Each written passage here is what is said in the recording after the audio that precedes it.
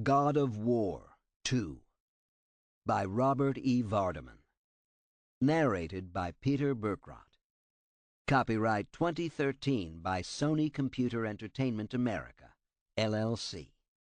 This unabridged audiobook is recorded by arrangement with Del Rey Books, an imprint of the Random House Publishing Group, a division of Random House Incorporated, and was produced in the year 2013 by Tantor Media Incorporated, which holds the copyright thereto. Chapter 1. "My love," came the soft, urgent whisper. "I want you." Kratos, the god of war, stirred, moaned, and reached out. The beloved name Lysandra formed on his lips. He sat up and looked about the small firelit chamber. The scent of burning elderwood permeated the room. A fleecy, soft lamb's wool blanket had been spread, 2 goblets of wine nearby. It was perfect for a romantic moment with his wife. "Lysandra," he said louder, "where are you?" "Here, my love. You have come home from battle to me. I have missed you so." "And I have missed you," he said, somehow not moving, yet crossing the room and taking her into his arms. He held her close, feeling her vitality, the warmth of her body, aroused by the way she moved sensuously against his muscular frame. "Promise you will never leave me again. I cannot bear to lose you, even for a brief moment." Kratos sucked in his breath. His wife's scent dilated his nostrils and set his heart to hammering. Her silken hair floated like a cloud, brushing his cheek, soothing the wounds on his face with the lightest touch. But he tried to push her away. Something was wrong. She resisted, her strength greater than his. Her body turned cold where once it had been alive. "Lysandra, what is wrong?" "Nothing can be wrong with our love." Using his full strength, he succeeded in pushing her from him. Her face was twisted into one of stark terror. "Don't let me go, Kratos. Don't hurt me." "Hurt you? I would have killed hundreds to protect you. I would die for you." He lifted his hand, a sword dripping with blood thrust forward. His hand circled the hilt, slippery with the life fluids of his enemies. But it was not his will directing the thrust. The coppery scent of blood, the sudden gleam of reflected firelight from the blade, the perfect balance and the keen edge, and Kratos screamed in agony as he thrust forward, gutting his wife. Lysandra gripped the sword where it penetrated her belly, cutting her fingers on the edge. The blood of his wife mixed with that of warriors he had slain. She looked from the blade spitting her to his shocked face, reached for him, injured fingers red with her own blood. Anguish flooded his senses when he realized what he had done. Then the screams of rage and fear were snuffed out. The only sound to be heard was the dripping of his wife's blood to the floor. He jerked away, and the sword pulled free from its fleshy berth, sending a gory arc of her blood and organs outward. A bit was flung into the fire, where it sizzled and popped. And then came total silence, except for a singular voice, the voice of a small girl. "Papa, what have you done?" "Calliope," he called to his young daughter. "She's dead. You murdered her. How could you?" Small fists hammered at his armor. He was clad in full battle gear, and Calliope attacked with the full fury of a frightened, angered child. He swung the sword. His muscles bunched as he tried to stay the blow. He could not. The pommel struck his daughter in the temple, knocking her down. "I did not mean this."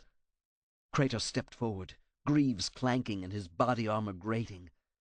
The reflection from his sword, the blades of chaos attached to the bone of his forearms with cruel chain links, filled his vision and then blinded him. Rage exploded when he heard a mocking voice. "Ares!" he shrieked, and sought to kill the god with the very blades he had been given to do Ares' bidding. The swords, one in each hand, slashed out, but it was Calliope and not Ares who died. The little girl perished in a welter of blood and sobs damning him, crying out for her mother, now dead also by his hand. And the rage and loss exploded within his brain, so that he spun about and saw a dark figure. "Ares, you forced me to kill my own wife and daughter. I will kill you." But it was not Ares he faced, but a nebulous, black, misty thing. "Fight me! Fight me, you craven!" Kratos dismissed the blades of Chaos and clutched the blades of Athena, more powerful than any mortal could ever wield. But he was not a mortal now. He had destroyed Ares and was now the god of war. "I didn't know I was killing them. I loved them. Lysandra, come back to me. I didn't mean to slay you," Kratos said, seeking to stop the nocturnal torment the only way he knew. But he swung his blades at emptiness. He again stood on a barren plain that stretched flat in all directions.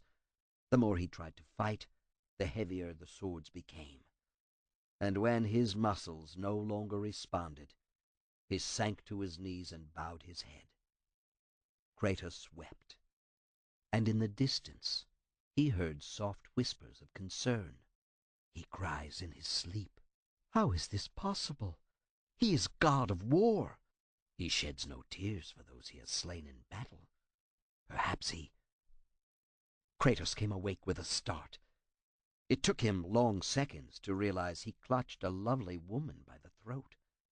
Her slender fingers trying to free herself were no match for his powerful grip. Without realizing he was doing so, he had started to crush the life from her body. "Please, Lord Kratos, do not kill her," came the impassioned plea from the other side of his large bed. "She seeks only to serve you, not offend." Kratos released the death grip. The woman he had almost killed fell across his bare legs as she gasped for breath. He sat up and stared at her twitching body. She wore a thin garment of pale green silk that revealed her voluptuous curves. Struggling, she rolled off his legs, clutching her throat. The fiery red marks stood out in bold relief where his fingers had crushed into alabaster skin. Despite the nearness of death, the woman showed no fear of meeting Hades.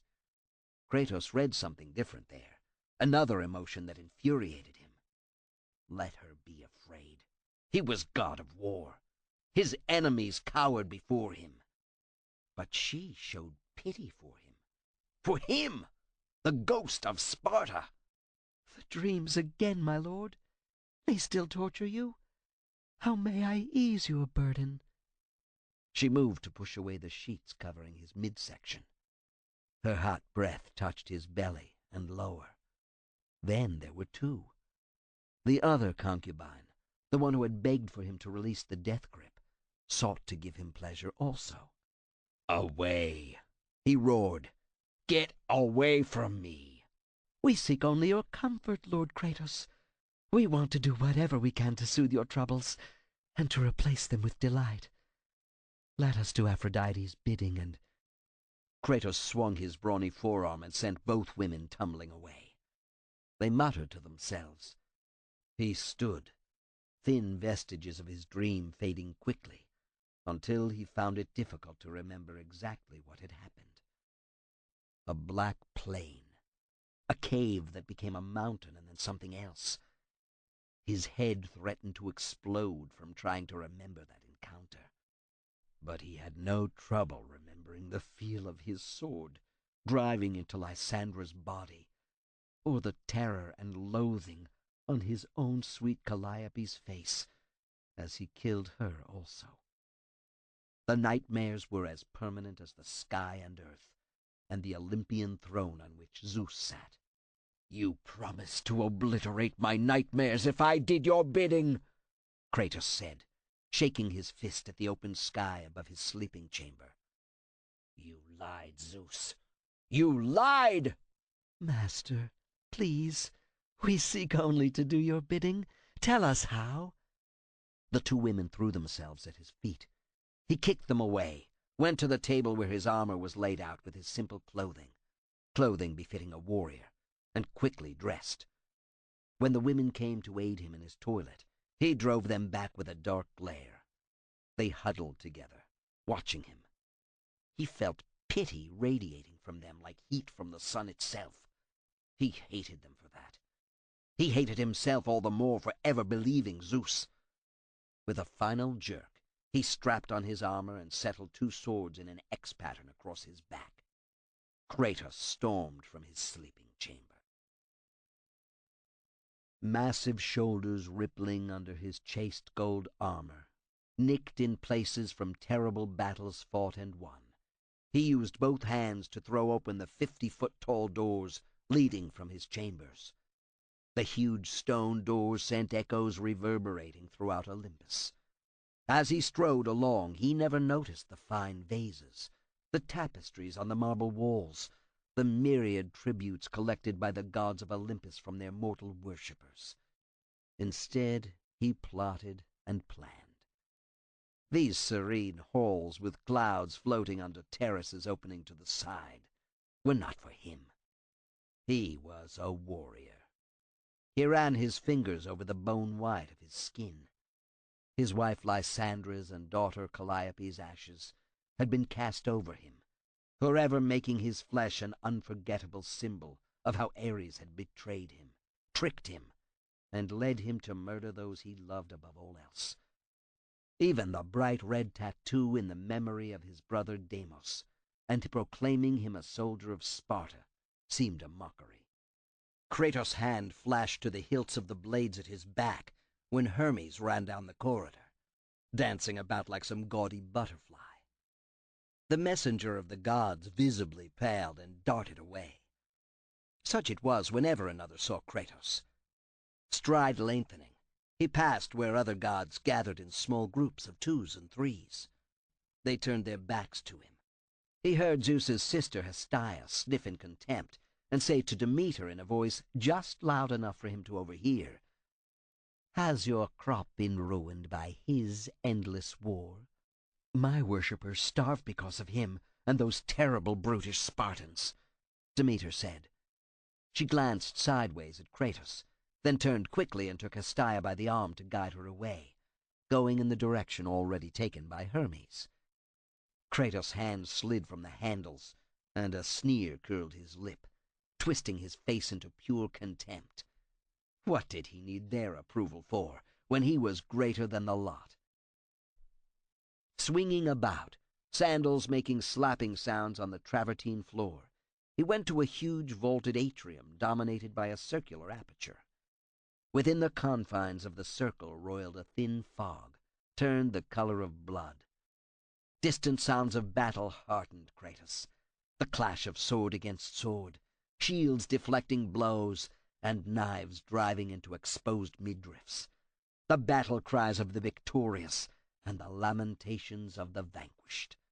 Men strove in his name. Armies swept across the face of Greece and laid waste to all they encountered. The god of war favored Sparta and incited the warriors to destroy all armies, all cities, every man, woman, and child not of the city of his birth, who refused to be subjugated. He had been called the ghost of Sparta. Now he was god of war, with a mighty sword-wielding army sweeping across the world. The shrieks of dying men rose higher, music to his ears. For these were not Spartans dying, but other, weaker men. The fog billowed higher and parted to give him a clear view of the battlefield below. A harbor, a city burning, soldiers driving swords through leather armor into bellies and hearts. Spartan soldiers, invincible because of dedication and training, and his favor. Kratos, how could you kill me? The whisper from deep within his nightmares was drowned out as he bellowed his approval when a Spartan unit marched forward, swords clanking against bronze shields. Their feet hit the ground in a marching rhythm that sent tremors of fear through the enemy. Allow no escape. Give no quarter. His words filled the air and echoed throughout Olympus and to the world below. The Spartans dulled their blades on the shields and necks, the greaves and arms of the enemy, until the din of battle suffocated any voice in Kratos' mind. He continued to direct the carnage, approving of his army's fighting prowess. Far below, a young Spartan stepped from the fray and thrust his sword high in the air, toward Olympus, where Kratos watched. "My lord Kratos!" The words were caught on the din of battle and carried to his ears. "Another city is ready to fall. Soon all shall know the glory of Sparta." Kratos' hands clenched into tight fists, and cords stood out on his forearms and in his neck as he tensed. Victory. He did not need Hermes to bring such glorious news when he could watch his armies from this lofty perch. But Kratos was never one to watch. The sight of skilled warriors battling the ever-weakening defenders of the harbor city of Rhodes, pledged to Apollo, told him he would have to hurry if he wanted to share in the blood and glory of victory. A soft tread on the stone floor behind caused him to straighten. His quick intake of breath filled his nostrils with the aromatic spikenard. Slowly turning, he faced Athena. The goddess looked up at him with a curious mixture of anger and pleading. Her sepia-tattooed lips parted, but she did not speak immediately. The intricate, swirling designs on her face seemed to take on a life of their own, as if those tattoos might possess her. But Kratos knew better. Of the gods, Athena was the most in control of herself. Her schemes were clever and subtle, and had brought him to Olympus as a god. Her elaborately engraved armor creaked slightly as she reached out and placed a hand on his shoulder. He jerked free. His anger built anew. "Enough, Kratos. The wrath of Olympus grows. Even I will no longer be able to protect you." The delicate golden bands of her head decoration caught sunlight and made her look even more godlike. She wore battle armor, not as a fashion statement like so many other gods, but because she was a warrior. He appreciated this, and that she had worn the bronze and leather panoply to show how different she was from so many others who refused to even speak with him, much less confront him. But she was not his ally. She always took the side of Zeus and prattled about what was best for Olympus, as if he should care too. Kratos growled deep in his throat and pushed savagely past the goddess. "I need no protection. You forget that it was I who made you a god, Kratos. Do not turn your back on me. I owe you nothing." "Then you leave me no choice." He ignored her, his stride long, sure, and directed toward a precipice ahead. The marble floor simply ended to give a dizzying view of the earth far below. Kratos paused a moment, the sounds of battle reaching him even at this great height. He drew in a deep breath and smelled the sharp tang of spilled blood. The battle would be over quickly. He wanted to be there to cheer on the Spartan soldiers, and to relish the victory over yet another city's patron god, whoever that might be. Kratos neither knew nor cared. He stepped forward, fell rigidly at attention, and aimed his head toward the far ground. The wind caught him as he arrowed downward. "Kratos! No!" came Athena's faint warning. "Kratos!" Athena said, hand reaching out as if to stop him. But he had already plunged earthward, away from her and away from Olympus. "Let the fool go," came a voice like rocks being ground together. "I will greet him in the underworld all the sooner." "He is a god, my dear uncle. she said to Hades, not looking back at him, feeling his dark presence. The whistle of Kratos' passage through the air had faded now, replaced incongruously by the chirping of blue jays fluttering through the Olympian skies. If she had not known better, she would have thought all was at peace, and that harmony reigned supreme on this lofty pinnacle. Soft winds caressed her decorated cheeks, carrying subtle perfumes, and the sounds of the gods frolicking in their palaces. No hint of trouble reached her, unless she confronted Hades and his dourness. I will accept him gladly, especially him. He eluded me before. No one escapes my domain twice. I don't know how he succeeded in battling free of the underworld, but he had help. A gravedigger. That makes no sense. But if I find him, he will beg to replace Sisyphus. Can I forget that Kratos killed my beloved Persephone? Before Athena could respond, Poseidon whirled up, his trident's haft clacking on the marble floor. "He is gone. Good riddance. I want nothing to do with that liar and thief." "Kratos is many things," Athena said, "but never a liar. What has he stolen?" She caught her breath when Poseidon bellowed his answer. The scent of the sea and dead fish came along with his words. "He duped me out of my rage. I gifted him because he lied to you, Athena. He lied to you, and you convinced me to aid him against my better judgment. Turning a mortal into a god cannot be good for Olympus." Athena remained silent. She had seen her other uncle in such self-deluding anger before, and knew better than to argue. Kratos had required the rage of Poseidon to recover Pandora's box, and she had been instrumental in turning Poseidon against Ares, if only briefly, in that quest. The thought of Pandora's box made her frown. Before she could find her way through the mental maze born of that memory, Poseidon and Hades had begun arguing. "Uncles do not quarrel like this," she said. Athena stepped between them before they could come to blows. Sometimes snappish and always testy, the two disturbed the seeming tranquility of Olympus. Or was it only a false peace, since Kratos had departed? She chewed at her lower lip, worrying that she was missing a small detail. A detail possibly as important as Kratos being intent on the destruction of any city-state not named Sparta. How should we quarrel, then? Demanded Hades. He stepped up and thrust his bearded face into Poseidon's. For a moment, the god of the ocean's siwy beard mingled with the coal-black beard to ignite tiny orange and yellow sparks. Hades reached up to push Poseidon away, but Athena caught his thick wrist and prevented it. He jerked free and glowered at her.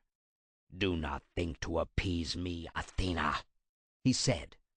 "Nor I," Poseidon chimed in. "Kratos is a canker on the ass of Olympus, and must be lanced." His trident stabbed through the air with a shrill whine, the razored blades passing just inches from Athena's face. Poseidon often lost his temper, but not usually in this menacing fashion. He drew back and looked for an instant, startled at what he had done, but he made no apology, and Athena expected none from the Lord of the Oceans. "He goes too far," Hades grumbled. He wrung his hands as if he held Kratos' neck between them. "How dare he kill those who worship us, even if they are only mortals?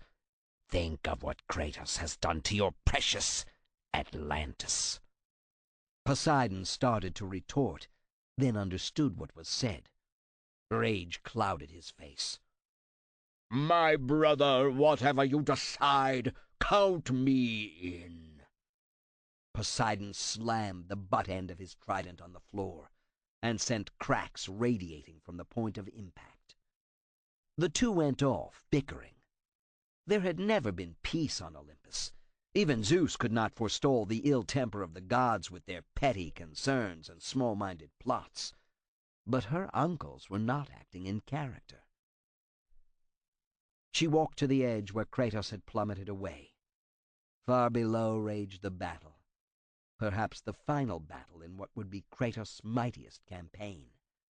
His Spartan warriors had conquered all the other cities, save for Rhodes. Her gaze hardened as she watched events unfolding far below, as if ants futilely battled with the towering Kratos stamping on them. She had hurried to speak with Zeus, but feared the Sky Father's patience had vanished. Kratos had to be stopped before he laid all the worshippers of all the gods in their graves, all save his own precious Spartans. Chapter 2. Shadows slithered about the large chamber as if they were alive, but they were only possibilities, hints of what might be, as the Sisters of Fate huddled in deep discussion over their judgments. Lachesis held out her hands and created a small skein of glowing, multi-hued threads, then batted it into the air, where it spun about, showering her sisters with sparks. From behind her iron-black mask with its short horns, her eyes shone like liquid silver. She spun about in mid-air, bare feet not touching the floor, her elaborately woven tapestry of a girdle spiraling outward to match the radius of her wings.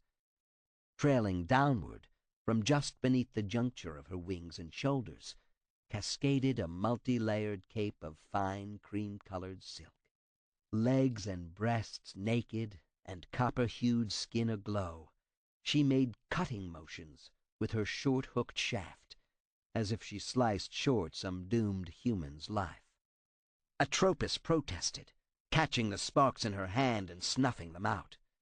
She shot upward like a squid in the sea, black mist trailing where a mortal's legs should have been. Impossibly long nails stabbed forth accusingly as she tossed her head, yards-long streamers of white hair snapping like a whip.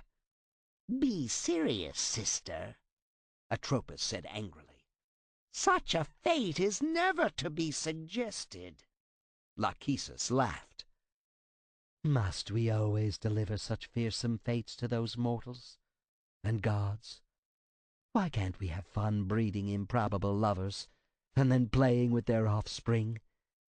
Remember the amusement Ixion and his cloud lover Nephele brought us? Zeus binding him to an eternally spinning fiery sky wheel provides me with enjoyment yet. Isn't our work amusement enough? Clotho spins the fate we decide. I measure the length of the thread, and you cut it. I get bored quickly with routine and seek occasional diversion, Lachesis said. She smiled wickedly. Surely our threads are inventive, even elegant as they flow. Was it not great fun when I made that hideously ugly pan irresistible to nymphs? Atropos looked furiously at her sister. He was hardly farcical when he aided the Athenians at the Battle of Marathon. You should have consulted Clotho, or me, before venturing beyond romantic trysts in the forest. She sniffed indignantly. Without Pan's aid, they might never have won. Lachesis shrugged off the possibility that Pan was all that interesting a destiny to craft. At least let us take another look at Hermes' thread. He ought to be given something more interesting than what you have done with him recently, Lachesis said finally. Enough. You both need to tend to your chores more closely, said Clotho, as she shifted her immense bulk. Rolls of mottled flab bounced as thick arms reached out to her sisters.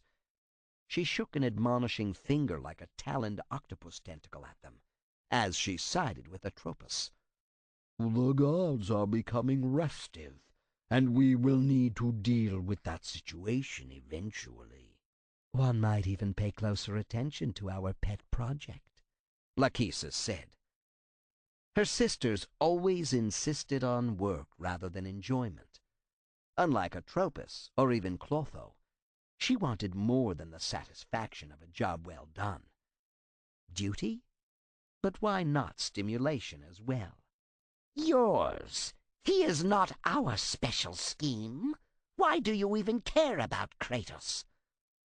Atropos ran deft fingers along a thread extending from the loom chamber, measuring with precision using a notched talon to find the exact point to impart small vibrations that would cause a war because of a momentary lapse of etiquette.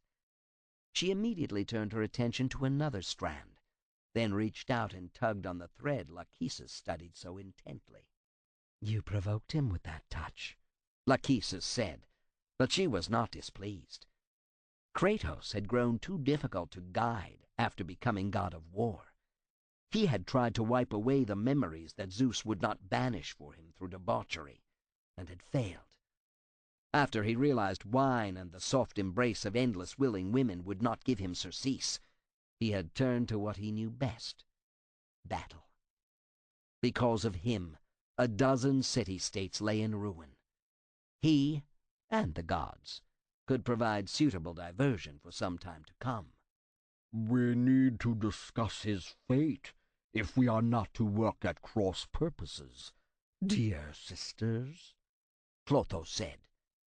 She worked on a dozen new threads, weaving them together and splitting another to birth twins, only to separate them, with each strand going on to a different spool. Lachesis nodded in approval. Such possibilities! "I think the promise of Pandora's box is enough to keep us occupied for a while longer," Lachesis said. She whipped the thread of fate affixed to Kratos and sent him plummeting toward the earth and the battle to destroy Rhodes. The sight of him plunging earthward ought to have delighted her, but rather it gave her an uneasy feeling she was unable to define. Lachesis looked at her sisters, both diligently working at the thread stretching away to every point of the world. Neither shared her momentary disquietude about Kratos and his fate. And why should they? They controlled the world. They controlled Kratos' fate. Yes, his fate was sealed. She turned to other, more pressing matters.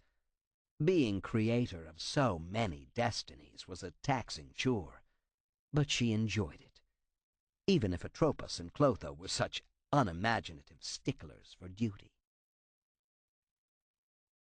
Chapter 3. At rigid attention, Kratos fell forward.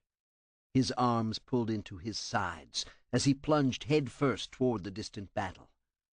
The sounds of metal, flesh, and stone colliding set his pulse pounding.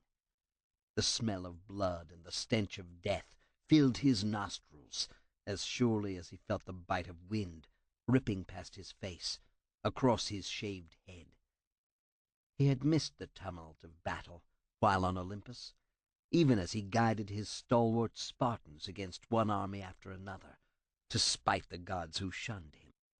The ground rushed up, but Kratos had a chance to survey the fight. A smile of satisfaction pulled back his lips into what others might consider a sneer.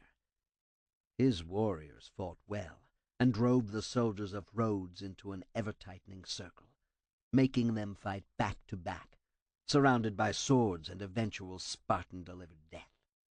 With a deft twist, Kratos brought his feet under himself, letting his massive size demolish the roof of a palace. He recovered and stood to his full 100-foot height, looking around.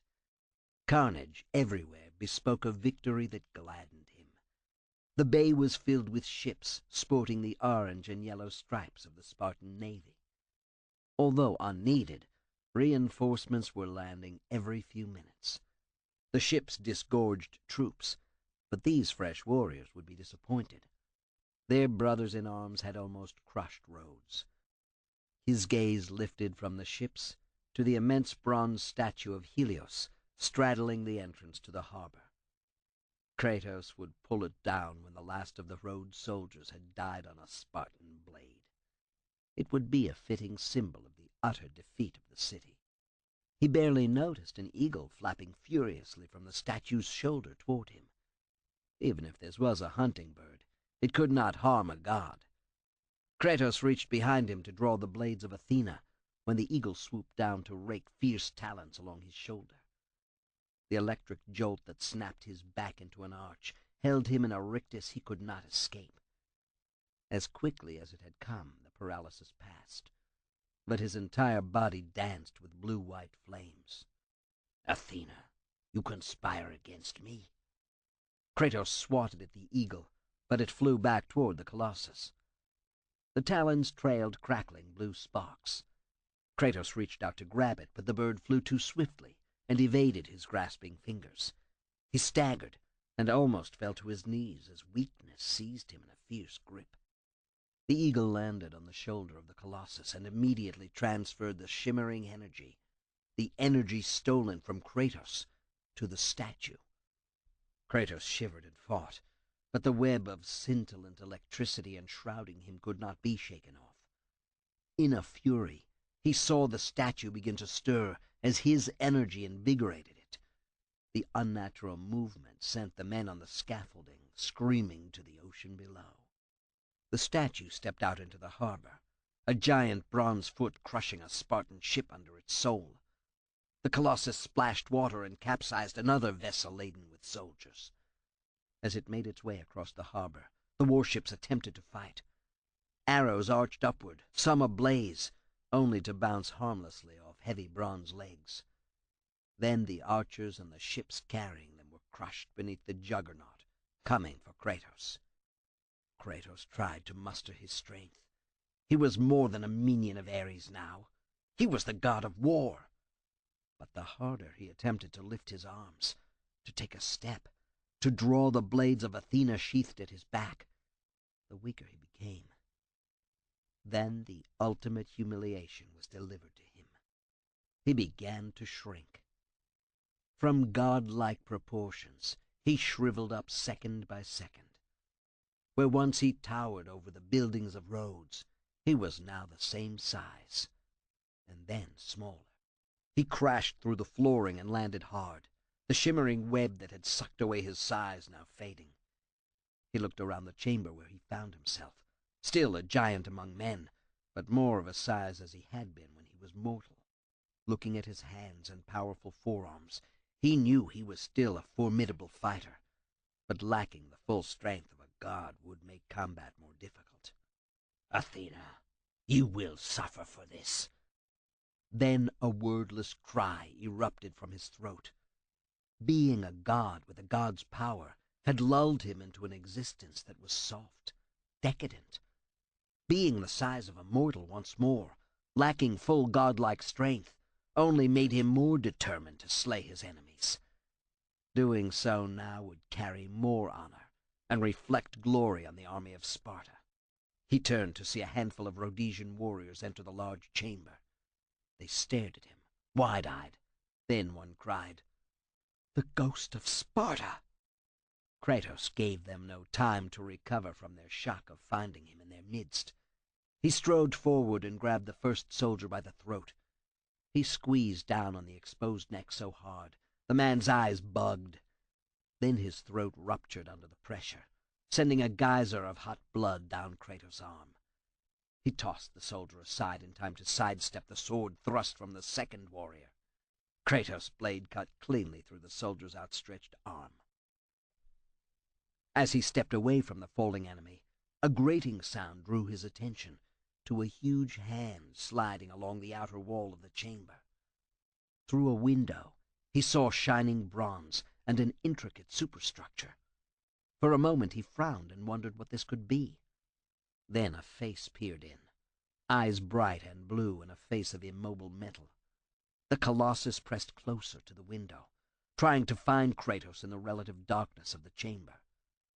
Kratos drew the blades of Athena and advanced.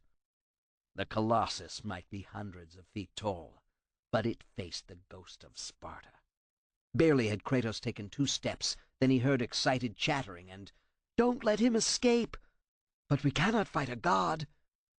He turned and saw half a dozen Rhodesian soldiers pressing through a doorway, then fanning out in preparation for their attack. A quick glance at the Colossus showed that the metal giant still sought him. Kratos roared from deep in his gut and attacked, his blades leaving behind trails of eye-searing gold flame as he swung first left, then right. His first strike cleaved a man in half. His second gutted the officer commanding the soldiers. Then he ran forward, a battle cry on his lips as he engaged the remaining defenders of Rhodes. He quickly pared his opposition down to a single soldier, who bolted and ran. "Coward!" Kratos yelled after him. As he turned, an arrow penetrated his armor. He felt the arrowhead's prick, reached to the back and grabbed the shaft. With a jerk he pulled it free. The armor had saved him from more than a tiny cut, but half a dozen more arrows whistled past him. With blades swinging in a wall before him, he deflected several and found the source of so much feathered death. Two archers fired as quickly as they could, having identified their target. So intent was he on the two bowmen that he failed to see the expressionless face at a large window. As Kratos rushed forward to engage the archers, blades whistling in a circular death pattern, the entire wall on the harbor side of the chamber exploded inward, and a bronze arm crashed down, almost crushing him. He rolled, slammed into a wall, and came to his feet, facing the Colossus. Tiny electric sparks danced along the arm and up to the giant's head. The eyes were a guileless blue, but Kratos read danger there. Throughout his thraldom to Ares and the 10 years in service to the gods of Olympus, he had fought Cyclopes and Minotaurs, and monsters so vile they would have revolted a lesser man. The Colossus of Rhodes lacked the speed and agility of any of those creatures. Kratos slashed downward on the exposed forearm and caused an immediate withdrawal from the chamber. The moaning of metal made him contemptuous of the poor caricature of Helios. That god had been no friend of Kratos, but at least was quick and quick-witted. A ladder beckoned to an upper level that led out onto a balcony, where several soldiers gathered. "We must stop him, or all is lost. Kill Kratos and the Spartans will retreat." "But we cannot kill a god," protested a soldier almost the size of Kratos. Is he truly a god? He bleeds. See the cuts on his face. No, that's another's blood." The first fighter took Kratos' measure anew and came to a quick decision. Puffing out his broad chest to look even larger, he pushed the others aside and stepped forward. "Do you pretend to be a god? You bleed like a mortal. Where are your powers, other than in your swords?" The soldier snorted as he hefted his weapon. "You're only a mortal, and you will die."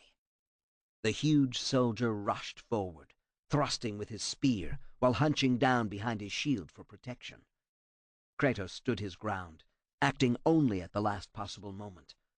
One flashing blade cut through the spear shaft. As he pivoted, his second sword tip sneaked under the shield and upward. For an instant, the soldier's armor held.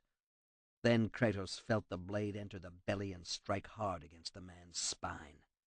Grunting, Kratos heaved and lifted the man high, still impaled on his blade. The other defenders of Rhodes reacted as he expected. They began backing away, keeping their swords and spears leveled at him as they sought to retreat. Kratos dropped the still-living soldier and kicked him away, a distraction that almost cost him his life. The great whooshing of metal sailing through the air gave his only warning. Instinctively, he dropped, rolled, and barely evaded the bronze fist as the Colossus smashed through the stone and mortar of the wall behind him. The Colossus recovered and slammed its flat hand down in an attempt to swat him like an annoying bug. The stone floor shattered, and the shock waves knocked the tight knot of soldiers off their feet. Every impact tore up more of the stone walkway and sent shards flying in all directions like deadly missiles. One long sliver of stone penetrated Kratos' armor and pricked his skin. He yanked it out. The needle-sharp tip was red with his blood. With a mighty heave, Kratos threw it at the Colossus, only to watch it bounce harmlessly off the metal chest. It took all of Kratos' accumulated skill to avoid the metallic fist crashing downward again. Worse, As he recovered and hacked at the impervious arm, sending sparks flying in all directions, he caught movement out of the corner of his eye. "Kill him, and we'll be given more land than we can walk in a week!" 4 soldiers rushed him while he chopped at the arm of the Colossus, now sweeping along the stone walk in an attempt to bowl him over. Kratos vaulted the arm, rolled, and had a chance to attack the left forearm, where some of the bronze plating hadn't yet been installed. The rods within the arm provided him with better targets. One stout rod parted with a loud snap, causing the Colossus to recoil, allowing Kratos to deal with the attacking soldiers. They proved easy opponents. Whether they fought for land or honor or their city-state hardly mattered. One after another perished under the slashing cuts Kratos delivered. As the last warrior died on the tip of his sword, Kratos saw movement. The Colossus staggered back, clutching its left arm where the wrist had been severed, leaving only a stump spewing scintillant blue sparks and a soul-chilling glow. The abbreviated arm swung around, sending the light searing through the air, sizzling and burning with the sweep of the arm. Kratos ducked beneath the deadly blue beam, hands gripping the blades as he readied for another thrust. But the Colossus moved with speed far surpassing what a monster of such metallic bulk ought to achieve. The severed limb swept around, but the good right hand smashed down, as if swatting an insect. Kratos jumped aside at the last possible instant, but the mighty bronze hand crashed into the terrace. The impact caused him to fly up into the air. With an agile twist, he came about and got his feet under him, only to find that he landed not on the stone terrace, but in the now outstretched hand. With a clatter of sandals against metal palm, he landed hard. The fingers curled over as the Colossus made a fist, intent on crushing him. Both blades drove upward. One penetrated a finger, trying to clamp down on him and smash life from his mortal body. The other hacked off a chunk of metal from the adjoining finger. Kratos let out a bellow of pain as the Colossus squeezed and the fingers came down atop him. Only the small amount of bronze cut from the finger saved him. Rough edges tore at his body, but he fit through the hole he had hacked and came out atop the fist. Using his blades as poles, he drove them into the backs of 2 fingers and used this position to lever himself free. He tumbled to the terrace, rolled, and came to his feet, weapons ready. The Colossus retreated again, stared at the nick Kratos had put into its finger, and then swung back its stump with the blazing light in a vain attempt to catch the god of war off guard. Kratos jumped to a nearby platform where a ballista had been loaded with a huge stone spear. The crew had long since abandoned their post and their mission to heave the missile out and smash the incoming Spartan ships. The bowstring was only half pulled back. Kratos grabbed the winch and put his full strength to drawing the bowstring taut. This was normally a job for 4 men, but Kratos was up to it.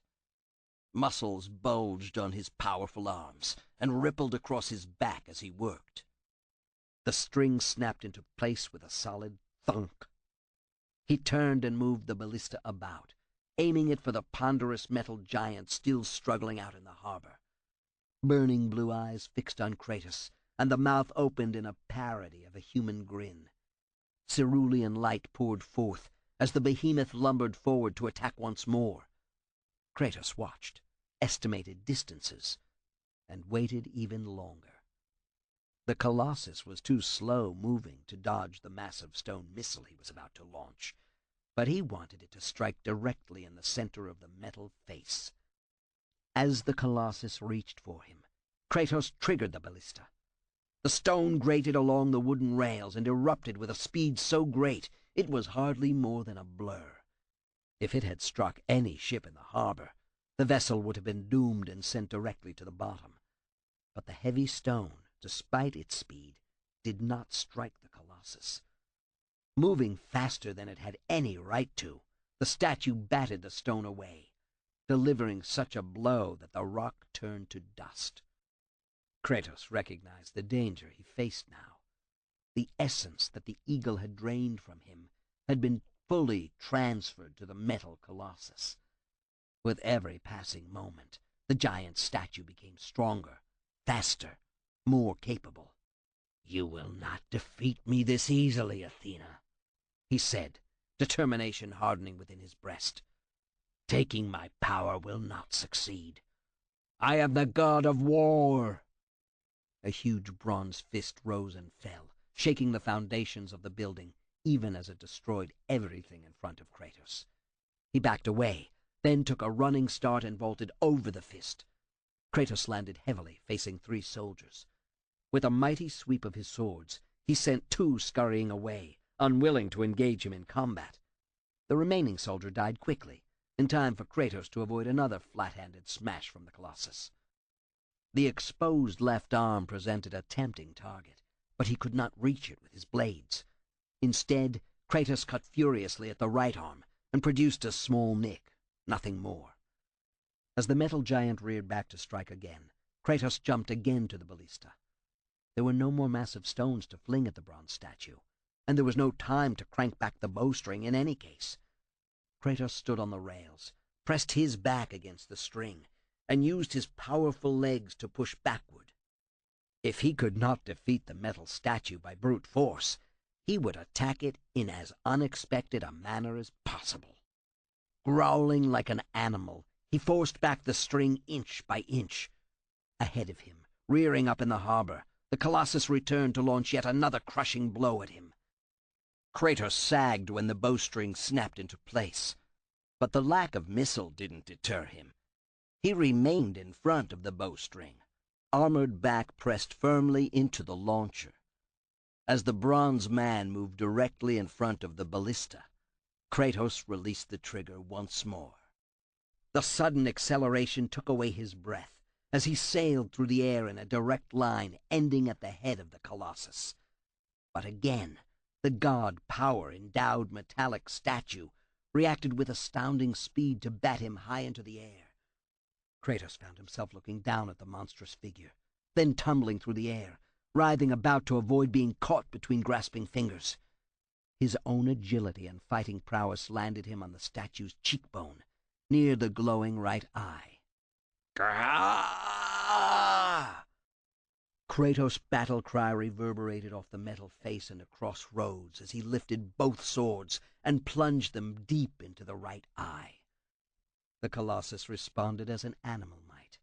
It grabbed for him and its injured eye, but Kratos was no longer there to provide a victim for the crushing might of the metal fingers. He slid downward, reached a slippery bronze shoulder where he could find some purchase, and began hacking away at the exposed neck. Scratches appeared, then deeper notches. And then those fingers he had successfully avoided thus far finally found him, plucked him away, and flung him high into the air. This time Kratos screamed in frustration as he hurtled toward a stolid building on the far side of the harbor. Chapter 4. Athena paused at the doorway leading into Zeus's throne room.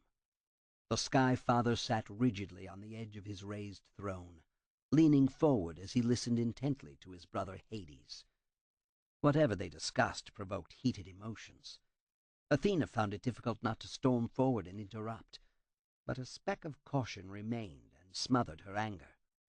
She pressed her hand to her cheek, trying to assure herself she was in full control. She had been increasingly irrational of late, and noticed it. It was as if she had somehow separated body from spirit, her body taking charge as her soul ranged wide and far, taking all logic with it. Zeus glanced up and stared at her, but it was as if she did not exist. He turned back to his brother and shot to his feet. The low argument now boiled out loud and clear. "You will do no such thing." He cheated me. No one should escape the Lord of the Underworld. Tell me how it was possible that Kratos climbed back from his death in the Temple of Pandora without help. It wasn't Ares helping him. He was hot-headed, but would have taken pleasure knowing his mortal irritant had been assigned to my realm. Hades held out a bony hand, closed it into a fist and squeezed. Black dust cascaded onto Zeus's feet. "What are you saying, my brother?" Zeus ignored the grave dust on his sandals. "Athena thwarted me. She helped him escape the crossing of the Styx." Athena watched her father's reaction and knew for certain that he had been the god aiding Kratos as the gravedigger. She had suspected, but until this moment had no solid proof. "Welcome, daughter," Zeus said, looking back at her, as if seeing her for the first time. "Come closer. Your uncle was telling me of your interference with his realm." "It is of Kratos I have come to speak, father," she said. Athena nodded politely in Hades' direction, but did not address him. He had worked himself up into a fury, thinking she had dug the grave near the temple to allow Kratos escape. "She champions his cause still. He has brought only discord to Olympus, Zeus. You cannot permit this to endure any more than you can allow Athena's meddling in matters reserved to my kingdom." Hades was so angry that his dark face smoked, as if he were on fire within. He clutched his hands together so hard, a steady cascade of ash floated to the travertine floor in front of Zeus's throne. "My uncle should have been a poet, so great is his imagination. Perhaps you have been speaking with Homer as he explores the Elysian fields?" Hades brought his fist back to strike her, but a dazzling lightning bolt rent the air above his head. Hades spun and glared at Zeus. Before he could say a word, a new flash caused Hades to step away. He spun about, rose into the air, and vanished in a sooty tornado. Zeus lowered the hand used to cast his lightning, then made a quick sweeping motion. The ash on the floor disappeared. Athena could not help but notice that the greasy blackness on Zeus's sandals remained when he dropped back onto his throne. Once more, he was the stoic Sky Father, king of the gods, looking regal and as if nothing had disturbed him. "My daughter petitions for Kratos again?" She started to agree, then shook her head. "No, father, but I do beseech you to show mercy. Your plans for Kratos are hidden to me, but through your good graces I was allowed to place him on Ares' throne. Ares' insanity destroyed him. Kratos provided only the final toss of the dice in a game Ares could no longer play. The other gods have humiliated Kratos," she began, but Zeus's deep-throated laughter stopped further words. "Kratos humiliated? Never! His pride knows no bounds. It is I who am wronged. He refuses to obey and brings discord to Olympus. How often have I found him eyeing me with malice?" "He is right to be angered that you did not give him surcease from his nightmares," she said. "All I do is for a reason, daughter. He has chosen to ignore your warnings, and his behavior now threatens all in Olympus." "All, Skyfather?"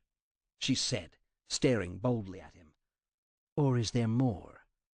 Do you fear your own creation and what he is capable of?" "Like Ares, he refuses to obey me. Kratos did not seize the throne of the god of war. I allowed him to ascend. Am I not the lord of Olympus? I control all that happens."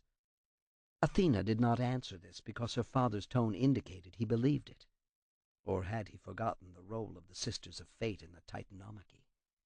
If they had not been favorably inclined toward the gods during the Great War, the Titans would still reign supreme. Rather, she said, "Discord spreads on Olympus, my father. You have seen how your brother, my uncle, acts." "Poseidon is testy also," Zeus said, stroking his long white beard of billowing clouds.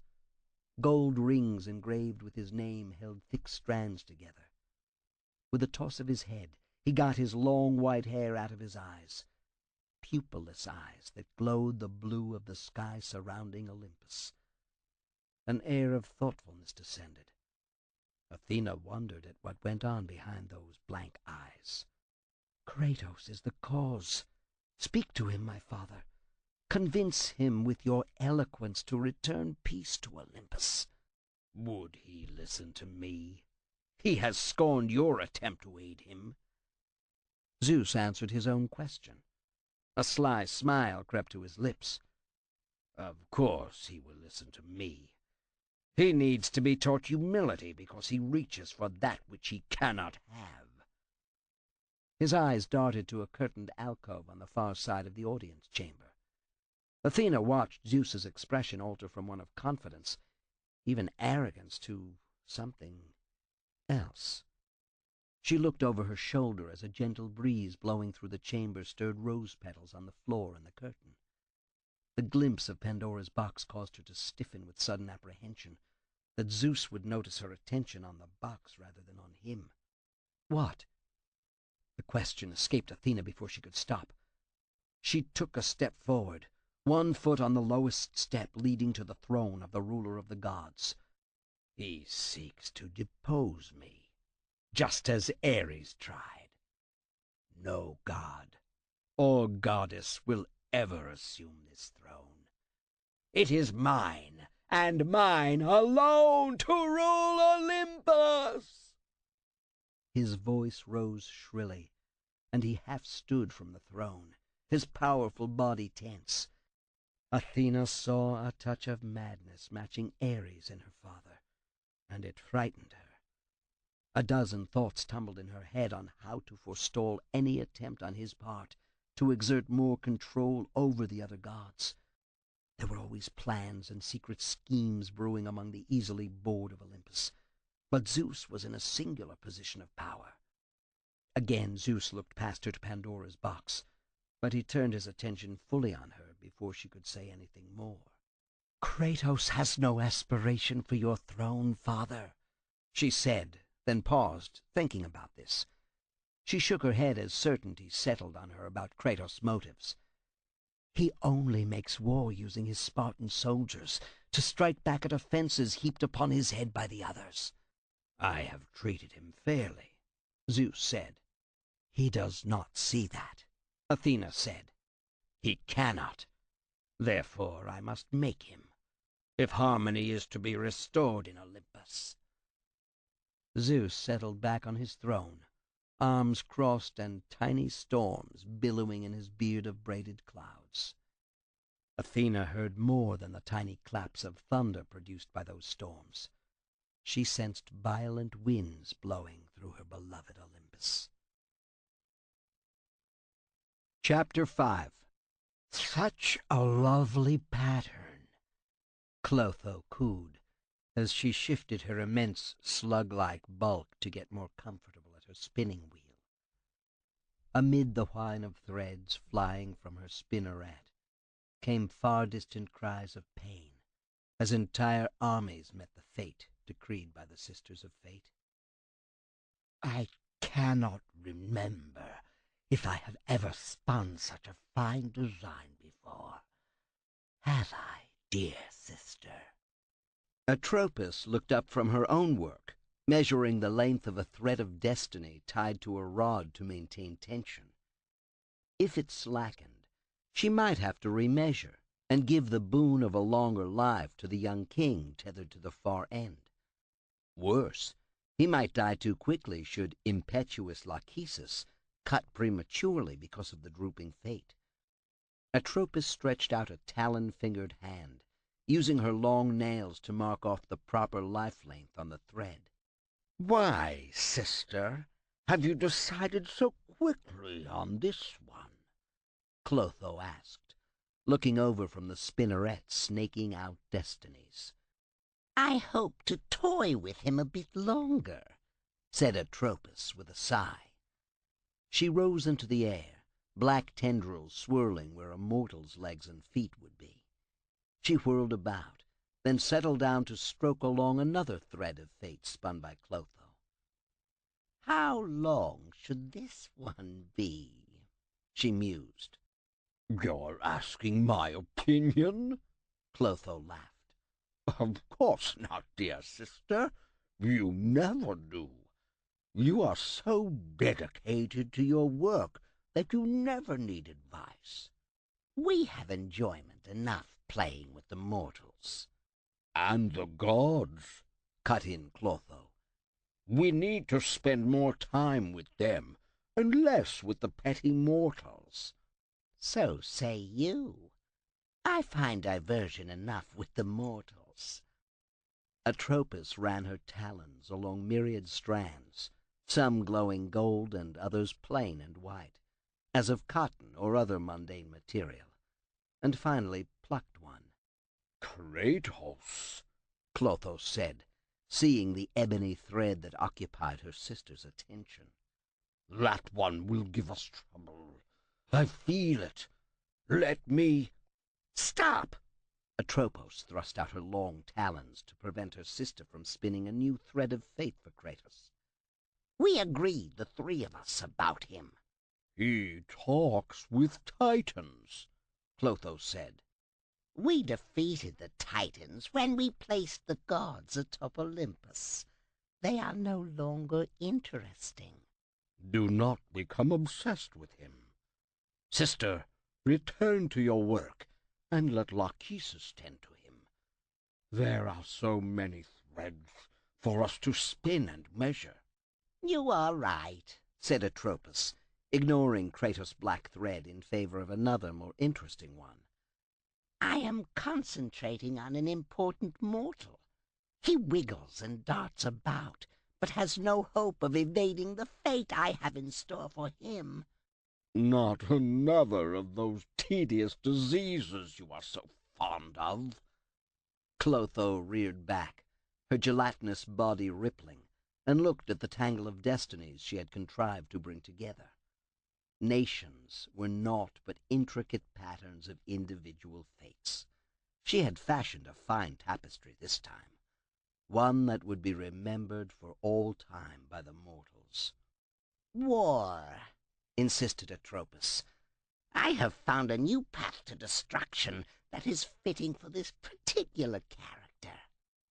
Clotho looked at the thread and sniffed in contempt. What?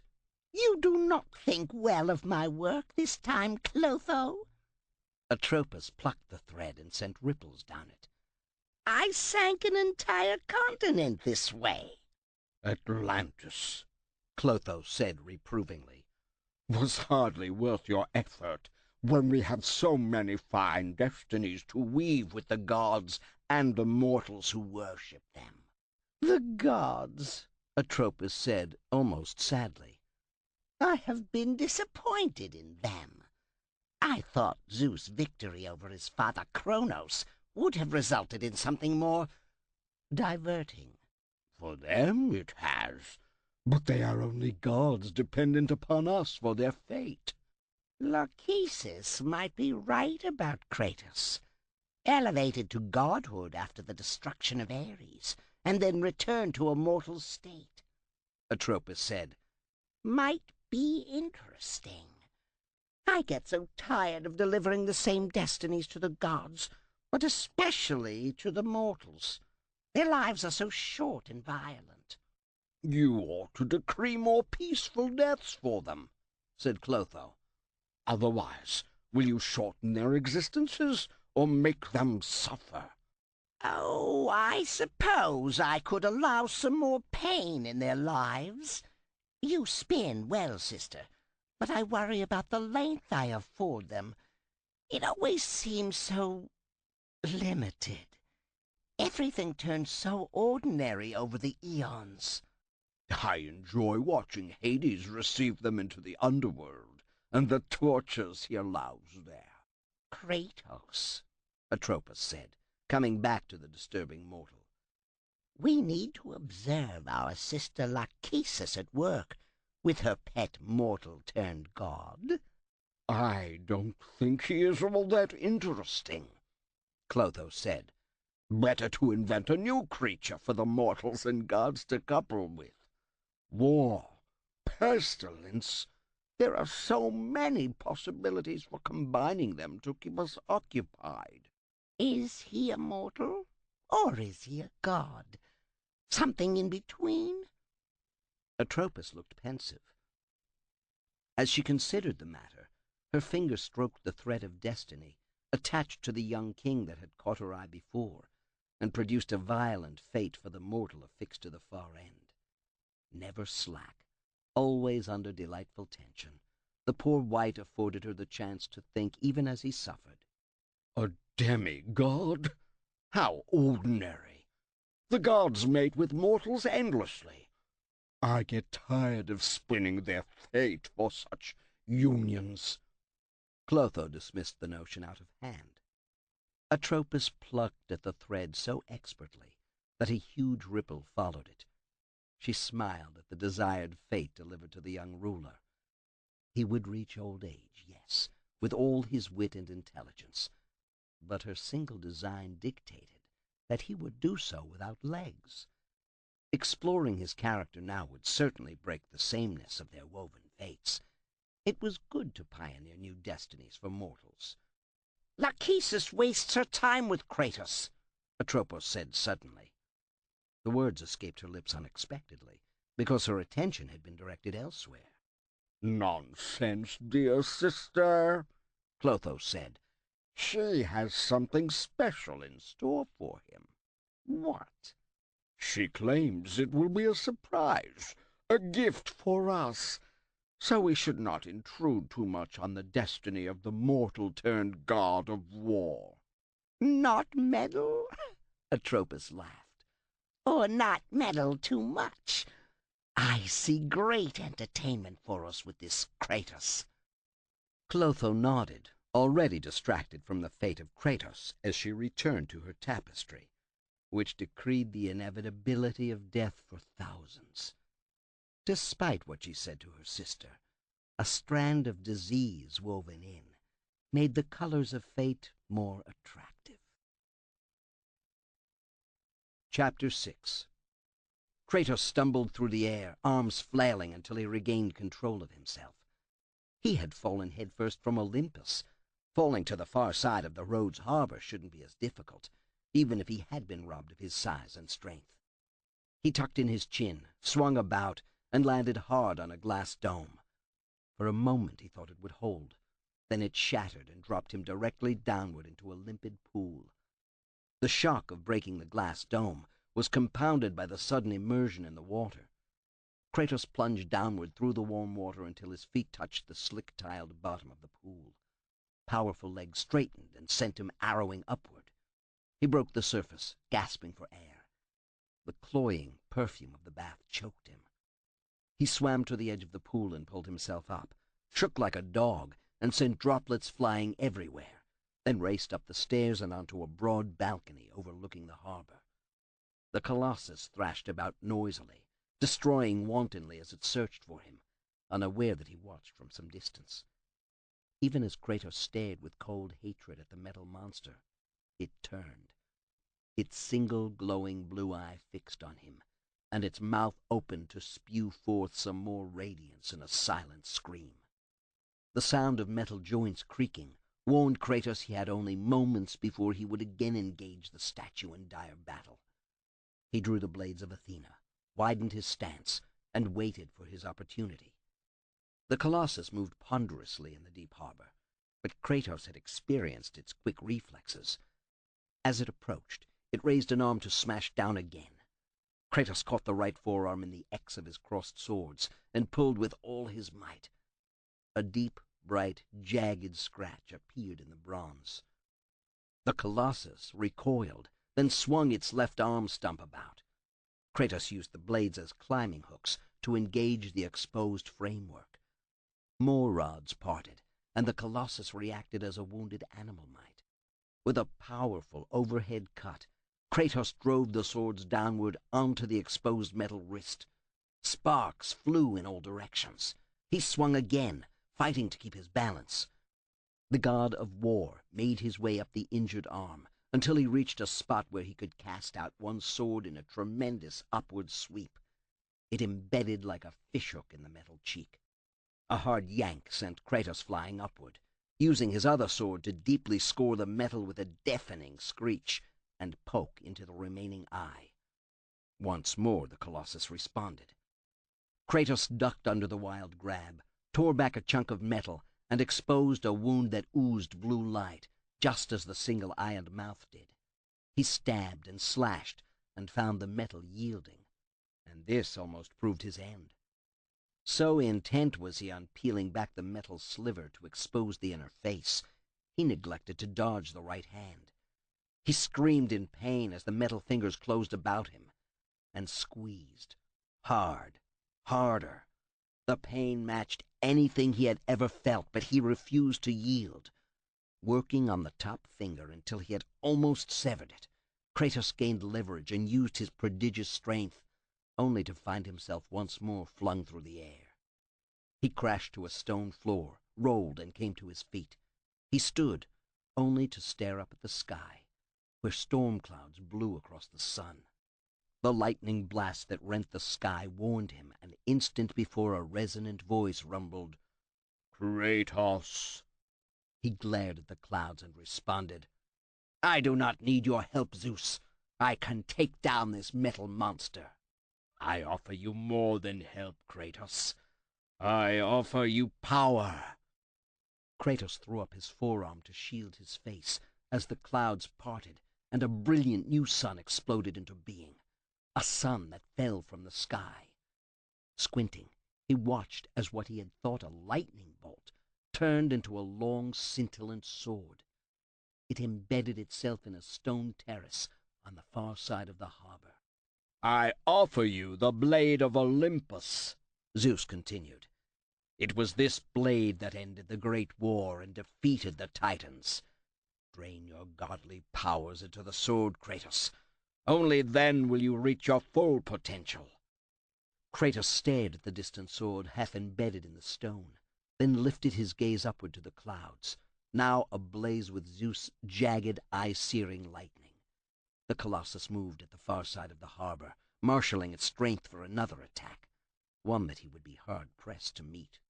"Why do you aid me now? What I do now, I do for the good of all Olympus. Wield this weapon, and all on Olympus will see you for who you are." Kratos was torn with indecision. He had no reason to believe or trust Zeus, but his burning need to lead his Spartans to victory against Athena, the treacherous bitch, was foremost. Still, Zeus, the Sky Father, was no more an ally than any of the other Olympian gods he so loathed. Zeus prided himself on his perfidy. But if Zeus truly thought this was for the good of Olympus, he would aid anyone, even the ghost of Sparta. Before Kratos could balance the risk of believing Zeus against the chance of some faithless offer, he found himself engaged with soldiers making their way up from the building's interior. He swung the blades of Athena about in wide, vicious arcs that ended one Rhodesian defender's life after another. But their sheer numbers would eventually swamp him, and the Colossus once more moved toward him. Its unceasing attack had rallied the Rhodesian soldiers, who now pushed back the noble Spartans toward the harbor. For them, Kratos could do nothing but provide an example. To achieve that victory, he knew he must accept Zeus' gift, the Blade of Olympus. He made his way through the destruction left by his Spartans, only to encounter another tight knot of soldiers, and an archer. Kratos glanced in the direction of the blue glowing blade that was his goal, then lashed out with renewed fury. As he laid into one soldier, one to his left cried, "Beware! The Colossus!" Kratos looked away from the fight for an instant. His entire body ached from his battles with the animated metal statue.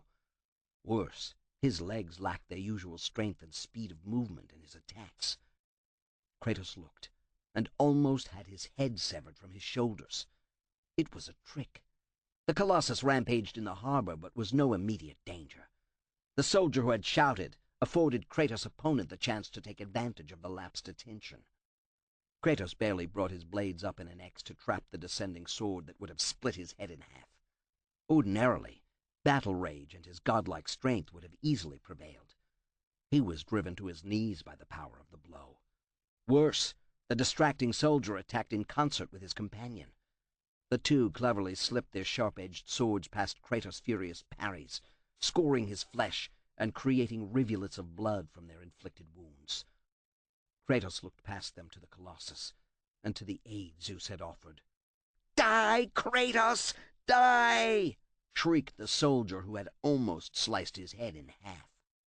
Long before Kratos had become god of war, or even Ares' minion, he had been a fierce warrior. Old reactions replaced reliance on godlike power now stolen away. He yielded before the potent attack, but turned it aside as it slashed down. Still on his knees, he released his grip on the sword hilts and drove forward, his shoulder in the soldier's groin, even as his fingers circled the man's legs, seeking nerves in the muscular thighs and cruelly gouging. The soldier's legs went numb, allowing Kratos to change the direction of his own attack.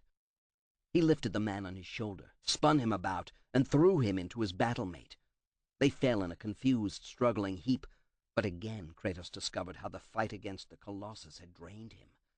It should have been simple enough to dispatch the two helplessly flailing men before they could regain their stances. He missed the chance to use his swords, so Kratos flopped on top of them, driving them back to the floor. His wrestling skills again saved him. A solid punch to one's throat caused him to choke, allowing Kratos to pummel the other into a stupor. Both men incapacitated, Kratos pushed himself to his feet, turned, and stared at his true enemy. The Colossus returned to claim its victim's death. This single-minded determination burned away any indecision. Kratos raced out an arched doorway and stared across a long, narrow stone bridge. The blade of Olympus gleamed like a beacon on the far side, and every joint in the Colossus creaked as it reared back and delivered with its stump a huge blow that crushed the stone terrace behind Kratos. He reacted instinctively. Legs driving hard, he sprinted forward across the bridge. Again, the quickness of the Colossus almost sent him to the underworld. Both the left stump and the right fist rained down on the stone bridge, shattering it behind Kratos. It collapsed faster and faster, and only a final burst of speed sent the god of war forward onto solid stone flooring. The blade of Olympus was thrust point first into the center of the terrace. Kratos started for it, only to stop and face the Colossus. The metal statue clutched its stump, then beat both left forearm and right fist onto the stone, shattering the marble into channels. Dodging the cracks, Kratos attacked, his blade singing a hymn of destruction. But he found himself cut off when the Colossus thrust the glowing stump onto the flooring. The cracks filled with searing flame that charred his armor and turned the blade of Athena fiery hot in his grasp. Kratos avoided the cracks, stared at the Colossus, and unleashed the rage of Poseidon. Kratos stood, arms held high, and felt the power build within. A nimbus of energy surrounded his body, crackling, sizzling, dancing about like evil insects set ablaze.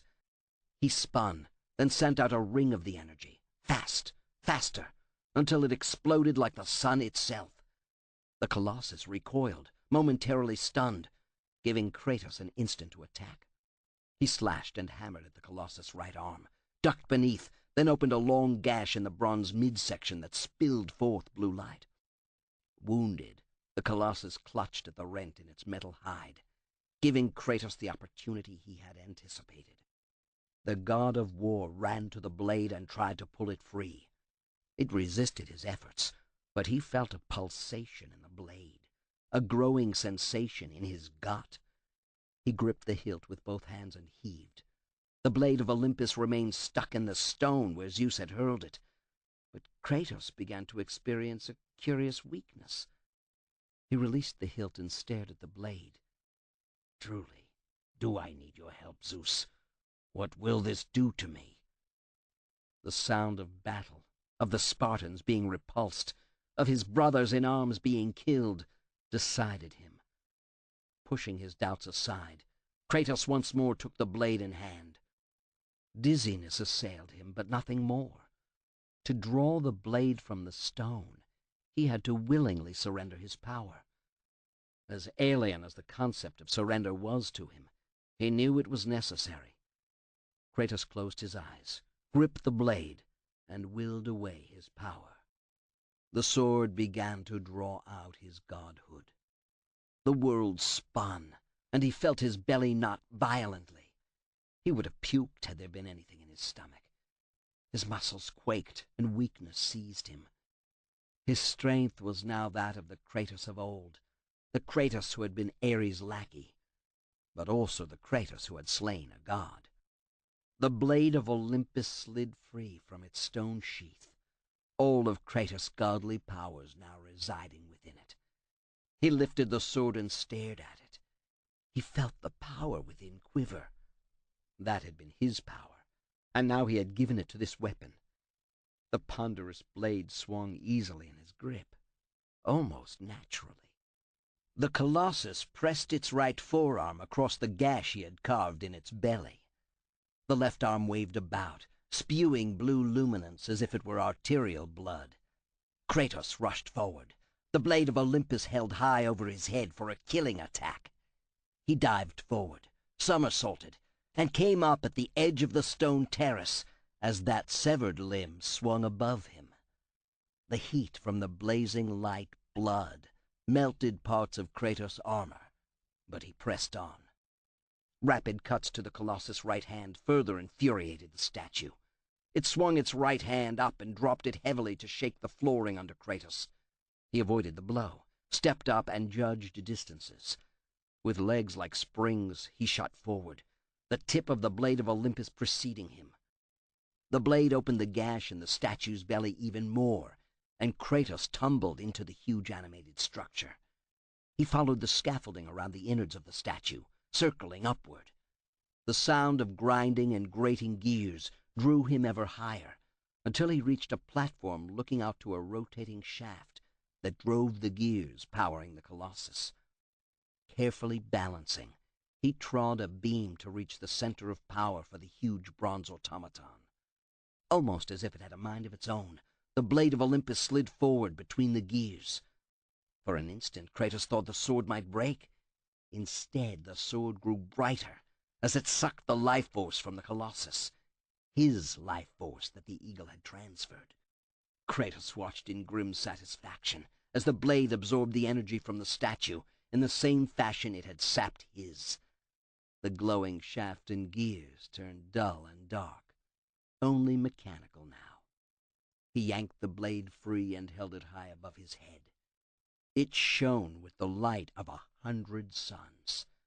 There was no time to revel in the feel of such a potent weapon in his grip, because the entire structure began to shake and wobble. Kratos jumped up to a scaffold and continued climbing until he reached a grillwork where he could peer out the statue's gaping mouth across the harbor. His sense of balance proved right. The Colossus was leaning precariously, but it still moved. He saw its left stump rise and spurt out blue-white energy. Drained as it was by the blade of Olympus, there remained enough life energy to be dangerous. From his vantage, Kratos saw that the Colossus turned toward the harbor, where valiant Spartans had rallied and again pushed back the city's defenders. Pride in their fighting prowess filled him, but the steady gains being achieved once more would slip away should the bronze statue turn its focus to them. It had to be utterly destroyed to ensure victory for Sparta, and to ensure his own victory over the treacherous Athena. Once his stolen power was reclaimed, she would come to regret her betrayal. Kratos continued upward inside the head.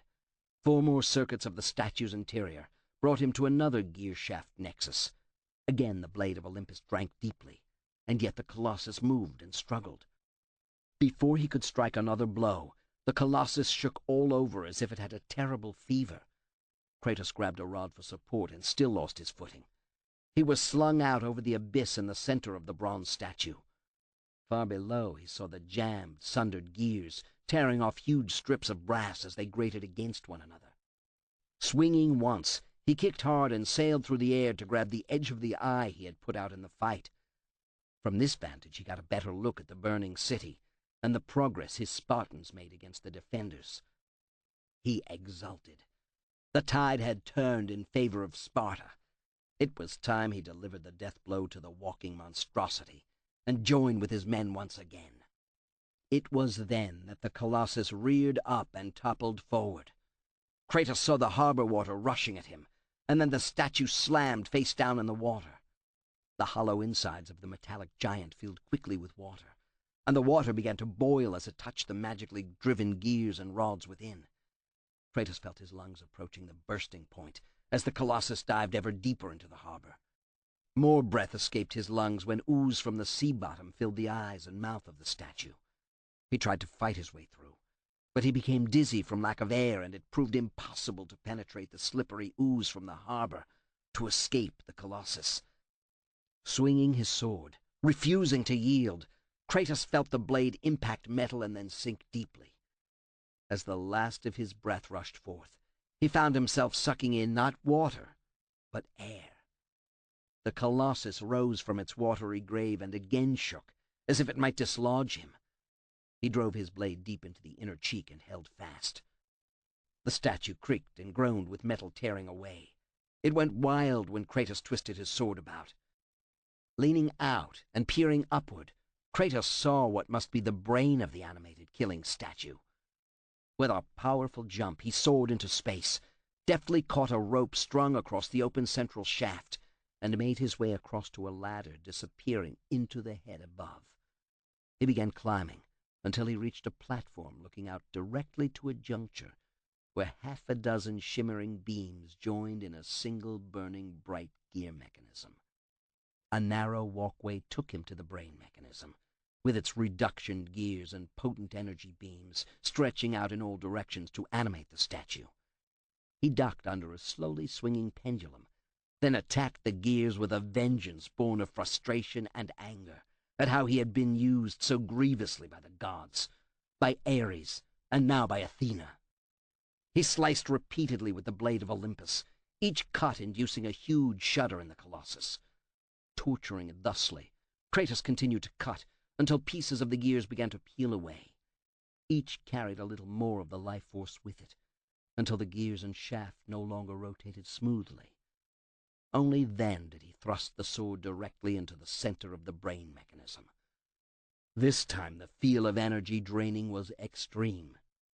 The Colossus shook as if caught in an earthquake, forcing Kratos to grab a stanchion to keep from being thrown from his precarious perch. He held the blade in the center of the gears, watching the bluish glow fade to a dull red and then vanish entirely. Cold satisfaction filled him at thwarting Athena and her bronze killer. As the Colossus shook, the scaffolding circling its interior began to fall down the central shaft. Kratos withdrew the blade, and the shaft that had provided the brain function with all its gears fell straight down. The entire structure was coming apart. Kratos circled the head and crawled out the mouth to the lips. The ear-splitting sounds of tearing metal were overshadowed by a more ominous noise. It wasn't a burning or hissing, but something more, something worse. Kratos tumbled out past the lips and caught a gust of fresh air blowing across the harbor.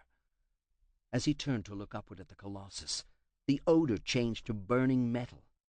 With a powerful leap, Kratos sailed through the air. An instant later, the bronze head exploded as if it had been packed with Greek fire. Bronze shrapnel blasted forth in all directions. The shockwave caught him in its grip and hurried him along his way. Kratos' legs pumped hard, as if he ran in mid-air. He landed in a crouch on a stone balcony, the blade of Olympus blazing brightly in his grip. He stood, threw back his head to face skyward, and bellowed, "Do you see, gods of Olympus? Do you need more proof than this?" The whistle of metal in the air brought him around in time to see the Colossus collapsing toward him. Kratos thrust up the blade, but the bronze hand of the statue smashed him flat and sent the weapon sailing through the air. As the blade of Olympus left his hand, Kratos knew despair. All his godly power had been drained into it. Without it in his grip, he was mortal. Only mortal. He moved and felt liquid movement within his body. Organs had been ruptured. His muscles were puny and refused to obey. But even as a mortal, Kratos had more than simple physical strength. Indomitable will pulled him from under the bronze hand, pinning him to the stone floor. He dropped to his hands and knees as he vomited blood. Pain racked his body, But the antidote for his problems was in sight. The blade of Olympus had spun through the air and once more embedded itself in the stone. 12 yards away. Only 12 yards. He pulled his feet under him. Dizziness forced Kratos back to his hands and knees. More blood erupted from his mouth and nose to spatter wetly on the stone beneath him. He rose to his knees, armor falling from his body like autumn leaves from a tree. His injuries would have been far greater without that protection, but now it only weighed him down, and its loss was a boon. He looked up and saw Spartan soldiers gathering, just at the periphery of his blurred vision. They pointed, and he heard one say, "Kratos has fallen." Another lamented, "How can this be? Why does our god struggle?" He wanted to call to them, to assure them he would again be their god. His legs wobbled under him as he stumbled painfully to his feet once more. Blood trickled from his nose and bile burned in his throat. As he limped toward the blade, his wrath built anew. For an instant he had felt triumph, but now the old familiar rage against the petty gods that had seared his soul for so many years returned to consume him. Survival drove him forward step by step. What power could possibly defeat the god of war? Kratos saw the Spartans start toward him, then stop and turn to meet an assault by a ragtag band of defenders of the city. The Rhodesian soldiers saw in his humiliation the chance for victory. They attacked with screams and flashing weapons. If he was to come to the aid of his devoted soldiers, he had to reach the blade of Olympus. As he approached the weapon, a huge eagle flew into sight, flapping slowly as it descended from above. "You think to kill me?" Kratos grated out. He drew the blades of Athena and faced the eagle as it screeched once and interposed itself between him and his goal. The eagle had sapped strength from him to animate the Colossus of Rhodes, and now it interposed itself between him and salvation, not only for himself, but for his soldiers valiantly fighting and dying under the Rhodesians' onslaught. He struggled to lift the heavy blades. Muscles screamed in agony across his shoulders, and his arms turned weaker than a mewling infant's.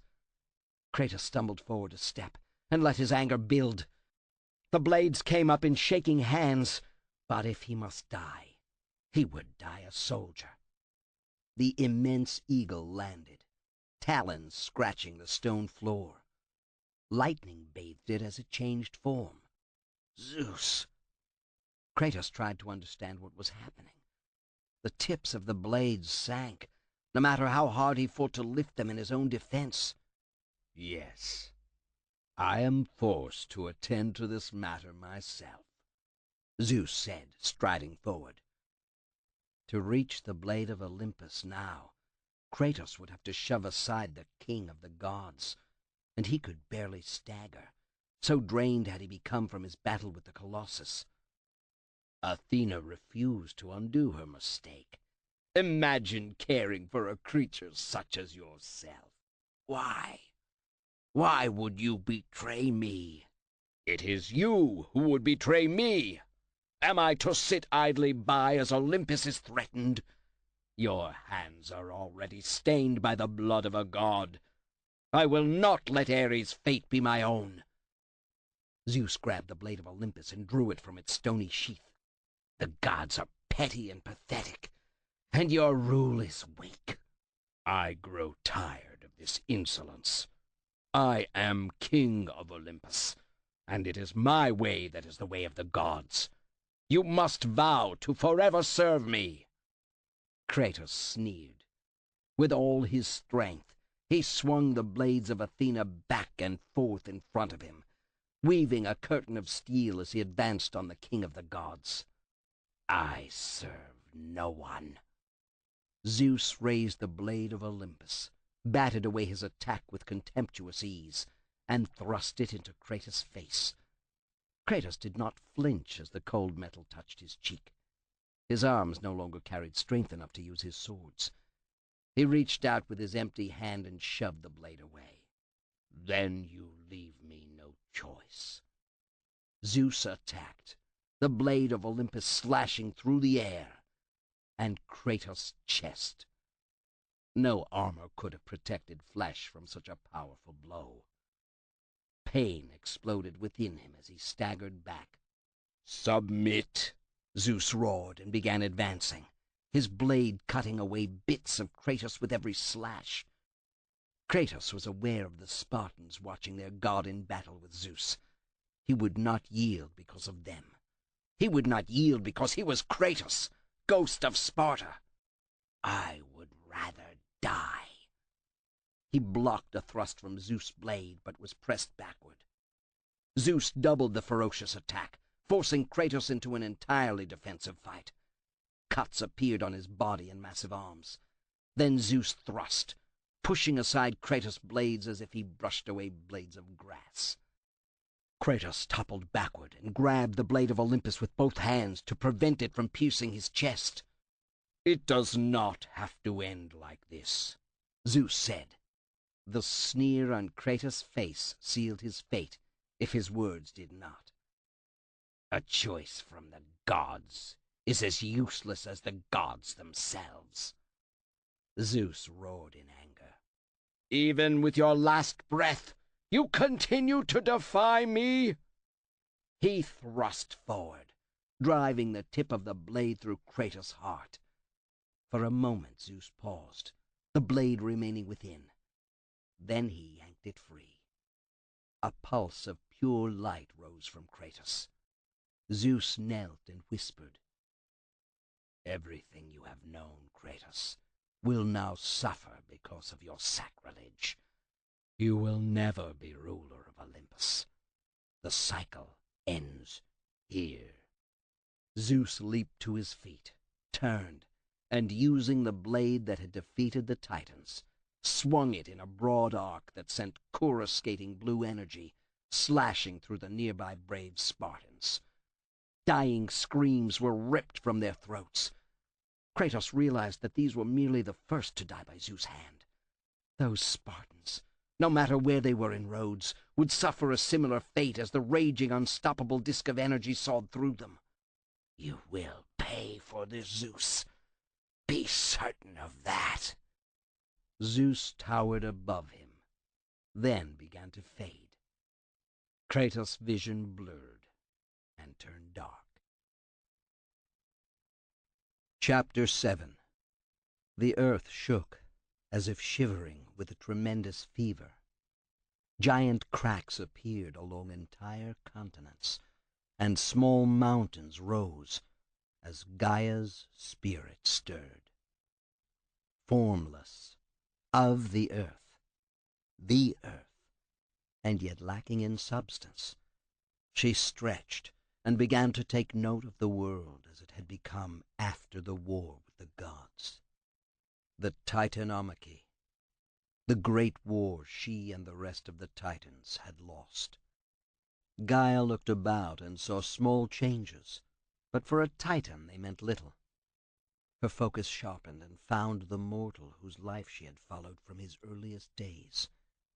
It had not been apparent why she showed such interest in this mortal, until Kratos showed valor and skill in battle as a minor officer in the Spartan army. Eagerly, Gaia had watched his steady rise in the ranks, until he became the commander of the most victorious army in the history of that city-state. She had realized then the chance for power had returned, just beyond her grasp, but growing nearer by the instant.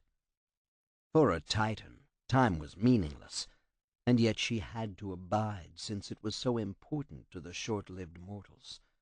Worse, time had ceased to have meaning because her physical form had been ripped away, leaving behind only inchoate spirit.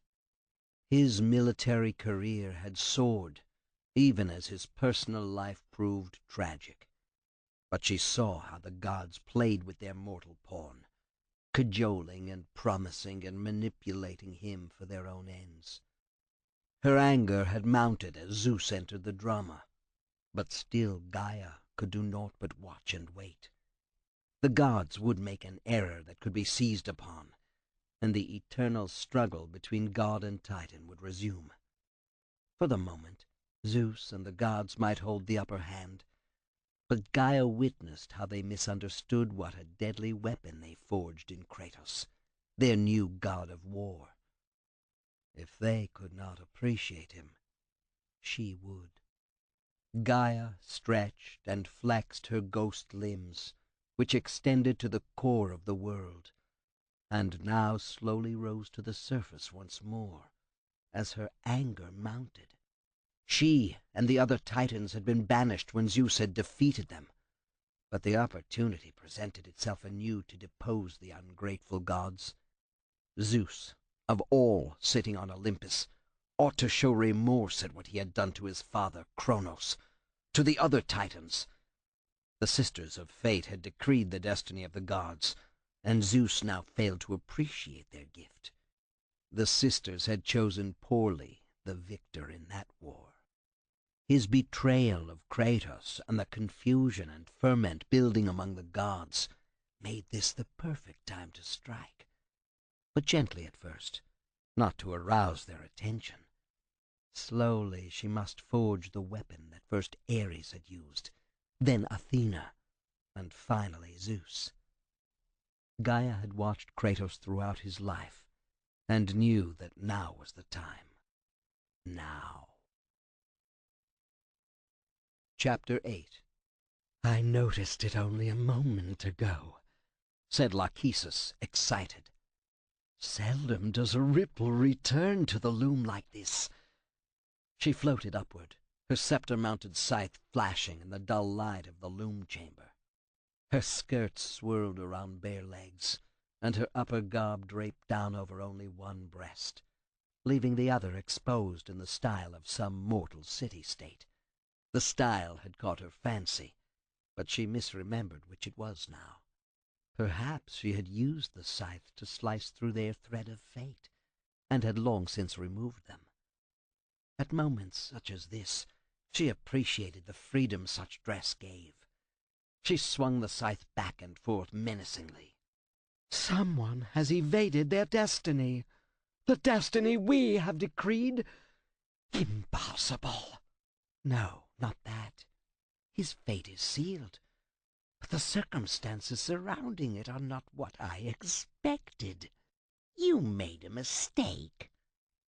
Atropos was amused at her sister's plight. "I have told you that you need to cut more carefully, think more fully, and only then begin your work. After all, Clotho spins the fate. I determine the duration, and you are the executioner." "Really," Lachesis said, sniffing in disdain. "I enjoy myself. You and Clotho are too earnest, and never take any pleasure in your contrivances." "Contrivances? Is that what you call meting out destiny to an entire world filled with mortals and gods?"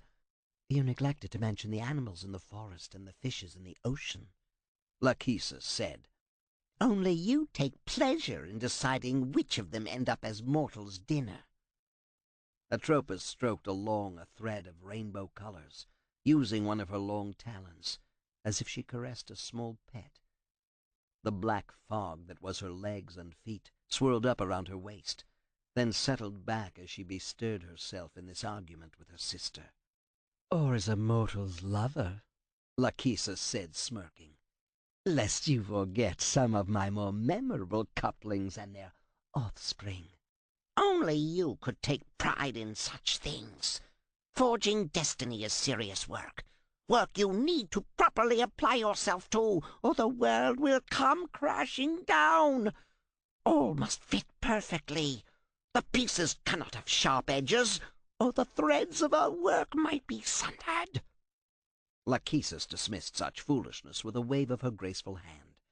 She had impossibly strong fingers, as did her sisters, if Atropos' talons or Clotho's bony appendages, protruding from the mass of her corpulent body, could be described in such a fashion, from their long centuries of toil at the loom of fate.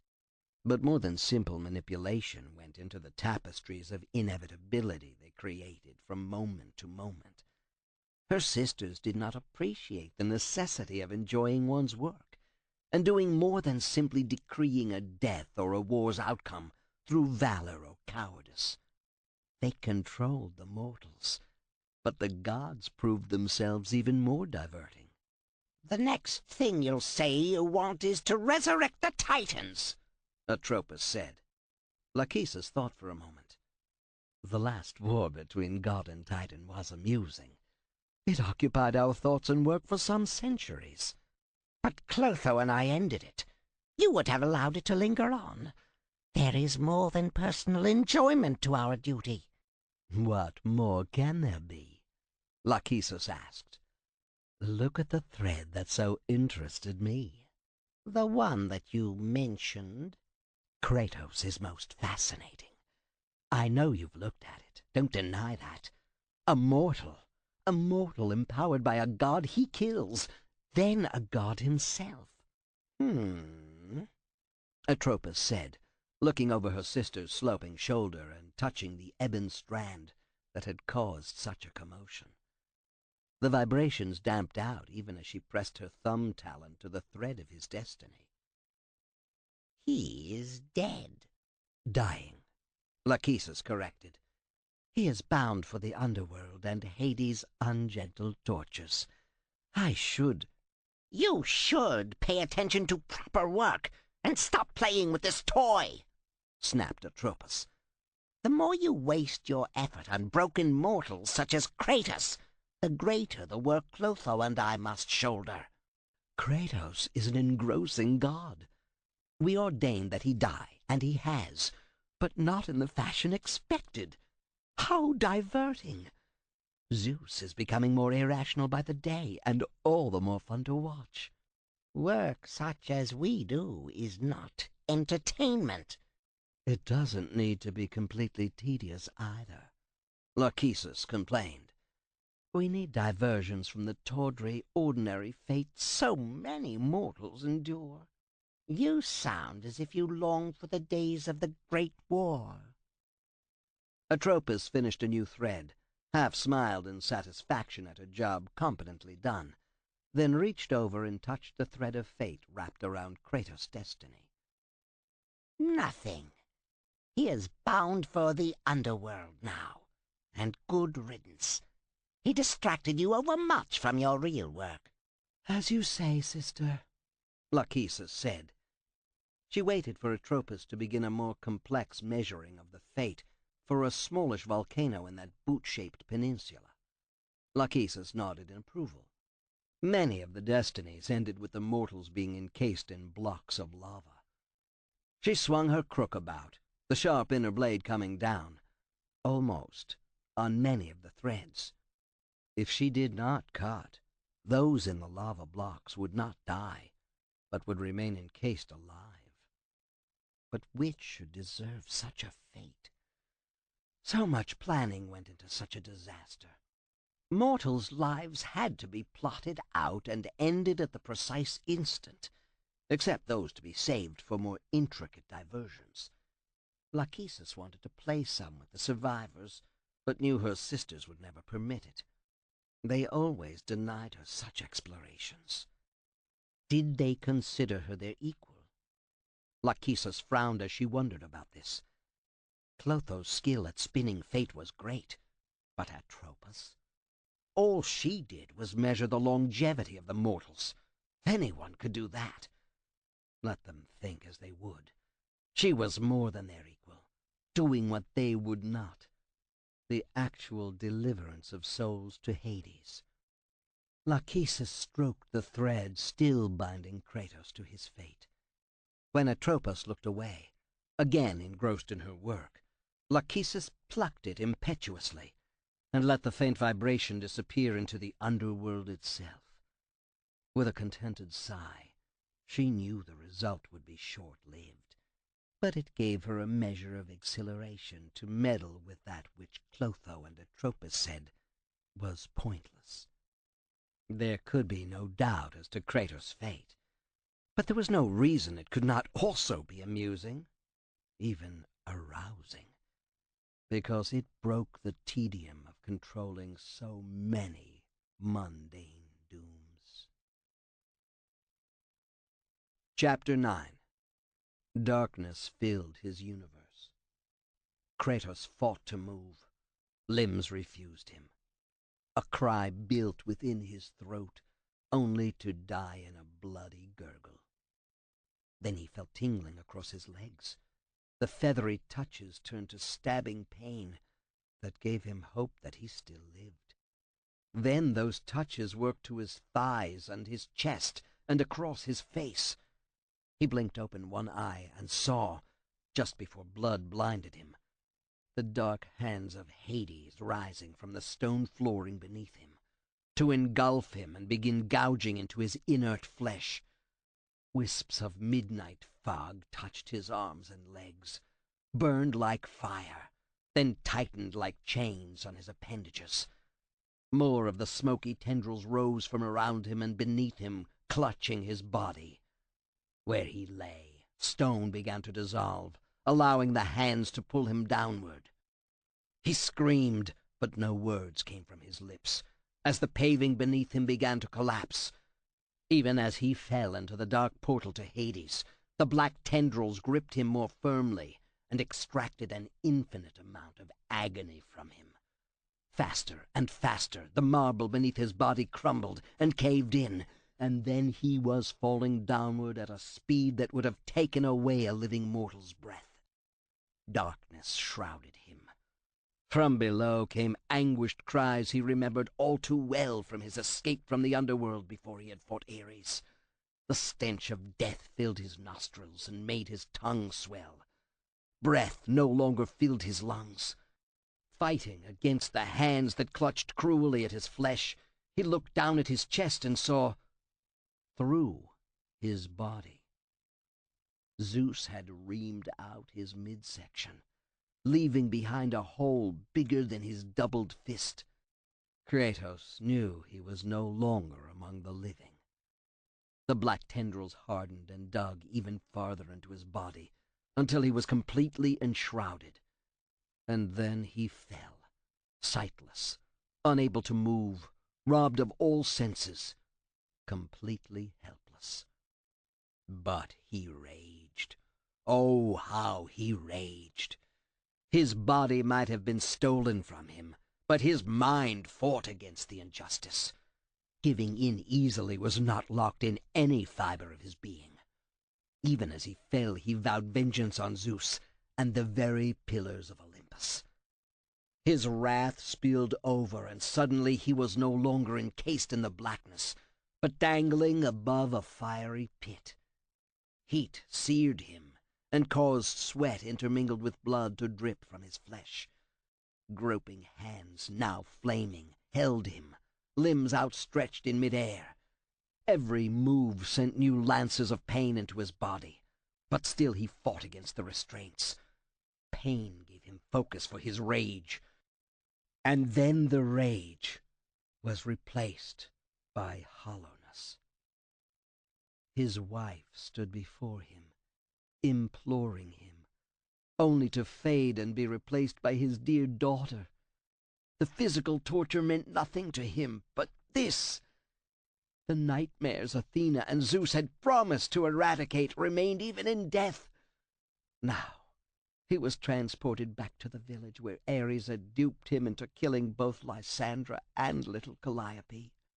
"No, no," he gasped out. The scene turned again.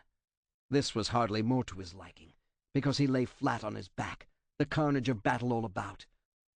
His valiant warriors were dying under the onslaught of the barbarians, and the barbarian king towered above him, huge warhammer raised and ready to crush him.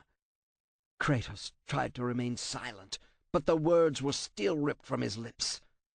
"Ares, destroy my enemies, and my life is yours."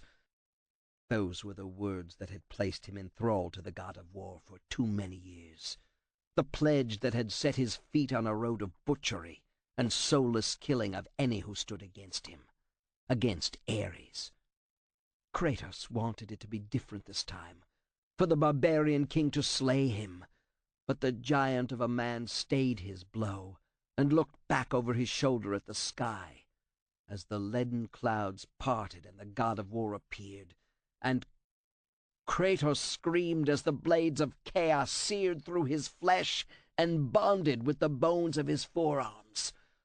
No longer supine, he swung the blades in vicious arcs, ending the barbarian king's life and slaughtering the invading army.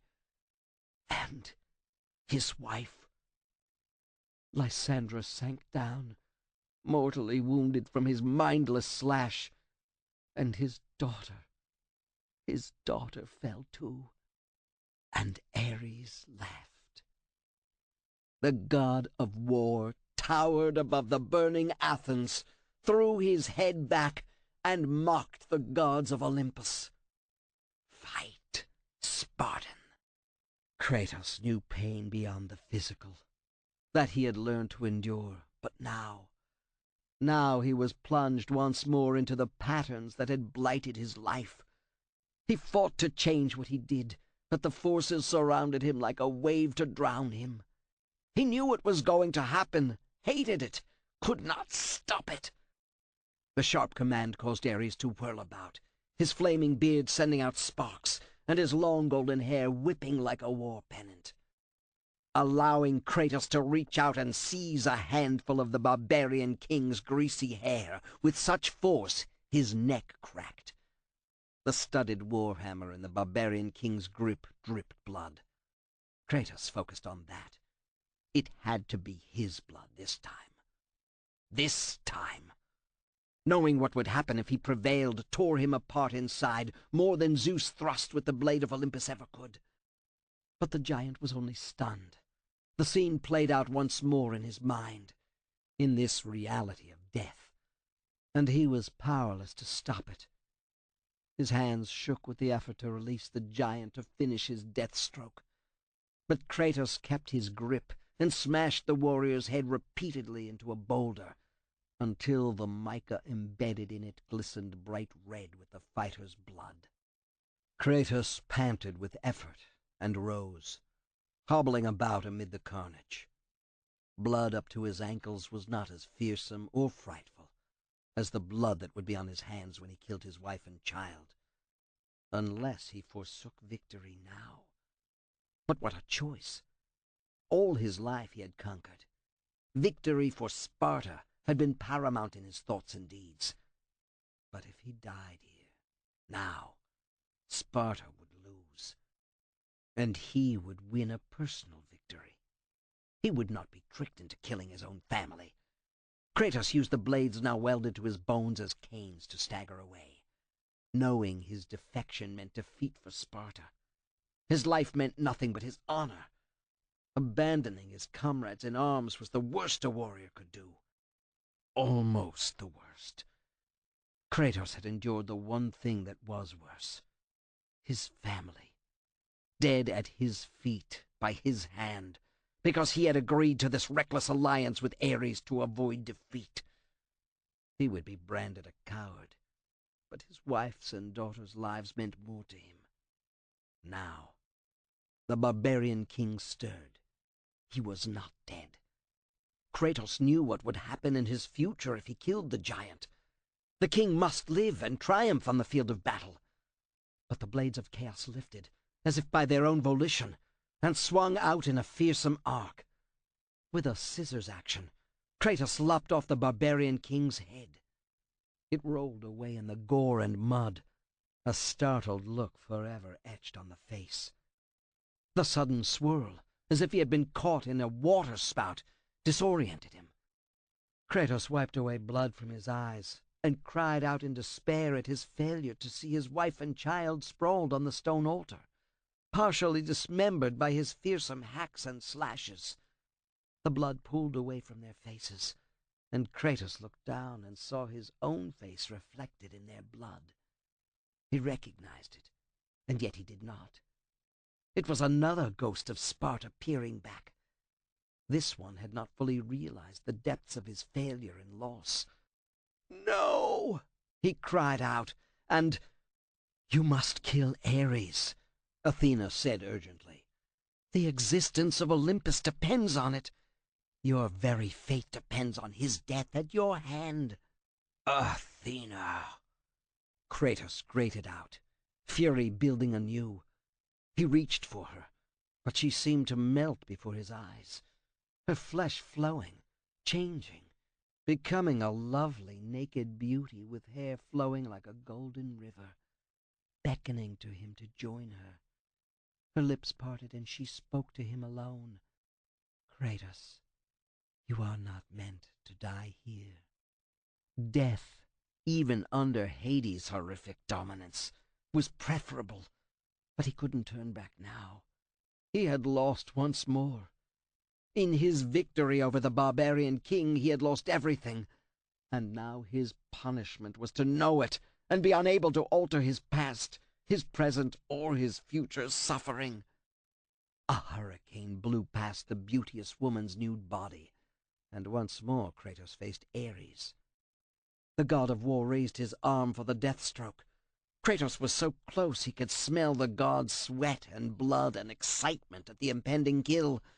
His sword lashed out, and a blade drove upward into Ares' throat. The god of war's eyes went wide with shock. His streaming hair flapped about in the hurricane winds, and he sank to the ground. And Zeus screeched in insane fury. Like a rabid dog, his mouth was flecked with foam, and he snarled and snapped and leaned forward, driving the blade of Olympus deeper into Kratos' chest. The pain ripped a new scream of fury from Kratos, and Lysandra, eyeless and sockets dripping dark blood, stood behind Zeus.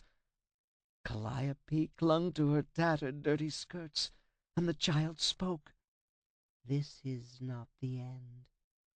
The torment all about him disappeared as if fog drifted in to hide it, but his pain remained. To remind him he dangled over the underworld, bait for Hades and his eternity of tortures. Kratos could never expect mercy from Zeus's brother. He wished for death, then realized the fiery fog, the intense darkness, the parade of visions of his family's death had faded from sight. A distant scent came to his nostrils that was not blood or death, but fresh earth. Kratos muttered, "Who are you?" He hardly dared to think that Hades would be the god to relieve him of his suffering. Hades delighted in devising new tortures, not relieving old ones.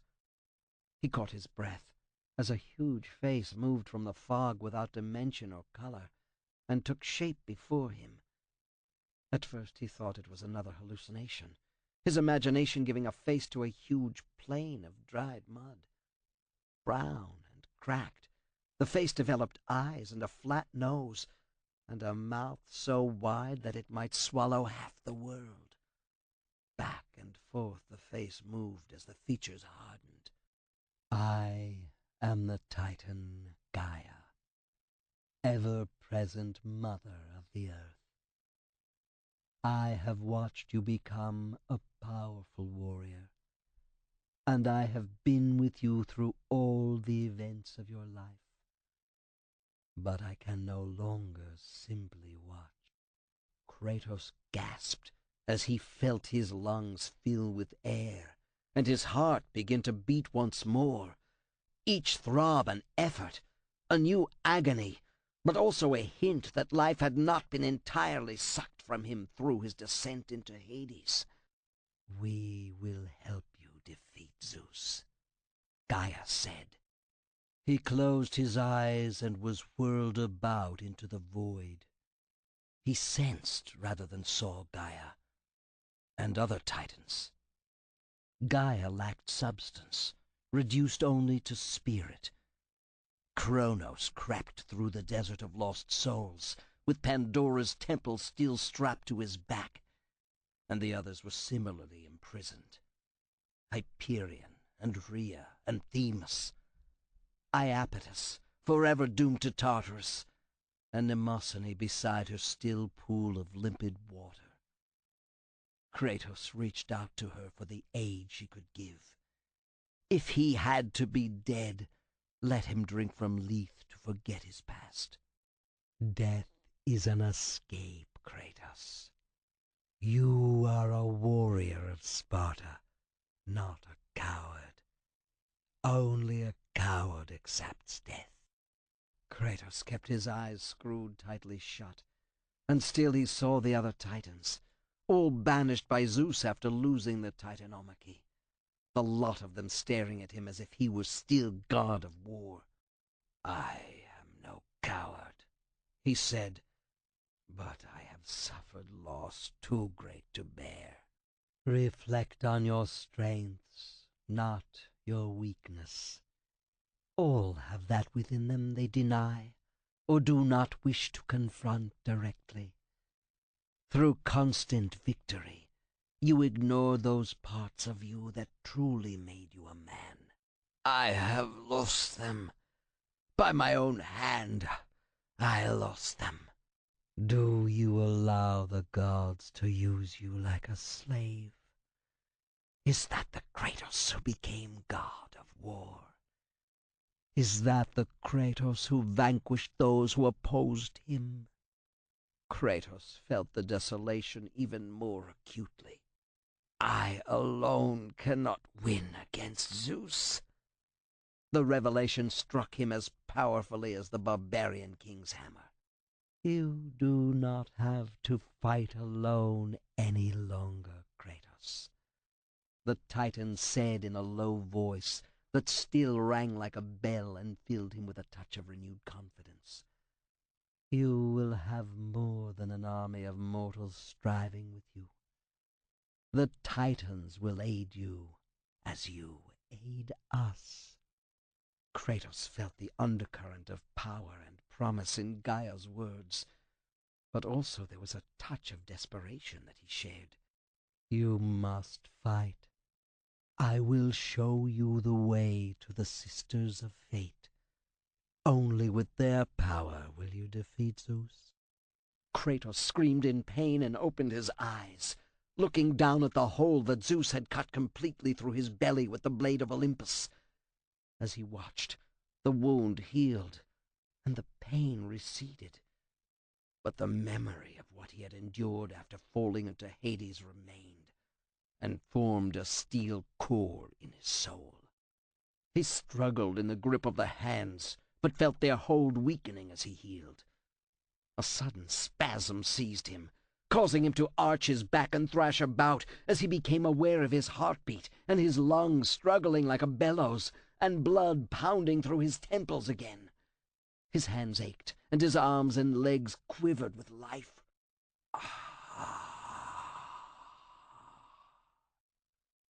The exultation escaped his lips as he knew that he lived once more. Then he was falling, tumbling head over heels, the fiery mist all around, with hands reaching for him. Fingernails raked at his flesh and clutched at his ankles, but no longer dead. He fought back. His meaty fists struck out and hit the thin arms trying to grab him. Twisting and kicking, he freed himself and fell, but this time in such a way that he could draw the blades of Athena and use them as grappling hooks against the side of a cliff formed of ochre rock. Kratos grunted as the shock of his descent ceased suddenly when the blades cut into the rock. Belly first, he slammed hard into the face of the cliff, but instead of feeling pain, he took heart in the fact that the gaping hole in his midriff cut by Zeus was no longer there. He kicked against the cliff until his toes found purchase, and he began climbing. Slowly at first, and then with greater speed as he built the rhythm. He pulled free one blade and swung it high above his head to penetrate the rock. His mighty shoulders took the strain of lifting his weight upward until he could free the other sword and then cast it above the first. The flow of muscle and the smell of the world around him invigorated Kratos. His despair at being cast again into the underworld vanished as determination replaced the memory of the ugly visions he had endured. His heart beat rhythmically and sent blood pounding through his veins. Seldom had he felt this way. Victory after a difficult battle approached the feeling, but what he experienced now was life, not dealing out death. Purpose firmed within his breast as he considered how Gaia now aided him against Zeus. High above, he saw a faint hole opening to the sky. Smoke drifted across the opening, and he knew this way would lead him back to Rhodes. As hope flared that he would quickly be free of the underworld and Hades' deathly grasp once more, the hands that had clawed at him before sprang from the rocks and again attempted to hold him, to pull him down, to fling him into the abyss toward the river Styx, at the bottom of the impossibly deep chasm. Kratos let out a cry that tightened his belly and coordinated his struggles to go higher. He alternated climbing, using the swords, with hacking at the hands, severing them at the wrists and elbows. He kicked at some, trying to clutch his ankles, then cut faster at ones sprouting above him to block his exit. All that he had seen and endured in his fall toward the realm of Hades fueled his ascent now. He sliced with more power, climbed with greater speed, and then, using a hand gripping his ankle as a stepping stone, propelled himself upward. The hand trailed behind, feebly drawing him backward. Crossing his blades, he drew back hard. The hand was scissored cleanly from its arm, and he erupted upward to fall onto the lip of the hole.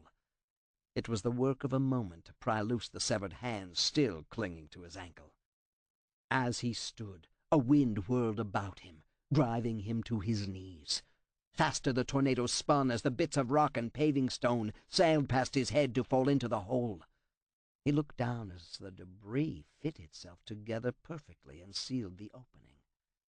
As suddenly as the wind had begun, it died. Kratos stood and looked around Rhodes. Everywhere buildings burned, but his eyes were not for the destruction of an enemy city, but for the bodies of brave Spartan warriors slain by Zeus, using the blade of Olympus. He moved to a nearby soldier and saw that the man had been blasted by the powerful weapon. Another soldier had been killed in a similar fashion, and another, and another. Then Kratos stopped beside a battered soldier who stirred. The man's eyes flickered open and fixed on him. A smile came to his lips as he looked up and saw Kratos. The young soldier said, "My lord, I knew you could not be killed. I never lost faith." Kratos gripped him by the front of his armor and pulled him upright. "Return to Sparta and prepare for battle." "But our brothers are dead." The young soldier's face was covered with blood and dirt, and myriad wounds on his arms and legs made standing difficult. But he rose proudly before his commander. "Spartans never surrender. You can still hold a sword. Do as your god commands." Kratos reached out and gripped the soldier by the cuirass, then pushed him back to emphasize his orders. "And what of you, my lord?" They both turned as the sound of heavy wings beating against the air came from above. A few yards away, a fiery winged Pegasus came to a landing, hooves scraping across the stone. Its wings stroked downward a final time, and then folded as the creature patiently awaited its rider. Another gift from his new allies. "I am going after Zeus." Kratos turned from the young soldier and mounted the fiery steed. With a powerful surge, Pegasus became airborne, with its rider securely astride. Chapter 10. "They meddle again," Atropos complained. She crossed her arms and tapped her long talons in pique. "How dare they challenge their fate?" "Yes," agreed Lachesis, "the fate we decreed for them." She settled back, looking pensive, as her sister angrily tapped her long fingernails, so she ran her hand up and down the scepter that ended in the scythe used to cut the threads of destiny. It took considerable effort on her part not to give in to her own impatience. Then she pushed aside such rash behavior and thought more deeply. Perhaps it is not such a bad thing for the Titans to challenge the gods again. "We settled this matter centuries ago. I won't have my work undone." Why not, dear sister? The world has become complacent. I would call it boring. This could add spice to an otherwise bland meal. Meals, spice. I don't understand you at times, Lachesis. We decided the matter of supremacy of God over Titan. There is no second chance. Because it has never occurred before, doesn't mean it shouldn't now, Lachesis pointed out.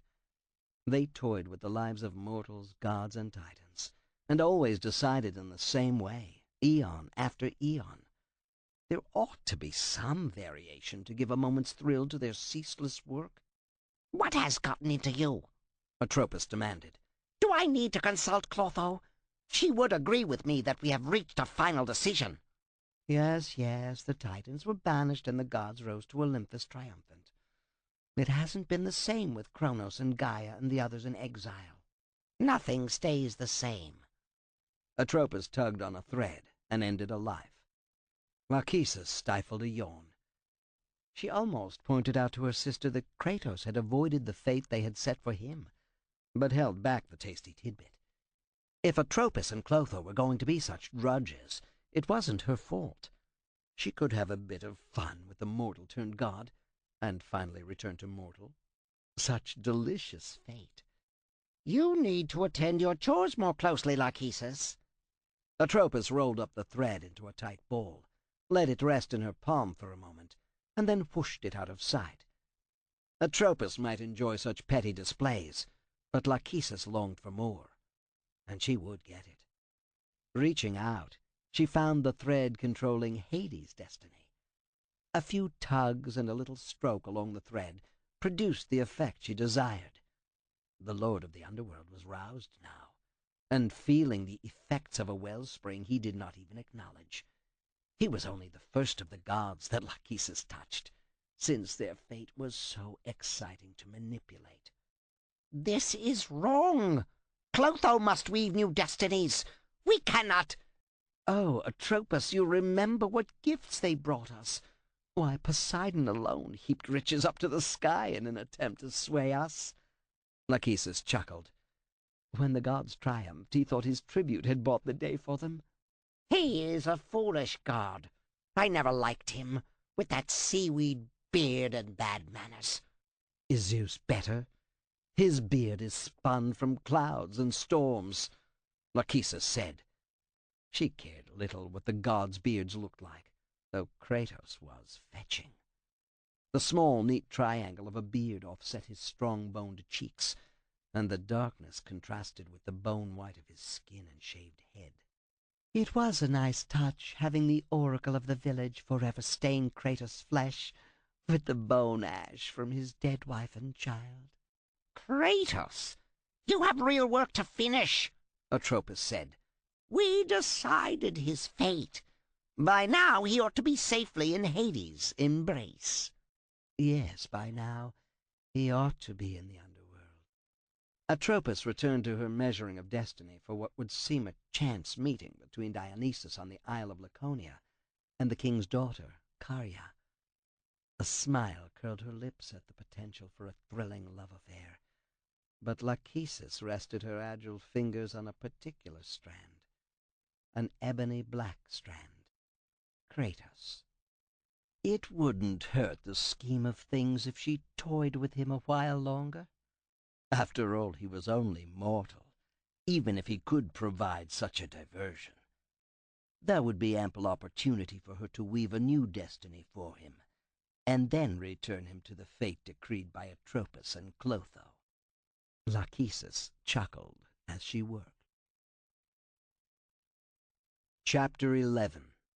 You are meddling, Raged Hades.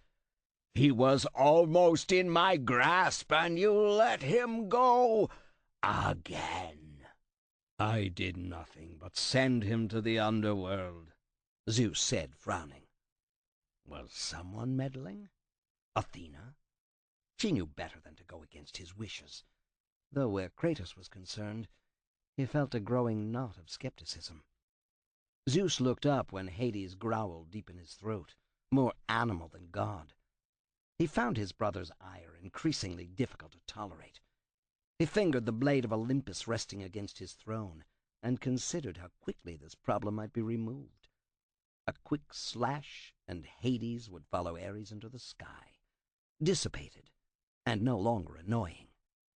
But he had decreed that one god could not slay another, so that he had to turn Kratos mortal again before running him through with the blade of Olympus. Thus far, Zeus had enforced this edict, and had agreed with Athena that it applied to all gods, the Lord of Olympus included. Still, Hades was unbearable. You rescued him. How else could he avoid the fall to the banks of the river Styx? I vow that he never arrived. He does not lack for work, Zeus said, his hand resting on the blade of Olympus again. The power within it thrilled him and reminded him of the final battle against the Titans. With that memory came an anger that knew no bounds. Kronos had not suffered enough. Zeus had chained Pandora's temple to his father's back and forced him to crawl endlessly through the desert of lost souls. After Kratos had killed Ares, it had been such a pleasure to banish Kronos to Tartarus for still more torture. He could revisit that decision, perhaps dangle a bit of hope out to Kronos that he would no longer suffer, then find a punishment even worse than Tartarus. To give hope and then snatch it away was the worst, the best of all tortures. You mean all the Spartans you sent to my realm? Hades stroked his long sooty beard. Many will be crossing the river Styx, Zeus said. He wished Hades would leave so he could ponder the matter of Kronos. The renewed energy in the blade of Olympus reminded him of the Titanomachy, and the greatest day for the Olympian gods, his greatest day of victory. Since then, there had been nothing but petty squabbles among the gods to mediate, and the more serious matter of Ares wanting to kill his father, to sit on this very throne, had occupied too much of his time. Zeus had thought manipulating Athena to offer Kratos the god of war's throne would have returned peace to Olympus. If anything, it had made discourse impossible and battle inevitable. You can send all the armies in all the cities to me, and it won't be enough, brother, Hades said. Twice Kratos has cheated his fate. Cheated his fate? Zeus murmured. That is impossible. The sisters of fate do not make mistakes. They favored us against the Titans. How can they favor Kratos, a mortal upstart, against us? They can't. It is your intervention that has rescued him. I know it. You know nothing, Zeus said coldly. I am sovereign in my realm, yet you meddle in my affairs. Kratos is mine, and you stole him away. Twice! Hades puffed out his chest and allowed fires to glow in his coal-like eyes. Smoke curled away from his body to the point that Zeus almost sent a lightning bolt to give reason for such behavior. Return to your domain, and let me deal with Kratos and matters of greater import in Olympus. You order me away like some scullery maid. I am your brother, Zeus. You cannot. Hades stepped back and glared as the Skyfather stood and grew until his head brushed the dome of his throne room. His eyes flashed like deadly beacons, and he fought to keep from violating his own decree against one god killing another. Hades read the message in his brother's eyes. Zeus almost laughed when the Lord of the Underworld backed away, then bowed deeply. You have your own concerns, Hades said. He looked up, and his submissive attitude evaporated like fog in the morning sun. Don't meddle with mine.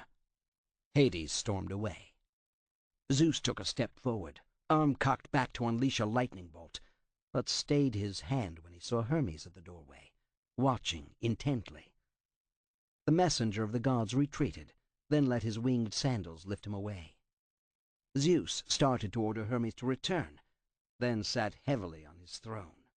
Kratos, he said, his fury growing, this is your doing. You will never return to Olympus to sit on my throne. on my throne!" Zeus then released his lightning bolt and blew a huge hole in the wall. Shards of stone and precious gems cascaded down, leaving behind a dusty cloud. With a huge intake of air, Zeus exhaled and blew it away in a furious windstorm, then sank back on his throne in a dark collar. Chapter 12. The Pegasus flapped furiously to gain altitude, giving Kratos the chance to see the destruction that had been meted out to Rhodes. A coldness gripped his heart. His army had fought well, but it would take more than their strength to stand against the blade of Olympus. The fire burning across the city caused huge curtains of choking, greasy black smoke to rise, but the Pegasus constantly banked to avoid the worst clouds. Kratos saw the slaughtered army that had tried so unsuccessfully to defend Rhodes. Then the flying horse spiraled upward enough for him to look directly down into the harbor. Kratos reveled in the sight of the bronze colossus, stretched out beneath water made so murky with shed blood that it was difficult to make out the statue's form. But he saw the severed left hand. The stump still radiated a dull red heat, but the head had been blown off and the bronze torso was crisscrossed with deep dents and more than one substantial gash. Kratos reached over his shoulder and touched the blades of Athena sheathed at his back. Those trusty swords had done great damage to the Colossus, but the real injury had come from the blade of Olympus. Kratos' hands shook as he thought how Zeus had duped him into draining his godly powers into that blade. The Sky Father's words rang mockingly in Kratos' ears. "Wield this weapon, and all on Olympus will see you for who you are." Kratos could only wonder if Athena had approved. She had lied to him as egregiously as Zeus had. Was she laughing at him for assuming the eagle that had stolen his power and infused it into the Colossus was her totem? He knew now that Zeus had been responsible. But Athena had to have known. His strong knees pressed into the flying horse's shoulders, guiding the Pegasus away from Rhodes and toward Olympus. Distance still cloaked the immense peak in mist, but he imagined the outline. Atop the peak stretched the palaces of the gods, and the one on the highest elevation, the finest, the most opulent, belonged to Zeus. He would storm that palace and kill Zeus, no matter that the king of the gods held the blade of Olympus still infused with his own energy. Kratos' anger choked him and made him sure he could defeat any god, even Zeus. "They will all fear me for what they've done." His lips drew back into a thin slash.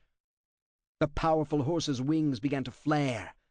Before, the feathers along the trailing edges of the wings had emitted sparks, but now long streamers of fire exploded from the entire surface and swept back to leave a fiery outline in the sky. Faster, Kratos urged the Pegasus. He hunched over and gripped the mane with a ferocity that caused the Pegasus to neigh loudly. The winged steed spiraled higher and then struck out away from Olympus. The more Kratos tried to force the Pegasus toward Olympus, the more the horse resisted.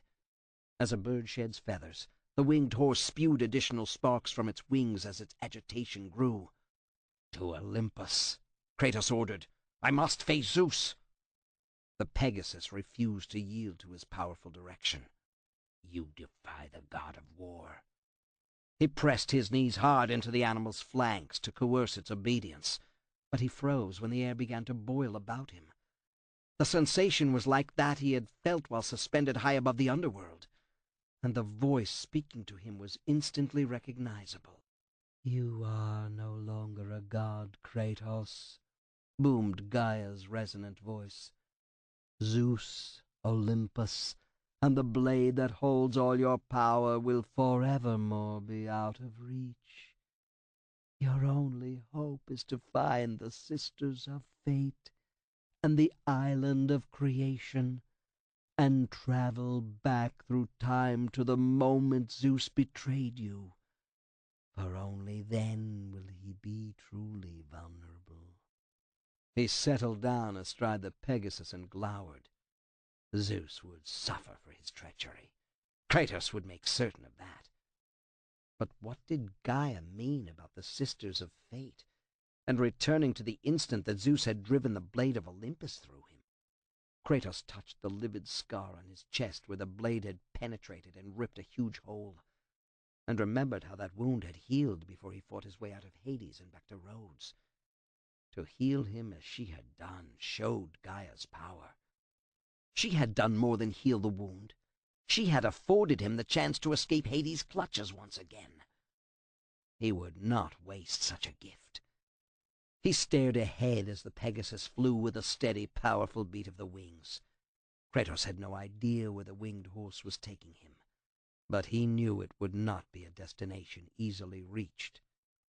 As his mind considered possible dangers, 3 griffins appeared in the air behind him. Chapter 13. Atropos stared at the vast tapestry that was the world's destiny, but she didn't see the clever knots or intricate warp and woof that she and her sisters had created. What Lachesis said bothered her. Lachesis was always unsettled and unsettling, never getting down to the serious work of choosing the ultimate destinies for those most deserving. Still, what her sister had said caused Atropos to think more carefully about Kratos. Nothing about his fate had worked out precisely the way she or her sisters had intended. More than once, she had checked the strength of the thread binding the ghost of Sparta to his fate, only to find fraying along the sides. Repairing those small imperfections had done nothing to alter his fate, of course, but it had changed the path to his eventual death. How long should I make his life before allowing Lachesis to snip the thread? She murmured. Atropos knew she was better at details than either Clotho or Lachesis. Clotho viewed the whole and understood what was necessary to achieve their goals, while Lachesis showed too much impetuosity for decent fates to play out according to plan. But Atropos knew she had to contribute the small points for the most detailed of the destinies. She was a tactician, and both her sisters were strategists. This had satisfied her, until Lachesis had taken such an interest in the mortal Kratos, and had apprenticed him to Ares. Atropos could only think that Lachesis had wanted Kratos to become god of war, and further disturb the serenity of Olympus. The gods and goddesses had become too complacent in recent centuries, and had come to believe the Sisters of Fate were their allies. She sniffed. She and her sisters did not take sides. Letting the gods triumph over the Titans had nothing to do with the merits of one side played against the deficiencies of the other. But what was it that Lachesis saw in this Kratos? Atropos wound a few more strands around his thread of destiny to strengthen it and make his fate more certain. Sloppy work got them nowhere. Not that her sister cared. She favored chaos over definite conclusions. She watched the way the thread vibrated and expertly interpreted the countering shakes and quivers needed to produce an outcome more in keeping with the Sisters of Fate's overall view of the world. Removing Kratos might be necessary, though he had avoided such fate and had climbed out of the underworld. Again. Atropos frowned at that. She carefully examined the first escape from Hades' clutches and saw that Zeus had intervened on Kratos' behalf. "The grave-digger," she said, "an appropriate disguise and not lacking in irony." Without Zeus's aid, Kratos would have been forever consigned to some dark, dangerous corner of the underworld. From the way Hades acted when Kratos' name was even mentioned, he would have consigned the Spartan to Tartarus. This thought produced an even more intense frown to crease her face. Kratos imprisoned and tortured, where so many of the Titans had been sent. That would not have been a good decision. Had Zeus realized this and saved Kratos because of it? Or had the Skyfather simply acted from short-term petty motives? Killing Ares had been paramount. Zeus would not go against his own edict and allow one god to kill another. But Kratos had not been a god then. What more perfect instrument for the old god of war's destruction than to use the weapon he had so carefully forged? Ares' mistake had been in forcing Kratos to kill his wife and daughter. Rather than temper the steel of his mighty sword arm, it had broken him for use by the god. A very costly mistake. Atropos scowled as she studied Kratos' black thread. Her talons measured his life, and saw that the thread had become distended from the original spinning. This could not be due to him losing his godhood. If anything, his thread of destiny would stretch even longer as an immortal. Why hadn't it shortened? She measured and scowled more deeply. Zeus had killed Kratos. That had not been part of Kratos' destiny, nor his contact with Gaia. Atropos shifted position, rose on her pillar of black smoke, and bent almost double to peer more closely at the smaller threads spun together to form the larger.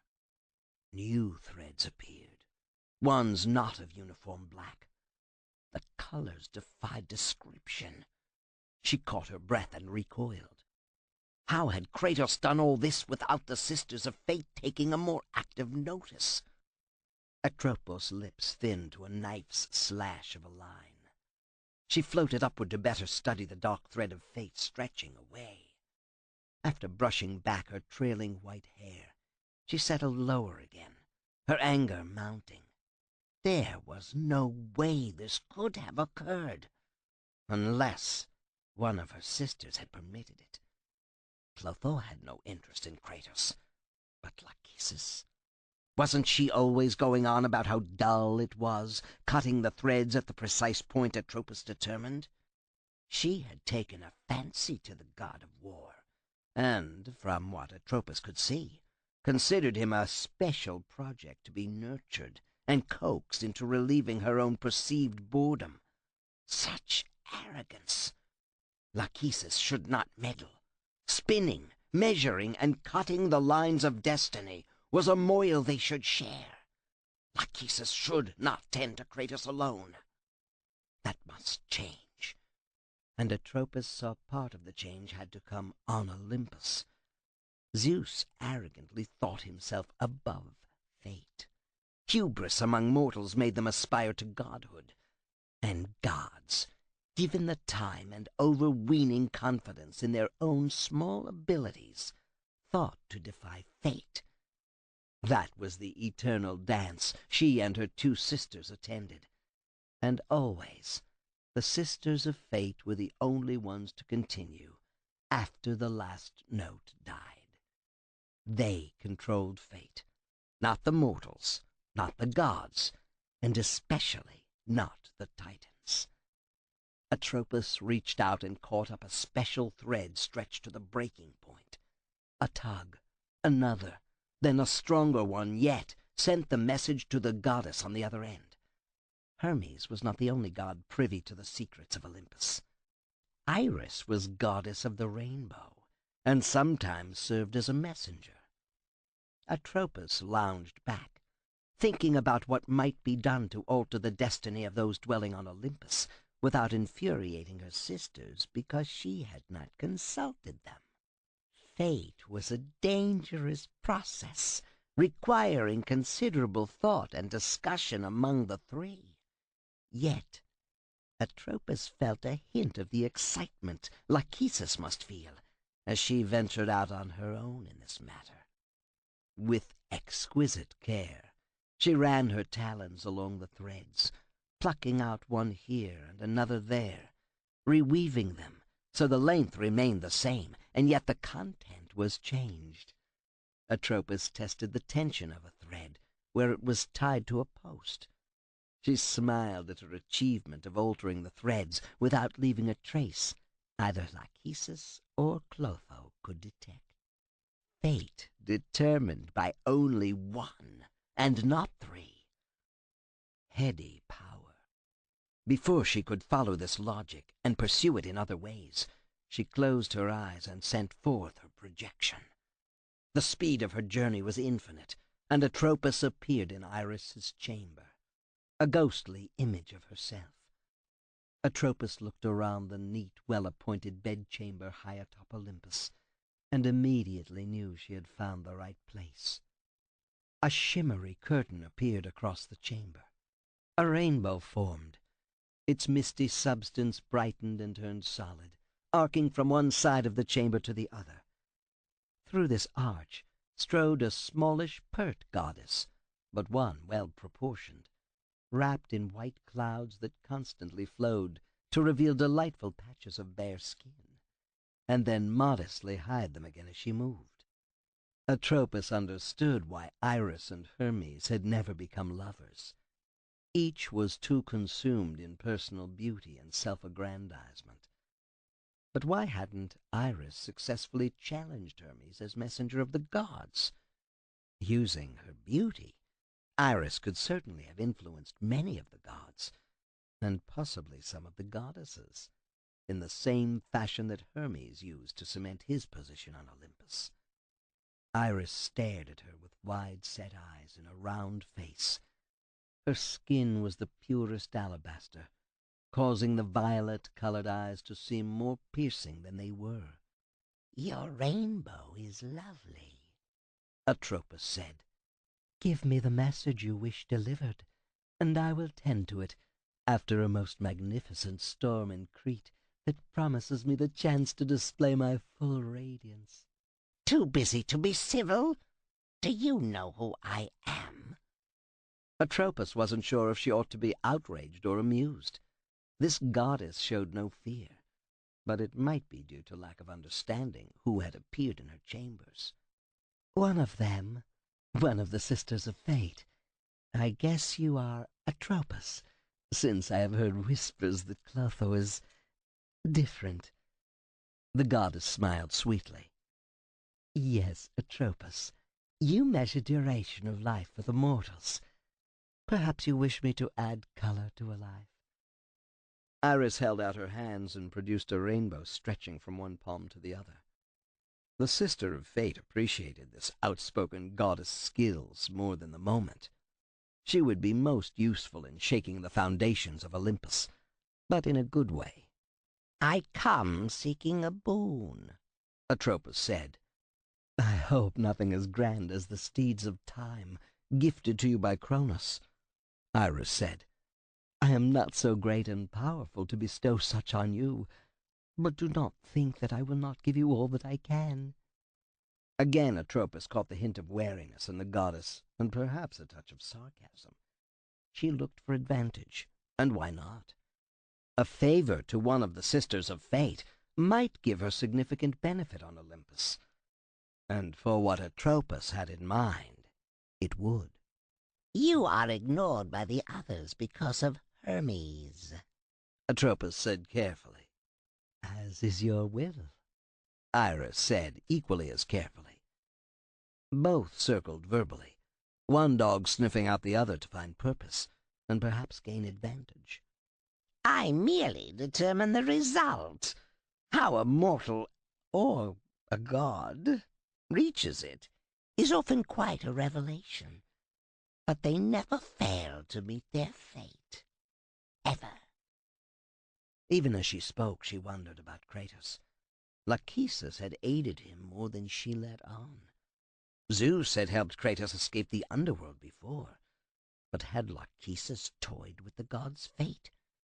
The unrest rampant on Olympus after Kratos became god of war was certainly nothing Zeus could have wanted. The second sending to Hades' outstretched arms proved that. She quivered a little at the remembrance of the blade of Olympus driving through Kratos' midsection. She had had her fingers on his thread at that moment, and had felt his life force ebb and then vanish as the hands pulled him downward. But Lachesis must have intervened to free Kratos from Hades' clutches.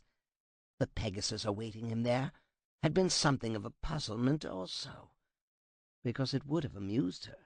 Lachesis would have forced Kratos to crawl on his belly afterward, not fly off as if he were still god of war. "Then why have you come to me?" Iris asked. You have more important duties? The goddess immediately saw the trap in those words. A tiny smile lifted one corner of her perfectly formed bow-shaped lips. "My concerns are but dust compared with your slightest whim, Atropos," the goddess said. Atropos nodded brusquely. Her mind raced as the plan formed. She needed to give Iris precise instructions to humble Hermes in the eyes of Zeus, and yet do so without her sister's knowing. Lachesis particularly favored Hermes with considerable attention. A bit of destiny changing might be done unobserved, but Atropos was unsure she could meddle with the thread attached to the messenger of the gods without notice. Yet having Hermes beholden to her would give great leverage on Olympus. She spoke for some time, Iris absorbing the details. By the time she stepped back under her rainbow to deliver the message, the goddess beamed from ear to ear. Atropos nodded in approval at the goddess' willingness to obey. With a bright flash, Atropos spun into the rarefied air, the black mists of her lower body gathering for the journey back, then left Olympus and returned to the island of creation. With luck, Lachesis would never know she had directed her attentions elsewhere. This was going to be fun, playing Lachesis' game and her never knowing. Chapter 14. The powerful wings sped them forward, but Kratos' sharp eyes caught sight of the approaching danger. He was not the kind to evade his path when it lay straight ahead, even if he had been stripped of his godly powers. Gaia had told him he had to find the Sisters of Fate and go back in time. That seemed unlikely. No one changed his fate. Yet a Titan dared the wrath of Olympus and the Sisters of Fate to aid him. He could show no less courage, even if trusting Gaia did not come easily to one who had learned to distrust all but the strength of his own sword arm and the prowess of the Spartan army. If he failed, the gods and fates could do no worse to him than he had already endured, than he did endure in his nightmares. If he succeeded, the Pegasus' wings began beating faster, sending flaming feathers backward in a cometary tail. For a moment, Kratos thought the burst of speed would take them past the approaching flyers, but it quickly became apparent there were too many to avoid. He reached back, drew the blades of Athena, and prepared for the fight, and was almost unseated when a griffin swooped down, attacking him from the rear. He glanced at the ferocious beast and caught the eye in its eagle's head. He saw no remorse, no mercy, no quarter to be given in that hot glare. That suited Kratos, because he expected none, and gave none. He ducked and let the griffin flash past. Its powerful eagle's wings propelled it with a speed equal to that of his Pegasus, but the lion's body afforded it better mobility. Kratos banked to the right and crossed the griffin's spiral an instant too soon. The creature's claws caught at his bare shoulder, raked along and drew blood. Only a powerful shrug and an upward thrust with his right blade fended off the lion-eagle. It screeched and beat its wings at him, only to have him slice off the end of a wing. The griffin spiraled away, and then Kratos faced half a dozen more of the savage aerial killers. The Pegasus shipped air and went into such an unexpected tight spiral that Kratos lost his seat and flew through the air. With a powerful surge, he stretched out full length and grabbed. His fingers closed around a lion's paw. The griffin, suddenly heavier by Kratos' weight, began to fall. With a deft spin, he came up and around, getting between its wings. Kratos placed one foot against the back of the eagle neck to prevent it from turning halfway around and snapping at him with its serrated beak. Gripping the side of its head with one hand and its beak in the other, he reared back, put the immense strength in his arms and legs to the test, and felt the neck snap. For a moment, he held the head, still attached to the body. Then it tore off, spewing blood out into the air. Kratos looked up and saw the Pegasus begin a dive past him. As the dead griffin fell away under him, Kratos reached out, caught the winged horse's mane, and pulled himself back up. The Pegasus smoothly leveled off and tried to get through the curtain of snapping beaks and clawing talons. Kratos settled down, took his seat, and began swinging his blades with deadly efficacy. One caught a griffin's throat, hot blood gushing out and over Kratos. For an instant he was blinded, but he fought on through instinct. His left sword sank deeply into a griffin's breast, killing it instantly. He was almost unseated as the Pegasus wheeled about and dived. With a savage swipe across his eyes, he cleared away the blinding blood and saw the problem. A griffin, far larger than the others, thought to attack from below. Pegasus and the griffin were on a collision course. Choosing his moment through long experience fighting, Kratos launched himself into the air. The Pegasus wheeled in the other direction, away, its pinions snapping with a strain, and a blinding curtain of lost fiery feathers floating upward. The feathers momentarily confused the griffin, giving Kratos the chance he needed.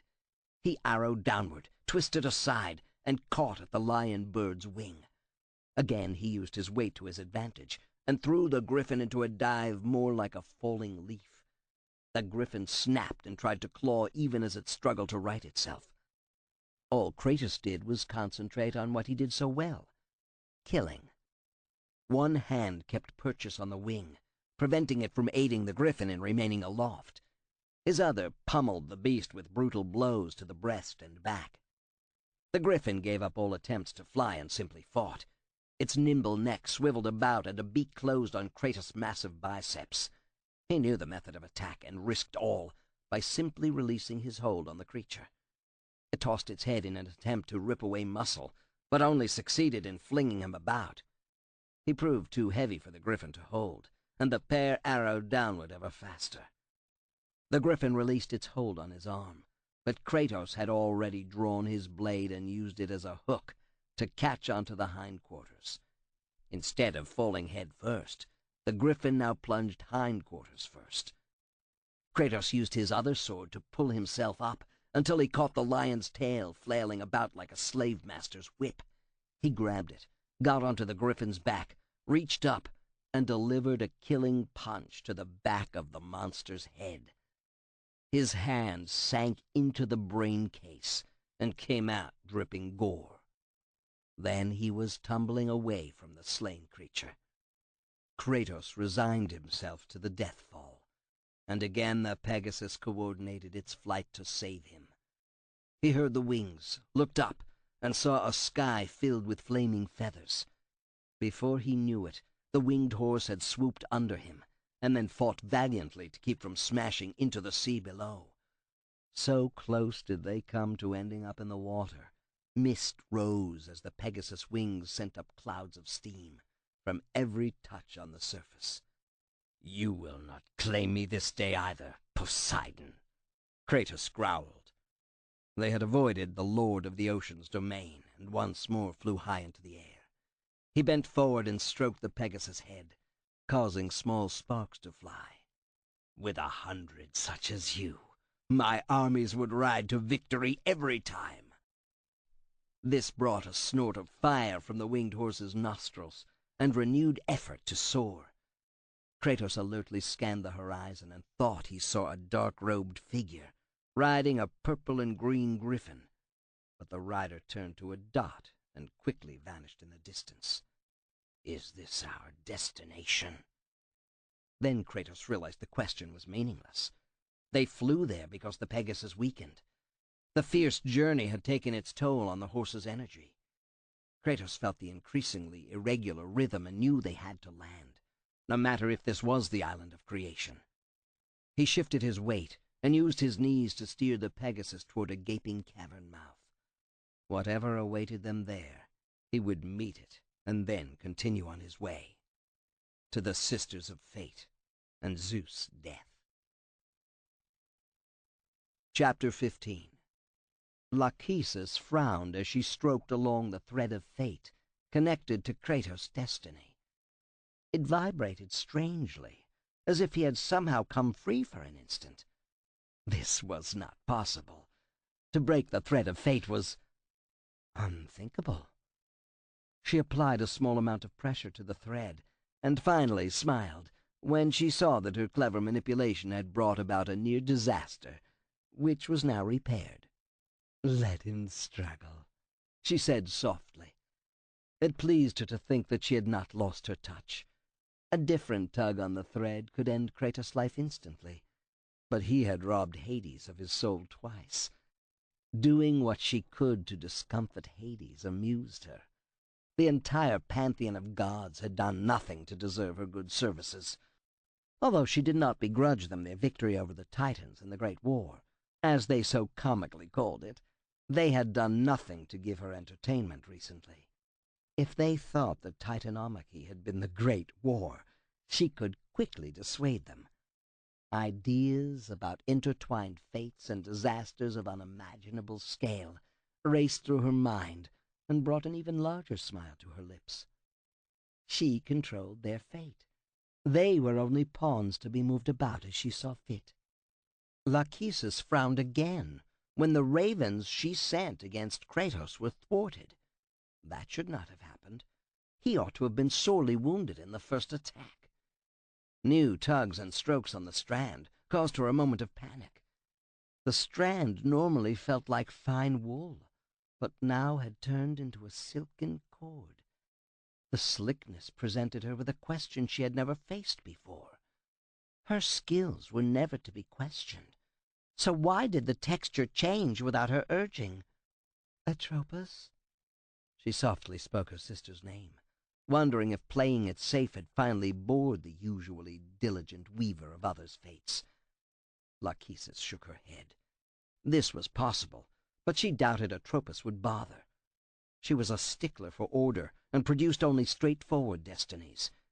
Hadn't she discounted the importance of Kratos, even when he had ascended the throne and had become god of war? A mere mortal with pretensions, Atropos had sniffed. Lachesis had noted Kratos long before his entry to Olympus, even prior to his outrageous pact with Ares to be the war god's cat's paw. From his birth she had noted him. And why not? His birth had been exceptional. Keeping this tidbit secret had made her feel superior to her sisters as she plotted and planned. It was as if Kratos were her own special project, though that was not really possible, since the Sisters of Fate collaborated on the biggest events dealing with mortals and gods. Sometimes they had a contest to see which could come up with the smallest change that would give the greatest result. Lachesis occasionally let her sisters win, though she always took note of their techniques and adapted the best to her own private intrusions. "But are you the one, Atropos, who is trying to manipulate my Kratos by enforcing order when I seek diversion through a touch of chaos?" Lachesis shrugged off the possibility. Her sister was a neophyte in comparison when it came to determination of ultimate fates. Lachesis studied the problem and nodded when she saw that Kratos had somehow found a Pegasus to bring him closer to the island of creation, and eventually the Temple of the Sisters. The attacks while he had been airborne had driven him to Typhon's lair, but from her careful study of the threads weaving about, she knew how that would turn out. Her eyes did widen when she saw one detail of Kratos' excursion into the lair. "This might be serious," she said thoughtfully. "It is time to seal Kratos' fate." She clapped her hands, and one of her priests of fate entered. He bowed his cowled head and held the posture, awaiting her orders. "Summon the warrior of destiny," she ordered. "He is to intercept Kratos before he reaches the island of creation." "You no longer wish to play with this mortal-turned-god, mistress?" She stared at the still-bowed priest and wondered what thoughts ran through his head. He and the others toiled for her, doing her bidding, performing tasks that none should ever consider, and all for a small stake in determining his own fate. Never had she allowed this, but it did keep a steady river of supplicants flowing to her service, all expectant and fearful, and all foolishly optimistic that they could cheat their fate. the fate she and her sisters spun for them. "My whims are no concern of yours, priest," she said icily. "I shall summon the warrior of destiny immediately." The priest of fate began backing away. "Wait," a thought occurred to her. "I want you to be certain he has given this also." She rose and seemed to float ghost-like across her chamber to a marble column. Placing her hands on the ribbed column and pressing on a hidden catch, caused a tall, thin crevice to appear. Resting inside was a case made from obsidian, as long as her arm and as thick as her wrist. Lachesis reached in and withdrew the case. For its size, it was far heavier than it appeared, but she had expected this. Contained inside was a weapon of immense power, and one that should be used only in the direst of emergencies. What she had seen of Kratos in Typhon's lair convinced her she needed to put this formidable weapon in the hands of her doughtiest fighter. Lachesis handed the obsidian case to her priest, who held it across his palms. She ran her fingers along one edge, finding the almost imperceptible latches. The lid opened. She caught her breath when she saw the contents. Even she, one of the Sisters of Fate, had to be in awe of such power. She took it out and handed it to the priest. "Tell him to use it well against Kratos." Chapter 16. The Pegasus veered to the right, so far that Kratos grabbed the mane and yanked out a handful of the gold-spun hair to maintain his seat. The horse immediately swung back and threaded its way deeper into a cavern festooned with icicles and a freezing blast that took away Kratos' breath. The rocky, dirty ice walls closed in, forcing Kratos to sway violently from side to side to stay astride the winged horse. From ahead, deeper in the mountain of ice and rock, came a stale, frigid breath that formed frost on his beard and caused the Pegasus' flaming feathers to flicker. The winged horse beat furiously, but its strength faded quickly. If it could no longer go on, Kratos had no need. "Back!" he cried, shifting his weight to send the Pegasus flying down a side corridor, even frostier than the entry point. Rime ice formed on his outstretched arms, turning his flesh blue with the cold. Bending low, he tried to warm himself on the horse's flaming wings, but there was no heat to be found. The Pegasus weakened with every second, its flying rhythm now erratic. Kratos had to shift constantly to keep from being tossed off one side or the other. They burst suddenly into a larger cavern, but the faint blue light made it difficult to see where they flew. Kratos cursed as the Pegasus wobbled from side to side, almost bouncing off one wall before veering in the other direction. The ghost of Sparta was so engrossed in trying to turn his steed, to fly through the chilling fog and retrace their path through the tight-walled passage, that he saw their danger too late. The horse beat furiously to avoid a huge foot rising from a ledge of dirty gray ice. The Pegasus surged upward, past a statue come alive. The mouth opened, large enough to fly into. Kratos avoided the trap, letting the horse flap wildly away. A hand of frozen stone reached out and missed, plucking them from the air. "Get out of my sight, Olympian," the Titan rumbled. What Kratos had mistaken for a statue was Typhon himself. The thumb and forefinger were immense, a dozen times Kratos' height. The crashing sound as they ground together alerted Kratos to the true danger. Those gelid fingers, so immense, so deceptively slow-moving, were deadly. Bending low, Kratos guided the Pegasus away from the Titan Typhon. "I will not help you, god of war." Kratos bluntly shouted back what the Titan could do with his aid. The blue-skinned Titan looked more like a statue than a living creature. Kratos wondered what banishment had placed Typhon in this frigid cave, or if the Titan hid here to avoid the wrath of the gods. Tiny pockmarks dotted the Titan's visage, icy depressions that cracked open to send ice crystals tumbling downward in a feathery curtain. Kratos thought darkness stirred behind those frozen plugs, as if trying to escape. Kratos tried to grip tighter, and found the freezing temperature robbed him of some strength. To fight now would be dangerous. He guided the horse back around in a large ice chamber, his vision blurred by the ice forming on his eyelashes.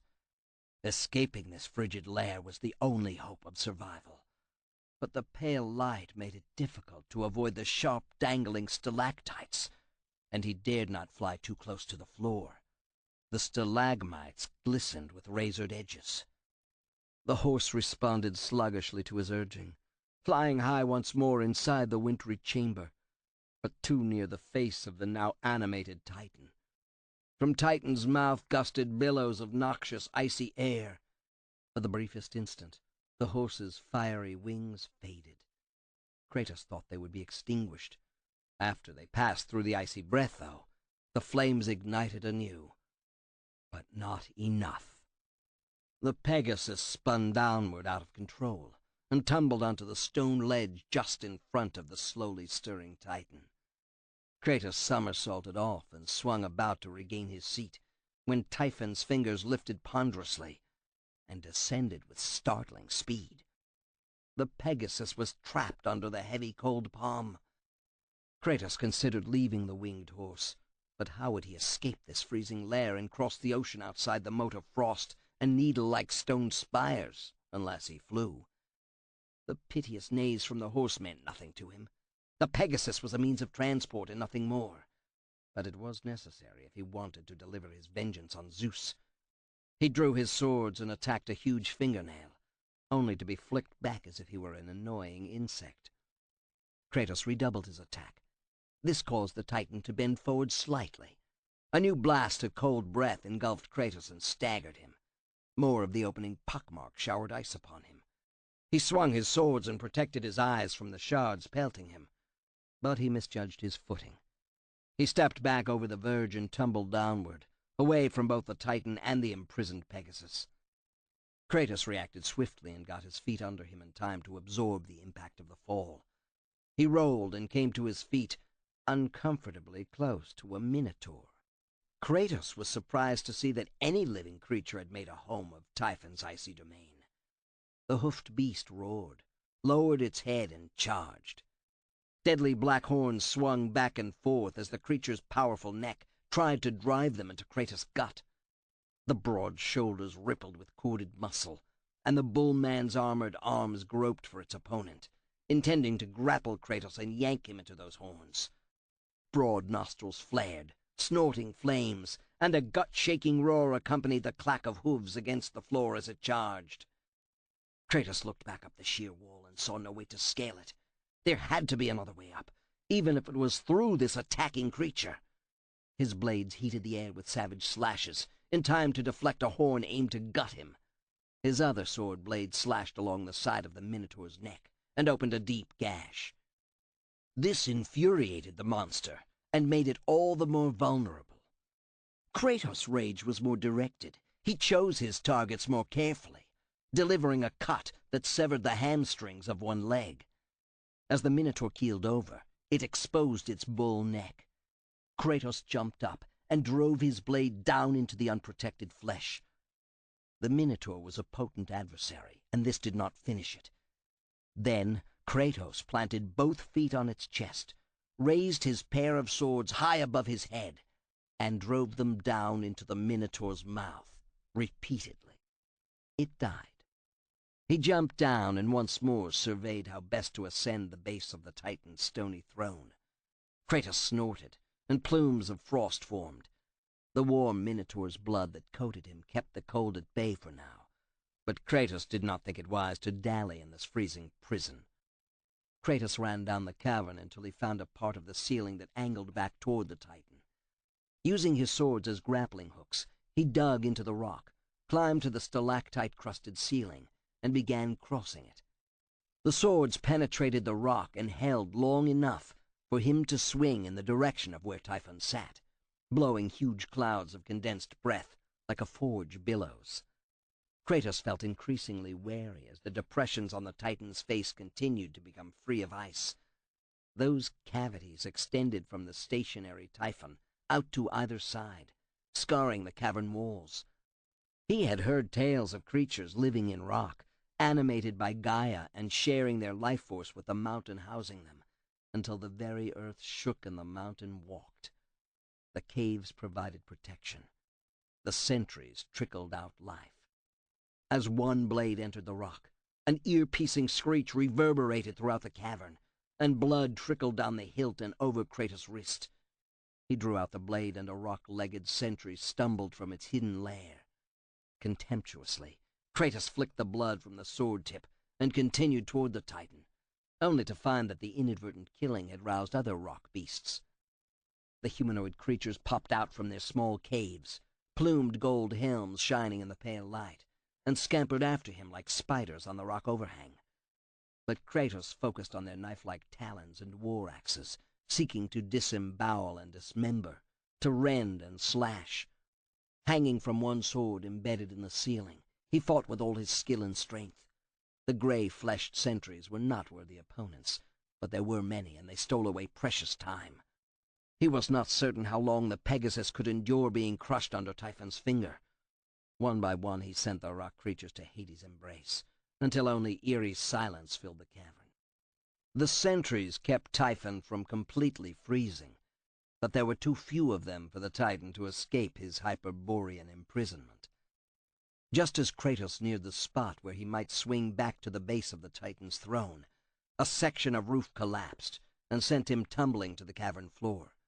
The only way open for him amid the debris was to grab a chain fastened to the stone above. Kratos grabbed the chain and swung down and away. He hit the ground, tumbled, and came to his feet with a freezing wind in his face. For a moment he thought his joints would seize up. He turned his back to the gale and gathered his strength and warmth. Kratos flexed his fingers and squinted into the wind to see where he must go. Stepping forward, he found a snowy ledge stretching out into the gathering blizzard. The intense cold would kill him in minutes. As he turned to go back into the lair of the Titan, a heavy door slammed downward, blocking his retreat. Kratos grunted as he tried to lift the door.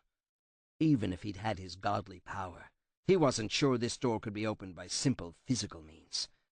He stepped back and looked up the face of the mountain, spotting a glacier high above festooned with snowy crevices. The storm built around the summit and pelted down snowflakes the size of his fist. Before he could begin a climb up to see if there might be another way into Typhon's lair, he heard a plaintive cry for help. Kratos went to see who shared his dilemma of being locked outside. If they survived for longer than a few minutes, there had to be fire to warm their bones. Trampling through the new-fallen snow, he walked out onto a carved stone hand, outstretched and palm up. At first all he could see was the broad back of a snow-white bird bent forward, eating greedily. Bloody gobbets of flesh were strewn about on the snow, sizzling as the heat was rapidly sucked away by the cold. The muted cries for mercy let Kratos know that whoever the bird dined on still lived, while the curses that followed showed the victim still capable of fight and anger. Kratos, striding forward, caused the huge bird to swivel its head halfway about and peer at him with incurious eyes. Strips of gory flesh hung from its serrated beak. With a single squawk, the bird flapped its immense wings and took to the sky. Kratos raised his arm to keep the snow stirred by the bird's departure from blinding him. As he lowered his arm, he frowned, stepping forward until he was only a few feet from a man with his intestines ripped out and other organs dangling from his body cavity. Kratos had to wonder how anyone could have survived such an attack. The bird's victim was chained with his hands held high over his head to stretch out his abdomen, providing the carrion with an easier meal. God of war, you live.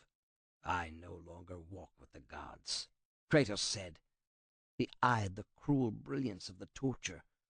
Who has placed you in this torment? Zeus. Kratos nodded. The only other god who could conceive of such a vicious fate ruled over the underworld, and Hades would have kept his victim close to revel in the daily pain experienced. added torture came from the fierce weather. The guts sizzled as their heat vanished into the hungry maw of the piercing wind. I am Prometheus, and my only crime was helping mankind. When I took the fires of Olympus to the mortals, Zeus considered it a betrayal. Kratos moved so that the setting sun was not in his eyes. The light from the blood-red sky caused Prometheus to almost disappear, his blood mingling with that staining the sky. Snow fluttered all about, making it seem that the sky filled with dancing drops of gore. He condemned me to be savagely consumed every day by this cursed bird. And then with the fall of night I am healed. Prometheus coughed up blood and grayish lung tissue. He tried to lift his head, but his strength, his reason for life, had been ripped from him. How long I have been here. How long I have suffered this curse. I truly do not know. A massive shudder passed through his body, and he died. Kratos watched as the organs that had been yanked free from Prometheus' innards slithered back into place. The missing intestine regenerated and curled up dutifully, like rope coiled by an able seaman on a ship's deck. When all the insides were restored, the belly and chest flesh slapped up into place. Soon Prometheus was entirely healed, not even a scar showing where the merciless gutting had occurred. Prometheus let out a scream of pure agony and arched his back as he fought his shackles. His eyes flew open and he gasped for air.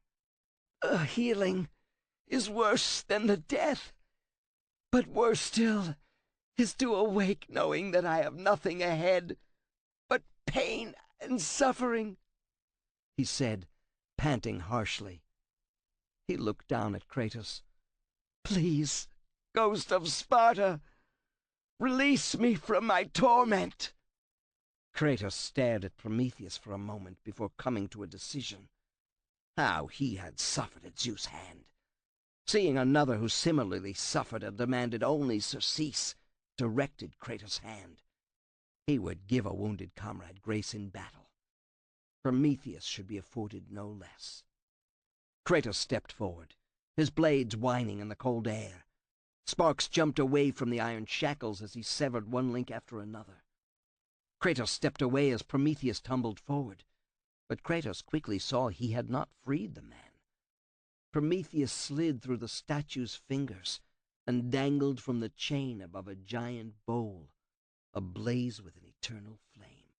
The only way to kill me, Kratos, is to burn me in the flames of perdition. Prometheus kicked feebly as he dangled above the fire. He strained to set himself on fire, but could not accomplish this self-immolation. Kratos stepped closer and let the heat rising from below renew his strength. He flexed his arms and stretched his legs until the frost melted away. He bent to better study the problem. A quick look at how the chains were tangled around Prometheus showed Kratos he could not send the affront of a death to Zeus as a message without going below. He slipped and slid down the frozen palm of the statue before dropping to another ledge below.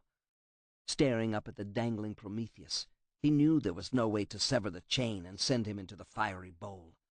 Typhon's bane, Prometheus grated out. You must get the bow, hidden in the Titan's eye. Prometheus swung about in obvious agony, his flesh burning and healing, only to be burned again. But Kratos saw the former god staring toward a crevice some distance away.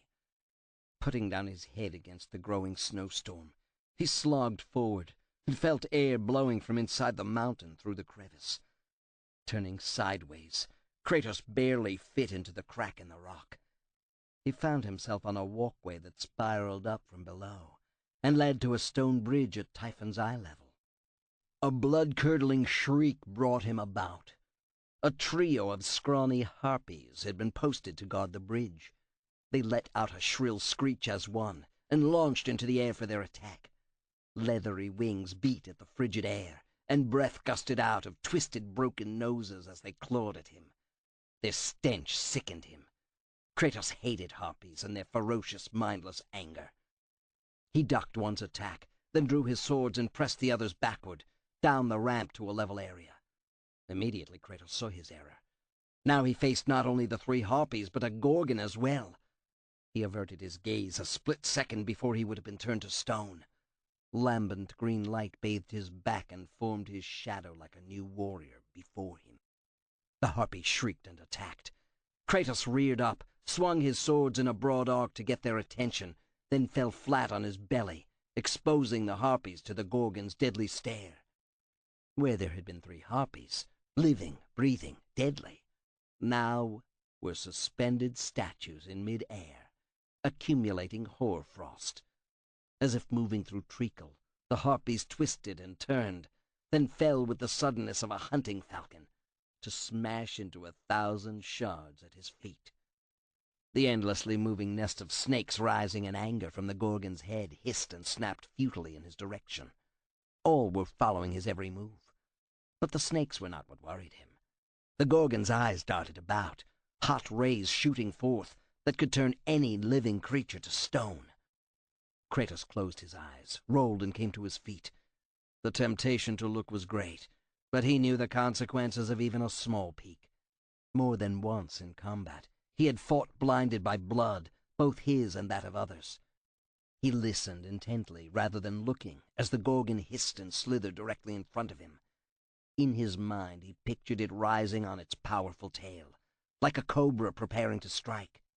Using the sounds of the increasingly angry Gorgon as a guide, he judged distances, then somersaulted forward.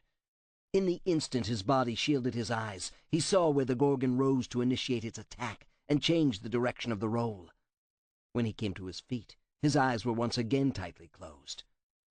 His blades rose and fell. The right one clattered on the stone floor.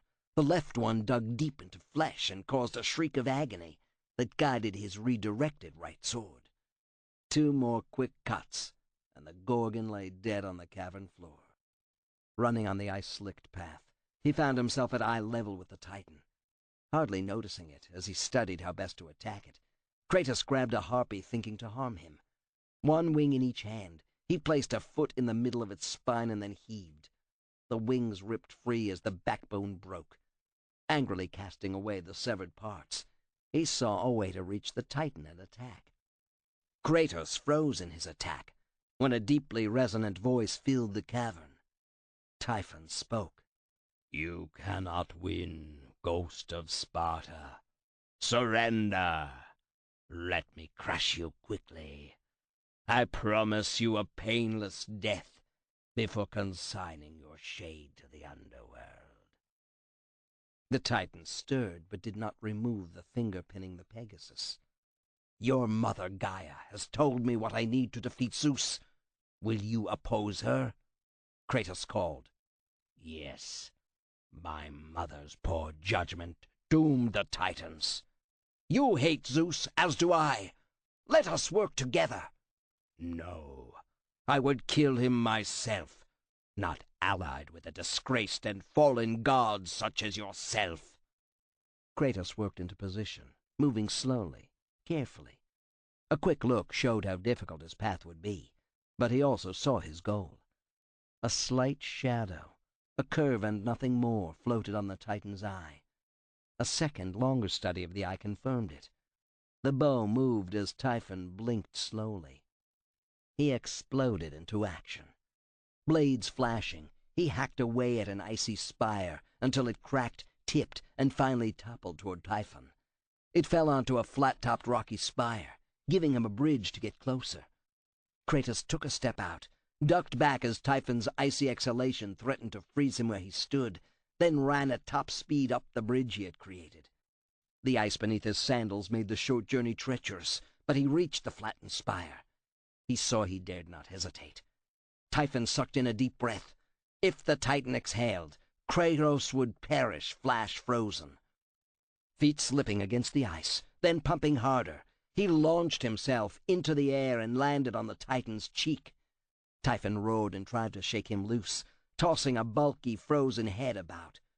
The rime ice turned Typhon's face slippery, but Kratos was too near a vulnerable spot to attack, to give up. If he had simply stopped trying, he would have slid down the cheek like a mortal tear and landed far below, where the Titan still held the Pegasus captive, no better off for his efforts. Such a fall would end poorly for him, not only because of Typhon's wrath, but from more sentries poking out from their depressions on the Titan's face. Using the blades of Athena as hooks, he clawed his way forward to the Titan's red glowing left eye, where he had spotted the huge bow floating in the sclera. Kratos slashed furiously and blinded the Titan, causing huge gusts of ice cloud to be emitted from both mouth and nose. He ignored the rising cloud of gelid air, cut more of the eye, and then reached inside and caught at the bow. His fingers slipped on the first try. On the second, he pulled the bow free. The Titan rumbled and bellowed. "I will slay you, Kratos. You cannot do this to me. You of all the Titans have opposed Zeus. He imprisoned me here," roared Typhon. The entire chamber shook, and rocks fell from above, forcing Kratos to shield his head. "Yes, I opposed him. It was my mother's will, but I did so willingly. He slew my brothers." "The giants died at Zeus's hand," Kratos said, gripping the bow. Every turn made by the Titan threatened to send him flying through the air. His hands were cold, and there was little to grasp. If he was sent to the floor, the fall might kill him. Returning to the stony perch was his only chance, and Typhon turned his face away, making the leap impossible. A huge tear formed in the Titan's eye and slipped forth. The icy liquid caught at Kratos' legs and threatened to freeze him to the spot. The poor purchase he had on Typhon's cheek was in jeopardy. Try as he might, he could not escape the tear. It froze about his ankles, then began to slip downward. "I am Gaia's last child, and the one she burdened most with her schemes. This might be our only chance to escape this cruel exile," Kratos said. Bow clutched in one hand, he used his other hand to clutch his sword and use the pommel against the block of iced tear. Tiny cracks appeared, but it dislodged and slid so that it, and he, balanced precariously. Without straining, he could look out and down. The fall was hundreds of feet to where the Titan still pressed down on the Pegasus and held it captive. "And if you fail, victory will be mine." "So you say, Kratos, but I cannot risk it." "What do you risk? More imprisonment? That Zeus will torment you further?" "My wife." "Echidna?" Kratos continued to hammer at the ice and freed his left foot. As Typhon swung his head around, a large piece went tumbling over his cheek to smash far below. "My darling wife and children. After Zeus imprisoned me here, he allowed them to live in freedom, a challenge to future heroes. If he thinks I aided you, he would slay them all. Better I live in exile with my beloved family free than to oppose Zeus and have him slay them should you fail." "I did not know," Kratos said. "Loss of your family is a terrible burden to bear." "You should know," Typhon bellowed. His cold breath gusted out and swirled back to chill Kratos further. But a final blow of the sword pommel cracked away the last of the imprisoning tear. "Would you have me endure the pain you feel? Would you fail my family as you did your own?" Kratos bristled with rage. Would the torment forced on him by Ares never end? "I will slay Zeus!" Kratos went to his knees as Typhon began thrashing about, roaring about his love for Echidna, his hatred for Zeus, and vowing to stop any attempt to dethrone the king of the gods, to preserve his wife's and children's lives. As the Titan's fury became more violent, Kratos launched himself through the air, landing once more on the ice-covered spire. Slipping and falling to his knees, he found it impossible to regain his balance. From the Titan's cheeks bulged round gray lumps that grew into sentries determined to preserve their abode. Typhon. Rolling, Kratos bowled over one sentry, then grabbed it and used it to pull himself erect. With a savage twist, he ripped off its head. Two more grew like dark tears on Typhon's cheek. If he continued to fight in this fashion, he would perish. He hefted the weapon he had snatched from its hiding place. He drew back the bowstring and aimed for the Titan's eye. Although he had not knocked an arrow, when he released the string, a glistening ice arrow sailed true to the target. The arrow of wind embedded in Typhon's eye and completely blinded him. The resulting bellow forced Kratos back. He sat down and skidded along the ice bridge and found shelter against the Titan's wrath behind jutting rocks. Although he was unable to attack, Typhon unwittingly aided him. The thrashing about had dislodged the sentries and for a moment distracted them. The icy onslaught lasted for some time, but the Titan finally had to gasp for breath. The respite allowed Kratos to consider his predicament. There had to be a way to release the Pegasus and fly from this glacial prison. Attacking Typhon and his sentries would not work, even using the bow. Kratos retraced his path to the crevice leading outside into the snowstorm, and returned to where Prometheus dangled over the Olympian flame. "Kratos!" Prometheus cried out. "You did not abandon me." "I seek to defeat Zeus," he said. "You must tell me how to escape this frozen prison." "Free me from my torment, I beseech you. Give me surcease, and I will tell you how to escape." Kratos drew back the bowstring, then released it. An icy gust of wind winged its way to ricochet off the chain holding Prometheus. A second arrow created a swinging target, but Kratos was expert in all weapons. Not needing to fall into the rhythm of reaching for a new arrow every time he fired, he filled the air with the icy missiles. One link began to yield. Kratos concentrated his fire on it. The link snapped and Prometheus plunged downward into the center of the bowl. He landed on his feet and was immediately bathed in flames. He threw his hands high above his head and spun about to ensure that every inch of his body was exposed to the cleansing, killing fires. "This gift I give you, Kratos, for you have given me the greatest gift possible." Kratos recoiled as a cloud of ash rose from the smoldering body to rain down on him. He felt a tingling sensation that turned into fiery pain, not unlike that when the old oracle had dusted him with the ashes of his wife and child outside Athena's temple. Kratos touched the bone-white skin where those ashes had forever branded him, but the new ash did not erase or add to his visible shame. Deep within he felt a grinding, however, a grating of one internal organ against another, a power growing that could not be denied. Kratos gasped as his entire body quivered and shook. The ice that had formed on him melted away, and the red tattoo glowed with an inner light. Where he had felt enervated by the battle with Typhon, now he experienced only a lightness of body and spirit. He looked down and saw the white ash that had been his wife and daughter, permanently marking his skin, begin to shimmer until he had to close his eyes or be blinded. He had felt despair at fulfilling Gaia's mission, though he accepted it as the only way of delivering to Zeus the fate he deserved. Now Kratos' new power also added to his resolve. He was the ghost of Sparta, and victory would be his. More than simple power, Prometheus' ash had imbued him with the knowledge of the path away from this prison. He turned and saw a dozen sentries rushing forth, drawn by Prometheus' death cries. Boiling from within came a rush of energy. Expanding outward in a fan, that energy swept to and through the sentries. They died in an instant. "The rage of the Titans," came a distant whisper from Prometheus. "Use it, Kratos. Use it against Zeus." And then the voice disappeared. For a few seconds Kratos stood and allowed the power within, the rage of the Titans, to build. He knew where its first real use would be.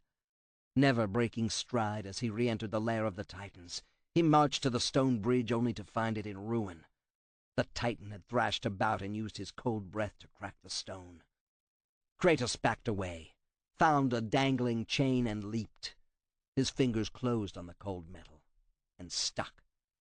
He pried them loose and made his way quickly to the base of the Titan's throne, where the hand still held the Pegasus trapped. "Release the horse, Typhon," he bellowed. "Now! I do not obey the likes of you," the Titan said in his raspy, deep voice. Kratos stepped forward and eyed the broken fingernail on the cold digit closest to him. He hacked away with his swords, but produced no movement. He took a deep breath and released the rage of the Titans. The immense power broke the fingernail and caused Typhon to lift the finger. Kratos stepped forward and loosed the rage of the Titans again. Typhon jerked back, his hand lifting from the winged horse. The Pegasus scrambled to its feet and stumbled away, free. Within seconds, its wings burned brightly. It made a few tentative flaps as if to test its pinions for any damage from the imprisonment. When it tossed its head and let out a loud neigh of triumph, Kratos vaulted onto the horse's back and stroked his heels along the flanks. The Pegasus shot into the air, flying furiously away from the lair of the Titan. Behind, Kratos heard Typhon cursing him with an anger that Kratos knew well, an anger that came from having your life and family destroyed by the gods of Olympus. Yet leaving the Titan scarred but alive in the seclusion of its frigid lair was the closest thing to sympathy Kratos would show a creature who had chosen to oppose him. Kratos, astride the winged horse, exploded out of the cavern into the bright cold daylight, darted upward, and flew on toward the island of creation. Chapter 17. Gaia stirred again from her slumber when the gods mentioned Kratos. Her interest had been piqued when not only Zeus, but also Hermes began speaking of him. Now another goddess brought Zeus information that puzzled her enough to eavesdrop. For anywhere there were trees and earth and rock, there was Gaia. "Kratos has broken Prometheus' bonds and freed him, Skyfather," Hermes reported. His winged sandals whirred softly as he hovered a few inches above the floor in Zeus's throne room. Over him fluttered puffy white clouds, but they took on leaden underbellies as Zeus glowered at him. "How is this possible? Am I to get no relief from that upstart?" Zeus reached out and formed a thunderbolt in his right hand, playing with it and making Hermes uneasy. From her vantage, Gaia held back a deep laugh, seeing the messenger of the gods become so nervous. Zeus might unleash his potent weapon at any instant and reduce Hermes to smoldering ash. That would provoke more than consternation among the Olympians. "I killed him. I killed him with the blade of Olympus," cried Zeus. "How do you come by this knowledge? What god sent you with this message to provoke me?" "None, my father," Hermes said. "I happened upon this information by accident and thought you should be the first to know. If you prefer, I could tell it to someone else." "You were fluttering about as you do, and you just happened to see Kratos release Prometheus? What a coincidence." "Please, Skyfather, it is true. I have no idea why I had to be near Typhon's cavern, but I was." Hermes looked frazzled and confused. Well, that he should, Gaia thought. The Sisters of Fate decreed that he be there when Kratos released Prometheus. She inhaled, and mountain ranges rose. When she sighed, river valleys formed and continents moved. Gaia had hoped for his triumph, but now there was more than hope. Distinct possibilities existed. "He could not free Prometheus," Zeus said. "I bound him specially." He sat on his throne, arms crossed over his massive chest. He tossed his head to flip his beard outside his arms, and his long white hair billowed. "He used Typhon's bane to sever—" "He took the bow from Typhon's eye," interrupted Zeus. The Skyfather leaned forward, his hands now gripping the arms of his throne. The mighty throne creaked under his weight as he half-levered himself to his feet. "Impossible." "Not that impossible, apparently. He used the bow to sever the chains holding Prometheus, and then—" "Chains are not all that bind him," interrupted Zeus again. The eagle I magically attached to Prometheus will follow him no matter where he goes." The king of Olympus looked more content, until Hermes spoke again. "If you let me finish, dear father, you would know that Prometheus fell into the flames of perdition." "How dare he release the fire-giver from his torment?" "A better question is, how did he get a Pegasus to ride? There was none in Rhodes." "Someone in Olympus aids him!" Zeus raged. Gaia appreciated the paranoia that seized Zeus now. He would blame others dwelling on Mount Olympus, and never know that she had been the one who gave Kratos his winged transport. Zeus snapped out of his reverie. "Who, Hermes? Who on Olympus gave him the Pegasus?" "I cannot say. No one has mentioned such a scheme to me." "You're lying. You know! Why do you refuse to tell me?" "I speak of only the things I witnessed with my own eyes," protested Hermes nervously. "I swear, father, I would have told you." "Quiet!" Zeus opened his hand and loosed the thunderbolt. It crackled and then exploded, sending Hermes tumbling backward in the air, feet overhead. "I will not tolerate your lies." "It is my sworn duty to tell only the truth when delivering an official message," Hermes said, fighting to regain his composure. "While no other god or goddess entrusted this message to me, I vouch for its truth." "It cannot be," Zeus said, settling down into a glum reflection. "You are right, King Zeus. It is not so." Zeus snapped upright to better see the newcomer. "Iris, what are you saying?" Hermes cried. "I spoke only the truth to my father. I'd not dare to lie." "But you would, Hermes," Iris said. She stepped forward, every footstep a glowing rainbow on the marble floor. "You think to ascend the throne and replace our Lord Zeus. I never." Hermes bowed deeply in Zeus' direction. "I am completely loyal." Gaia watched carefully. The gods fought among themselves. "Prometheus was not released by Kratos, and there is no danger to you, Zeus." "Why are you saying this, Iris? It's wrong!" Hermes failed to control his winged sandals and floated upward until a thunderbolt from Zeus' hand forced him back to a more subservient position at the base of the throne. "Why are you filling Lord Zeus' ears with such drivel? You think to deceive him, then replace me?" "No." "Quiet!" Zeus bellowed. He turned to Iris. "What happened?" Iris began spinning a tale at odds with the truth. Gaia shivered with delight, then subsided when she realized that Iris had not thought to replace Hermes as the messenger of the gods on her own. But no alliance with other gods and goddesses was possible. Gaia thought deeply on this, and realized that Kratos faced a more dangerous foe than ever. The sisters meddle again. What machinations have they set in motion?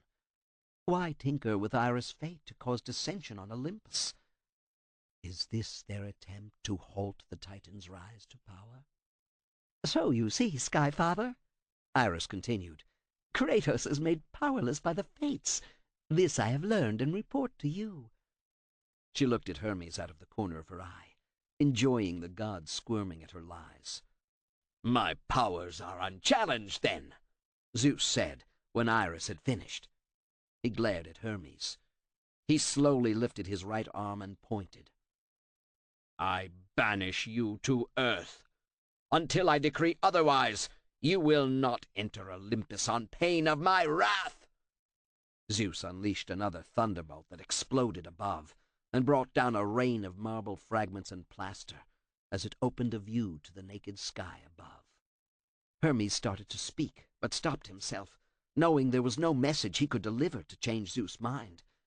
Instead, he simply bowed his head as he backed from the throne room.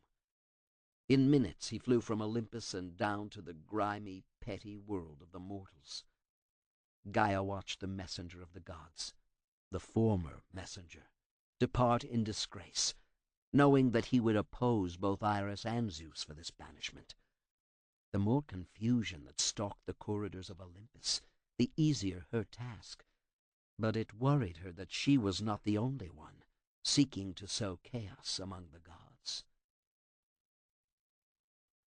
Chapter 18. 6 days.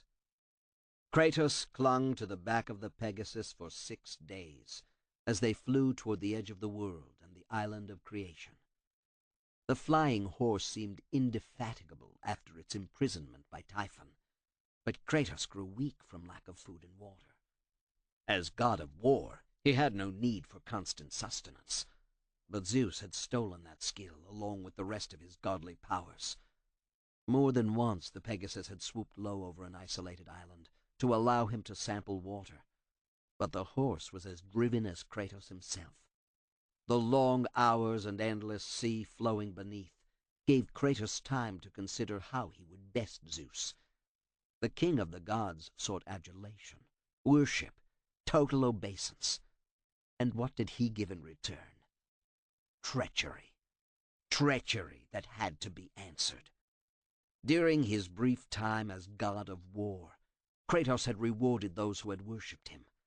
Sparta had sent out armies at his command and was conquering the world, taking spoils and sending the bounty back to the populace to grow stronger yet. He fought alongside the stalwart warriors and sought solace in battle. He would have found it had Zeus not drained his godly powers into the blade of Olympus and used it to slaughter the entire Spartan army. Every time Kratos remembered the carnage Zeus had caused, he hated the king of the gods that much more.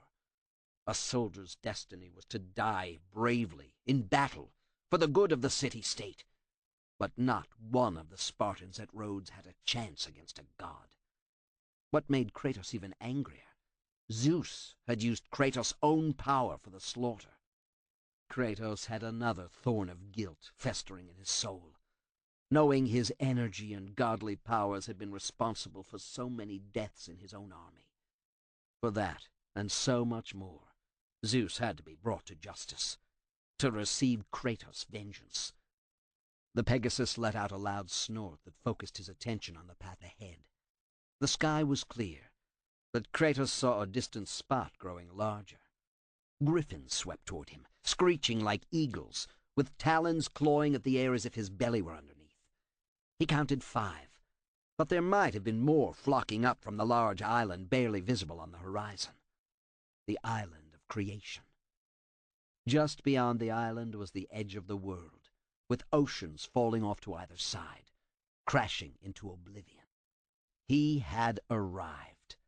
Now it was time to fight his way through to the Sisters of Fate and wreak revenge on Zeus.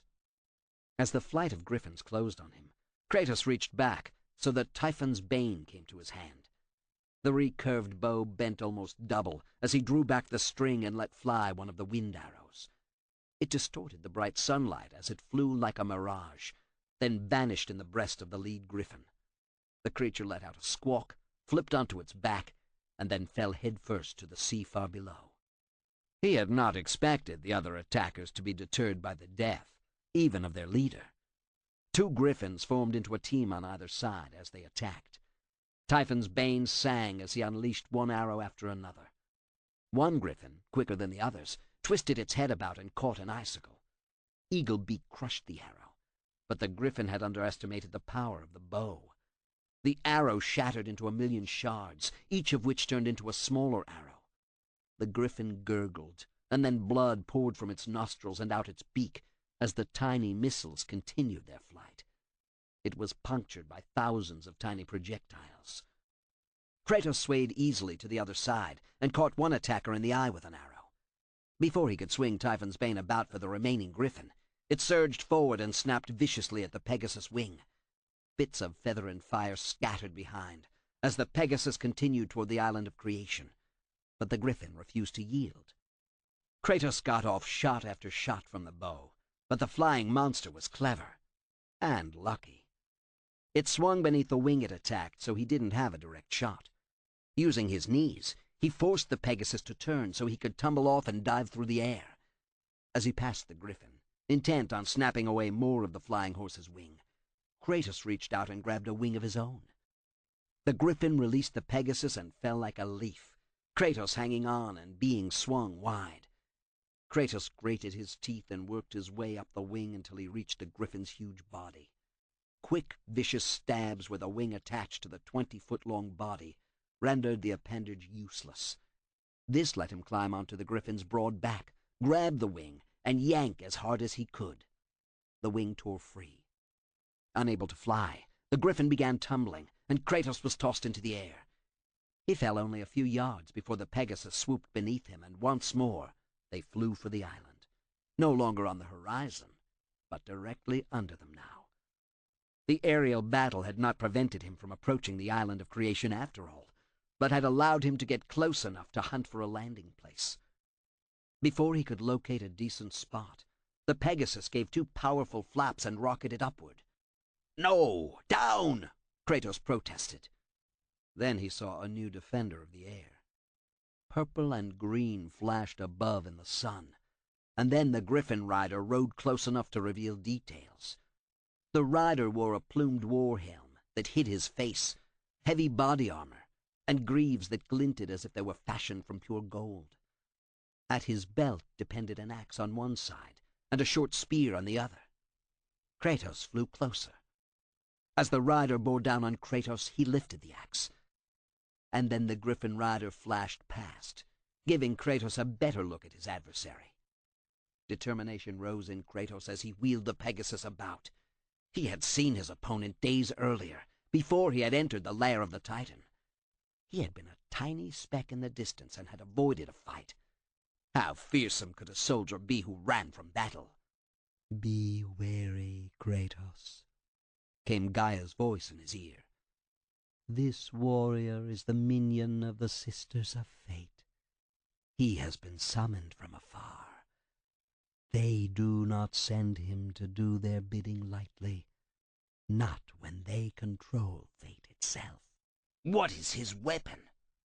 Although the axe blade gleamed sharp and deadly in the sunlight, Kratos instinctively knew the real weapon was the short spear thrust into the warrior's belt. It had the aura of power, deadly power, about it. "The spear of destiny," Gaia said. "Fear it, Kratos. Do not let it touch you. He cannot stop me. He is a more dangerous foe than you realize, Kratos. The warrior of destiny would prevent you from reaching the island and the palaces of the Sisters of Fate. You do not want to fall to him, or your shade is forfeit for all eternity." Kratos barely heard Gaia, because he was so intent on the warrior of destiny flying directly at him. He had been overconfident when first he had seen the warrior, but now took to heart Gaia's warning about the spear, since he felt its power even at this distance. If his encounter with Zeus had taught him anything, it was to be wary of strange weapons. His blades flashed through the air, engaging the battle axe and cutting away part of the warrior's helmet to expose flesh the color of corroded copper on the scalp. Then they soared past each other, but Kratos guided the Pegasus in a tighter circle and attacked the warrior's griffin from below. He stared up at the purple, green, and tan belly where feathers smoothly flowed into the tawny hindquarters of the huge creature. The warrior sought him but could not find where Kratos hid. Then the warrior of destiny knew. Kratos stood and stabbed upward with both swords to gut the griffin as it surged above him, blotting out the sky with its immense bulk. A shower of blood splashed into his eyes, blinding him. The Pegasus broke off the attack, banking away. Kratos used his forearm to wipe away the griffin blood, taking care not to injure himself with his chain-wound wristbands. The wind whipped past and caused his eyes to water, which helped remove the blood. By the time Kratos saw clearly again, the warrior of destiny had come about, and despite his mount's grievous wounds, flew close behind. The Pegasus immediately started a tight downward spiral. As they followed the descending spiral, Kratos saw his goal passing by below every few seconds, the island of creation. But he could not reach it without dispatching the warrior of destiny. He saw that the Pegasus' tactic was sound. To break out of the leftward spiral would allow the warrior to attack directly rather than being forced to follow them along the airy curve. The sea rushed up quickly, warning Kratos this tactic had to end quickly, or they would find themselves in Poseidon's realm. He gripped the horse's mane, leaned forward, then guided the Pegasus out of the spiral. Sharp pain lanced into his left shoulder as the warrior rushed past, his axe slashing out. But Kratos had successfully pulled out of the dive, and the Pegasus fought valiantly to climb once more. The warrior followed more slowly. With every move, Kratos found new vulnerabilities in his opponent. The wounds he had inflicted on the griffin must slow it and rob the beast of climbing strength. But the eye-dazzling spear of destiny, thrust into the belt around the warrior's waist, was an ominous warning of death to come should Kratos flag for even an instant. Within its crystalline depths danced tiny motes, every color of the rainbow, some combining into larger specks only to explode. The warrior had not used the spear for a reason, and Kratos knew it. To fling the spear and miss meant the loss of a potent weapon. Better to engage with a battle-axe until a spear thrust was certain to find its target. The flyers leveled off. Kratos saw his chance. The Pegasus flew faster and showed greater maneuverability than the griffin, giving Kratos a split second to act. He gathered his feet under him, then shoved hard and launched through empty air. He gripped the griffin's leonine hindquarters and clawed his way to stand on the broad back. 10 feet ahead of Kratos, at the front shoulder, the warrior of destiny turned, saw his danger, and recklessly flung the axe over his shoulder. Kratos easily avoided it as he walked forward on the griffin's back, swords thrusting in front of him. The warrior got to his feet in time to take a blade deep into his chest. He staggered back, clutching the wound, spewing greenish blood. Kratos wasted no time pressing his attack on the wounded warrior. The armored figure fought to remain on his feet atop the bucking griffin. Kratos blocked a half-hearted advance with his swords and thrust again, hot metal finding a new berth in the warrior's upper left arm. Seeing weakness, Kratos surged ahead for the kill. The warrior of destiny was stronger than he appeared and grappled with Kratos. The two struggled, strength against strength, until the warrior swept one foot out and around a leg, tripping Kratos. They fell, the warrior atop Kratos, who lay on his back. Then Kratos saw the real danger. The spear of destiny had somehow flown from the belt to the warrior's hand. He held the spear aloft, so that the ghost of Sparta saw its every detail. It was a short thrusting spear, but the tip sizzled with electric energy. Something about staring at the point confused his senses and made him dizzy. He looked away at the ebon shaft, the way the power flowed around the spear and down the warrior's arm. "Time to die," the warrior of destiny said, his voice hollow. For all his fighting prowess, he held the spear of destiny gingerly, as if he feared using it, or was personally afraid of it. Kratos lifted one foot and slammed the heel down hard on the griffin's back. He was rewarded with a sudden aerial lurch. He had been right that the beast was sorely wounded from his first attack, and only flew on with great difficulty. The griffin's shift unseated the warrior, giving Kratos the chance to swarm atop him and try to pin him down. The unsteady flight of the brightly colored griffin that had allowed him to turn the tables an instant before now worked against Kratos. The griffin faltered and went into a steep dive, forcing Kratos to concentrate only on grasping the warrior's wrist to prevent a quick thrust with the short spear. Despite the warrior's wound, he had enough strength to slowly lower the spear toward Kratos' face. Kratos kicked again with his heel and caused the griffin to veer in the opposite direction. With a tremendous surge of power, Kratos forced back the weapon and twisted hard on the sinewy wrist holding it. The warrior yelped in pain and released the spear of destiny. Kratos grabbed the weapon and thrust with it. The warrior jerked back, tried to maintain his balance, and then fell away to splash into the sea far below. "Poseidon take you," Kratos snarled. He held the spear of destiny and felt it quiver. Then he reacted instinctively as the griffin twisted its head around to snap at him. He thrust the spear through the flying creature's neck. The griffin gave a convulsive jerk that sent Kratos into the air. He watched as the griffin, spear impaling its feathered throat, smashed into a balcony at the very edge of the island of creation. Then he realized he was plunging to his death also, since the Pegasus was nowhere to be seen to provide an aerial rescue. He let out a loud, long battle cry, drew both swords, and turned head first to plummet toward the island of creation. Chapter 19. The Pantheon cannot remain unfulfilled, Zeus said, stroking his beard. You are wise, Sky Father, Iris said. The mortals will come to wonder why there is indecision in Olympus, if you do not choose a new god of war soon. There is no lack of war below, Zeus said, chuckling. The beginning of a laugh died quickly. He looked up at Athena standing silently before his throne, then at Iris at his right hand. Who could he trust? Athena was the warrior goddess, but she had chosen Kratos to strike down Ares. He had approved and had aided her, but she had manipulated him. It had to be that way, or the outcome with Kratos would not have been so disastrous. But the mortals need a god figure to worship, in addition to you, mighty Zeus. Yes, you are right, Iris. A new god of war is needed. But which god would forsake his current position to sit on the throne that so recently held Ares and Kratos? I can spread the word for you, Iris said. Allow me to race to the far corners of the world, to every point in Olympus, to the underworld and to the depths of Poseidon's realm, everywhere, and proclaim a contest to choose a new god of war. A contest? Zeus frowned. What need is there of a contest if I am to decide the matter? You want the appearance of it being open to all, but of course it would be you who decides.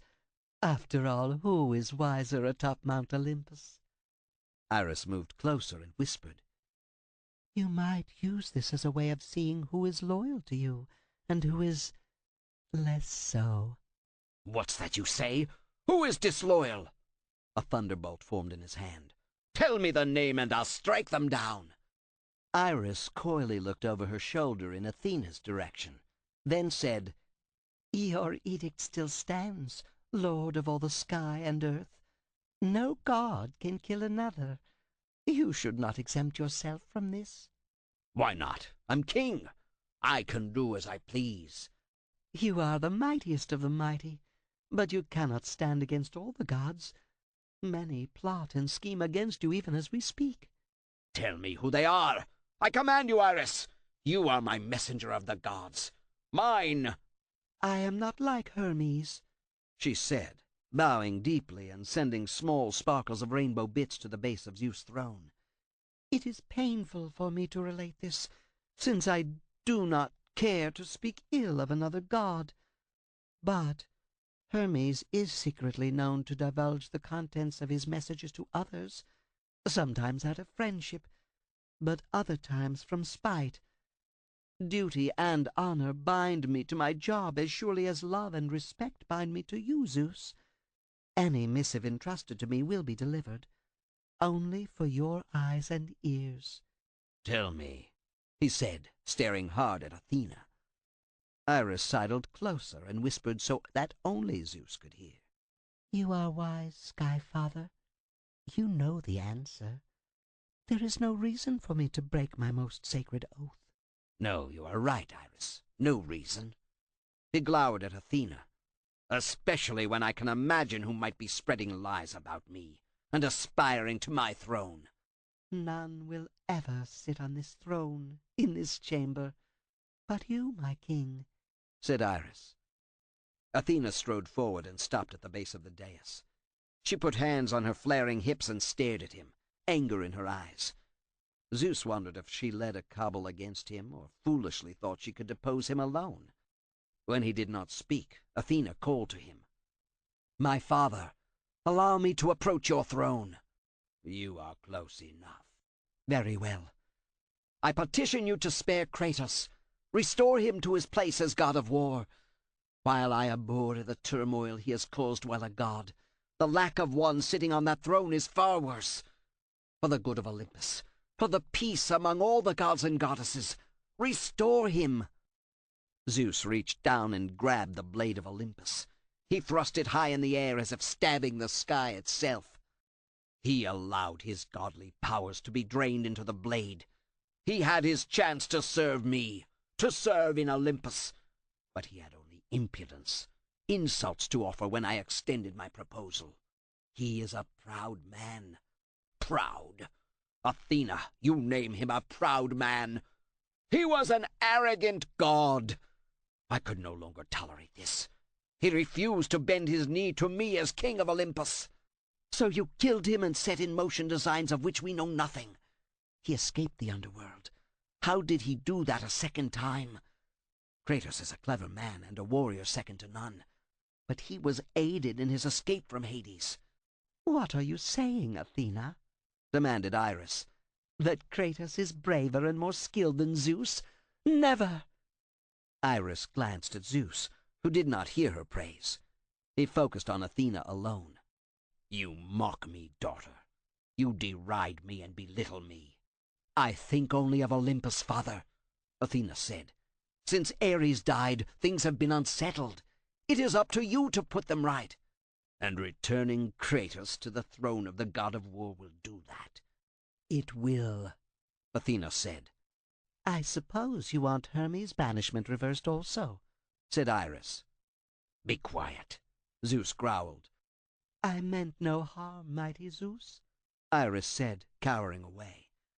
Although her tone was contrite, her eyes fixed on Athena, weighing every nuance of expression. Where is Kratos? I would destroy him again! Zeus jumped to his feet and cast a thunderbolt upward, where it exploded above Athena's head. Iris stepped back to his side and said, There is no need for you to rely on her for information, Lord Zeus. Your loyal messenger can tell you all. Kratos sought refuge on the island of creation and foolishly perished. What? Athena took 2 steps up to the throne before checking herself. Kratos cannot be dead. What if it is my will, daughter? What if your king, the all-powerful Thunderer, Zeus, king of Olympus, has decreed it? Would you go against my wishes? No, father, of course not. All that matters is Olympus. Athena backed away, turned, and fled the audience chamber. Zeus turned to Iris. If you have lied to me, Hermes' fate will seem mild. Kratos is dead, Iris said firmly. Zeus sank back to his throne and smiled. Good. Now Olympus is finally safe. Chapter 20. Kratos fell head first from the great height, swords drawn and flaming as he accelerated downward to his death. The thought of dying after all he had been through angered him. He roared in defiance. If he died now, Zeus would win. The gods of Olympus would continue to rule, and the deaths of so many brave Spartans in Rhodes would be for naught. The wind ripped past his face and pulled his arms away from his body. He forced the swords together in front of his face and felt a lift that twisted him around, so his feet aimed at the rushing ground. Kratos spun around and found he could maneuver just enough to carry him over the building constructed at the edge of the island of creation. Then he knew he was not going to die. Not here. Not now. He clenched his fists and made the silent vow. You will die by my hand, Zeus. I promise. The promise came easily, but denying Hades another resident in the underworld proved more difficult. Kratos continued to slip toward the island and the palace balanced on the cliff's edge. The terraces rushed up ever faster, and then Kratos swung out with his blades to leave deep cuts in the stone. Sparks trailed behind and dust exploded from the deep grooves he gouged. As he slowed, he ran out of wall. He fell freely again, but his reflexes were superb. Rather than continue his downward tumble, he stabbed upward and caught the overhang. His sword drove into stone and hooked into the bottom of the stone terrace. The momentum of his fall checked, his arm aching from the sudden stop. He stabbed upward with his other blade. For a few seconds he gathered his strength, then worked his way along the stone slab above him. until he reached the side once more. From there it took only seconds to climb to the terrace. Kratos swung out, then froze. From a great distance he heard a whisper that grew louder by the instant. Then Gaia spoke. Kratos, behold the island of creation, home to the Sisters of Fate. Here, the path to your true destiny begins. Kratos heard the steady click-click of feet marching toward him. He shrugged and settled the hilts of his swords in his palms, just as two sentries came around a corner on the walkway. Armed with two-edged battle-axes and clad in shining armor and crimson livery, they advanced on him with easy contempt. Kratos doubted they were required to face true warriors. Their helms sported bristled crests, their greaves were spotless, and the sigils on their armor unsullied by anything as taxing as combat. Kratos rushed them, swords flashing in the sunlight. He killed one soldier before the sentry realized he was under attack. The few seconds it took to dispatch him gave the other a chance to defend himself. Kratos squared his stance, took the measure of his enemy, and skewered him with a single thrust. With a snap of his wrist he flicked off the blood from the blades of Athena. As you are discovering, the island is fraught with danger, Gaia went on. It was created to prevent all from reaching the three Sisters of Fate. What must I do when I find them? How will this aid me in defeating Zeus? He demanded. The power of the Sisters will allow you to return to that moment when Zeus betrayed and killed you, Kratos, thus changing your fate and the fate of others. He started to ask, what others? But what difference did it make, as long as his quest for vengeance against Zeus and the other gods of Olympus found completion? His path was clear. He had landed at this palace, and now must find the way to the Sisters of Fate. With a sure stride and firm resolve, Kratos began exploring. He went around the corner expecting more soldiers. Nothing. There seemed no way off this terrace other than to go up a ladder. Kratos wasted no time ascending. The higher he went, he knew, the closer he got to the tallest spire in the palace, where the Sisters of Fate likely made their lair. At the top of the ladder, he climbed over to a stone terrace broader than the one below, where he had left the sentries dead. At the side of the chamber was a heavy stone door that he could not force open, using only brute strength. Frowning, he explored and found a trip plate near a lever that slid along a long rail. Stepping on the plate caused a grinding of stone against stone. Beyond the now open stone portal, a steel grating blocked the way. He stepped off the plate and drew back the lever. The metal grate opened. He took a step toward the pair of open doors, only to see that the stone door slammed before he could reach it. Kratos frowned as he studied what lay before him. Brute force would not suffice. He tested a theory and saw that the plate rose when his weight was removed. Looking around, he hunted for something to hold down the pressure plate while he drew back the lever. The way ahead required something more than could be found at hand. Leaving the chamber, he went back down the ladder, caught up the corpse of a sentry, and climbed back to the chamber. Grunting, he dropped the body onto the pressure plate. With the dead weight holding the plate down, the heavy stone door opened. He drew back on the lever, sliding it the entire length of the rail. The instant he released the lever, the steel grating began to slide shut. Kratos reacted with battle-hardened reflexes, running to the door after pulling the lever back as far as he could. The closing grating forced him to somersault through. The steel bars slammed shut behind, but he had passed through to a narrow corridor that led to another door. Unable to go back even if he had wanted, Kratos pressed forward. He braced himself, gripped the lower edge of the door, and exerted his full strength.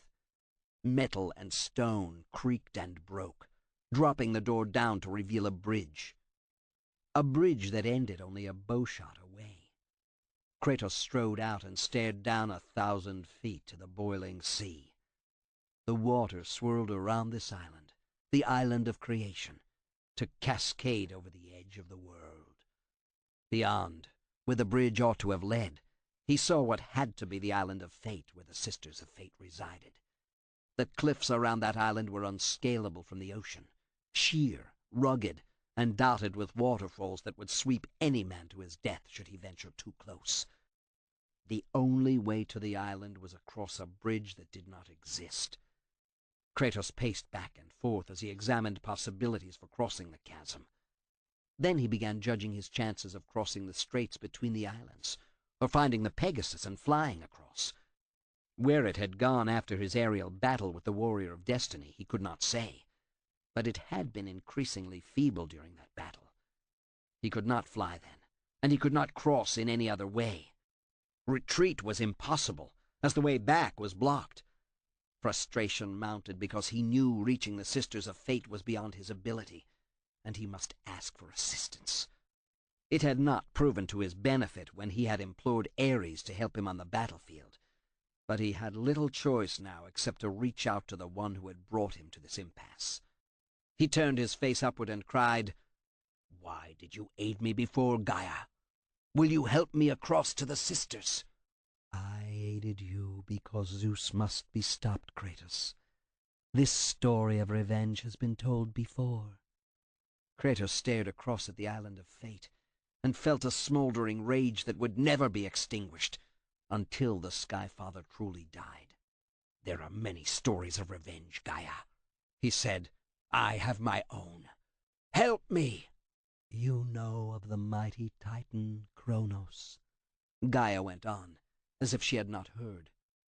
Kratos stiffened as his mind was hurled away from the sundered edge of the bridge to a time and place beyond his reckoning. It was as if he had returned to Olympus and looked down on the mortals, but the woman holding the baby in swaddling was something more than a mortal. She stood on a plain dotted with ruined temples. 3 columns with a lintel remained intact to one side, near a stone altar, but all else lay in rubble. She bent and gently kissed the baby on the forehead, and beams of light drove through leaden clouds to illuminate it. So fearful was Kronos of the oracle's prediction that his own children would rise against him, he decided to imprison them all in his belly. Kratos grated his teeth when he saw an eagle flapping toward the desolate plain, an eagle so similar to the one Zeus had sent in Rhodes that he reached for his swords. But he could not move. He was an observer in this drama, not a participant. Rhea stood by and watched as her children were devoured one by one. But when the time came for the last of her children to be eaten, she was unable to bear another such loss, and devised a trick to save the baby Zeus. Zeus. The name came out of Kratos' lips as a snake might hiss. The eagle swooped down and caught the baby in its claws. Rhea stepped away, her arms falling limply at her sides.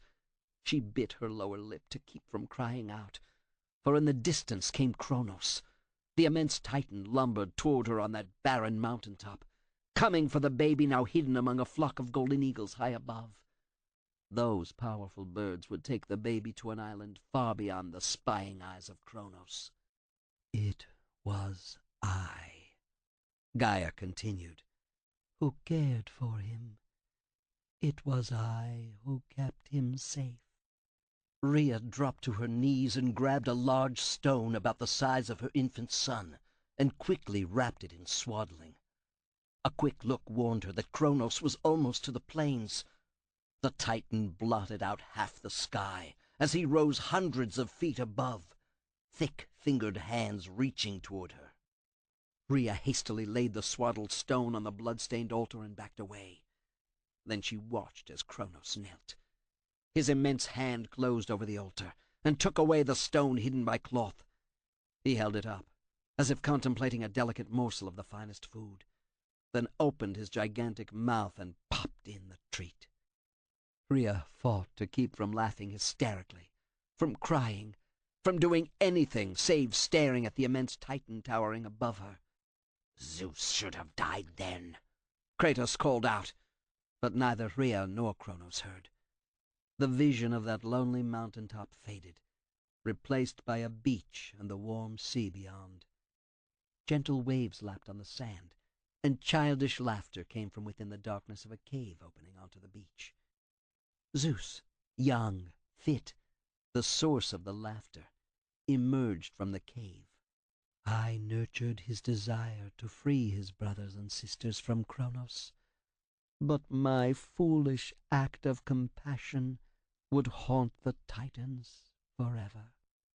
Kratos could only watch as Zeus rode on Gaia's back. The cave was thrust upward away from the sea. A mountain formed beneath Gaia. A mountain formed from Gaia. Zeus, long white hair blowing in the stiff breeze, stared down at the creation of a towering mountain, waterfalls tumbling down its sides, trees and grass growing amid the rock. Kratos wanted to kill him anew, as a sneer curled Zeus' lips. For in sparing Zeus, we allowed him to return to us with vengeance in his heart. He betrayed all the Titans for the sins of just one, the sins of his father, Kronos. The scene faded, and Kratos slumped, once more faced with the impossible task of crossing to the distant island. How Gaia's tail was supposed to provide a way across he did not know. He turned and went back to study the steel grate, but found no way to open it to retreat the way he had come. Returning to the bridge, he saw a walkway circling the spire. He stepped onto the stone walkway and tested it. Bits crumbled beneath his weight. Kratos stepped back, judged what had to be done, and ran forward as hard as he could. The stone beneath his feet crumbled as he ran, coming closer to sending him tumbling to his death far below with every instant. When he felt the stone walkway vanish beneath his left heel, he gave a mighty jump and sailed through the air, barely catching the still solid stone of the walkway ahead of him. The sound of hundreds of pounds of stone and cement crashing to the ground far below warned him he could not linger. Shoulders straining and back muscles protesting, he heaved himself upward and landed on more solid footing some feet away from the deadly brink. Kratos vaulted over a low wall and found himself in the middle of a circular chamber. His nose wrinkled when he caught a smell that revolted him.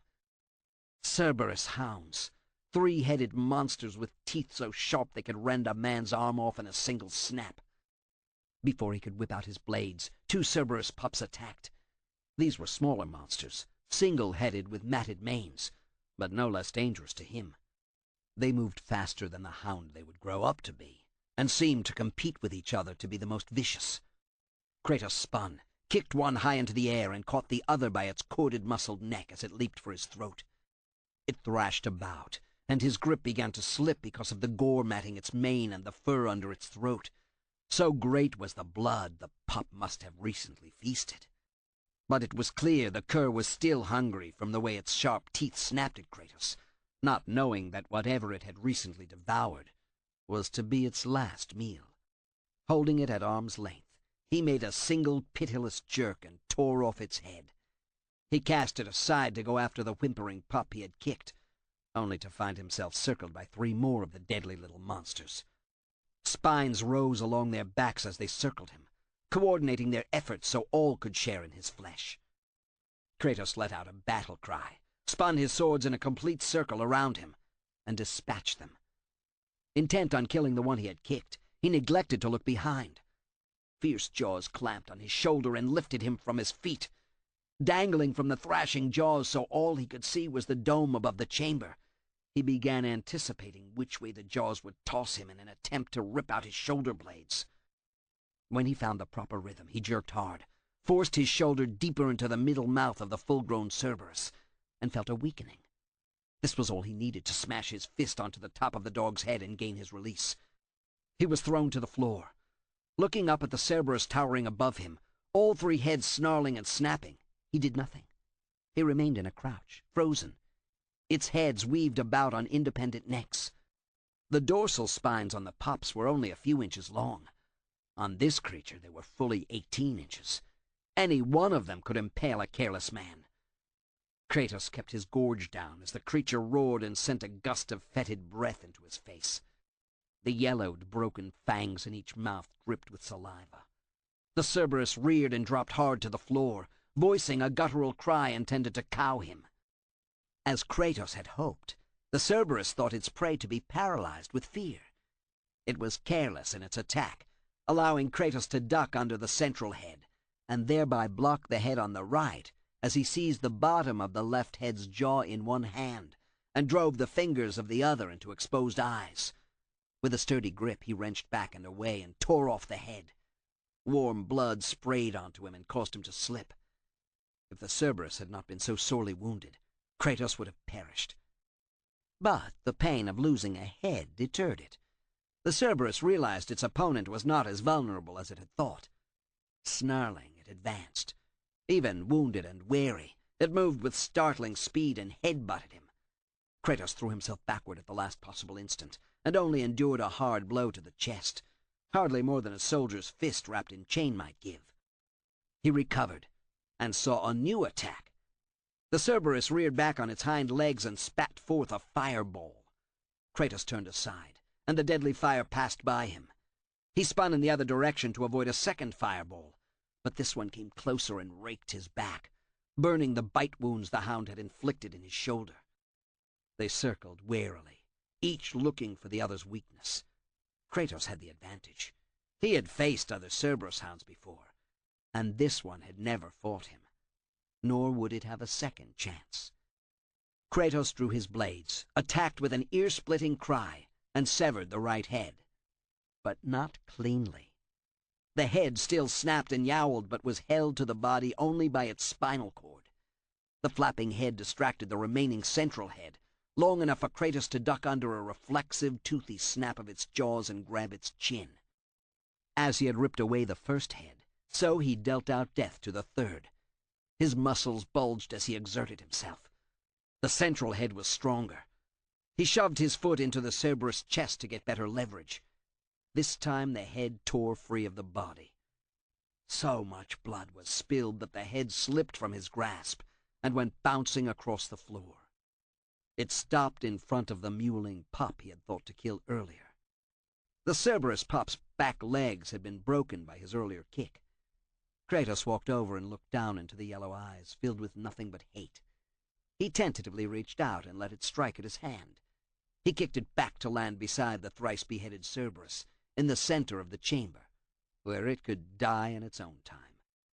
Panting from the exertion, he surveyed the room. He saw only one exit. If he wanted to reach the island of fate, he had to take it. Chapter 21. Straining, every muscle at the breaking point, Kratos shoved the huge stone block across the chamber, grinding the bodies of the Cerberus pups beneath it to leave a blood-smeared trail. When he positioned the block properly, he jumped onto it, caught a railing, and pulled himself up and over to a walkway around the palace that hadn't collapsed. He edged around and got back to the collapsed bridge, staring at the island beyond. There had to be a way. As he turned to explore further, an arrow whistled past his ear. "There's the intruder!" cried an archer, pointing with the tip of another arrow being knocked. "Be cautious! He's the one that killed the Cerberus and her pups!" Another archer joined the first, speaking in a low voice. Kratos didn't have to know what they were saying. Their mistress had to be one of the Sisters of Fate. "Hold! Wait!" Kratos called to them. "I would speak with—" He got no farther. Both archers let fly with their arrows. He batted one aside with the flat of his hand. Moving his head slightly allowed the other to slip past harmlessly. Being allowed to speak with their mistress was not going to happen. He grabbed Typhon's Bane, drew back the string, and let fly before he recognized the target. The icy gust flew off and to his left to impale an archer. Beside the dead archer were two others preparing to loose their missiles. Kratos gave them no chance. 4 quick releases of the string sent 2 arrows into each, killing them. He surveyed the way over to the terrace from which the archers had fired. That provided him as good a direction to explore as any. The archers had to be guarding something important. And if he approached cautiously enough, he might find a way to declare his intentions of speaking with the Sisters of Fate, so he would not have to fight his way through a phalanx of other guards. Going to the side of the bridge, he judged distances and how difficult it would be to reach that terrace, drew the blades of Athena, and then leaped into space. The blades dug into the ornate stonework facing the palace wall. He swung from one position to another, until he reached the other parapet and pulled himself up. Kratos expected opposition, and got it immediately. A tall soldier screamed and attacked with a curved-bladed axe. Rather than use his swords, Kratos judged distance and speed, ducked at the last instant, and tore the axe from the warrior's hand. He shoved hard and sent the creature falling onto his face. A quick downward swing with the axe ended any opposition. Kratos had not even broken a sweat from the exertion. Long strides took him into the palace and down a corridor, to a chamber far removed from the others behind the sundered bridge. He found a lever in the center of the chamber and shoved it hard. The floor quivered under his sandals and then began sinking faster and faster. If he wanted to cross to the other island, he had to reach sea level. As the elevator came to a halt, Kratos stepped off warily and looked around what seemed an empty chamber, similar to the one above, but his nostrils flared at a peculiar odor. Making him certain he knew what he faced, he heard a small hum, a tiny sound that would have meant nothing without all the other clues. Kratos grabbed Typhon's bane and began firing across the chamber toward an intricately carved marble column casting shadows, which moved and sang. Siren, he muttered. He kept firing the bow, sending one wind arrow after another toward the sinuously moving ethereal creature. Taller than Kratos by half, the thin creature reached out arms wearing golden bands at the biceps, and hands ending in fingers so long they rippled like tentacles. Eyes of fire burned with an intense blue light as she reared up like a seahorse, no legs or feet visible under a diaphanous gown that swirled about like pale smoke. She slipped forward, the gown of silk sliding in a soft whisper across marble flooring, and began her song in earnest. It rose in pitch, beguiling, hypnotizing. Kratos tried to fire another arrow, but found himself immobilized by the sweet, clear voice. "My lover," came the words intertwined with the song's notes. "Come to me. I want you. I want to love you." The siren held out her arms, and how could Kratos resist? Why should he? She was his lover, his love, the only one he cared about, or who cared for him in the entire world. He walked to her slowly, every step an agony. "Embrace me, my lover, my brave Spartan warrior," the siren called. He tried to fight, but his body refused to obey. He neared her, heard her beguiling song, knew that death was close at hand. Kratos struggled to lift a sword, to punch the lovely woman reaching out to him. He had never seen a woman as beautiful or desirable. Her song touched his most primal urges and pulled him closer. Their lips touched. Kratos felt as if he had been caught in a raging river and was being carried toward an immense waterfall. Her lips caressed and aroused and sucked the life from him.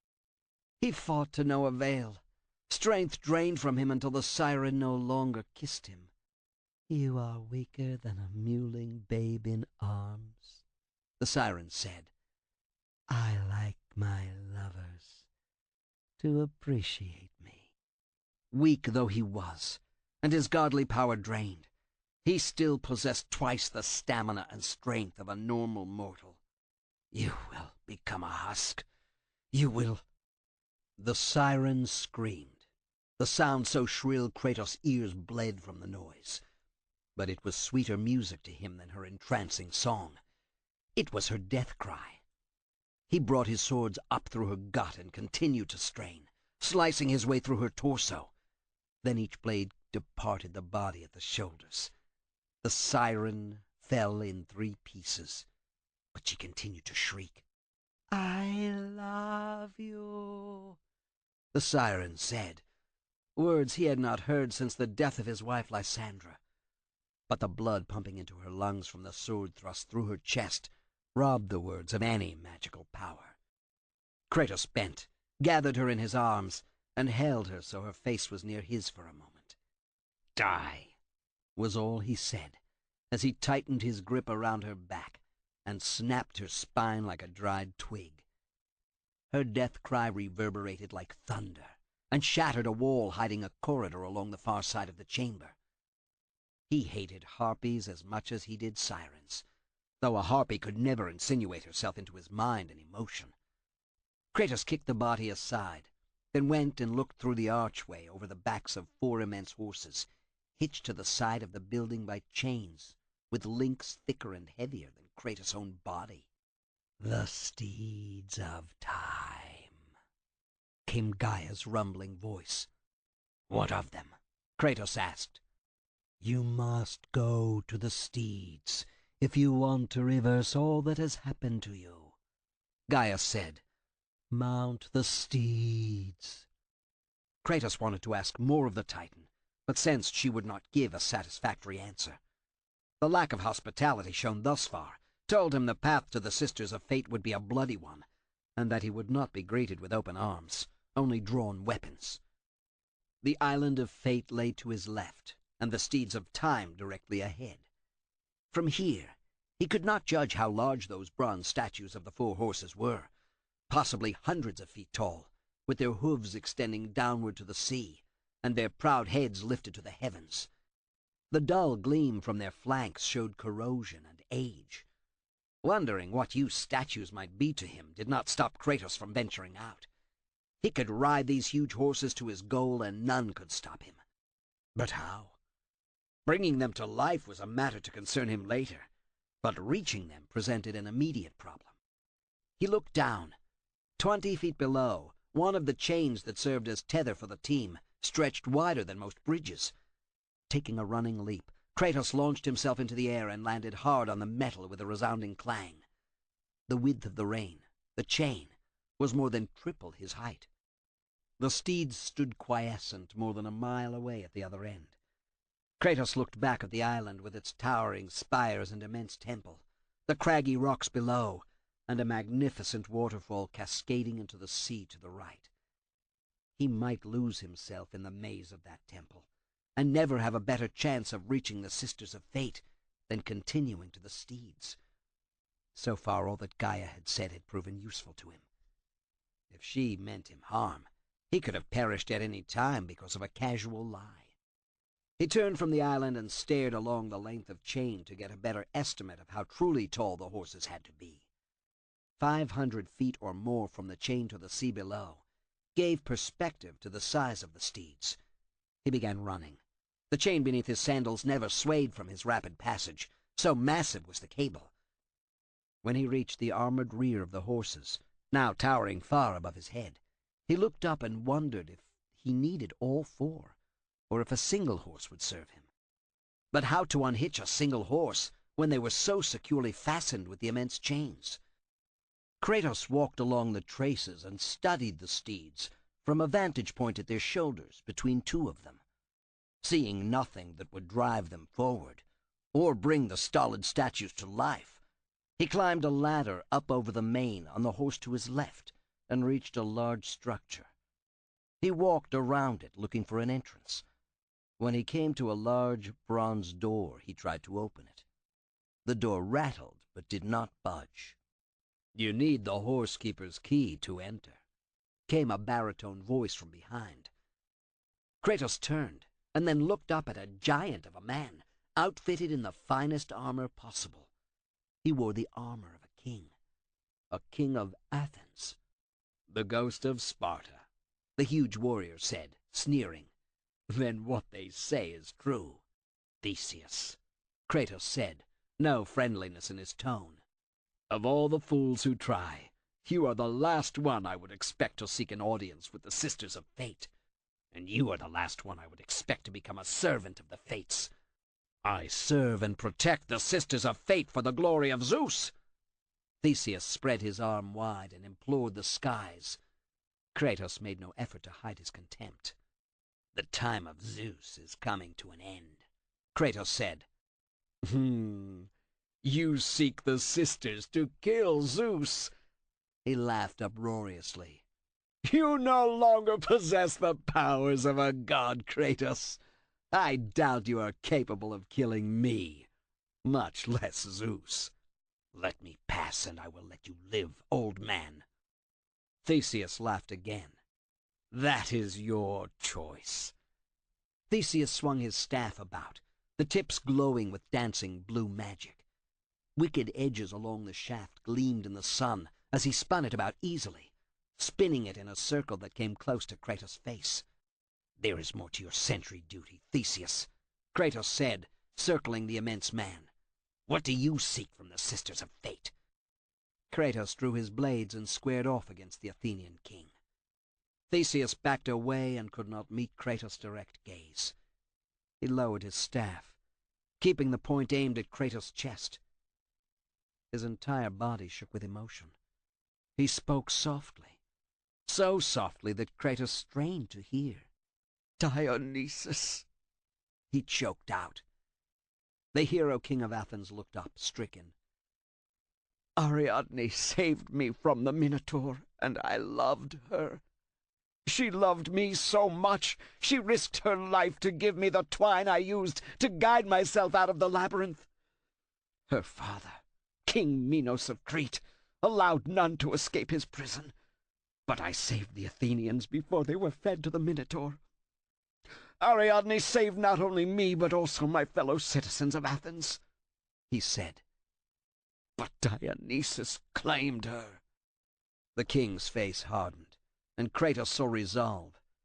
He knew what went through Theseus' mind now, for it ran through his as well. That is your reason for being a lackey to the Sisters of Fate? Kratos asked. "I want Ariadne's love and my father's life." You sacrificed your lover for what? Kratos said. Dionysus is not known for his fidelity. You want the sisters to change fate by giving him a new lover so you can again have Ariadne in your bed.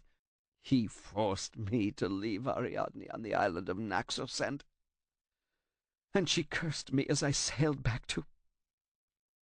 Theseus turned forlorn. Then his face hardened with bitter memory. When I returned triumphant to Athena, my father Aegeus thought I crept back as a failure. I was to hoist a white sail, but the curse turned it black, Theseus said. He saw what he thought was his worst nightmare, my death and that of the army, and cast himself from the cliffs into the sea. The Athenian stood straighter and gripped the spear even tighter. I demanded that the sea be forever known as the Aegean, and I will never get my Ariadne or my father back unless I serve the Sisters of Fate, and they grant me this boon. Unless the Sisters of Fate change your destiny, Kratos said sarcastically. How long have you waited here for the summons to their throne? What menial tasks do they ask of you, you who were once a king? I am the keeper of the horse key, Theseus said, thrusting out his left arm as if it were a sword. On the forearm gleamed a golden plate, intricately wrought with bas-relief horses.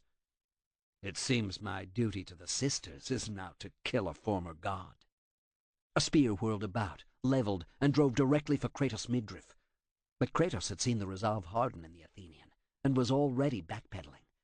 As he deftly avoided the sharp thrust, he swung his swords about and deflected the shaft. Magic collided with magic. His blades of Athena crashed into steel when he struck the shaft of the Athenian's spear. If you die, perhaps then I can petition the Sisters of Fate and change my fate, Theseus said. You delude yourself if you think you can defeat me. How can I not? Fate is on my side. Theseus picked up the pace of the battle, thrusting, blocking, advancing, always pressing Kratos back toward the edge of the platform, on the back of the immense horse. Kratos allowed Theseus to herd him for a few more steps. Then his blades crossed into an X. Kratos caught the spear at the vertex and lifted hard. The spear tip pointed skyward, giving Kratos a chance to kick out. His foot landed on Theseus' heavily armed belly. The kick staggered the Athenian. Kratos surged forward, got past the spear, and found he was too close to use his swords. Kratos began pounding Theseus with his fists, opening cuts on his foe's face and stunning him. When he tried to grab Theseus' chin and wrench his neck around, He caught a knee in the groin that lifted him off his feet. He fell heavily to his hands and knees. Theseus whirled the spear around but missed, stumbled, and then ran from where Kratos fought to regain his feet. "Come and fight, craven!" Kratos bellowed. It was then that Theseus tapped his spear to the ground, and a creature made of ice burst from the floor like volcanic islands pushing upward from the sea. But unlike a stolid island, the ice creature showed jagged weapons and moved with stunning speed. Theseus tapped his spear on the floor twice more. Then Kratos faced a trio of the elementals. They roared and charged him, ice-splintery feet clacking against the stone. Typhon's bane came easily to hand. Kratos unleashed a flurry of icy arrows to meet the attacking ice elementals. The temperature on the battlefield dropped as he moved about, shooting quickly to hold the three creatures at bay. "You are a coward, Theseus! You let your minions do your battle!" All he got in reply was a harsh laugh. Theseus had climbed to the roof of the structure and pointed his spear. Kratos somersaulted away from where the lambent energy touched, and a stalagmite thrust up from below. If he had remained in place, he would have been impaled.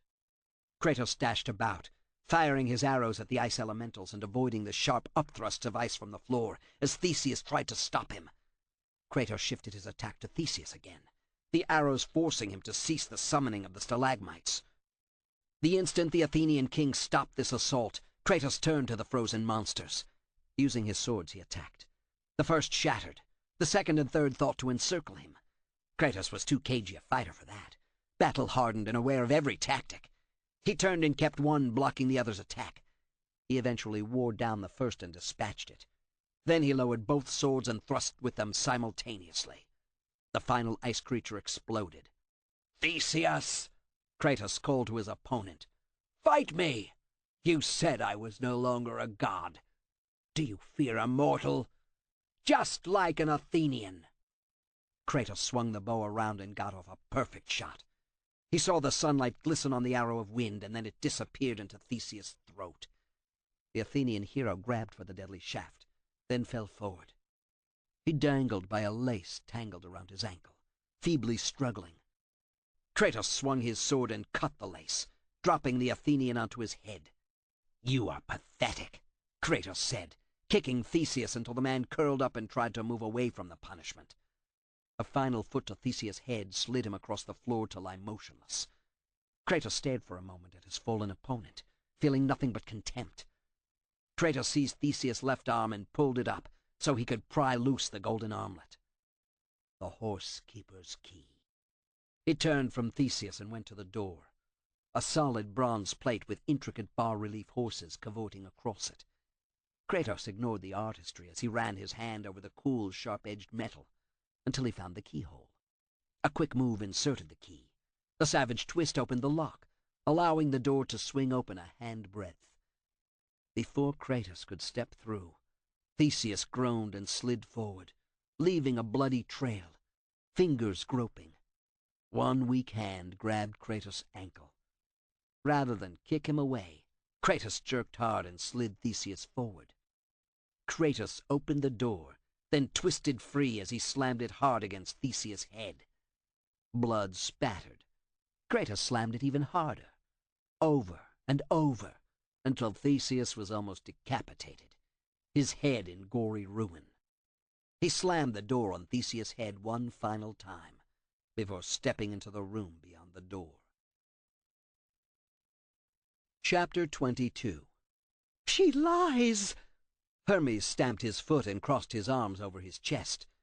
His almost beautiful face carried worry lines and the cloud of permanent anger. "I want her dead!" "Zeus still adheres to his edict. No god may kill another," Athena told the deposed messenger of the gods. The earthly sylvan glade was at odds with the fury vented by Hermes, and she had to admit she shared it. Watching Iris insinuate herself into Zeus' every decision had been painful to watch, but now the goddess of the rainbow had attained far too much power. Zeus refused to rule without first consulting her. "All Olympus is in an uproar over this," Hermes said. "They want me back, but are too fearful to petition Zeus. With Iris at his right hand, such a petition, even by all the gods, would fall on deaf ears." Athena said, She claims her messages are delivered more quickly and accurately than yours, and without bias. Without bias? That's all she does! I heard one she delivered to Hades. It was packed with innuendo, and caused Hades to consider declaring war on Helios. She sows discontent like dragon's teeth. Athena could not argue, but saw no way to either depose Iris or cure the malady afflicting the Olympian gods. Fights were common. The gods were increasingly fearful, especially of being spied upon and betrayed through such ill-gotten knowledge. Even Aphrodite had taken a vow of chastity, though Athena was doubtful it would be kept long. Since Kratos had been turned back into a mortal, conditions among the gods had worsened. Or had the cancer started growing when he killed Ares? Or even before? Athena had been used by Zeus to eliminate Ares. She saw that clearly enough now, and worried her father would try to use her again. But to what end? The damage had been done, and now the gods were openly suspicious of one another. Athena laughed harshly. They had never been friendly, for all the familial relations, but the outright hostility was new, and growing like a poisonous weed. Help me, Athena. You have always liked me, I know. Hermes tried a lewd wink, but did not succeed. Help me, and I will finally let you have your way with me, as you have always desired. If I did desire an end to my chastity, Hermes, it certainly would not be with you. Her ire rose at such a blatant lie by a god whose trade ought to be in the truth. She caught herself, wondering at the source of this growing anger. It wasn't that Hermes insulted her. He spoke as he always did, and with his situation as desperate as it was, she could afford even more latitude in his speech. There was something more at work. He reached over and took her arm, gently shaking her. You must help me get back in Zeus's good graces. The touch broke her thoughts. She pulled away from him and nodded. I will do what I can. What have you found? Many of the gods refuse to even acknowledge my existence, Hermes said in a conspiratorial tone, as if this was important news. His voice merged with the soft wind blowing through the elder trees and scattering the white blossoms and pinnate leaves like tributes to the gods. Athena looked around to be sure that Artemis was not hiding in a nearby stand of trees, spying on them. Artemis had become fast friends with Iris, the pair sharing a love of rain and the smell of a shower-drizzled forest. Athena was not sure Iris appreciated the animals and forests, but there was no denying her rainbow could not exist without a storm. That started Athena thinking in another direction. Could Iris be removed if the anemoi could be turned against her? The wind god seldom entered Olympus, Zeus decreeing only sunny days at a temperature that pleased him throughout the home of the gods. Would it matter, since Boreas and Zephyrus were so lacking in power and prestige? Your pet mortal tries to change his fate. What? Athena's thoughts had uncharacteristically become unfocused, but Hermes shocked her into attention now. He has reached the Sisters of Fate. He must venture to their island of fate, but he is close. He fought their warrior of destiny and defeated him. Then the sisters know he seeks them out? They must, Hermes said, shrugging. What if he succeeds in winning their support? Zeus' life would be forfeit. Kratos or Zeus, Athena said, thinking about the difference of one or the other on the throne of the king of the gods. Is one better than the other to rule Olympus? Only if Kratos will reinstate me, Hermes said. Zeus will see the error of his ways and retract your banishment, Athena assured the fretting god. You think he will? Soon? Athena was not certain this would happen soon, but a sense of impending doom filled her, and made her wonder if an oracle might assuage her growing fear of the future. Or would an oracle only make her fear worse? I must return to Olympus, she said, before Zeus notices I am gone. Hermes impulsively clutched her. Athena forced herself away, then spun about and returned to Olympus. Heartsick, she quickly realized that the atmosphere of distrust had magnified, even in the short time she had spent speaking with Hermes. Chapter 23. Kratos stepped forward, only to jerk back when he got a shock from the horsekeeper's key and the spark it emitted. The dancing blue energy from the key spread rapidly, until the entire door was bathed in the potent energy. Kratos glanced over his shoulder at Theseus' body, now limbed with the energy from the door. Flesh sizzled and burned from his skeleton. Realizing this was likely his fate too if he tarried, Kratos entered the low-ceilinged room. Only quick reflexes saved him from being skewered by a rising spear of ice, matching the ones Theseus had used outside. Kratos watched carefully for a pattern, but could find none. There must be a safe path, if only he could find it amid the small facts that he knew. He stepped back and studied the key in the lock. New markings appeared on the visible portion of the key. "There are many ways a key can unlock the path," he said aloud, grabbing the shaft of the horsekeeper's key and yanking it from the lock. A jolt slammed into his hand, his arm, his shoulder, but the deadly blue glow faded. In seconds, only cool metal rested in his grip, so he could hold it up to study the engravings more carefully. Kratos turned it around in his hand, then lowered it until the broad part of the key was parallel with the chamber floor. A simple turn matched the pattern to the one there. The voids on the key offered a map to the safe areas on the floor. He moved quickly, stepping on the areas not afflicted with stabbing icicles. Kratos worked his way deeper and found that the air inside the room was close, musty, as if the door had not been opened in years. A low stone altar at the far end held a bowl shimmering with flame. Words had been chiseled into the stone, but Kratos was unable to read them from this distance. He approached it carefully, studying the sigil and the text embedded on the front of the altar. As he came within arm's length, a white fog began to coalesce behind him. The fog swirled and sizzled and took form. Kronos' immense head spoke.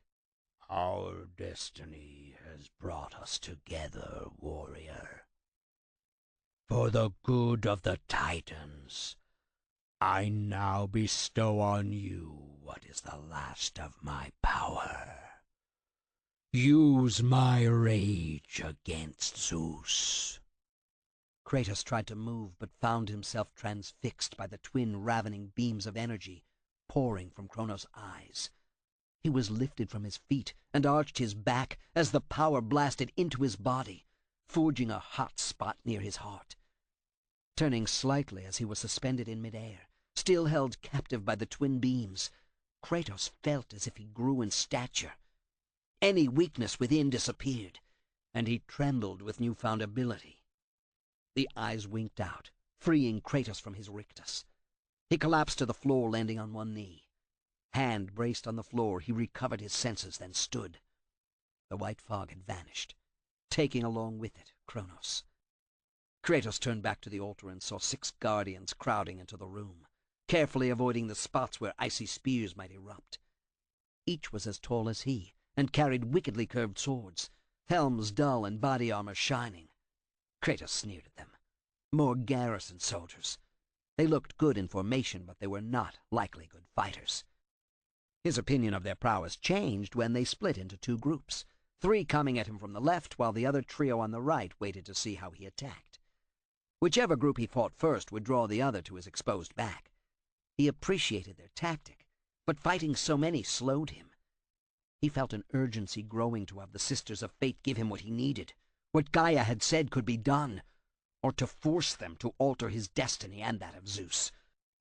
Unbidden, the white-hot star burning in his breast burst forth and exploded in the midst of the leftmost trio. They stopped their advance, stunned as the power of the Titan coursed through them. Kratos let out a cry, drew his swords, and made quick work of them before the other 3 could recover from the shock of seeing their companion so easily defeated. Before the last soldier collapsed dead to the floor, Kratos turned and once more unleashed the Kronos rage. The remaining guardians staggered under the blast, disoriented and unable to fight. Kratos killed them with contemptuous ease. He kicked one corpse out of his way as he returned to the altar. Bending down, face close to the sigil, he deciphered the words. When he stood, he knew how to use the steeds of time to reach the Sisters of Fate. He stepped over the bodies and shook off blood he had gotten on his sandals, then stepped out into the bright light of day. Somehow, Kronos' gift to him made his step lighter and his sword arms stronger, even when he was not unleashing the power against enemies. Kratos ran to the yoke between the two center horses and saw that 4 winches had to be turned to release each horse in turn, and then the brace for the platform where he stood. Applying his mighty strength to the first crank produced a river of coruscating red energy down the martingale of the horse to his left. The horse began to stir and strain at the harness. Kratos repeated the release for each of the other 3 horses, until they reared, struggled in harness, and neighed loudly. He bent, grabbed the bar in front of him, and heaved. The brace rotated forward like the helm of a ship. Then the platform dropped precipitously, making Kratos think he had fallen into a clever trap. But the platform rotated around, came up and then down into place at a higher level, almost level with the backs of 2 of the horses. A crackling noise came from a box to one side. Kratos kicked it open and saw curled up 2 long whips of the purest yellow flame. He grabbed the handles and swung them about, one in each hand. The whips of fire cracked loudly, and the horses responded immediately, pulling forward. He used the whips against their armored flanks and sent bits of bronze flying in all directions. He ducked, then applied the whips to both nearby horses with a fury, until not only the pair he lashed, but all 4 began pulling in unison. Kratos continued to crack the whips, and the steeds of time began straining to pull harder. The chains that made up their harnesses creaked ominously, as if the steel links might not be strong enough to endure the pressure. Kratos glanced behind and saw the island of creation being pulled along at the far end of the chain. Rocks tumbled into the sea, and the temple perched on its rocky pinnacle trembled, but remained intact, save for small bits of wall that crumbled from the nisus of the gigantic team. The steeds of time neighed, and every step sprayed up curtains of water from the sea. He continued to use the whips until the horses stopped, and no amount of urging on his part stirred them to greater effort. Behind, the islands had been pulled together, like sewing one piece of cloth to another. You must return to the islands, Kratos. Return to the temple of Lachesis, Gaia said. Where I first landed on the island? What will I find there? He received no answer, nor did it matter.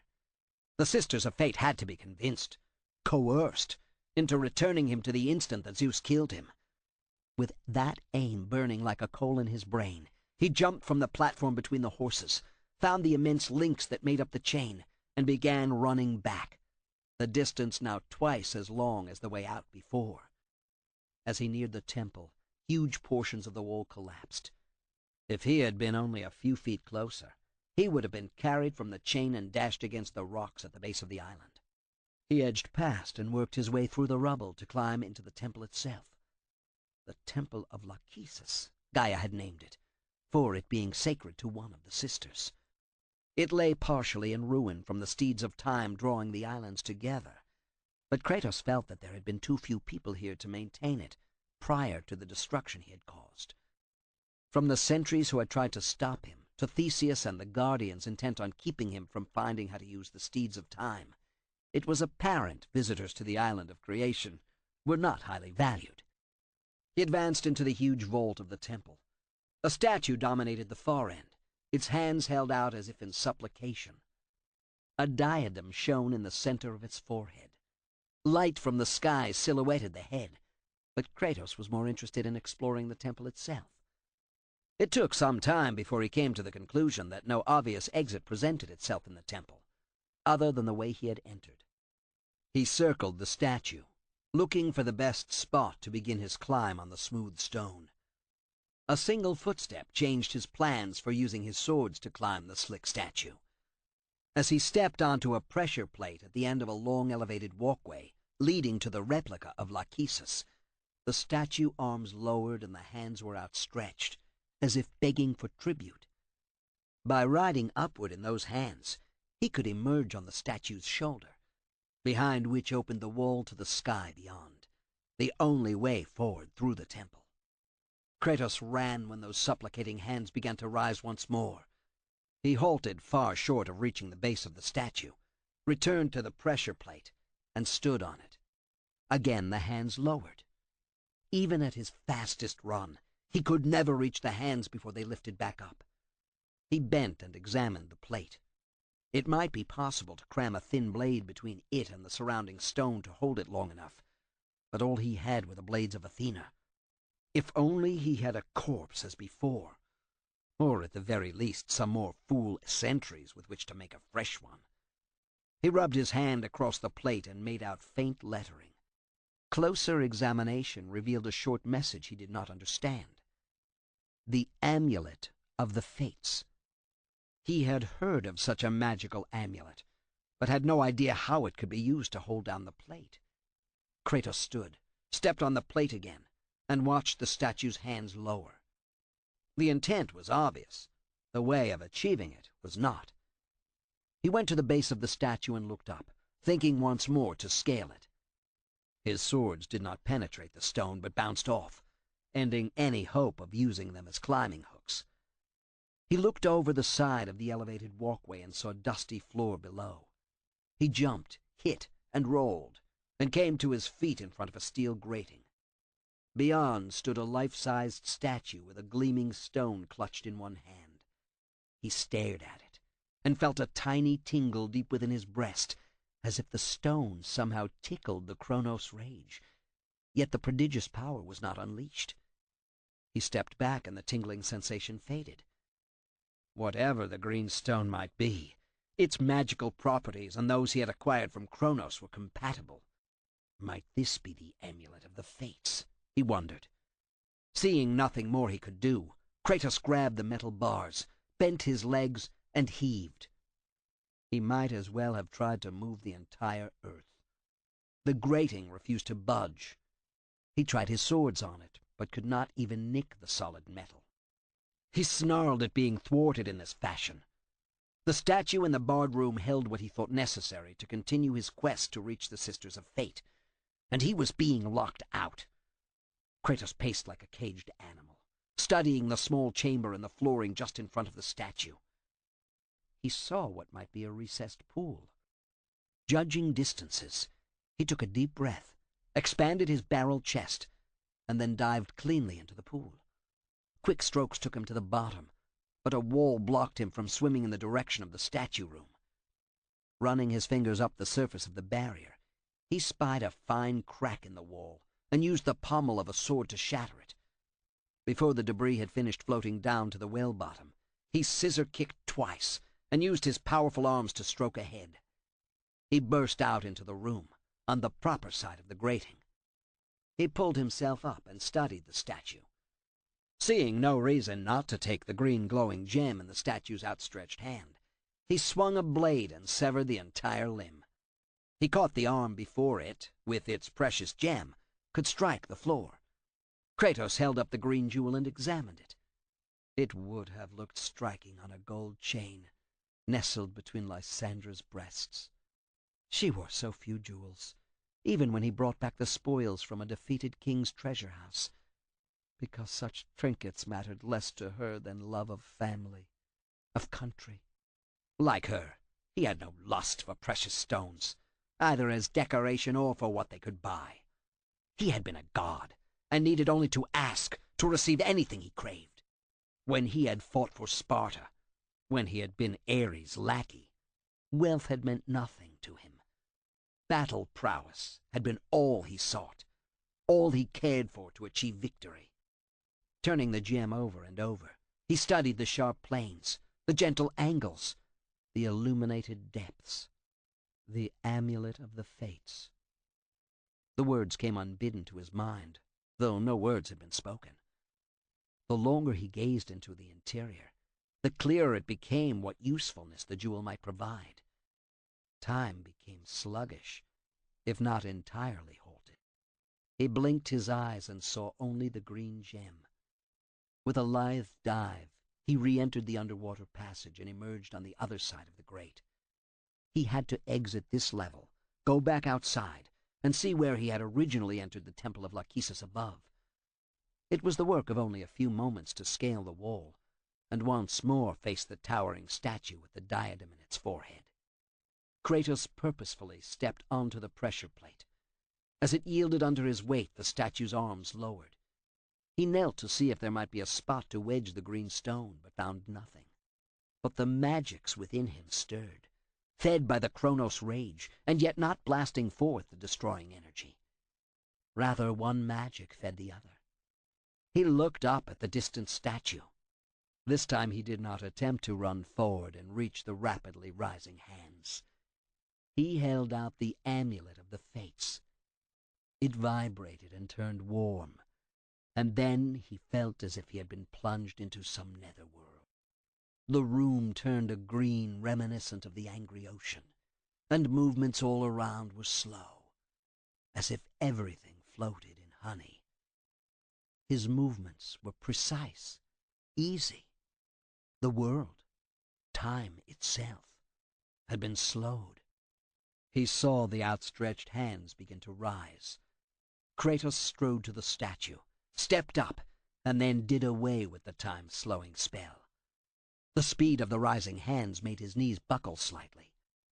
The hands stopped when he was face to face with the statue. The diadem in its forehead blazed with eye-searing brilliance. As he reached out to pluck the jewel from the stony brow, the statue spoke. "Hear me, fallen god. None defy what the Fates decree."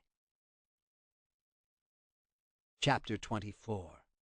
"Wipe them all out," Clotho said. "Now that the matter is settled, I need to return to more serious work." "Wait," Lachesis cried. "Sister, it isn't that easy." "Why should it be easy? But it is simple," Clotho said. "The gods are misbehaving grievously, and we know why. The Titans are stirring after the great war and threatening Olympus. Do we want to oversee such a conflict again?" "The Titan Omaki set the world spinning in a different direction," Lachesis said. "Was that so bad? Why should we try to keep the peace? To keep everything stayed?" She saw a different problem, and it was one her sisters avoided even mentioning. The Titans were growing bolder after so many centuries of imprisonment, servitude, and solitude. It did not surprise her that Gaia was responsible for shepherding Kratos from Hades' arms all the way to the island of creation. What did surprise her was how this could have happened. She and her sisters worked as a team. She frowned because she did not understand how Kratos had defeated the warrior of destiny so easily. The threads intertwining the two destinies should have merged, with only that of the warrior continuing. She shook her head, the black horns on her helm reflecting rays as dark as her thoughts. That meant Clotho or Atropos had been responsible for the defeat of their most significant confederate. Even one of them becoming independent ruined the Sisters of Fate's control over the world. Lachesis considered the possibility that more action on her own part might be required. She had no love for her sisters, but they were her sisters, chained together by a fate beyond their control.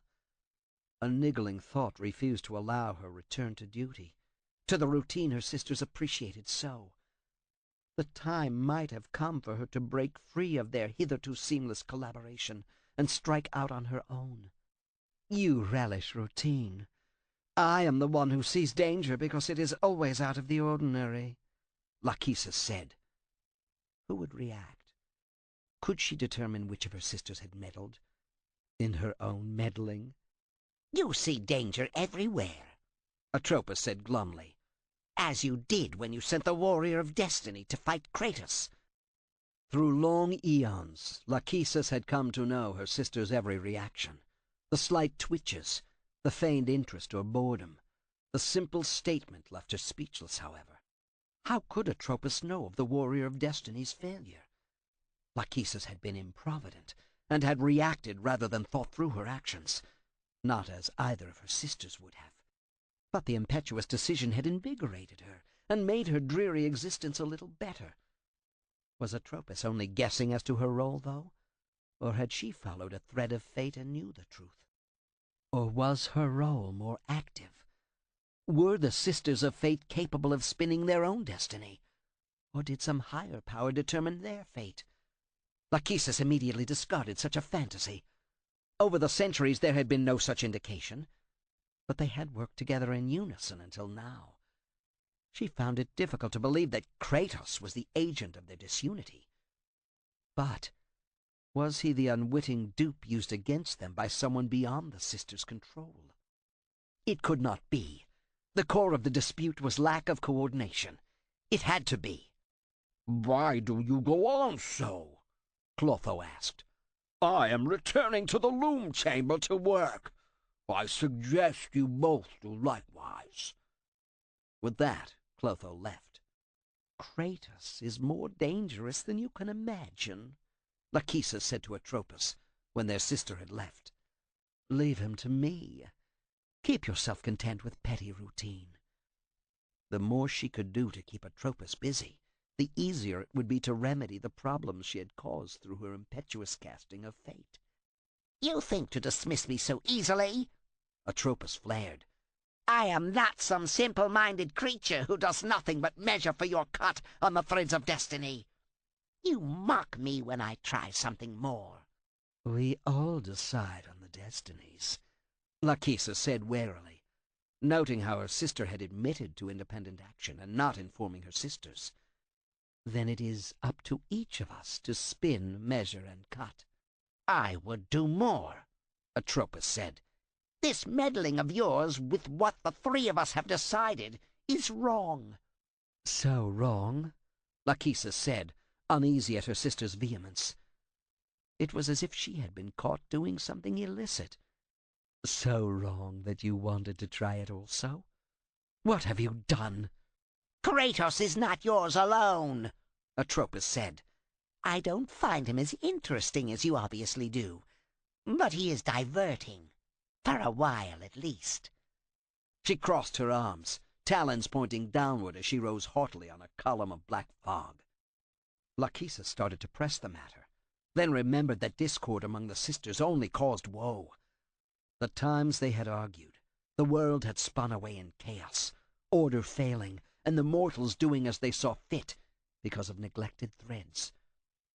Better to placate Atropos and find, and correct, what she might have done to Kratos' destiny. Her tinkering was hardly ever useful or productive, because she hadn't the practice at it Lachesis did.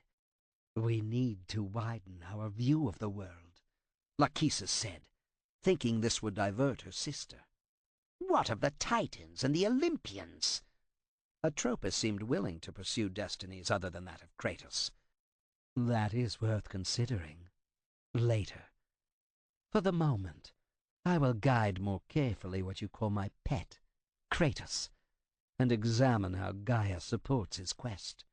"Why does he come here? We will never change what we have already spun for him. Zeus killed him. That should be the end of it." "But Gaia meddles." "Should we then launch a new great war?" Atropos asked, flustered. Lachesis wondered if she ought to take advantage of her sister's confusion at this, and pry from her what she had done with Kratos' thread of destiny. Lachesis' irritation with her sister grew. Routine chores were perfect for Atropos, but when something fell out of that wanted warp and woof, she became frantic, as she was now. There is no need for such desperate moves. Small changes in destiny, that's what is required. We must agree on a course of action, a destiny we all approve. "Like the game we played before? The one where whoever could make the smallest change and produce the greatest result wins?" Lachesis remembered the Trojan War with some fondness. She had won by introducing a single golden apple into mortal society. The war had killed heroes on both sides, and was still talked about by the poets.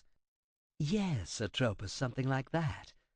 But Kratos has loosed the steeds of time, and is now in my temple. "What? Why wasn't I told? We must—" "You must do nothing. I will take care of him. What is he, after all? Nothing that we didn't make." He cheated his fate, Atropos insisted. That makes him dangerous.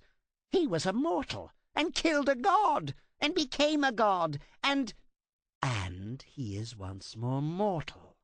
Lachesis stiffened. I must issue a stern warning to him. He has found my statue in the temple. Go, Atropos. Go and tend to business while I speak with our Kratos. Atropos left, muttering to herself. Her boneless fingers moved sinuously, creating knots of destiny and as easily undoing them in a nervous gesture. Lachesis forced herself to ignore her sister and devote her full attention to Kratos. She cleared her throat and spoke. Chapter 25. None defy what the fates decree. Kratos glared at the talking statue. Its eyes blinked and its lips moved, but it was stone, not living flesh. Lachesis might speak through the likeness, but the sister of fate was elsewhere. This infuriated him. There was no reason for her to be distant. Let her face him and not use a stone surrogate. That is how it must be. Only death awaits you at the end of your journey. My death is what began this journey, Kratos said, fists clenched tightly. He stepped forward and wanted to strike out, but he also wanted to hear what Lachesis had to say.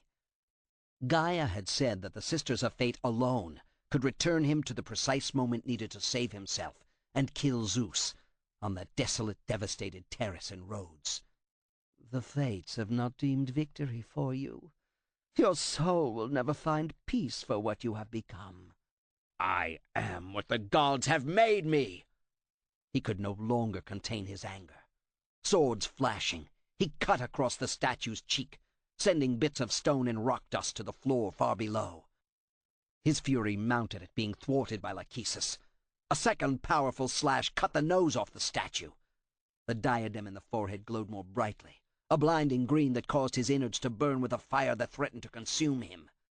This spurred Kratos to even greater acts of violence. Cheek and jaw, throat and each side of the head. He hacked until his muscles bulged and the helmeted head of Lachesis slid backward, finally severed from the body. Kratos reared back, placed his foot against the ravaged stone face, and pushed hard. The head grated along a few feet, then toppled to the floor behind the statue and shattered into 1,000 pieces. Kratos vaulted down, walked around the remnants of the statue's head, and saw a ghostly face in an arched portal to one side. You will die here, Kratos. We will never allow you to reach our sacred temple. Kratos turned away, ignoring Lachesis' phantasm. He stopped and drew his swords when a pair of boars snorted, snuffled, then brandished their curving tusks before charging him. He stood his ground, waited for one giant boar to leap, and then dodged to one side. Four-legged animals, once committed to such an attack, could not recover or change direction easily. Kratos gutted the boar as it flashed past him. The second boar learned from its companion's death and did not leap, but stayed on the ground, head low as it charged, ready to lift its head and catch him on vicious yellowed tusks. As dangerous as this attack was, Kratos dealt with it easily enough. Rather than use his sword, he bent down, grabbed hold of the boar's ear and one saliva-wet tusk, and jerked to one side. The heavy creature flopped onto its side, kicking and squealing. Kratos balled one hand into a sledge of a fist and smashed the pig in the throat. It died, drowning in its own blood. He picked it up, turning toward the doorway, where the eerie outline of a woman's face still shimmered. "Here, Lachesis," Kratos called. "Take your servant." He hurled the boar through the face. It flared as if he had disturbed a desert mirage, swirled about inchoate, then coalesced back into a taunting visage. "We will never alter your fate, Kratos. You were meant to die by the hand of Zeus." Kratos turned away. The illusory face of the Fate could not harm him.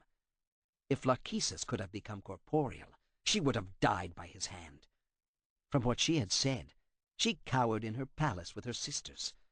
Kratos needed only to find the palace and the flesh and blood bodies of the sisters to persuade them to alter his destiny. The swords clacked together to reassure himself of how that persuasion would be accomplished. Having his blades already drawn saved him. A towering cyclops dropped from a walkway above and crashed into the stone floor not 10 feet away. For the immense one-eyed monster, such a distance was hardly more than a short reach. It grabbed for Kratos. Only his swords blocked the questing fingers.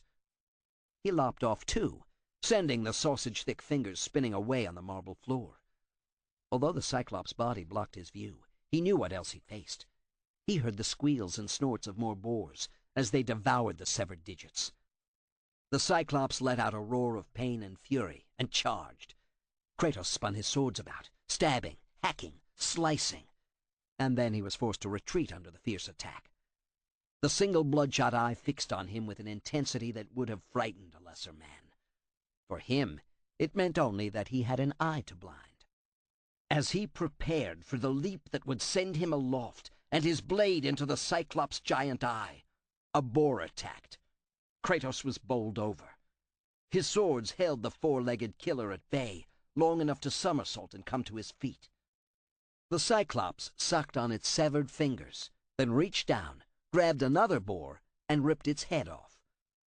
Kratos wondered if the Cyclops had become confused as to its enemy. Then he saw that the creature was simply using the weapons it had at hand. The powerful shoulders bunched, and the Cyclops threw the still-kicking headless boar at Kratos. He ducked and dropped to one knee. Then he found himself under full attack by the roaring, gibbering Cyclops. Hairy arms batted at him, leaving him staggering and dazed. A fist larger than his head smashed into his back and pummeled him until he fell onto his belly. Then the Cyclops kicked him, lifting him off the floor and sending him crashing into a wall. Eyes blurred from the punishment, Kratos saw the Cyclops lumber toward him, hands grasping for its enemy. All Kratos could see was the hand with the 2 fingers cut off. He shook his head clear and then released the spell contained in the amulet of the Fates. The Cyclops' headlong charge slowed to nothing. In the greenish light permeating this world, its bloodshot eye seemed to turn into diamond.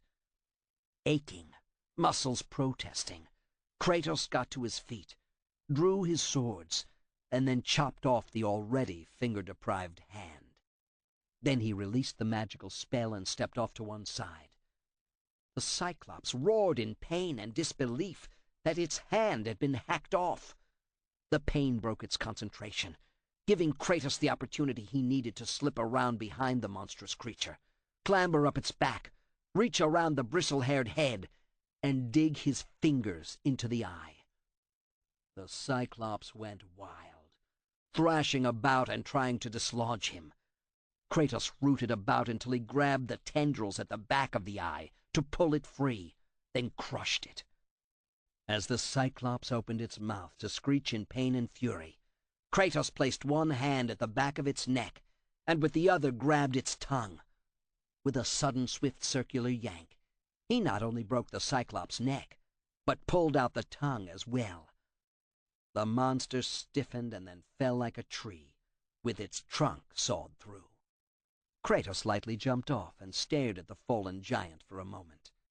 "You cannot change your destiny," the ghostly outline of Lachesis' head cried. He threw the Cyclops' tongue through the doorway, through Lachesis' ghostly face, and onto the path beyond. For a moment, he thought Lachesis would return, but the image had disappeared for good. Along the path now opened lay a steamy, stinking bog. Corpses dangled from banyan trees on either side.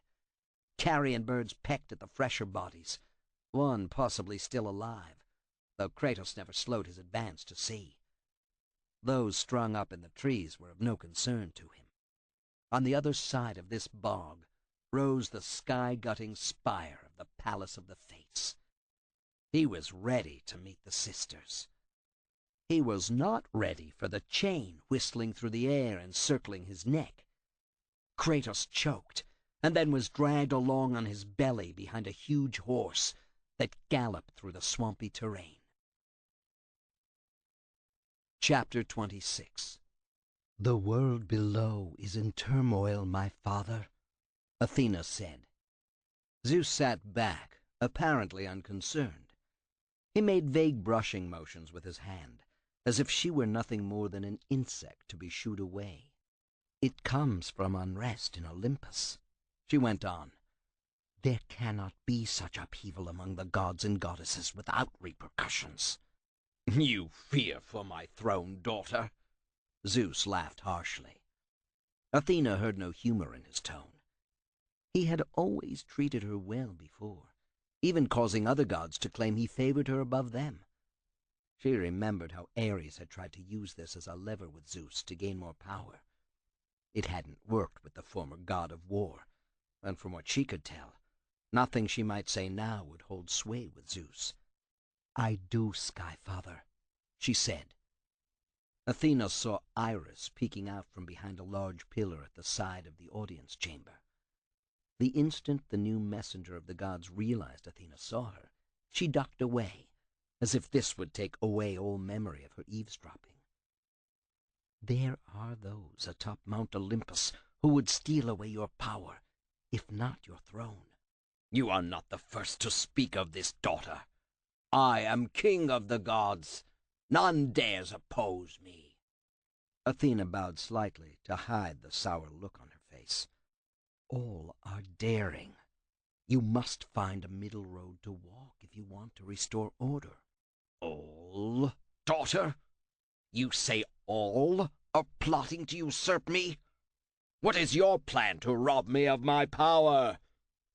Clouds began forming at the domed ceiling, lightning crackling without striking. Zeus held out his hand, and a thunderbolt formed there. You would strike me down, Father. Do you oppose me, Athena? Do you try to steal my power? I seek amity among the gods, Father. Nothing more. Kratos is the source of this cancer growing in Olympian guts, Zeus cried. I will see him sent to the underworld. The Sisters of Fate protect their realm jealously, Father, she said uneasily. Try as she might, it had been impossible to send a message to Kratos. If he remains on the island of creation, there is nothing that can be done.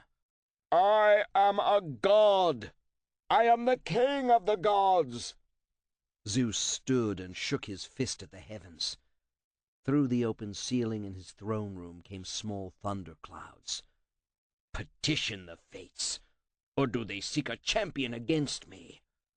Zeus sat and looked around as if Kratos was spying on him. This bothered Athena greatly. Her father seemed hesitant and fearful, then would act precipitously. His mood swings grew greater by the day. Athena jumped when he slammed his fists down on the armrests so hard that twin fissures opened from the throne all the way across the audience chamber floor, isolating Athena on a small island between. She was startled to see that this destruction flushed out not only Iris, but also Poseidon from hiding places around the audience chamber. More than the messenger of the gods spied on Zeus' audiences. What do you want, brother? Zeus held up his hand, now a fist oozing misty dark clouds from between his fingers. He grew in stature until his head brushed the dome above. Not content with this, Zeus smashed the dome with his fist and sent a cascade of glass and stone raining down. He puffed himself up even more until his girdled waist came level with the now destroyed dome. I have come to protest an invasion of my realm, brother, Poseidon said. He started growing, then realized there wasn't going to be room, even if he punched a hole in the audience room above his head. Return to a more civil size. Zeus shrank back to a size more in proportion to his audience chamber. He grated his teeth together as he fell heavily back onto his throne. Do I have your permission to sit on my own throne, brother? Or have you come to depose me? I have my own realm beneath the sea, Zeus. Poseidon strode up, rudely pushing Athena aside. She stepped away. Iris moved closer so as not to miss a single word of the exchange. Athena worried that Iris would find even more in this exchange to turn to her own advantage. It was an exaggeration to claim that Iris alone was responsible for the disquietude among the gods, but she contributed to it with her rumor-mongering, her half-truths, and the constantly formed alliances that she respected only until they no longer gave her power. Iris was a cause of the distrust spreading through the Olympians like an unchecked plague, but she was not solely responsible. "Why not return to it?" Zeus said. "I need some peace to properly rule." "Peace!" snorted Poseidon. He spat seaweed onto the floor and squeezed out his dripping beard before going on. "The mortal philosopher Plato said it too well. Only the dead have seen the end of war. I find an invader challenging my rule of the sea. Kratos?" Zeus laughed harshly. "He has become a will-o'-the-wisp, with everyone seeing him still on Olympus." "Not Kratos," said Poseidon. "Oceanus! The Titans become bolder. He thinks to regain transcendence over my realm." "You are unable to fight him? A Titan who has been stripped of power and discredited for so long? You are no brother of mine if you cannot chase him away, back to the dark realms of Tartarus." "Oceanus," Zeus said, snorting in contempt. "He was the least of the Titans." He turned dark as he added, "Unlike Kronos, I have your permission to do as I see fit." Athena started to warn her father not to give Poseidon unlimited power. Her uncle was cantankerous and quarrelsome, but he was also ambitious. Poseidon on the throne of the gods would create a war among them that would never end. Poseidon lacked any hint of diplomacy in his soul. Zeus might rankle, but he could be subtle and clever when the need arose. His succor of Kratos in the guise of the gravedigger before the battle with Ares proved that. She just hadn't seen that facet of her father's character recently. Not since Kratos ascended the throne of the god of war. "Defend yourself as you see fit. You don't need my good wishes for that, brother." Poseidon wrung out his beard again to hide the broad smile. Zeus could not see it, but from the side of the audience chamber, Athena did clearly. So did Iris. The messenger of the gods hurried away. It was as if Ares' death had released ambition unseen among the Olympians before. While many had complained about Zeus' rule, they had acceded to it so that they could pursue their own pleasures, both on Mount Olympus and among the mortals. But now, more than Poseidon and Iris aspired to the throne, and Zeus continued to direct his wrath against a mortal. Kratos might have been a god, but he presented less danger to Zeus than many of those who remained gods. Athena left Poseidon and Zeus trading barbed comments, wondering what she had to do to restore order among the gods. Should she depose her own father, or should she aid Kratos in his quest to slay him? She caught her breath as she realized the direction her thoughts were taking. There had to be another course that did not force her to oppose her father, or aid those who did. There had to be. Chapter 27. The chain snapped tight around Kratos' thickly muscled neck and yanked him off his feet. He hit the ground hard, and then was dragged behind an immense galloping paint horse. The patches of color on the horse's flanks were fire-bright. The hooves kicked back at Kratos, but the chain was long enough to hold him at a safe distance, if safe could ever be used to describe being strangled to death by the ever-tightening chain. He grunted as he hit a dead tree and flew high in the air. He landed hard but caught a quick glimpse of the rider. The man wore a barbarian's armor, heavy metal leaves across the shoulders and chest, bare arms save for furred wristlets, leggings that might conceal greaves but probably not. Despite the barbarian not wearing a helm, Kratos failed to see his face. What mattered more was the speeding terrain under his belly, ripping at his flesh as he was pulled faster and faster behind the warhorse. Kratos grabbed the chain with both hands and pulled, trying to dislodge it from his throat. He felt the links cutting into his flesh and cutting off his air. The world turned a bit darker as the horse sped along a trail. For a boggy stretch he landed only on hard spots, Rocks, stumps, debris, it all tore at Kratos' flesh and distracted him from the one act that would save his life. If he didn't get the chain unwrapped from his neck, he would die. The horse jumped over a fallen tree. Kratos slammed hard into the log and then was airborne.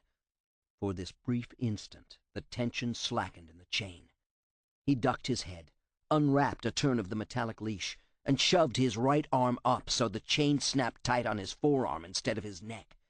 Then he hit the ground, and the air gusted from his lungs on impact. He was dragged for another 100 yards, and then regained his senses enough to reach back, draw a sword with his left hand, and then bring it down with all his strength against the chain. One instant he was sliding along. Then he was sitting up on the path, trees on either side, and the fire-branded horse galloping into a glade without Kratos' weight holding it back. The rider sawed on the reins, forcing his mount to dig its hooves into the soft earth. Dirt flew up into a cloud. Then the rider swung about and trotted back to where Kratos now stood, with a blade in his hand. "By the gods, it is true!" The rider marveled, staring hard at Kratos. "The sisters are smiling upon me today. I have fought my way through the guardians of Hades, crawled my way out of the fires of torment, all for a chance to change my fate. And what better place to start than by taking the life of the man who stole mine?" "You," Kratos said, sneering. "How many times must I kill you?" The barbarian king threw back his head and roared in defiance. As his head tipped back, Kratos saw the white scar on the barbarian's throat. He had severed the warrior's head and sent it into a mud puddle when last they had faced each other. The thick black beard once more hid the scar caused by decapitation, as he lowered his chin to peer at Kratos from under beetled brows. Kratos could hardly see the eyes in those hollowed pits, but he thought they burned with more than bloodlust. There was cunning focused solely on his grounded foe. "For my efforts, the sisters shine their light upon me, delivering the very object of my vengeance. Kratos!" Kratos staggered slightly as the world spun about him, the dim light of fading twilight and the noxious rising bog gases replaced by the heavy scent of spilled blood. A battlefield ankle-deep in dirt, turned to mud by so much spilled blood. He had been ripped away from the world he inhabited and sent into that of dream, of nightmare. Kratos was part of the illusion, and yet stood away from it, facing the barbarian king as he had once before. "Alric," Kratos cried, "I will shorten you again. Come to do battle." "You will fall this time, ghost of Sparta. You drank the ambrosia and robbed me of my father's life. With him dead, you became king," Kratos said. "Could it be that you let me do your killing for you to save yourself the trouble?" Kratos sought to goad the barbarian king into thoughtless attack. It worked. The barbarian king rushed forward, but the battle did not go as Kratos expected. Alric was immense and immensely strong. He swung his war hammer with skill and power, driving Kratos back and then to his knees. Alric swung the haft around and caught Kratos under the chin.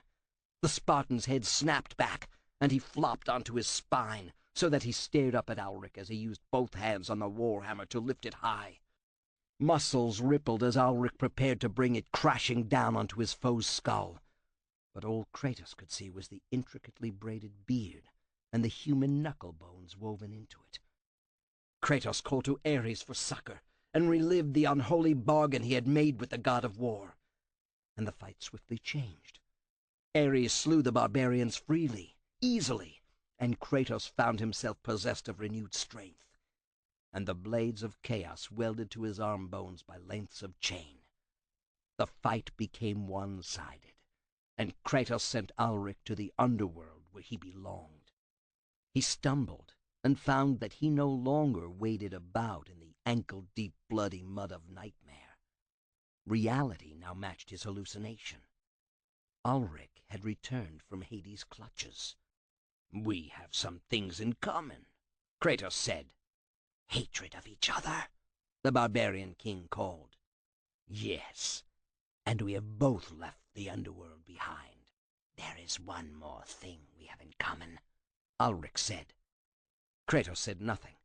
He clutched his swords, evaluating his best attack of this mighty warrior returned from Hades.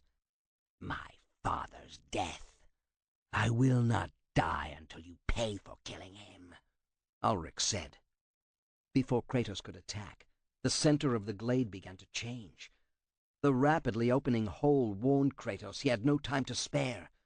Leaping over the gaping maw that stretched all the way down to Hades, he swung. But Ulrich was too intelligent a fighter for such an obvious attack to succeed. He galloped away, out of Kratos' reach. Kratos reached behind and drew Typhon's bane. He began firing the arrows as quickly as he could. Ulrich batted away one or two of the icy missiles, but a few more embedded in his heavy armor. The attack produced a deep-throated laugh. Is that the best you can do, Ghost of Sparta? The horse galloped toward Kratos, its rider wielding the mighty warhammer. Kratos somersaulted to the left side of the fiery steed, forcing Ulrich to swing the hammer across his body. This shortened his reach and afforded Kratos a few inches, which saved his life. The spiked hammerhead grazed his back, but then it was too late for Ulrich to attack in any other way. The barbarian king depended on his horse to carry him out of range for any attack Kratos could launch. Kratos used his swords on the horse's legs, chopping the hooves off just above the fetlocks. The cannon bones snapped and the horse fell head first onto the ground, sending its rider flailing through the air. The horse's body prevented Kratos from instantly following up his attack and putting an end to Ulrich once more. Single-mindedly, he went around the mutilated horse, his eyes only on Ulrich. This almost brought him death. Ulrich swung his warhammer in a whistling arc to hold Kratos at bay. He clenched his teeth, then let loose a heart-stopping roar. Attend me, my warriors. Come to your king and fight once more beside me. A sudden stench filled the air, which made Kratos' nose wrinkle. The smell was too familiar. It was present in cemeteries and on battlefields and anywhere else that death held reign. In front of him opened the hole again, allowing the dead barbarians slain by the Spartans to creep out from the underworld. One grabbed Kratos' leg and tripped him. With the agility of a cat, Kratos hit and rolled, came to his feet, and swung the blades of Athena with deadly accuracy. The dead barbarian's head exploded from his shoulders, bounced once, and then disappeared back over the edge and down to Hades. The body continued to fight. Kratos kicked out, tripped the flailing soldier, and sent it after its head. He recovered in time to see Ulrich shaking off the effect of his fall. With contemptuous ease, he swung his warhammer about. The spikes embedded in the head glistened with fresh blood. Kratos wondered where it had come from, then realized it was his own. Ulrich had not connected squarely with his blow, but had drawn blood. Kratos felt the large round spot on his back beginning to throb from the injury. Kratos started for Ulrich, then stopped. The barbarian king placed the haft of his hammer on the ground, then tapped it several times with deceptive gentleness. The earthquake that radiated outward would have knocked Kratos from his feet if he had not jumped as hard as his powerful legs could propel him.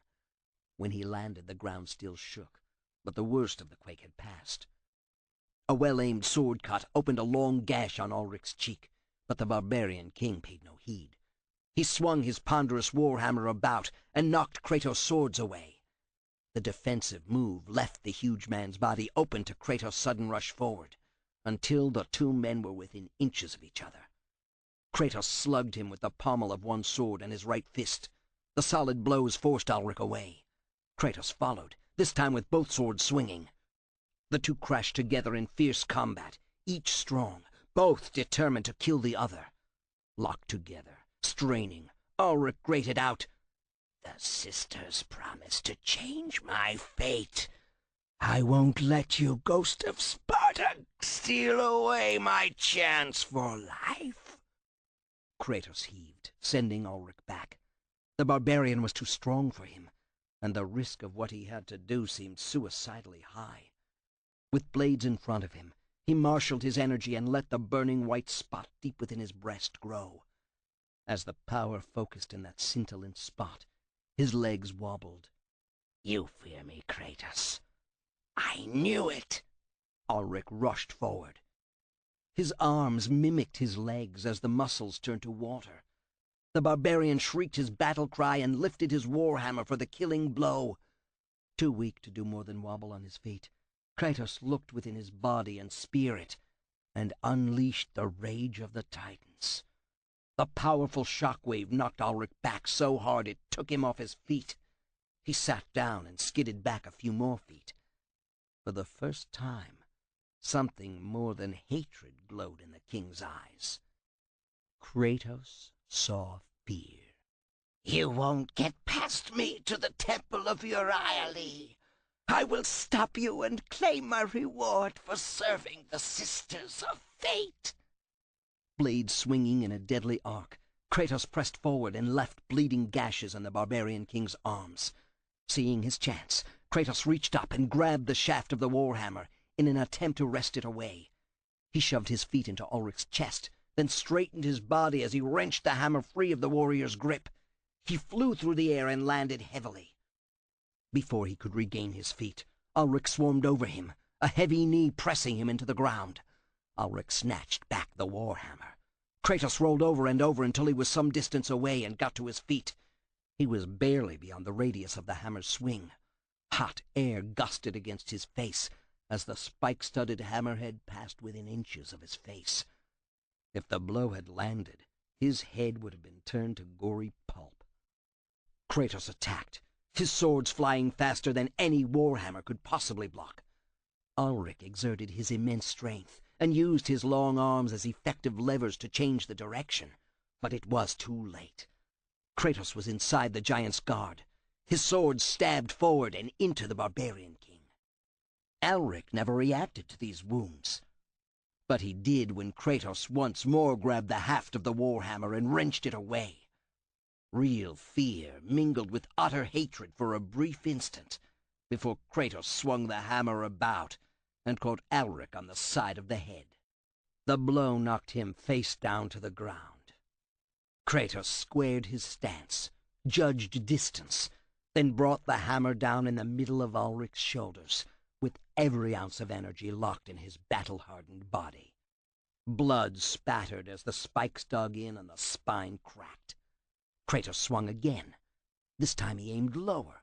The spine broke, but still Ulrich flopped about. Another blow.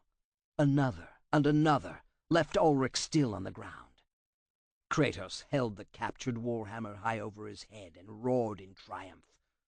Then he kicked the body to the edge of the Hades hole, and finally into it. Kratos allowed himself a moment of satisfaction. Before, Ulrich had outfought him, and only Ares' intervention had saved him. Rather, it had resigned Kratos to a life of servitude to the god of war, the now dead god of war. He had no more time to relish the victory. The undead barbarians continued to crawl forth from Hades. He hefted the warhammer and swung it in a wide circle, knocking two back into the hole. He heard their anguished cries as they once more fell to the underworld. When the last had been dropped back through the hole, it began to close. Kratos placed the warhammer on the ground and leaned on it. Blood trickled from between the spikes. Kratos swung the hammer about and slammed the head down to wipe off Ulrich's blood, causing an earthquake. He grunted without humor and hefted the warhammer so that it rested on his shoulder. Then Kratos triumphantly slid it behind his back, where it magically reposed with the other gifts he had received from the gods. He looked deeper into the bog and saw the dark spire rising above the temple of Euryale. Ulrich had protected that for the Sisters of Fate. He had been promised a new fate if he kept Kratos from reaching the temple, for all the good that it did him. Chapter 28. "What happened?" Atropos shrieked in frustration. You were supposed to remove him! Kratos? Lachesis waved off her sister. He might have destroyed my statue, but that doesn't matter. Ulrich will stop him in the bog of the forgotten. Oh? Atropos stood with her hands on her hips, glaring at her sister. How do you think that is going to happen? What do you mean? Ulrich has been a faithful servant, if a foolish one. He thinks we will examine his plight and save him. Ares gave Kratos the weapons and strength to smash him. There is no reason to give Ulrich any new audience. Lachesis laughed lightly. There is no reason, since he does our bidding without ever demanding that we do anything for him. You think Ulrich will stop Kratos? What is wrong, dear sister? Lachesis was beginning to feel a touch of anger at the way Atropos was acting. Did one of your strands of fate break? You always put so much effort into making each perfect. Perfect, Atropos said bitterly. You should pay half the attention to your work that I do. If you did, you would know. Lachesis spun and stared at Atropos. No words came to her lips. That's right, Atropos said. Kratos not only fought the dead men-at-arms from Ulrich's army, but he fought Ulrich all mounted on his fine prancing warhorse. He sent them all back down the hole into Hades' arms. Kratos killed Ulrich? Again? But that wasn't supposed to happen. She felt a passing dizziness. This was not the way her well-spun thread of fate should have played out. Kratos destroying her statue had been a surprise, but she had examined how she had cast his fate and saw nothing to preserve the statue. She had warned him. Lachesis reached out to pluck one hair-thin string determining the fate of both mortal and god after another, until she found the proper one. Kratos' thread was a different texture. Lachesis held down her anger directed at her sister. Atropos had meddled in what should have been a diverting fate. Kratos had always been a special favorite of hers because he did the unexpected. But he had always ended up fulfilling the fate she had decreed. Not now.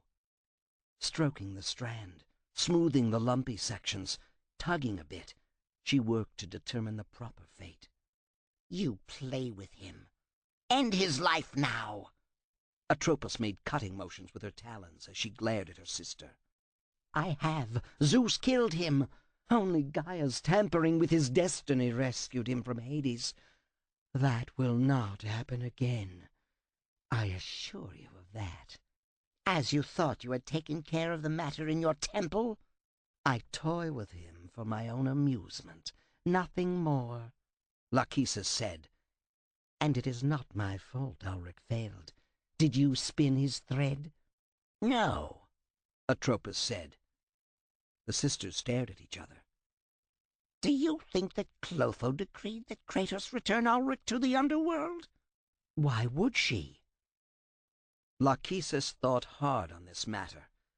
She was capable of seeing the interaction of thousands of intersecting destinies and keeping them straight, or knotting them permanently, although the thread of Gaia had been increasingly difficult to cope with. In the past, the thread had been an earthen color, tinted with greens, but recently she had tried to trace the thread, immediately after Clotho spun it, and found the task difficult. The thread had become slippery and difficult to sever. On impulse she had sliced through, only to find that her shears had passed through as if cutting mud. An attempt to reform had been unproductive. Moreover, Atropos had come into her chamber on some errand or another, and she had hidden her attempt at the slicing. But how had the thread become so insubstantial? Clotho's skills were unquestioned. Could Atropos have meddled once more where she had no business? Her sister increasingly intruded, as if spying. Lachesis worried that Atropos would find her thoughtless decision to send the warrior of destiny against Kratos. A valued ally had been defeated. Was Clotho interfering? Weren't there enough mortals, gods, and yes, even titans, to keep Clotho and Atropos busy? Lachesis' resentment grew that the burden of untangling the skeins of fate fell to her and her alone. She might have seen how badly you handled Kratos, and thought to put it right. End his life now, Lachesis. He has gone too far. The seeds of time. Your temple has been desecrated. Ulrich, end the thread now. Lachesis felt her hackles rise. Who are you to tell me what to do? I know how to spin destinies, better than you or Clotho. Should I do your chore? Atropos reached for Kratos' thread of fate. Lachesis jerked it away from her sister's groping fingers. Atropos lacked imagination, and would only put an end to Kratos in a way sure to create ripples along other strands. Such a disturbance might take years to resolve. I'll do it. He will never reach us, sister. He will be stopped at the temple of Euryale. You are sure? You insult me and my skill, dear sister. Lachesis made no effort to keep the sarcasm from her voice. Clever fingers plucked at Kratos' fate. Gorgon heads, skeletons, the key. There would be no possible way for Kratos to avoid his fate now. None. Chapter 29. Hidden deep within the spire lie the sisters. They control the threads of fate. Gain control of your thread, and you will be able to return to the moment when Zeus betrayed you. Gaia spoke softly to Kratos. The temple of Euryale rose ahead. He strained to see the spire poking up above the sad trees with the drooping limbs. He snorted in disgust. Little wonder this was called the Bog of the Forgotten. Corpses dangled from the limbs of nearby trees, and the stench of decay pervaded everything. Kratos, came Gaia's soft voice again, this time with a hint of urgency that it had not carried before. You must beware. What lies ahead is a trap. Why do you tell me the obvious? The sisters will not allow you easy entry to their inner sanctum. The chamber of the loom is sacrosanct. No one but the trio ever enters. No one save the priests of fate. I fear none of them. You have done well, but you must not become careless. Hubris destroys mortals. I became the god of war, and it did not suit me. All I want is to kill Zeus for what he did. He spoke only to the soughing of wind through the banyan trees, and the creaking of chains and nooses around the dangling corpses. Never retreat, he muttered. He had come so far in his quest to find the Sisters of Fate and force them to send him back in time that he had nowhere else to go. Retreat? His life lay ahead. He started along the trail, weary of a trap. Ulrich had been a surprise, but Kratos found that he had enjoyed the combat again. The first time they'd met, when Ulrich commanded his entire barbarian horde, Kratos had been weaker. His arm had been strong and his sword swift, but he had given in to Ares, pledging his servitude in exchange for victory. Beseeching the gods for aid gave nothing to a true warrior. He was Spartan and needed only his own skill and bravery. The faint dripping of water into a pool was now the only sound he heard. Even the wind had died. Clutching the warhammer he had won in combat, he advanced, rounding the bend in the trail and seeing the grim tower. He saw the entrance immediately. A large bronze door was the only entry point. As he started for it, stepping over skeletons scattered all around, he slowed. Gaia had warned him of danger. With a powerful leap to his left, he sailed through the air just as a ghostly Gorgon's head formed in front of the door. The face, limned with crackling green electricity, looked as if it was about to speak, but only a deadly gaze sought to envelop him. He somersaulted and then swung about to face the Gorgon. Its eyes could not follow him due to walls forming an entryway to the bronze door. If he had to enter the temple, He had to find a safer way inside. As he stepped on a bone and broke it, he froze. The sound of the bone was wrong. The skeletons in front of the Gorgon's gaze began shaking and sliding along the ground. Kratos watched the bones attach themselves, and the skeletons begin to assume a more human form. Then the bones snapped upright, reached for discarded swords, and stood. Kratos saw several skeleton warriors still forming, and knew he would be overwhelmed unless he acted quickly. With a roar, he charged forward, warhammer swinging. The first skeleton's head exploded from its spine as his sharp-edged blade cut accurately. His second slash cut the legs off a second skeleton, sending it flailing backward to explode into separate bones again. Kratos avoided the Gorgon's deadly aspect, kicked apart other skeletons forming, and heard bone grating against bone behind him. Kratos felt a sharp pain across his shoulder as the skeleton's sword cut at him. He ducked low, then thrust upward through the rib cage and into the skull with the butt end of the hammer's shaft. Once again the skull blasted from the skeleton's spine. Kratos saw that the second skeleton he had already dealt with had regained its legs and clumsily stood. Using the pain of the cut on his broad back as a goad, Kratos spun about and demolished his bony foe. Not stopping once he had spread its bones about, he stamped down hard and crushed the chalky arm and leg bones under his sandal. Spinning about, he dismembered the skeletons coming after him. Realizing how they reformed, he splintered the bones until only dust remained. It was the work of moments to pulverize them, leaving only a few knuckle bones and other smaller ones that would be no further danger.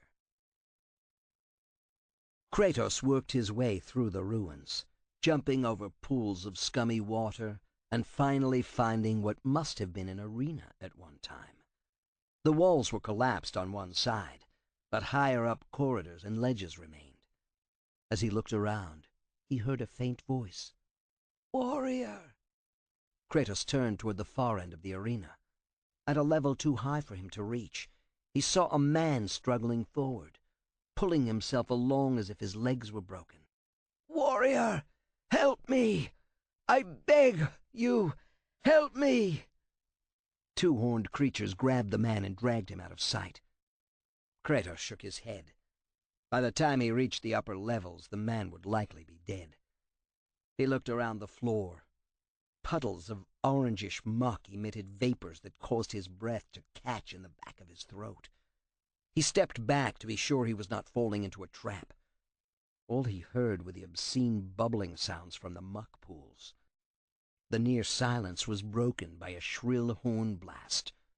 A beast lord emerged, a summoning horn pressed to its lips.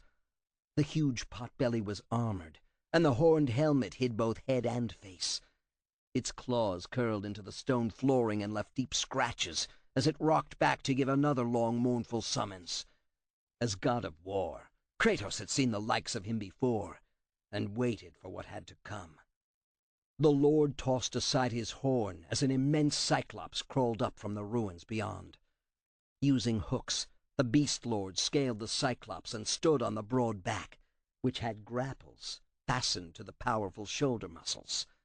Both Beast Lord and Cyclops roared a challenge that Kratos was ready to answer. Guiding the one-eyed monster as if he rode a chariot, the Beast Lord jerked hard on one grapple to bring his mount around. The Cyclops howled and charged Kratos. Seeing the real danger, Kratos somersaulted forward under the creature's club and slashed furiously at the exposed legs. The Cyclops dropped to its knees, giving Kratos the chance to swing his swords at the mounted Beast Lord. One blade tip slid under heavy armor. The Beast Lord lost his grip and fell from his one-eyed mount to crash to the uneven paving. The Cyclops was dangerous, but the Beast Lord was cunning and could direct the fight in ways Kratos wanted to avoid. Kratos advanced on the Beast Lord. He had injured the creature. Now he stabbed hard and drove his blade under the armpit and into important territory. A geyser of arterial blood exploded outward. The Beast Lord groaned and rolled away. Kratos was merciless in his attack. He pressed the Beast Lord hard, only to have his killing blow deflected. The Cyclops had rejoined the battle. Its club almost knocked the weapon from Kratos' hand. He whirled and slashed at the Cyclops, then realized his error. The Beast Lord attacked him from the rear. New wounds appeared on his broad back. The pain from the deep cuts tore at his battle concentration. A lesser warrior would have died. Kratos had experienced worse pain. He was a Spartan. He was more. He was the ghost of Sparta. Taking more wounds to his back, he focused entirely on the Cyclops and its swinging bludgeon. He avoided a downward swing that would have crushed him to bloody pudding. Stone splinters erupted upward as the club destroyed more of the paving stones. But Kratos was within the circle of the Cyclops' arms, its belly exposed. Using a double-handed thrust, he drove his swords inward, upward, and outward. He carved a huge chunk of bloody flesh from the belly, causing the Cyclops to shriek in agony and drop its club to clutch its sundered abdomen. Kratos was now free, for an instant, to kill the Beast Lord behind him. The armored creature had continued to attack his unprotected back. Kratos felt rivers of blood tickling as they ran down his skin. He drove the Beast Lord's face down to the stone flooring, then stamped down hard on his head, squashing it. He stepped back and sneered at the fallen creature. Kratos shook himself and sent his blood spraying in all directions.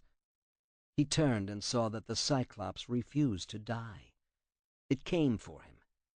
Digging his toes in against the edge of a broken paving stone, he got purchased despite his sandals being slick from blood. He waited until the Cyclops came close enough, then launched himself forward. He climbed the front of the Cyclops by grabbing handfuls of flesh until he stared into the single huge eye. Kratos drew back, then punched hard. His fingers drove through the eye's viscid innards, then he grabbed and yanked. The eye popped free. Sightless, the Cyclops easily fell to him. As Kratos stepped away from the body, he saw faint twitching in the Beast Lord's body. He stamped several more times. It was only when he stopped that he heard the sounds of a fierce battle being waged. Kratos stepped to the archway, looking over a river of sludge with circular metal islands, and saw the warrior who previously had cried for his aid battling a pair of minotaurs on the far side, high atop a stony ledge. Kratos jumped down to the first round island, saw chains and sprockets on the side, then began pushing a long handle. The entire platform rotated and moved toward the far side of the putrid river. If he reached the far side in time to save the warrior, he would. If he failed, that did not matter. This was the way forward. Kratos put his back to the lever and began rotating the metal disc under his feet, when the water began boiling all around, and 8 sentries rose out of the water and slipped onto the disc. Somehow, he didn't think they had come to help with the lever. Chapter 30. "He will take me back if I give him this news," Hermes said. "Hold," Athena warned the messenger of the gods. "Zeus is in no humor right now. The other gods are restive, and there are the Titans." She looked around Hermes' chosen place of exile. He punished himself unduly, remaining in the Egyptian desert rather than along the Nile Delta where it was cooler and populated with people rather than sand fleas. Still, the purity of the sands appealed to her, and the absence of destruction. Perhaps this oasis free from Olympian strife, temporary though it might be, soothed Hermes. "What are you talking about?" Hermes stared at Athena. "Gaia? She is powerless. Kronos was exiled to Tartarus after Kratos returned Pandora's box to Olympus. But Typhon has been woken from his mountain sleep, and Oceanus starts to make trouble in our uncle's domain. There is much yet that I do not understand," Athena said, ignoring Hermes. "We must be certain what we say when we speak to Zeus." So much had slipped beyond her control. Her favorite town still lay in ruins after Kratos had battled Ares. Her worshippers had begun to restore the temples and shrines devoted to her worship, but they were chary now. Sparta had spread its military tentacles. with Kratos' blessing, and would destroy any city that might challenge its power. But there was more that even the usually wily, all-seeing, all-eavesdropping Hermes had missed in his frantic need to regain his status on Olympus. Some of her worshippers had built shrines, small to be sure, celebrating Gaia. It was as if they chose to return to olden ways they could not possibly remember. Or was there something more happening that she was unable to understand? The Olympian gods made their presence, their power, their authority known, though less often now than before Kratos had been made god of war. Somehow, the mortals sensed the unease in Olympus and sought other deities. But the Titans! Athena could not understand this. The great war had been fought and won. Zeus had forever banished all the Titans for what Kronos had done to him, even disgracing Gaia despite her role in raising him. The king of the gods' fury knew no bounds. That burning rage no longer smoldered in his breast, but increasingly burst forth. Did the mortals sense how easily he might destroy them, and thus seek out other gods to protect them? But the Titans! I can tell him of Kratos, and how he has reached the ruins of the Forgotten. What? This startled Athena. He has gone so far. You won't tell Zeus, will you? The more I can give him, the less likely he is to favor Iris. Athena heard the suspicion in Hermes' voice. No, I will not tell him what you have learned. She saw that her promise did not ease Hermes' concern.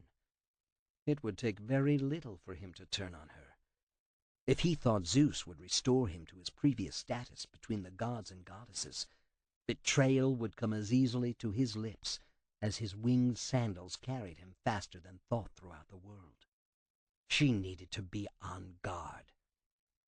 And Kratos, should she aid him when he sought only to kill their Sky Father? Athena shook her head. Peace among the Olympians, with Zeus on the throne, was their only hope for survival against such mortal determination as the ghost of Sparta displayed. Wait until I speak with the Sisters of Fate and plead your case, Athena told Hermes. You would do this for me? You would ask for their forgiveness? Athena felt a coldness within as she thought of approaching the trio, whose weaving of fate controlled the entire world of both mortal and god. She could plead for Kratos, or she could plead for Zeus. She thought that her father needed succor far more.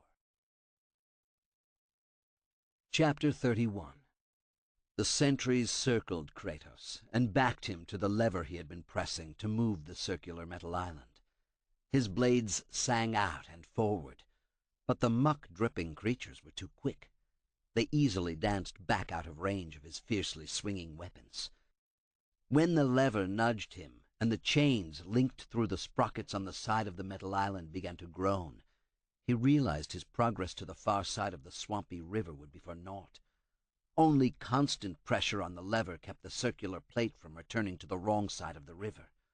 The longer the fight raged, the farther he got from the shore he desired. A quick glance up to the stone ledge high above showed the warrior still battling. Then Kratos ignored the fighter's plight because of his own. The sentries moved forward again, their swords and scythes hissing as they cut the air. Kratos closed his eyes to concentrate his power, then released the rage of Kronos. The magics radiated outward and momentarily stunned his attackers. With a mighty exertion, he swung the blades of Athena and cut through the midsection of the closest 4 sentries.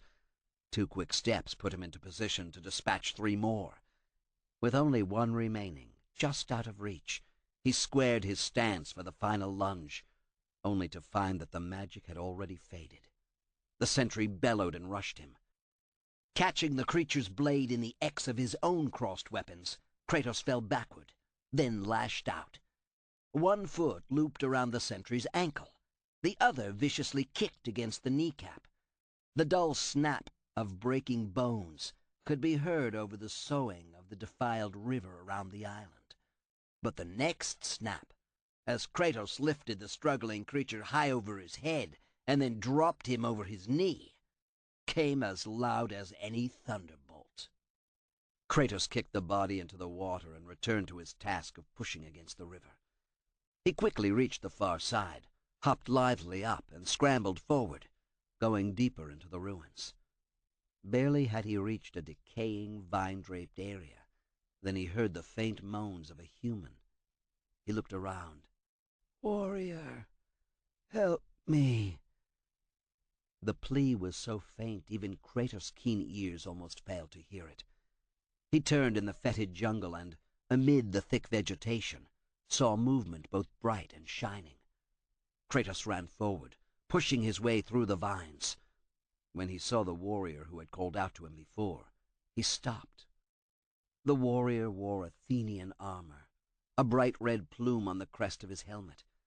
A quick look around convinced Kratos this soldier was not bait for a trap. He advanced, dropped to his knee, grabbed the soldier by the cuirass, and brought him to a sitting position.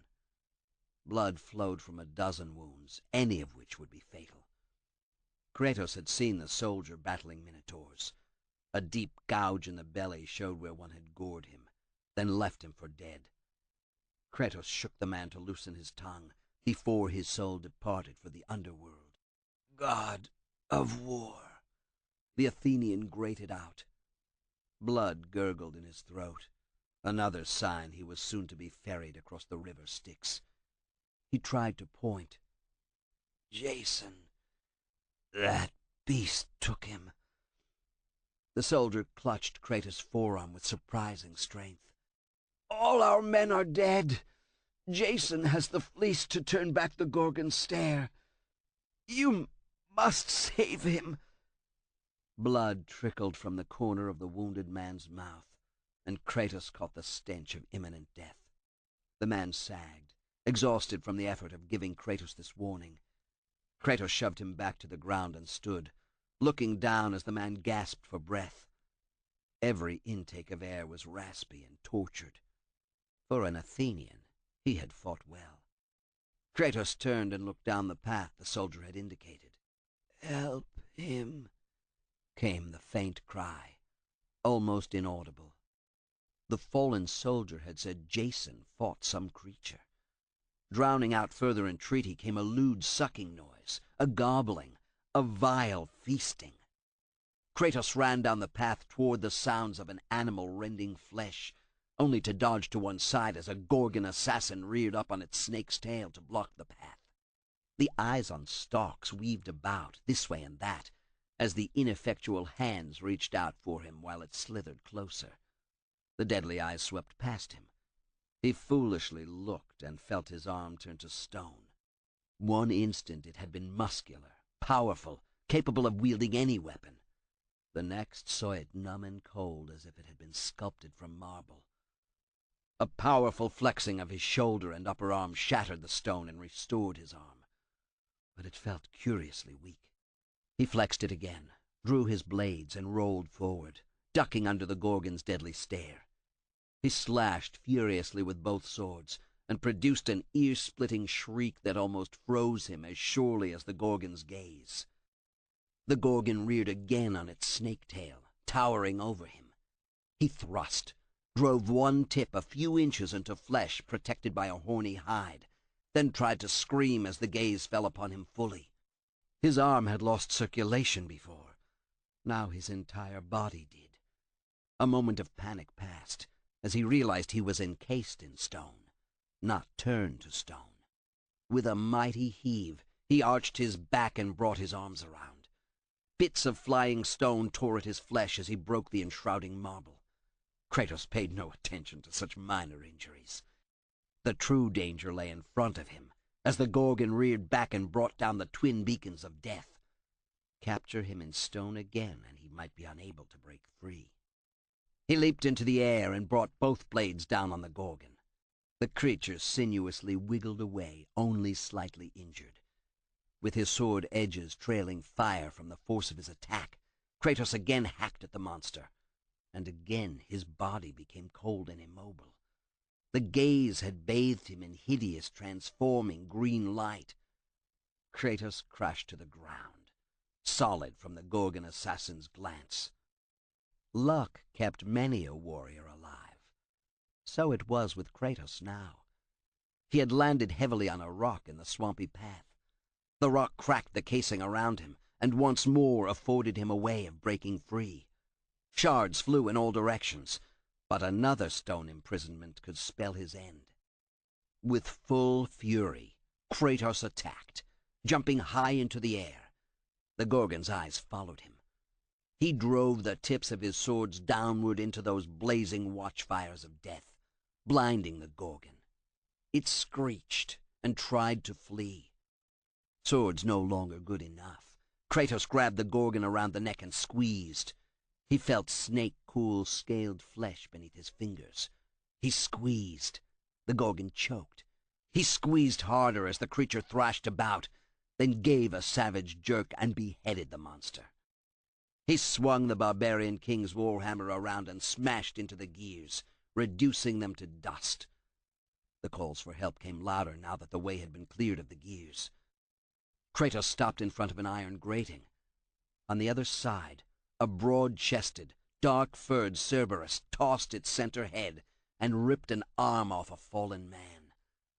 Blood rained down in the sandy arena, and the gobbling sound made by the three-headed monster drowned out the moans of pain from the now one-armed man.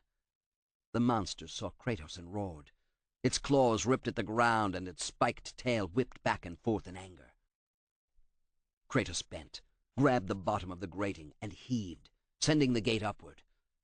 Kratos thought all three heads smiled, even the one still holding the severed arm, as the monster shuffled around to face him. Turning his back to the dark Cerberus, Kratos held the warhammer in a loose grip. He lowered his head and waited.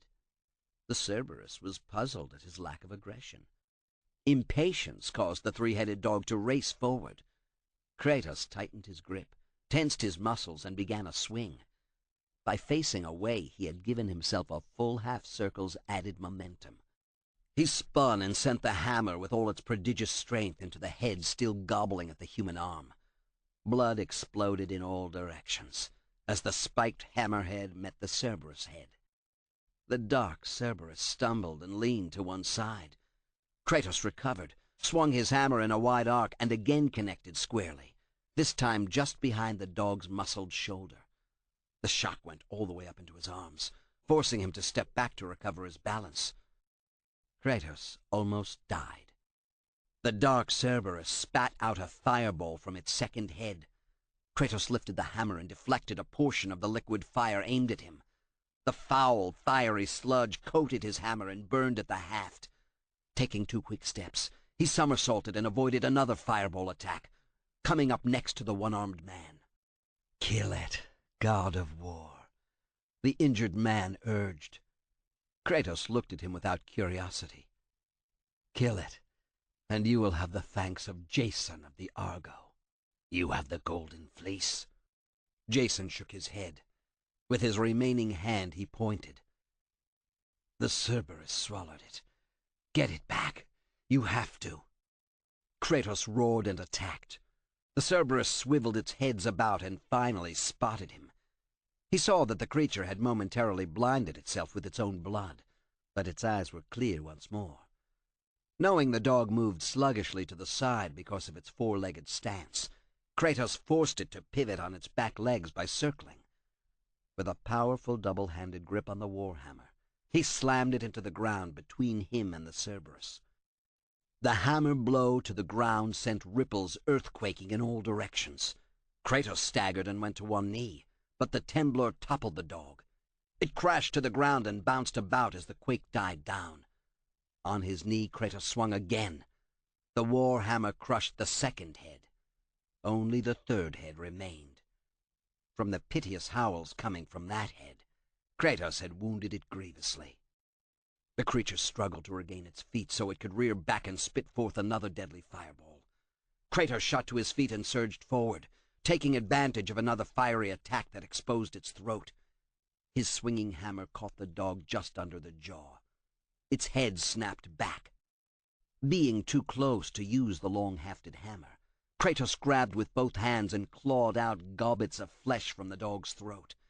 The Cerberus went berserk, thrashing about, clawing with taloned legs, trying to snap at him with its remaining head. An agile twist brought Kratos closer.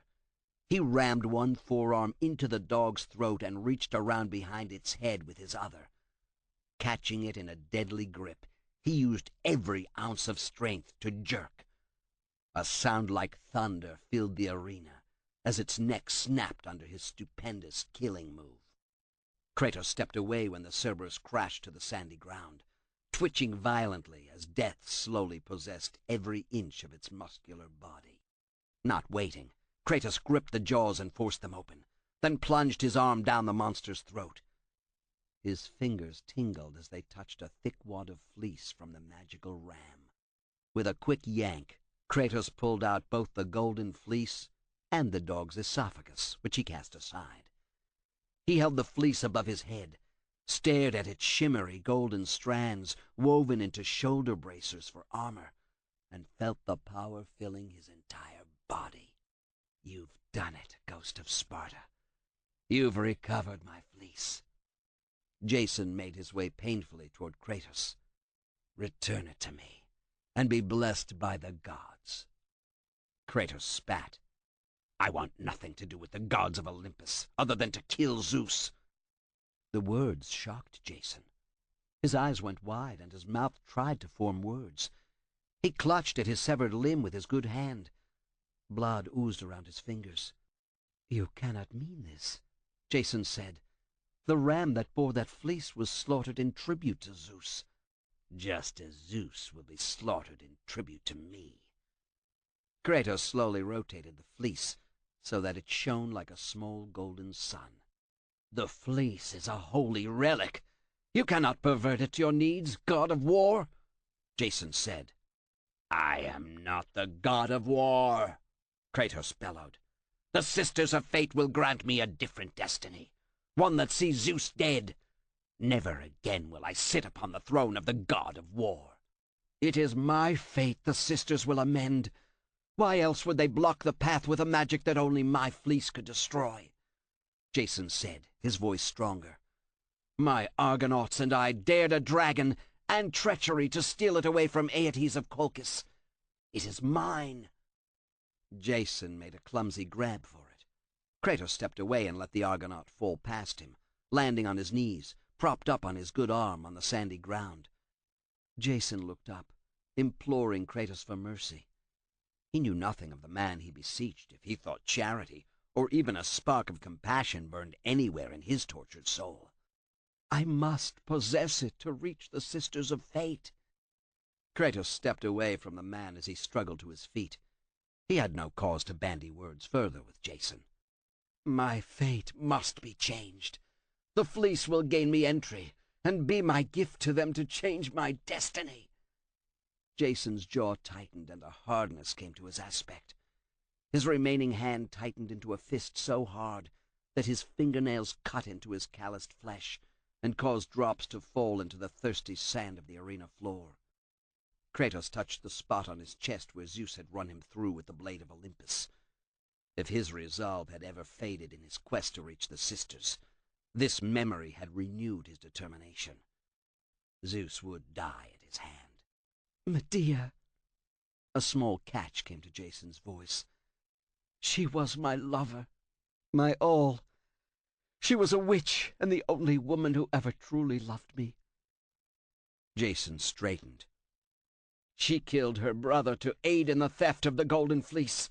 She convinced my uncle's daughters to murder and eat him when Peleus thought to betray me because of a false oracle's prophecy."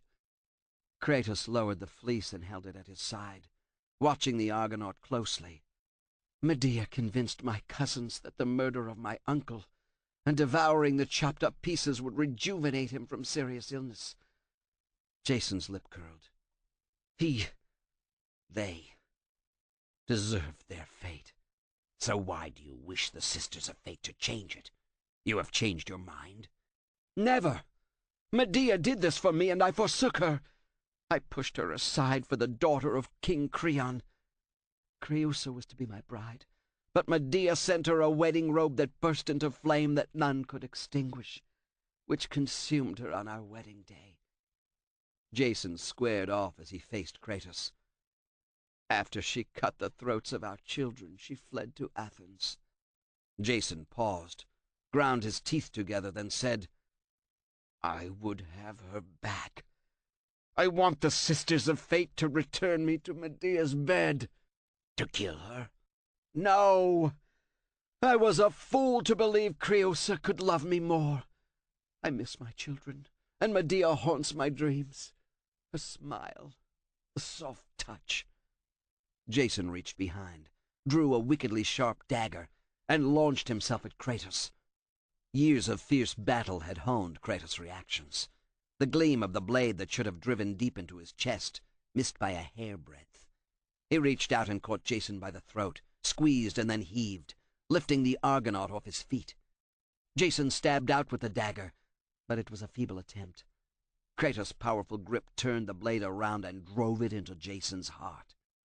When the man stopped struggling, Kratos cast him aside. "It is best to die in combat," he said by way of obituary for the dead hero. He lifted the fleece and spread it across his shoulders in a golden display. Chapter 32. Atropos manipulated her projected image to twice her real height and looked down her nose at the god. She wanted more fear in him, but there was only a curious eagerness, or perhaps it was anticipation. With a single pluck on the thread that bound Hermes to her loom, she could change his destiny. But he did not look as if he worried about his own fate. Yet he did. Otherwise, why would he be on his knees in the Egyptian desert to petition the Sisters of Fate? Atropos looked around, wondering if Lachesis and Clotho would come to see the god and make him grovel.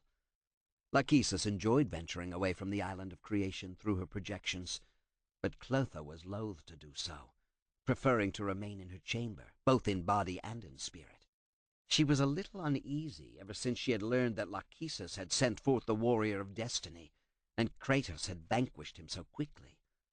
Oh, it had been a hard-fought aerial battle, but the griffin the warrior had ridden was an inferior mount. It should have been far more agile in mid-air than the Pegasus Kratos had used to reach the island of creation. What had Lachesis been thinking? "You know my plea, sister," Hermes said, bowing deeply. The wings on his sandals whirred softly, keeping his feet just above the desert sands, as if he was too good to walk where camels did. Atropos found her ire rising, and she had no idea why. She considered grounding him by clipping his winged sandals to teach a lesson in humility. She held the power over the Olympians. She held power over the entire world. Hadn't she, with her sisters, brought down the Titans in the Great War? The Olympians, and Zeus in particular, owed them for the position and power they had enjoyed ever since. "I cannot change your destiny, god of Olympus," she said pompously. She wanted him to become more nervous, and perhaps offer her great tribute, as Kronos had done in the past. Gifts given in fear were always so interesting, reflecting on the thoughts of the giver. "Rather, I will not. It is not my pleasure to change what has already been spun so lovingly." "Your choices confuse me, sister," Hermes said. "They are not meant to be understood by mere gods." "Why do you allow Kratos to possess the Golden Fleece?" "He doesn't. Jason is attempting to reach us with that bribe, as if we had any use for the Golden Fleece." "If you do not accept Kratos' gift of the Golden Fleece—" "Jason brings the fleece, not Kratos. Kratos has been thwarted in his attempt to reach the Palace of the Fates. We do not permit mortals, or gods, to enter the palace unless we deem it their destiny." "Not so, sister," Hermes said. Now he became more confident, and this perplexed her. It irritated her even further. too much slid along a string of fate, bouncing and bobbing in unexpected directions. The outcome would be the same, of course, but those ripples gave too much unpredictability to allow her peace of mind. Lachesis would relish it. Atropos wanted only to restore order. I am aware of every gift I have ever given a mortal. What's your point, Hermes? The winged messenger of the gods stared boldly, too boldly, at her in open defiance. Had she and her sisters pushed Hermes too far? Allowing Zeus to cast Hermes from Olympus had left the messenger god with nothing to lose. She felt some of that cold determination in Kratos. What more could be done to him that the sisters of fate had not already decreed? His fate was sealed as surely as if they had affixed a blob of wax to him and used their signet rings to display an imprint on his forehead. I gave the ram to Phrixus and Helle, who flew— Yes, we decided that Helle would tumble to her death. Atropos chuckled at the memory. None of the sisters had foreseen that the mortals would name the narrow channel where Helle died after her. Phrixus appreciated my gift. The ram had both reason and speech, and possessed the golden fleece. It was one of my finer gifts. I know this, Hermes. You waste my time. Now leave. Atropos found the thread she had been spinning with such care. Every gift I have ever given, Hermes said more forcefully, is forever linked to me. Hermes, Atropos said, tiring of his reminiscences. Your charities are of no interest to me. His face hardened. There is always more to my deeds. Do I not learn secrets and then divulge them? I knew when Jason killed the dragon and stole the fleece. Atropos glared at him. Then she felt a coldness build within that was both unexpected and unusual. She controlled the fate of others, but now her own destiny slipped and slid in directions not of her choosing. She knew that Hermes spoke the truth. Jason embarked on another quest, this time to offer the golden fleece to you as tribute, so you would change his fate. Hermes pressed on with what Atropos did not want to hear. Jason is dead, and Kratos possesses the golden fleece. He can enter the temple of Euryale, Atropos said, shocked. Kratos has powerful allies. Gaia sprang instantly to Atropos' mind. Iris, Hermes said, the goddess of the rainbow aids him. I am sure of it. Iris? Atropos was brought back from her speculations about the Titans plotting once more to gain ascendancy over the gods. She knew Gaia's interest in Kratos, but had Iris somehow escaped her destiny? Atropos felt true fear. She had meddled, and might have brought ruin down on herself through lack of skill. How she wished she had Lachesis' talents, for such disregard of destinies they had all agreed upon. This had to be made right, and when it was, she would go back to her work of measuring and leave Lachesis to her tiny diversions. A new, colder thought came to her. What if Lachesis had countered her minor tweaks of Kratos' fate, changing the warp and woof of his thread for her own purposes? Those purposes might not have Atropos' best interests at heart. After all, she had become excited at the idea of meddling, so that she determined destiny rather than all three sisters of fate. What if Lachesis had decided 2 sisters might be better? Atropos never argued with Clotho, and she had never known Lachesis to either. But she and Lachesis, they had moments of bitter dispute, although not lately. Had this lull in their contention been a clever plan of Lachesis to lull her into— Atropos swelled to 4 times her normal size. The projection dwarfed Hermes now as she tried to conceal her agitation. Who else can provide such accurate information but another messenger of the gods? She has designs on Zeus. His throne? She will never be accepted as queen of the gods, sitting on Zeus' throne. Oh, no, not that. Iris is subtler. She thinks to supplant Hera as Zeus' wife. From his side, she would manipulate and direct to gain the power she seeks. Zeus is a god of immense loves and hates, and does nothing by half measure, often responding with emotion rather than reason. Iris has his counsel in the guise of bringing him news from across the mortal world. She brings him lies. Hermes was flushed now. His wings beat frantically now, lifting him many feet above the tiled floor as his passion grew. "We have not decreed that," Atropos said. She dropped the complex weave, and the distant Nile overflowed its banks, sweeping away thousands, all requiring her expert measurement. Forgotten for the moment, she left those threads of fate and sought the ones for Zeus, Hera, and Iris. No reworking revealed itself. But Lachesis was always changing her work once she became bored, and Clotho was the subtlest of the sisters. She could have worked in a strand that Atropos might never find without shredding the entire thread.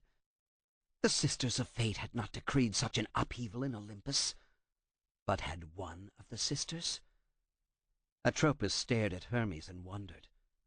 Had Lachesis become tired of her role as only one of the three Sisters of Fate? Did she have ambitions to become the Sister of Fate? Chapter 33. Kratos stood before the Gorgon gate, its eyes emitting the deadly green beams that would permanently turn him to stone. His return through the ruins had been quick because a burning need rose within him. If Jason had sought the Sisters of Fate, other heroes might also come to beg them for a different destiny. His need lay paramount.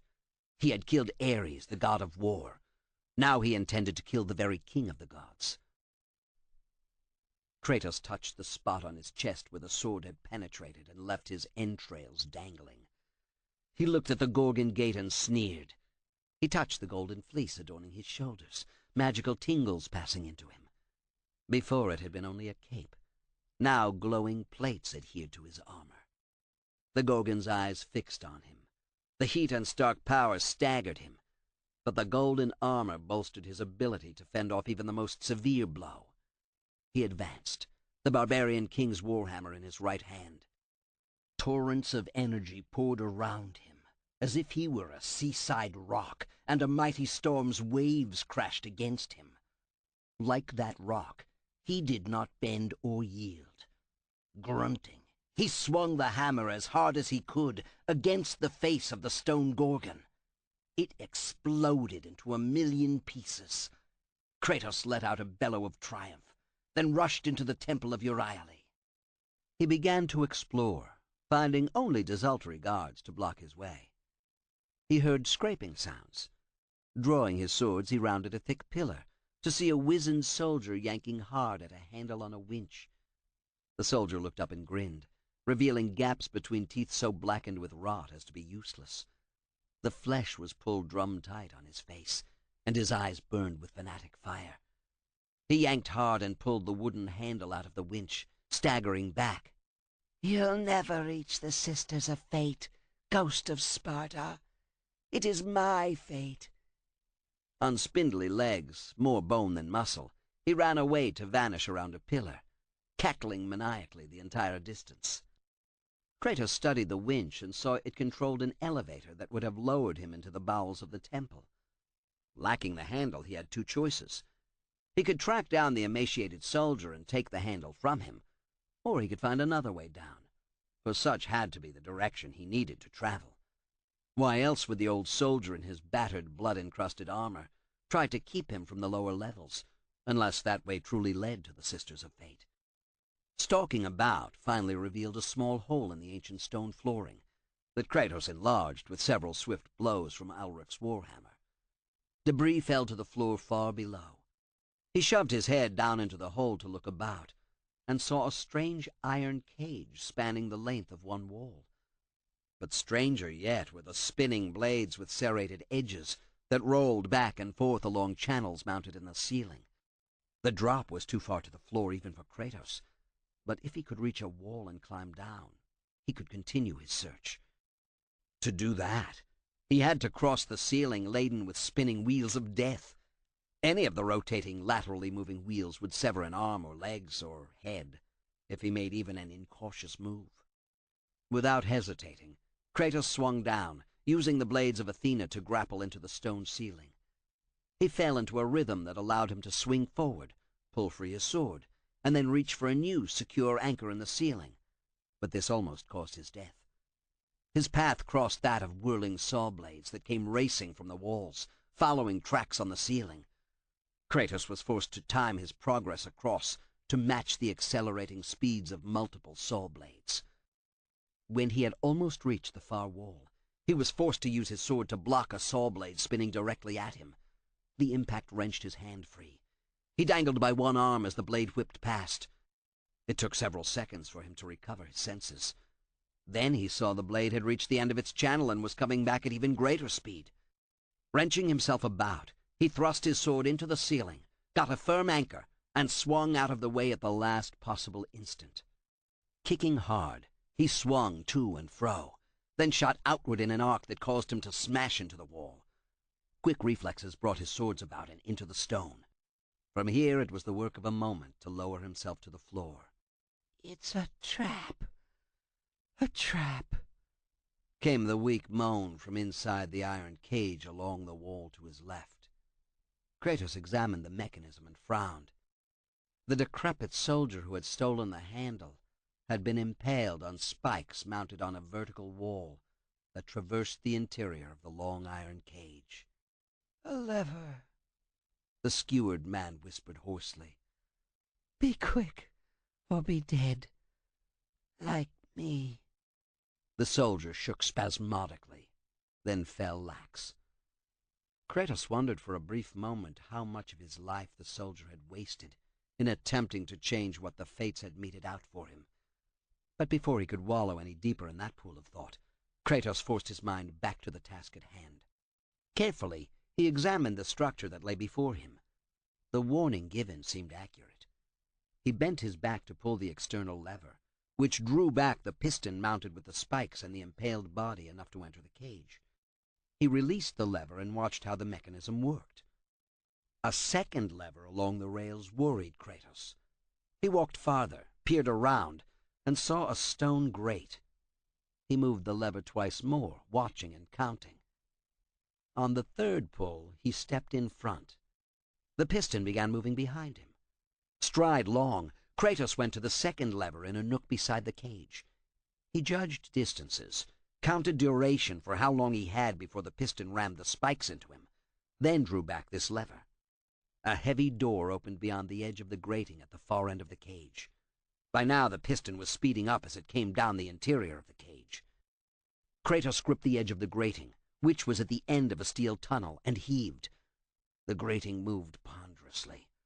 He applied every ounce of his immense strength and lifted it in time to avoid being impaled as the soldier had been. But he saw the doorway ahead closing. He dived forward through the door at the last possible instant. He hit the floor 15 feet below, rolled, and came to his feet, alert. All around the immense chamber rose stone pillars. Sea-green marble floors stretched about. But what drew him was a solitary pedestal in the center of the chamber.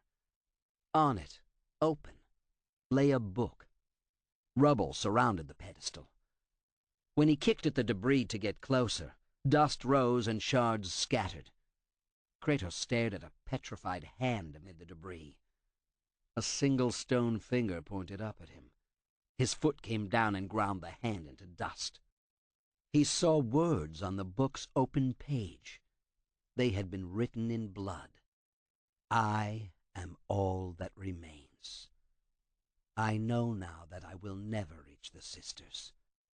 Kratos had reached out to turn the page when he heard the awesome sound of breaking stone. He looked up as a pillar collapsed toward him. Flying behind it came a huge gorgon, snakes on its head a-wiggle, and its reptilian tail whipping about like a monstrous flail. Stubby arms reached for him as pendulous teats bobbed about. Amid the destruction of the column, Kratos was forced to jump straight up, or be crushed as that deadly tail turned the pedestal and the book into dust with a single powerful smash. He stumbled away, reaching for the warhammer. By the time he regained his balance, he faced the towering monster, which hissed at him. Euryale, Queen of Serpents. "Kratos, murderer of my children. You are surprised I know you? Yes, I am aware of the misery you have brought my brood. Her attack was blindingly quick for such a huge creature. She swept her tail around, forcing Kratos to jump over it, then tried to freeze him with her gaze. He landed on one knee and lifted the golden fleece, deflecting the deadly stare. You will die, Kratos, ruthlessly cutting down my line. Your hands still wear their blood. Praise to the sisters, for on this day, Kratos, you will meet your end. Kratos had no time to bandy words. He swung the warhammer and smashed Euryale in the chest, knocking the monster back. He swung the hammer around in time to block the swish of the tail. The sting in his hands told him that if the blow from the powerful tail had connected, he would have been broken into small pieces. He drove the heavy hammer into her flesh, but failed to elicit so much as a twitch of pain. Euryale was driven by fury and beyond sensation. Except, perhaps, the sensation of pleasure she would take at Kratos' death. As she flopped on her stomach, she swung the tail about, then brought it high for an overhead blow. Kratos saw how the Gorgon queen fought and abandoned the warhammer in favor of his razor-edged swords. This almost cost his life. The deadly beams from her eyes caressed his left arm. He screamed in pain before it began turning numb. With an involuntary twist, he got his arm free, only to have his leg caught up in the petrifying gaze. Instinct took over. He somersaulted twice and came up behind a pillar that afforded a momentary barrier to the Gorgon's weapon. Rubbing his arm furiously produced needles of sensation. He flexed his hand and found he had restored its use, but he had no time to treat his leg similarly. The Gorgon slithered around, seeking him out. Rather than continue to run, as Euryale undoubtedly expected him to do with his injuries, he drew his swords and once more somersaulted, straight at her. He rolled under her twin death beams and came to his feet, ready to strike. His leg betrayed him and he lost his balance. The Gorgon hissed in victory, but Kratos never surrendered. His left leg scraping across the floor, stone on stone, he came to a kneeling position at arm's length. As he slashed at Euryale's flesh, for the first time he drew blood, inflicted true pain, brought about a reaction that lifted his lip in a sneer. He had seen it before in battle, when an overly confident foe first engaged him in combat. First came the overweening belief that Kratos would prove an easy foe, that his reputation was the stuff of legends and not reality. If the enemy survived long enough, that hubris turned to uncertainty. He read that in Euryale now, for now the thought of her own death flickered behind her eyes. Kratos blocked another stone-creating gaze with the fleece, then pressed forward with his slashing swords. Euryale backed away and curled her sinuous body around one of the thick stone columns. Casting out his swords like harpoons, he embedded them in Euryale's shoulder and back. The Gorgon jerked in an attempt to free herself, but Kratos was implacable. Heaving, he yanked as hard as he could. Euryale refused to release her grip. Kratos increased the power of his yank. Something had to give, and it did. The stone column collapsed and fell atop Euryale. Kratos did not give her an instant to recover. Weapons driving into flesh, he hacked out huge gobbets and produced another shriek, this time of pain and utter fear. Spartan training had always told Kratos that it was not enough to defeat an opponent physically. True victory came in breaking the foe's will to fight. Kratos recognized that Euryale had one final attack locked in her. As she unleashed her gaze, he used the fleece to deflect the Gorgon's attack, leaving her helpless on the floor.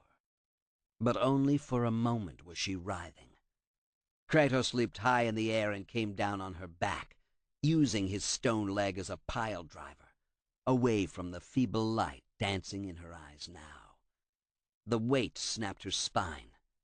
Kratos jerked off her head, held it up, then sent it sailing across the chamber. It hit the floor and bounced, then rolled and stopped face up, once deadly eyes now fogging over, as Hades claimed his due. He dropped to the floor, leg outstretched and tingling. Making the effort to rub circulation back into his flesh soon brought back full use of the leg. He stood, tested it, and found it once more sturdy under him. Kratos felt no triumph that Euryale had died. She was only an impediment to locating the Sisters of Fate and forcing them to return him to the moment that Zeus had so treacherously slain him. As he stood, part of the wall began to shimmer and shake, then disappear. Kratos did not need to be told that Euryale had guarded this passageway, and her death opened it to him. He entered a passage that soon opened out into a wide, boggy area, which he ignored. His gaze fixed on a spire in the distance that might have been the twin of the Temple of Euryale. But he saw the difference immediately. The tower glistened with life, with fate. He imagined he saw threads running from the top of the tower, radiating outward in all directions, though this might have been a trick of light. Having killed Euryale, he had to press on. The sky-ripping spire was the obvious destination. As he started forward, he slowed, then stopped to look into the sky. The heavy overcast hid the sun, and a sulphur stench filled the air. Kratos sniffed, turning until he located the direction of the strongest odor. A boulder whistled through the air and crashed into a wall to his right. For a moment he could not make out what attacked him. Then he saw the pile of rocks ahead move, rise, and hurl another rock the size of a man's head at him. Kratos sneered. For every obstacle he overcame, the sisters fated him to contend with another. His war cry announced that he was more determined to prevail than they were to stop him. The rock minotaur's belly glowed with the light of flaming magma as it drew itself up to a height 5 times that of Kratos. Lumpy, rocky appendages groped for him, hands that were more boulder than finger. From its joint glowed molten rock, and immense horns on its head jerked back and forth as the monster tossed its head as if unable to see its victim. Then it fell heavily, causing the ground to shake so hard Kratos was thrown down. The rock minotaur pounded its massive arms repeatedly on the ground. Every blow produced a new quake impossible to stand against. Bounced up and down, Kratos knew the creature had to either attack him directly or tire from this ground-shaking attack. The rock minotaur foolishly chose to attack. As it reared up, thinking to fall forward and crush him under its ponderous weight, Kratos got his feet under him and jumped straight up into the air. The blades of Athena bounced off rocky limbs, but he had no easy target on the arms or legs. As he soared high, he whipped the swords about and came down just in front of the stony head with red, glowing rock-melt eyes. Both blades drove deep into the rock minotaur's head. It roared in pain and began to spin about. Its abnormally long arms, covered with sharp shards of stone, were the spokes of a wheel rotating around its axis.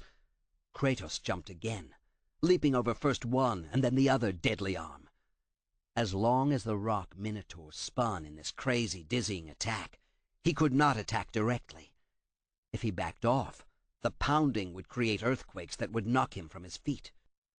Kratos kept jumping, waiting, biding his time. The horned head thrust in his direction with every rotation, but the arms presented the most danger. When he got the rhythm, Kratos landed on one arm, then launched himself upward to again attack with his swords. One sank deep into flesh beneath the rocky hide. The other rebounded off a stone horn atop the Minotaur's head. The combination of deep wound with stunning blow interrupted the rock Minotaur's attack for a brief instant. Kratos sprang. His swords raked across the rock Minotaur's throat and caused it to rear back, further exposing its belly. Swift cuts opened wounds on the monster's underside. Rather than bleeding, it leaked molten rock. The bright rivers pouring from the Minotaur's innards glowed red-hot, and then trickled in orange rivers as lava leaked out and cooled. Kratos landed hard only feet from the rock Minotaur's belly. the heat searing his flesh and causing rivers of sweat to blind him. When new gobbets of molten rock sprayed outward, sizzling and hissing past Kratos, he drove forward as hard and fast as he could to stab with both swords. The Minotaur reared up, more lava oozing from the new cuts in its body. With two powerful slashes, Kratos bored through the belly and meted out still more punishment. As the Minotaur bellowed in pain, its guts leaking out in gouts of magma, Kratos jumped, landed on the heaving shoulders, and used his swords to hack and slash until he found the most vulnerable point. He shoved both blades deep.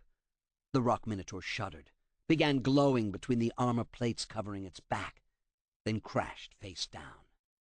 Kratos stood panting from the exertion, but he did not look at the fallen creature. He looked past it to the spire rising in the misty distance. He was near his goal. He felt it. The Sisters of Fate would have to grant his request, so he could kill Zeus. If they didn't, he would kill them, and then slay the king of the gods. Chapter 34. The throne sits empty. That is not a good thing, Poseidon said, his voice rumbling until it filled Zeus' private quarters. We must replace the god of war soon. It pains me to agree, but I must with my watery brother, Hades said. You make a grave mistake if you do not replace Ares. You mean that I should replace Kratos? Zeus said. He pulled a thunderbolt down and ran it up and down his fingers, then caught the lightning between thumb and forefinger as he looked up to his brothers. Both drew back, fearing Zeus would unleash his thunderbolt against them. This flash of fear pleased Zeus. There had been too much dissension between the gods and goddesses he could not turn to his own machinations. Such rebellion could get out of hand. I will not allow disobedience. That is why I killed Kratos. He defied me. Zeus billowed up and expanded, forcing both his brothers back to make room. I will not permit that. You allow too much, grumbled Hades. Hermes, look at how he defied you. I banished him. You should send him to my kingdom, Hades said, a smile pulling back his lips in what looked more like a rictus. I know how to handle such disobedience. Your edict, Zeus, your foolish edict, prevents one god from killing another. You had to trick Kratos into draining his godly powers before you killed him. Kratos was too powerful otherwise, Hades said. He was not! Zeus leaped to his feet from the couch where he reclined and towered above Hades, who fought to hide his unease. I could have slain the god of war at any time.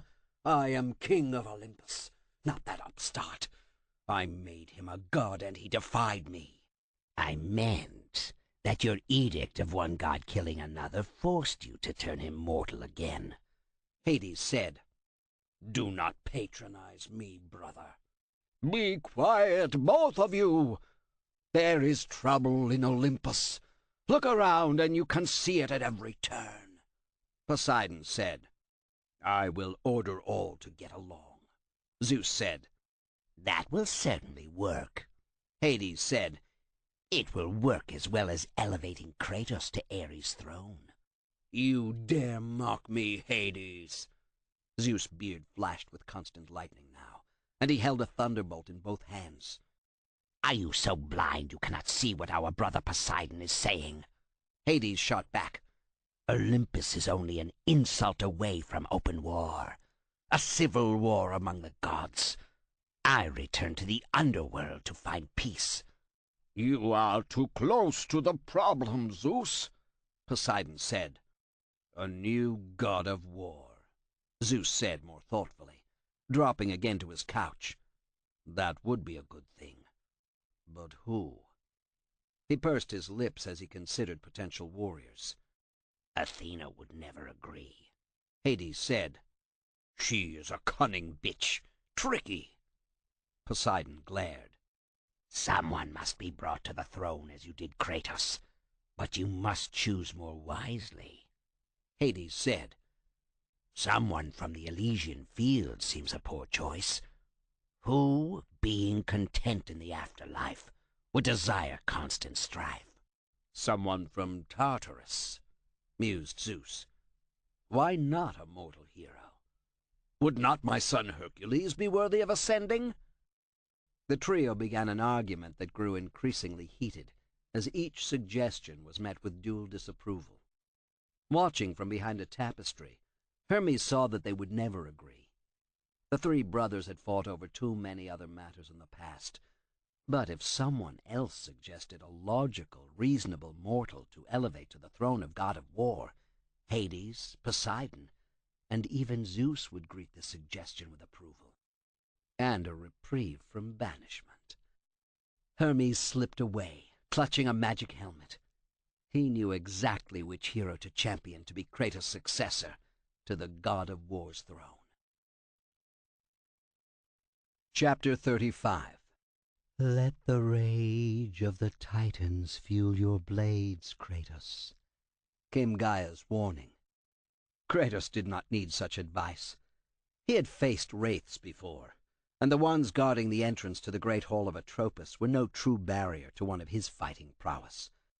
They floated atop a black fog, rather than walking on mortal legs, slender bodies elongating as they surged to attack with arms like whips. Sparks exploded from the tips of those deadly seeking arms, but he quickly parried as if they were metal swords. With several quick cuts, he brought the keening wraiths upright, where they were easily defeated with devastating cuts from his swords. But he realized Gaia's suggestion had merit when several wraiths closed in on him. Singly, they were quickly vanquished, but as a phalanx they proved mightier opponents.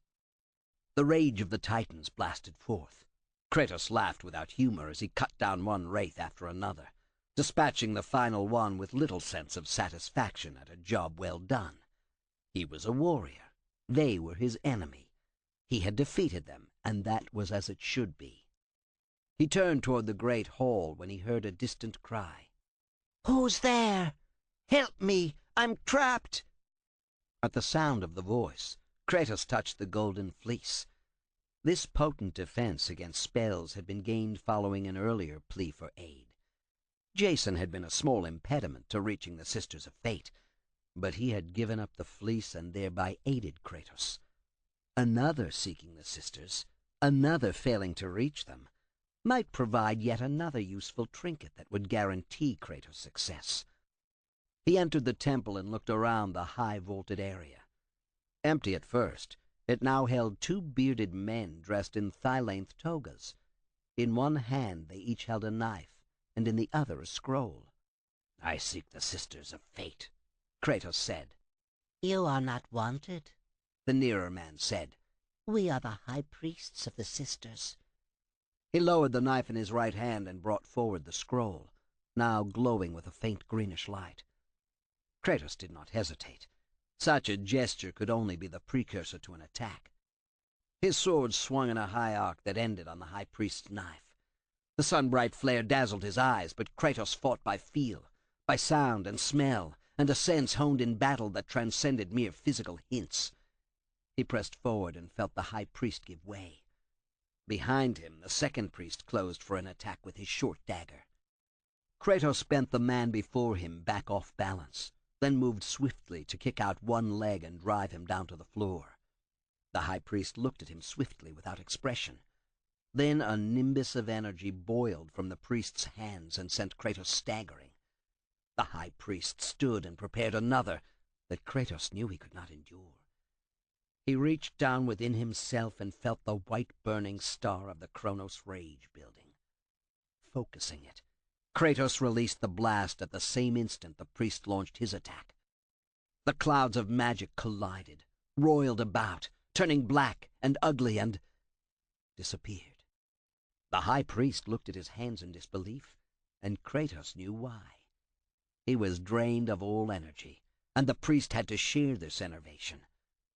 4 quick steps forward brought Kratos face to face with the priest. Before he could even draw the ceremonial dagger sheathed at his wide leather belt holding his robes together, the high priest died, Kratos punched hard and caught the priest in the throat. He dropped to his knees, then fell to his side. Kratos had no time to recover his strength. Another priest storming forth from his rear proved more difficult for Kratos to fight. Instead of using his weapons, he drew forth the golden fleece in time to deflect a shockwave of green energy. He swung about, still holding high the fleece. Step by step, he forced back the high priest.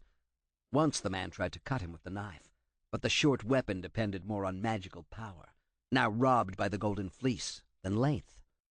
Grunting to coordinate his power in both leg and arm, Kratos exploded forward and knocked the high priest down.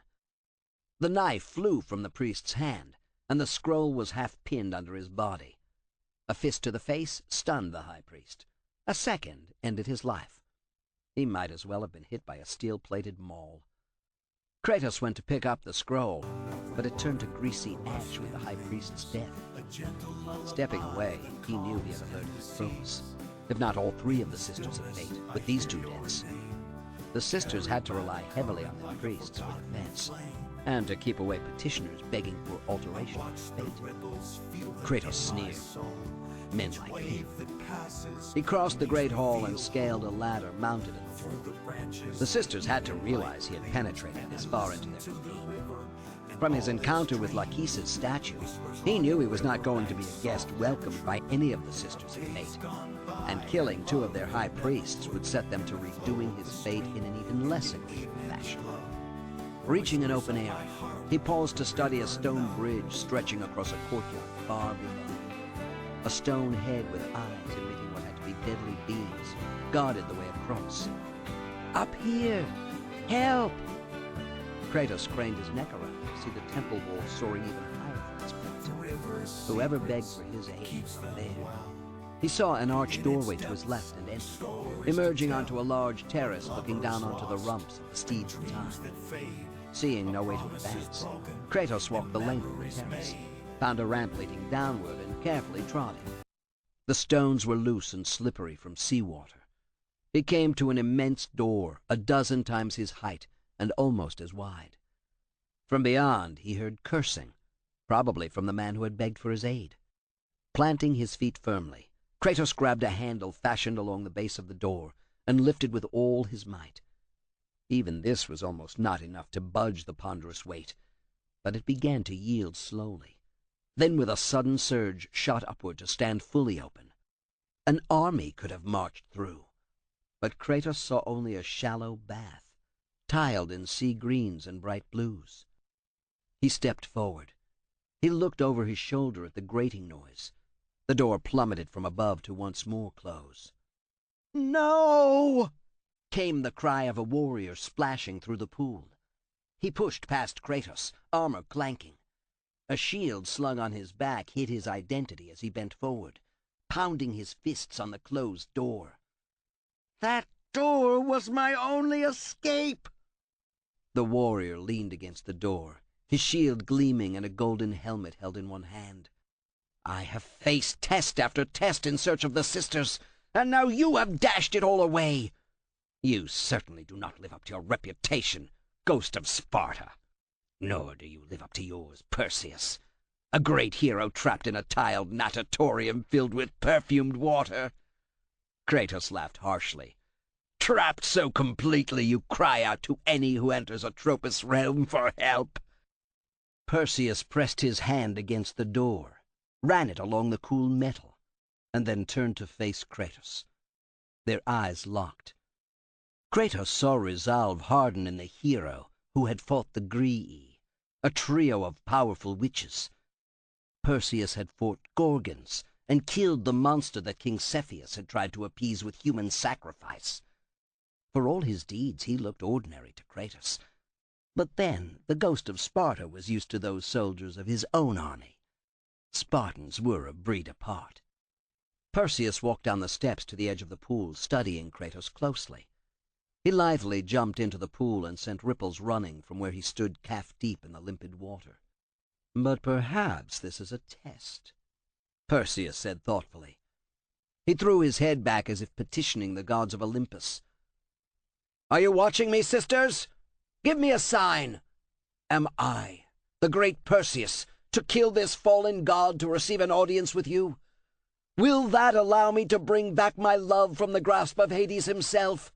You fool yourself if you think the Sisters of Fate will grant you a boon for such a suicidal act.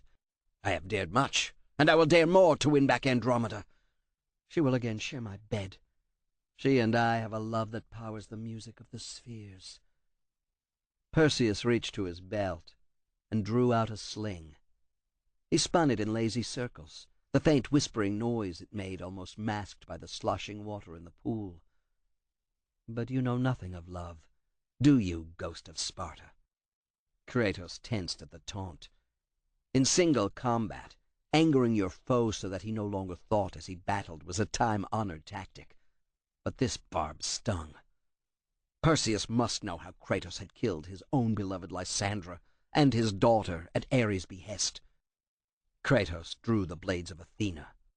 Your weapons will not serve you this time, Kratos. Perseus lifted the helmet. Hermes has given me this helmet. Hermes? He dares come to the lair of the Sisters of Fate?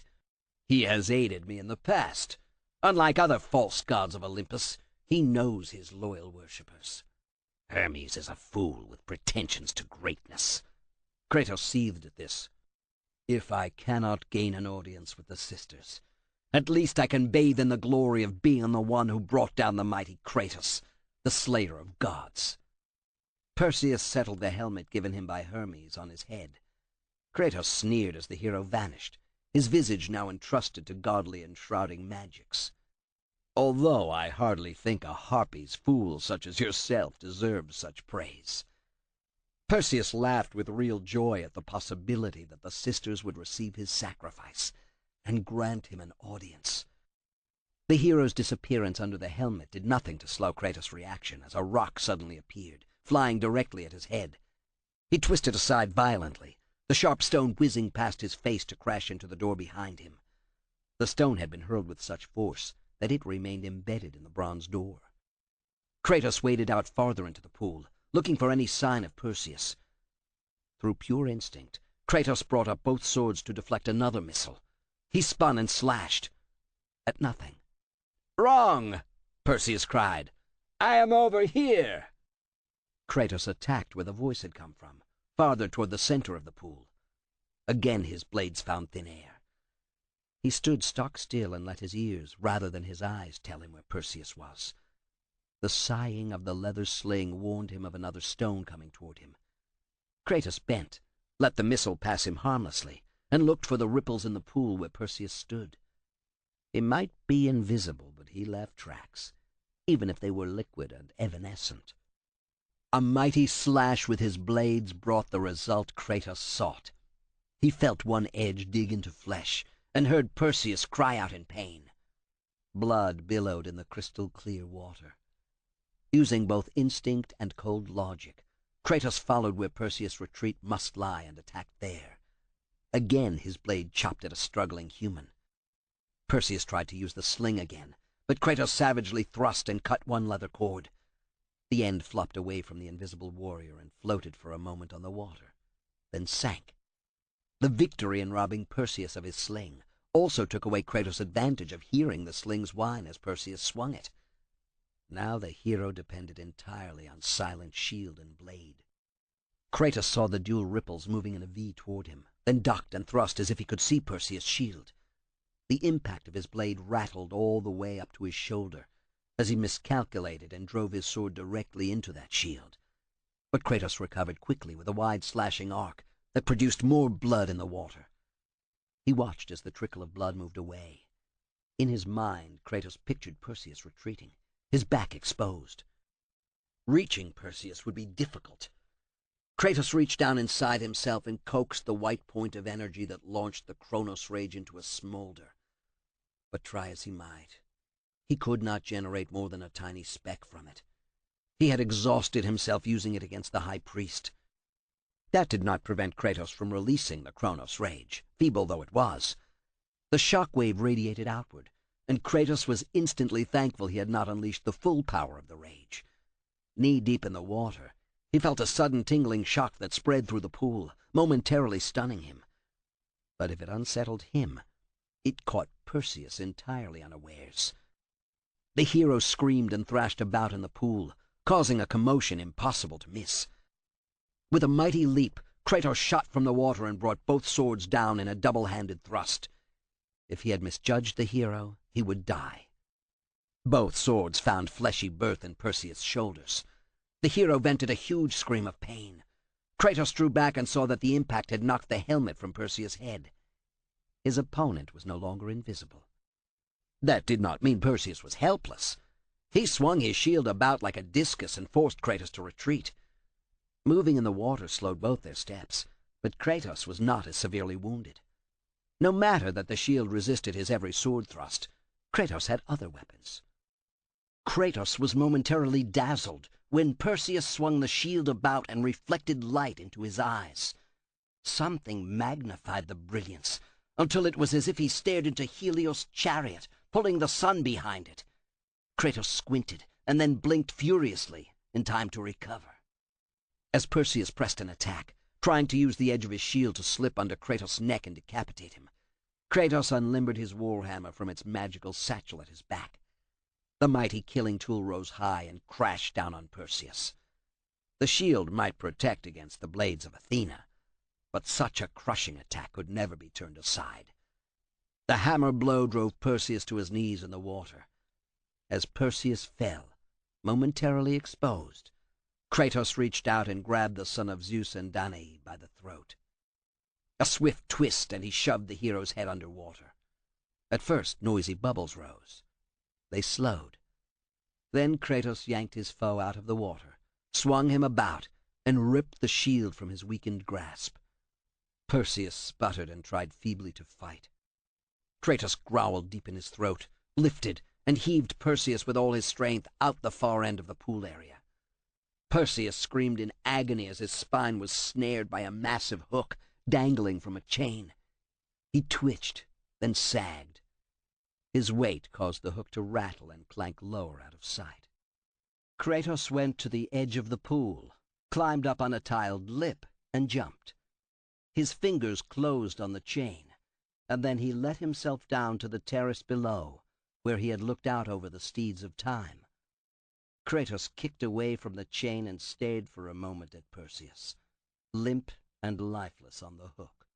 "You will be with your lover now," Kratos said. "Both of you will be under Hades' watchful gaze for eternity." He turned and walked away without a glance backward. He had to find the Sisters of Fate. If Perseus was the best they could do to prevent him from demanding an audience, Zeus was as good as dead. Chapter 36. "You were foolish, Atropos, foolish!" Lachesis stormed about the chamber of the loom, then came to a halt and stared at her sister in disbelief. "We should tell Clotho." No, no, don't tell her.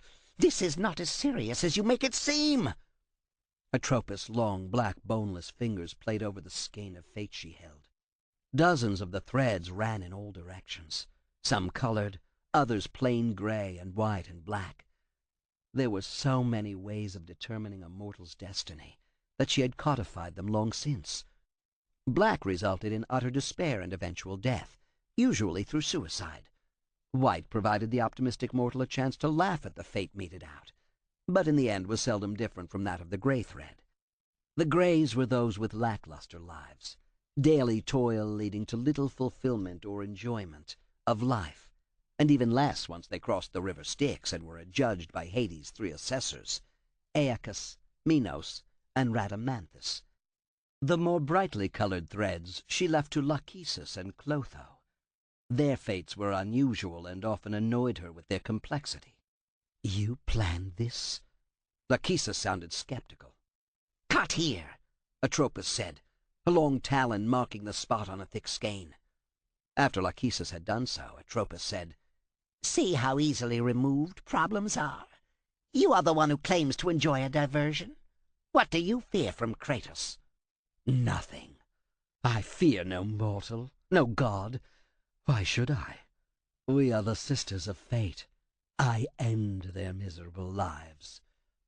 Lachesis brought her scythe down on another skein of threads. They snapped about, then evaporated. An entire country, Lachesis. We have just eliminated the population of an entire country. There is no reason to fear a single mortal, even if he had been a god.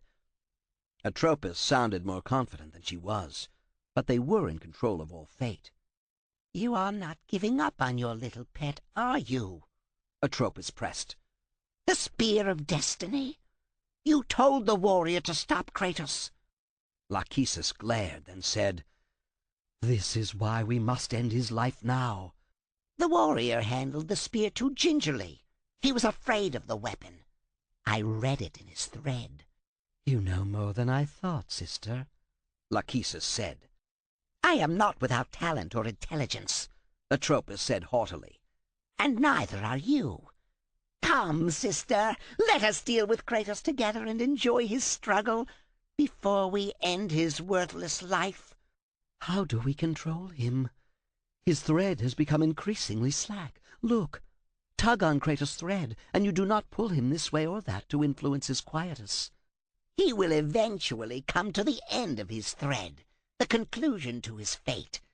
It will be as we have decided. Until then, we cannot control him. Gaia laughs. Determine her fate anew, Atropos said. I have followed Kratos, Lachesis said, through the bowels of your temple. He sent Perseus to the underworld. If such a mighty warrior had no chance against Kratos, who will? Especially if he possesses the Spear of Destiny. He doesn't, Atropos insisted. He can't, or he would have already made good on his threat to kill Zeus. Lachesis turned thoughtful as she considered all her unimaginative sisters said. Nodding slowly, she said, Even if Kratos has the Spear of Destiny, he cannot know how to use it. But it must be retrieved. It cannot remain in his possession. It cannot. It won't, Atropos promised. Chapter 37. Kratos had gotten a fair look at the islands now pulled together by the steeds of time, and saw that the way inward would take him toward the immense spire.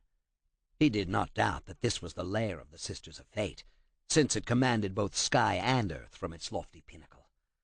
He made his way through the maze of rooms and finally came out on a path leading inward. The stench of decay hung heavily in the air, convincing him this was the proper path. Jason and Perseus had both perished trying to find their way to the sisters. Kratos felt no triumph that he had bested them, and now had the goal in sight. At a trot he set off through the swampy region, slowly climbing and finally reaching an open area, where harpies fed off one another in a gory buffet. He stopped and saw what had drawn them to this spot in the first place. A huge griffin had smashed into the ground and spread its guts in all directions. But this was not just any griffin. Blazing with actinic light was the spear that the aerial rider had tried to use against Kratos. Its power drew him. He whipped his warhammer about as the creatures moved from considering one another a meal to choosing him. He crushed first one and then another as he made his way to the dead griffin. The crystalline spear glistened as if it had been dipped in liquid light. Kratos reached out and gripped the spear's thick shaft, then yanked it free of the griffin's body. The coruscating light forced him to look away. The spear burned at his hand, but he did not release it. Lifting it high over his head gave him a chance to examine it. In places he could see through the transparent crystal, but other points in the interior were milky with light. Still other sections, more like splinters, blazed with the purplish-blue light that had drawn him to the weapon. He spun it about. Lightweight, quickly pointed, easily used to stab or defend. The spear held his attention, and he knew that it was a potent weapon if he could find how best to use it. Kratos whirled about and stashed it away as he made his way deeper into the swampy land. But he quickly came out on the brink of a precipice, falling hundreds of feet down into the sea. The way across seemed obvious, but Kratos had learned this meant danger. A broken roadway stretched over the deep chasm. the sections of stone paving separated by gaps. He walked to the edge of the roadway, stepped out, and almost perished. The road tilted swiftly under his weight. He lost his balance and slid downward, and would have plunged to his death if it had not been for his quick reflexes. The swords lashed out as grappling hooks and affixed themselves into the side of the cliff. The roadway dropped all the way from under him, but he swung back, hit the cliff face, and then hastily scaled it. By the time he reached the top of the escarpment once more, the roadway had returned. It tilted, but did not fall. If one segment tilted in such a fashion, he saw no reason to doubt that all would. To cross to the far side required more than speed and balance. Kratos concentrated and called forth the magic of the amulet of the fates. The world boiled around him in a thick green stew as time slowed. He stepped onto the tilting road and then tried to sprint for the far side. His legs gave way beneath him, forcing him to reach down to keep from falling.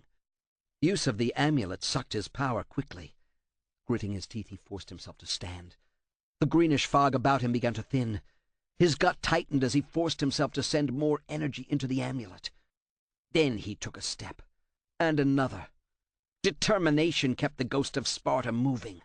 He would conquer. Just as he came within a dozen feet of the other side, the spell controlled by the amulet of the fates wavered and began to abate. Roadway tilting beneath his feet, Kratos abandoned use of the amulet, jumped, and barely caught the edge of the cliff as the roadway skewed away from his feet. He dangled above a chasm that would kill him should he fall. A grunt, a heave, and he stood on the proper side of the segmented road. The trail led forward. His distance-devouring stride began gobbling the terrain as he ran. Fast and sure he headed in the right direction to the Sisters of Fate.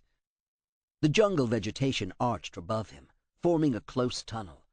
At times he had to duck and push through small openings, but he persisted and came to the far side of the island. In the distance he saw what had to be his destination on the Island of Fate. Again, he was faced with a road across a chasm so vast he could not see the bottom. The steeds of time might have pulled the islands together, but the sections were a poor fit. This road, however, lacked only a segment here and there. From the way the arches supported the road from below, he saw no possibility for a trap to be engineered into the bridgework. He strode out onto the broad, uneven paving and had gone only a quarter of the way across when he heard the wings flapping furiously. Kratos turned in a full circle, looking to the sky for any sign of harpies. He hated the flying hags and would not mind working off some of the rage that had built within his breast by pulling off a few wings and then casting the flightless, still-living bodies into the great chasm to their deaths. There was nothing in the sky, but he heard distinct flapping of wings, followed by a feeble scraping, as if talons tore at the bridge's stone base.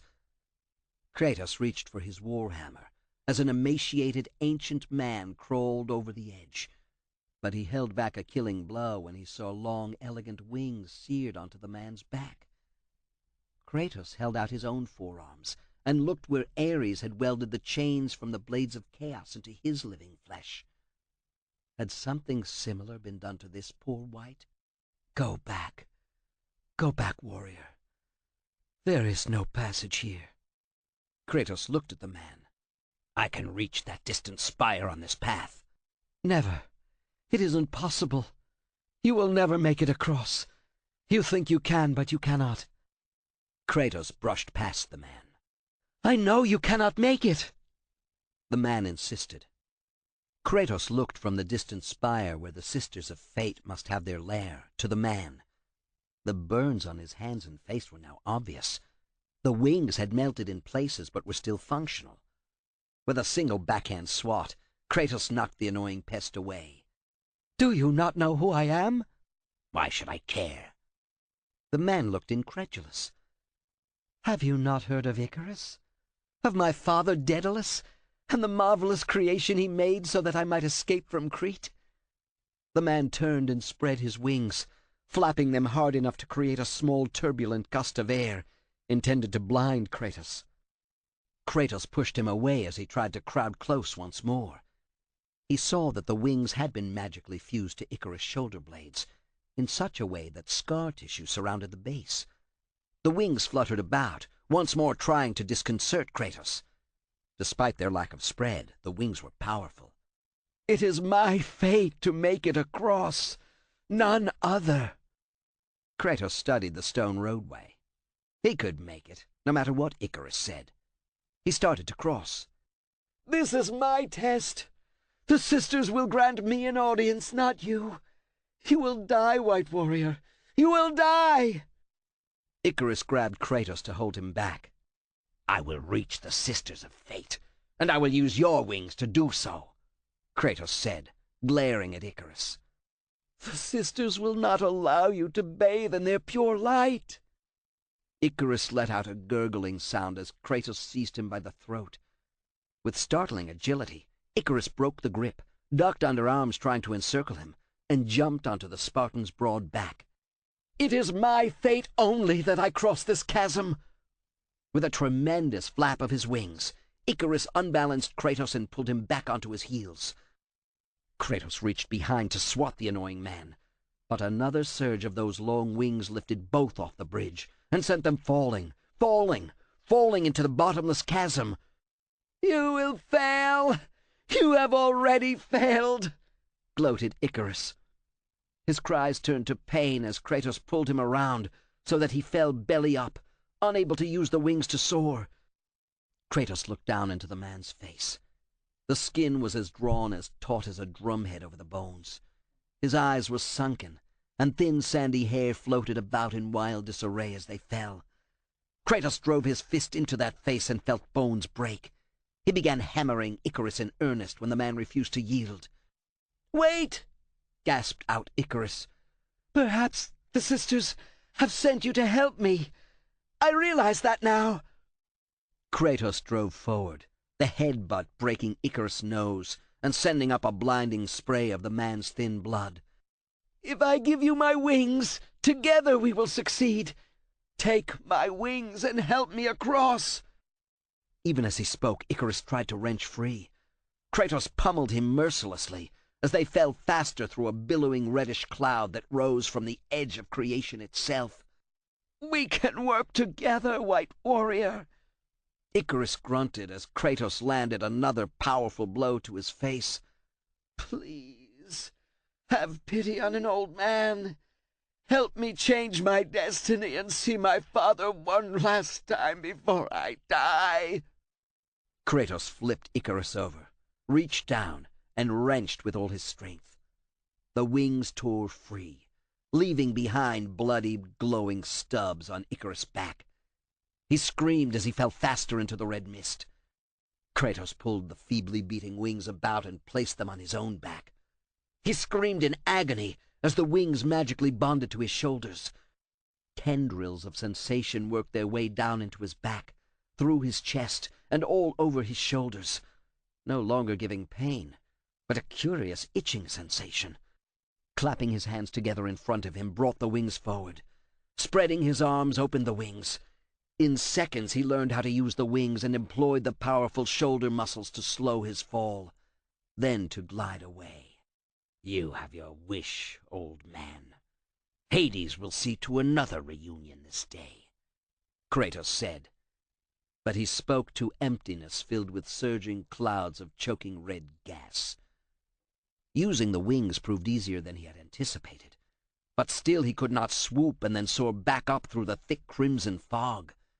He banked and spilled air from under the wings, slowing his descent, but try as he might, he could not power the wings downward with enough energy to climb.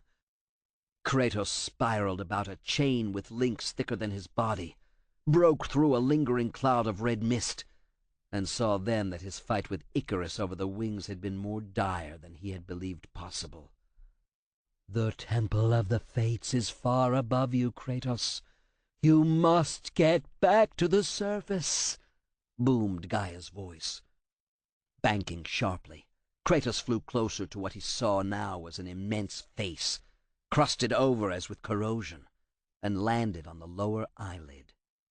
Kratos got his feet under him and stared into the right eye of the Titan he had banished from the world, and doomed to forever hold the weight of the earth on his shoulders.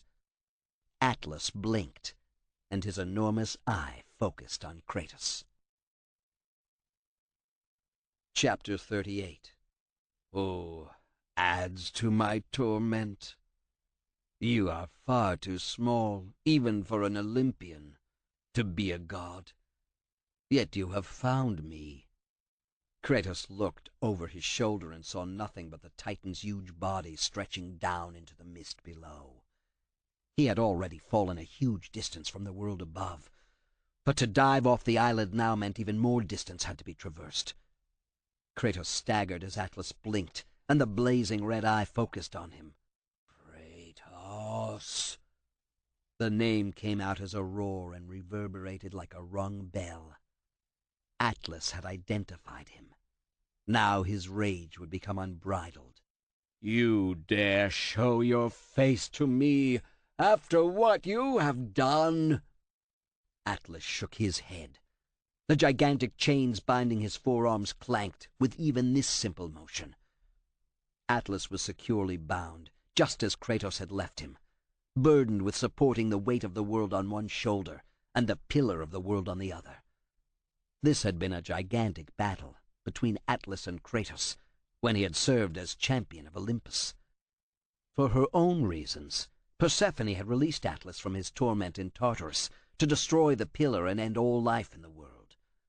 Kratos doubted Hades had put her up to it, but the underworld would have been crowded with enormous numbers of dead mortals.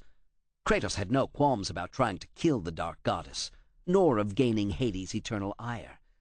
But Atlas' fate had always been a sore point with him. Atlas should never have tried to destroy the pillar, but release from his eternal torture was a potent reward for the deed. Kratos had to admit the Titan had contrived a devious scheme to accomplish his destruction.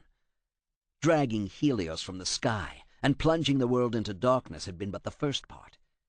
Eliciting the cooperation of Morpheus to put the gods into a deep sleep had given the Titan time to use the sun to begin his raising of the pillar of the world. The ghost of Sparta knew his own fighting prowess. He also knew that luck had aided him in chaining Atlas. I will make you suffer, Kratos. Atlas, you must trust me. Much has passed since we last met. Kratos groaned as Atlas reached up with a hand large enough and strong enough to balance the world itself, to crush him. He was caught between thumb and forefinger. Why would I ever trust a servant of Zeus? Because I seek to destroy Zeus. Kratos grated out the words. His breath gusted from his lungs under the tremendous pressure of Atlas' fingers closing it. It took all his own effort to force his hands into the thumb and finger to keep apart that deadly vice. Despite his own superhuman strength, he was as weak as a mewling baby in the Titan's grip. Atlas laughed harshly and shook his head in mock sorrow. Kratos, Kratos, still the arrogant and foolish warrior. You have not changed. Blackness stalked Kratos' senses. Tiny tendrils of deadly darkness crept up on him from all sides. The effort of holding apart the Titan's digits sapped his strength. If he flagged for even an instant, he would be crushed like a bug, then discarded with no further thought. His arms began to lose feeling from the pressure as his strength faded. Aware that Atlas lifted him back to eye level and peered more closely at him, Kratos fought away ultimate blackness. And how do you plan to defeat the king of the gods? The question lacked the mockery of Atlas' earlier words, and showed that Kratos had intrigued him, enough not to smash him like an insect in his stark grip. Yet, the fingers trying to squash him relaxed enough for Kratos to suck in a deep breath. By taking the blade of Olympus back and driving it into Zeus' heart, it holds the power I once wielded as the god of war. The blade of Olympus. I have not heard that name in many years, since the end of the Great War. Atlas relaxed his pressure entirely and held Kratos in the palm of his hand. Lightning flashed all around as Atlas got a far-off look in his eye. Kratos stiffened as he saw reflected in that Titan's orb the last days of the Titanomachy. the Great War. I saw Zeus floating through the thunderclouds, lightning dancing from his fingertips, Atlas said. I had never seen the young king of the gods look angrier. Conjured thunderbolts exploded from Zeus' grasp, carrying not only power but a reddish tinge as well. It was as if the god's own blood mingled with his magics. Even I recoiled as the lightning crashed downward and began to spin, slowly at first, and then faster, until a mighty tornadic column climbed into the heavens from the earth. Kratos stayed his tongue. Atlas relived the days of the Great War and convinced himself of Kratos' plea. Anything material was caught up in that vortex and sent skyward. Buildings, crops, people, it mattered not at all as the spinning cloud grew and crossed the land. Bloodlust and power raged within Zeus, Atlas said. His desire to rule over mortals was intolerable to us. It has not changed, Kratos said. If anything, Zeus becomes more insistent of the might of his rule and suspicious of everyone else. Kronos was brought to his knees. Zeus hated Kronos, his father, above all others, and was determined to drive one thunderbolt after another into his trembling flesh, so that Hades could swing chains about and shackle Kronos' soul. But I began my fight, tearing off boulders from the side of a mountain and then flinging them at Hades. If any had struck the god of the underworld, it would have seriously injured him. The god of the underworld dodged my stony missiles. Yet he managed to keep the chains binding Kronos' soul taut, to prevent it from re-entering the Titan's physical body. Atlas shuddered. Kratos had to throw himself flat to keep from being tossed off the Titan's outstretched palm. Kronos' body stood unmoving, while his valiant soul shimmered like a blue haze as Hades fought to gain control over it. I could not allow Hades to take our leader, the one behind whom we rallied. I slammed my fist down to the ground once, twice, a third time. Kratos avoided Atlas' fingers clenching into a fist as he remembered the battle so long ago. The earthquake from my blows caused Hades to stumble and allow one chain to slacken.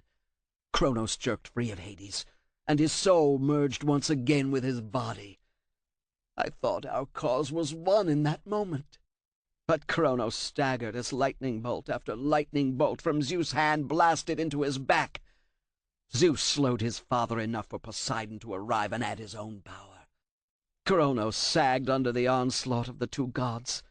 Hades regained his feet, but seeing how his brothers boxed in Kronos, he turned to me and cast out his chains. The hook sank deep into my breast, and with a powerful pull on the white-hot chains, Hades drew out my soul.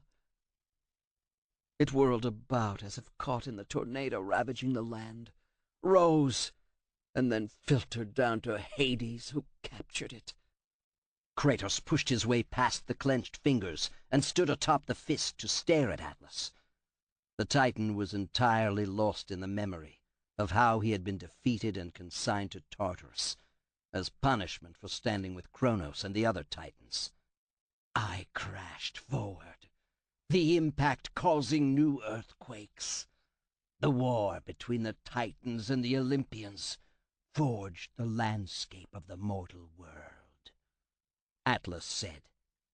His booming voice had turned to little more than the whisper of wind through the treetops. The gods continued to assault me, but I rose with the last of my strength. Atlas' eyes widened in the remembered pain of Hades sucking the last of his soul. Kratos stared at the Titan. Atlas' face showed a blank expression and lifeless eyes. It was a war that we knew the Titans must win.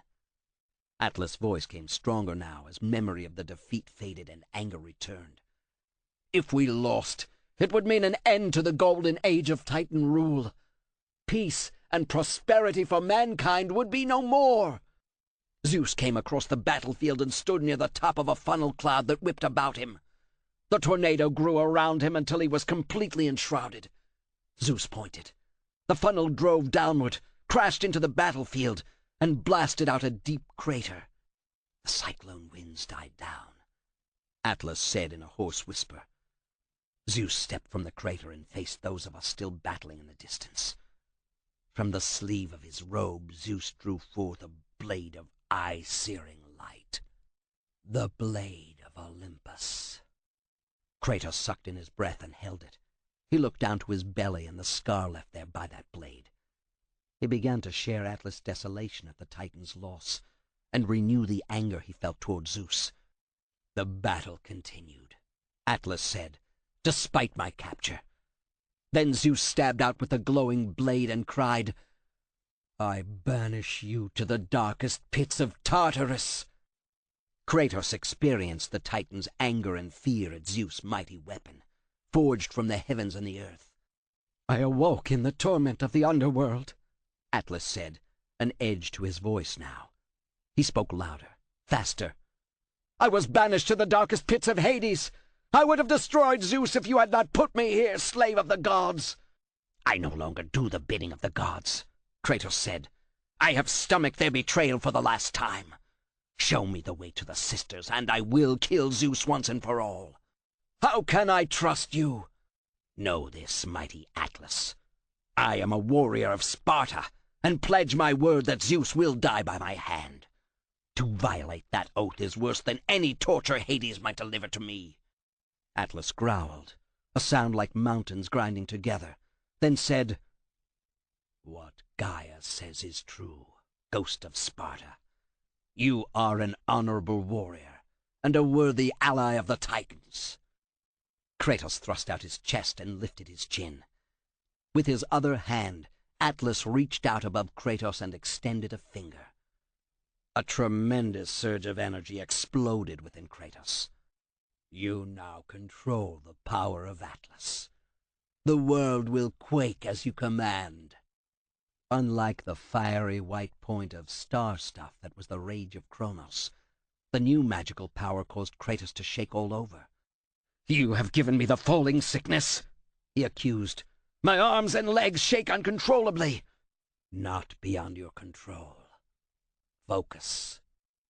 Kratos closed his eyes and fought to gain control of the power. He saw how it differed from the magic given him by the other Titan, how it suffused his limbs with a palsy, and then how it reached out from hands and feet. He appreciated this. Atlas, with 4 limbs, directed his power from each hand. A bipedal mortal had to improvise. Hands and feet would be the conduit, and he would be the stronger for possessing the magical spell. Tell me how to find the Temple of the Sisters of Fate. Atlas shook his head, but the twin red beacons that were his eyes never left Kratos. None, not even a Titan, knows the way to the Sisters' Temple.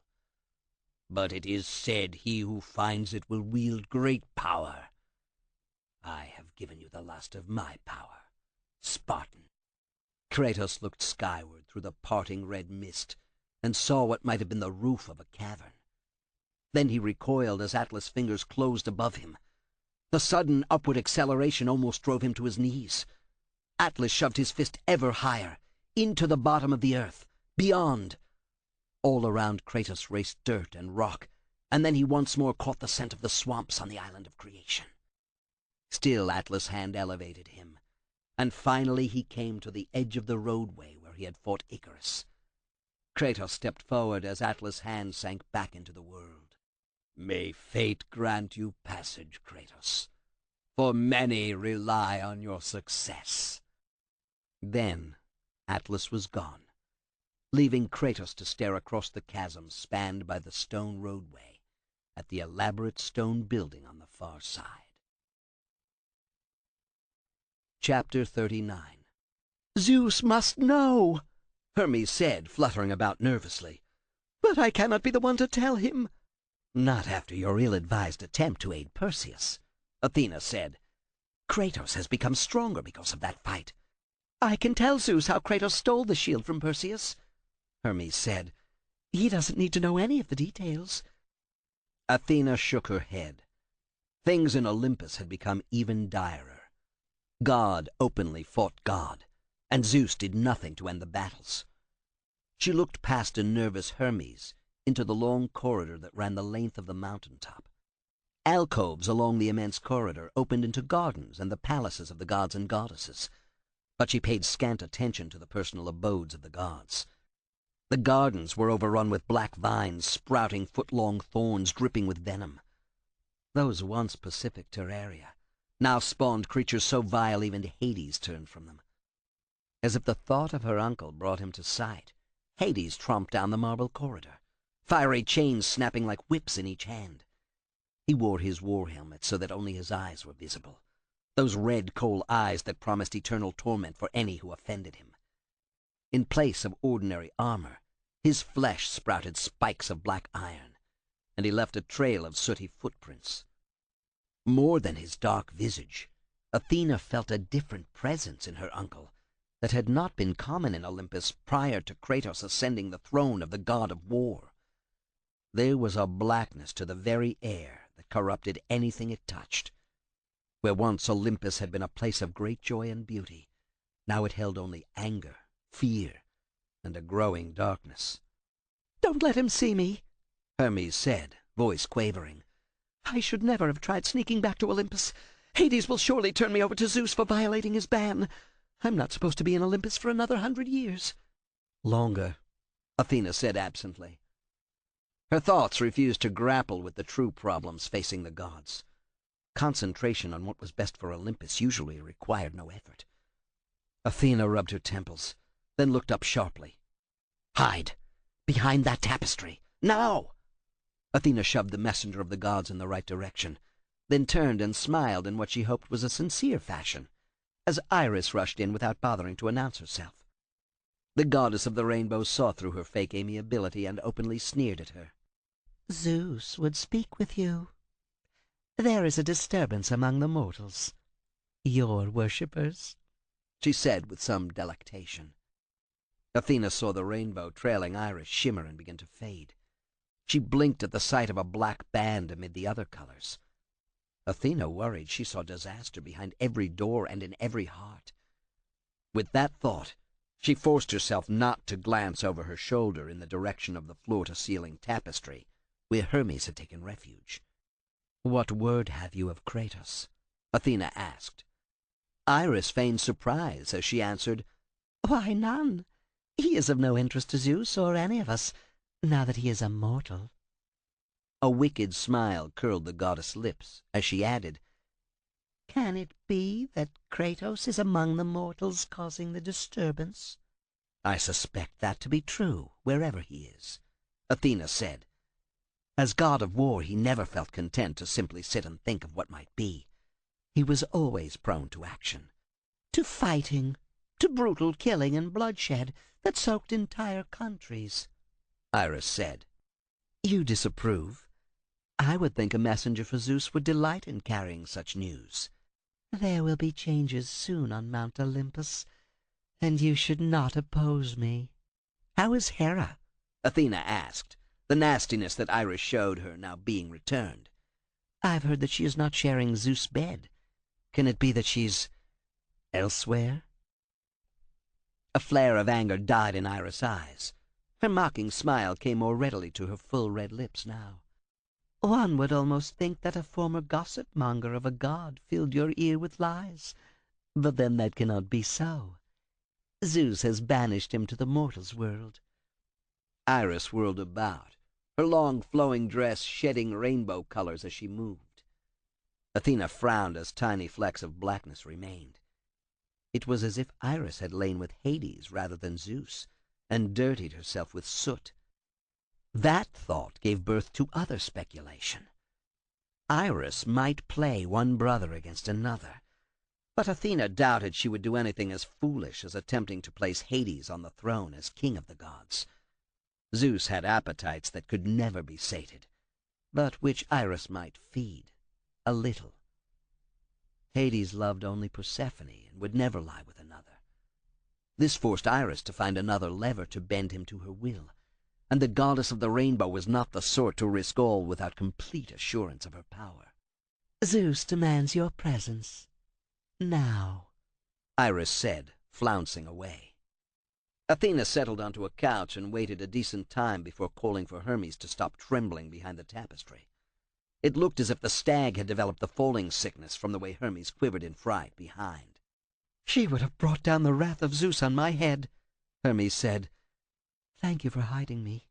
"I did not do this out of friendship," Athena said sternly. "I want something from you." Hermes turned weary. "I would speak to Kratos. Arrange this for me." "But he is on the island. The Sisters of Fate control all there." Athena looked down the corridor. "I can bring Iris back." Athena beckoned, and the remnant of the rainbow swirled about and formed a perfect ring in midair. I will do as you request, Athena. Are you certain Zeus is not on Olympus?" "He prowls the world of the mortals. That is why I deemed it safer for you to come here than for us to meet below." She frowned. More than this, her departure from Olympus would alert Iris. The less the new messenger of the gods knew, the better. Besides, Hermes was crafty, making his way to Olympus and through the palace undetected, having spent so many eons in assignations with so many of the goddesses. She would never have dared suggest this to Hermes had Zeus been present, but affairs occupied him elsewhere. "You have always been my best friend, Athena." She laughed at this. Hermes had tried to seduce her for centuries. The challenge grew after each failure. As gods went, he was harmless enough in his pursuits. Athena pushed aside his not-too-subtle flirting, since it was less about coupling than it was about position and power on Olympus. This caused her thoughts to soar with plans and importuning for the ghost of Sparta. He was the axle about whom the troubles in Olympus rotated, and only he could put things right again. Her friendship and support for him had to sway his anger away from Zeus and toward more innocuous pursuits. "I will return as quickly as I can."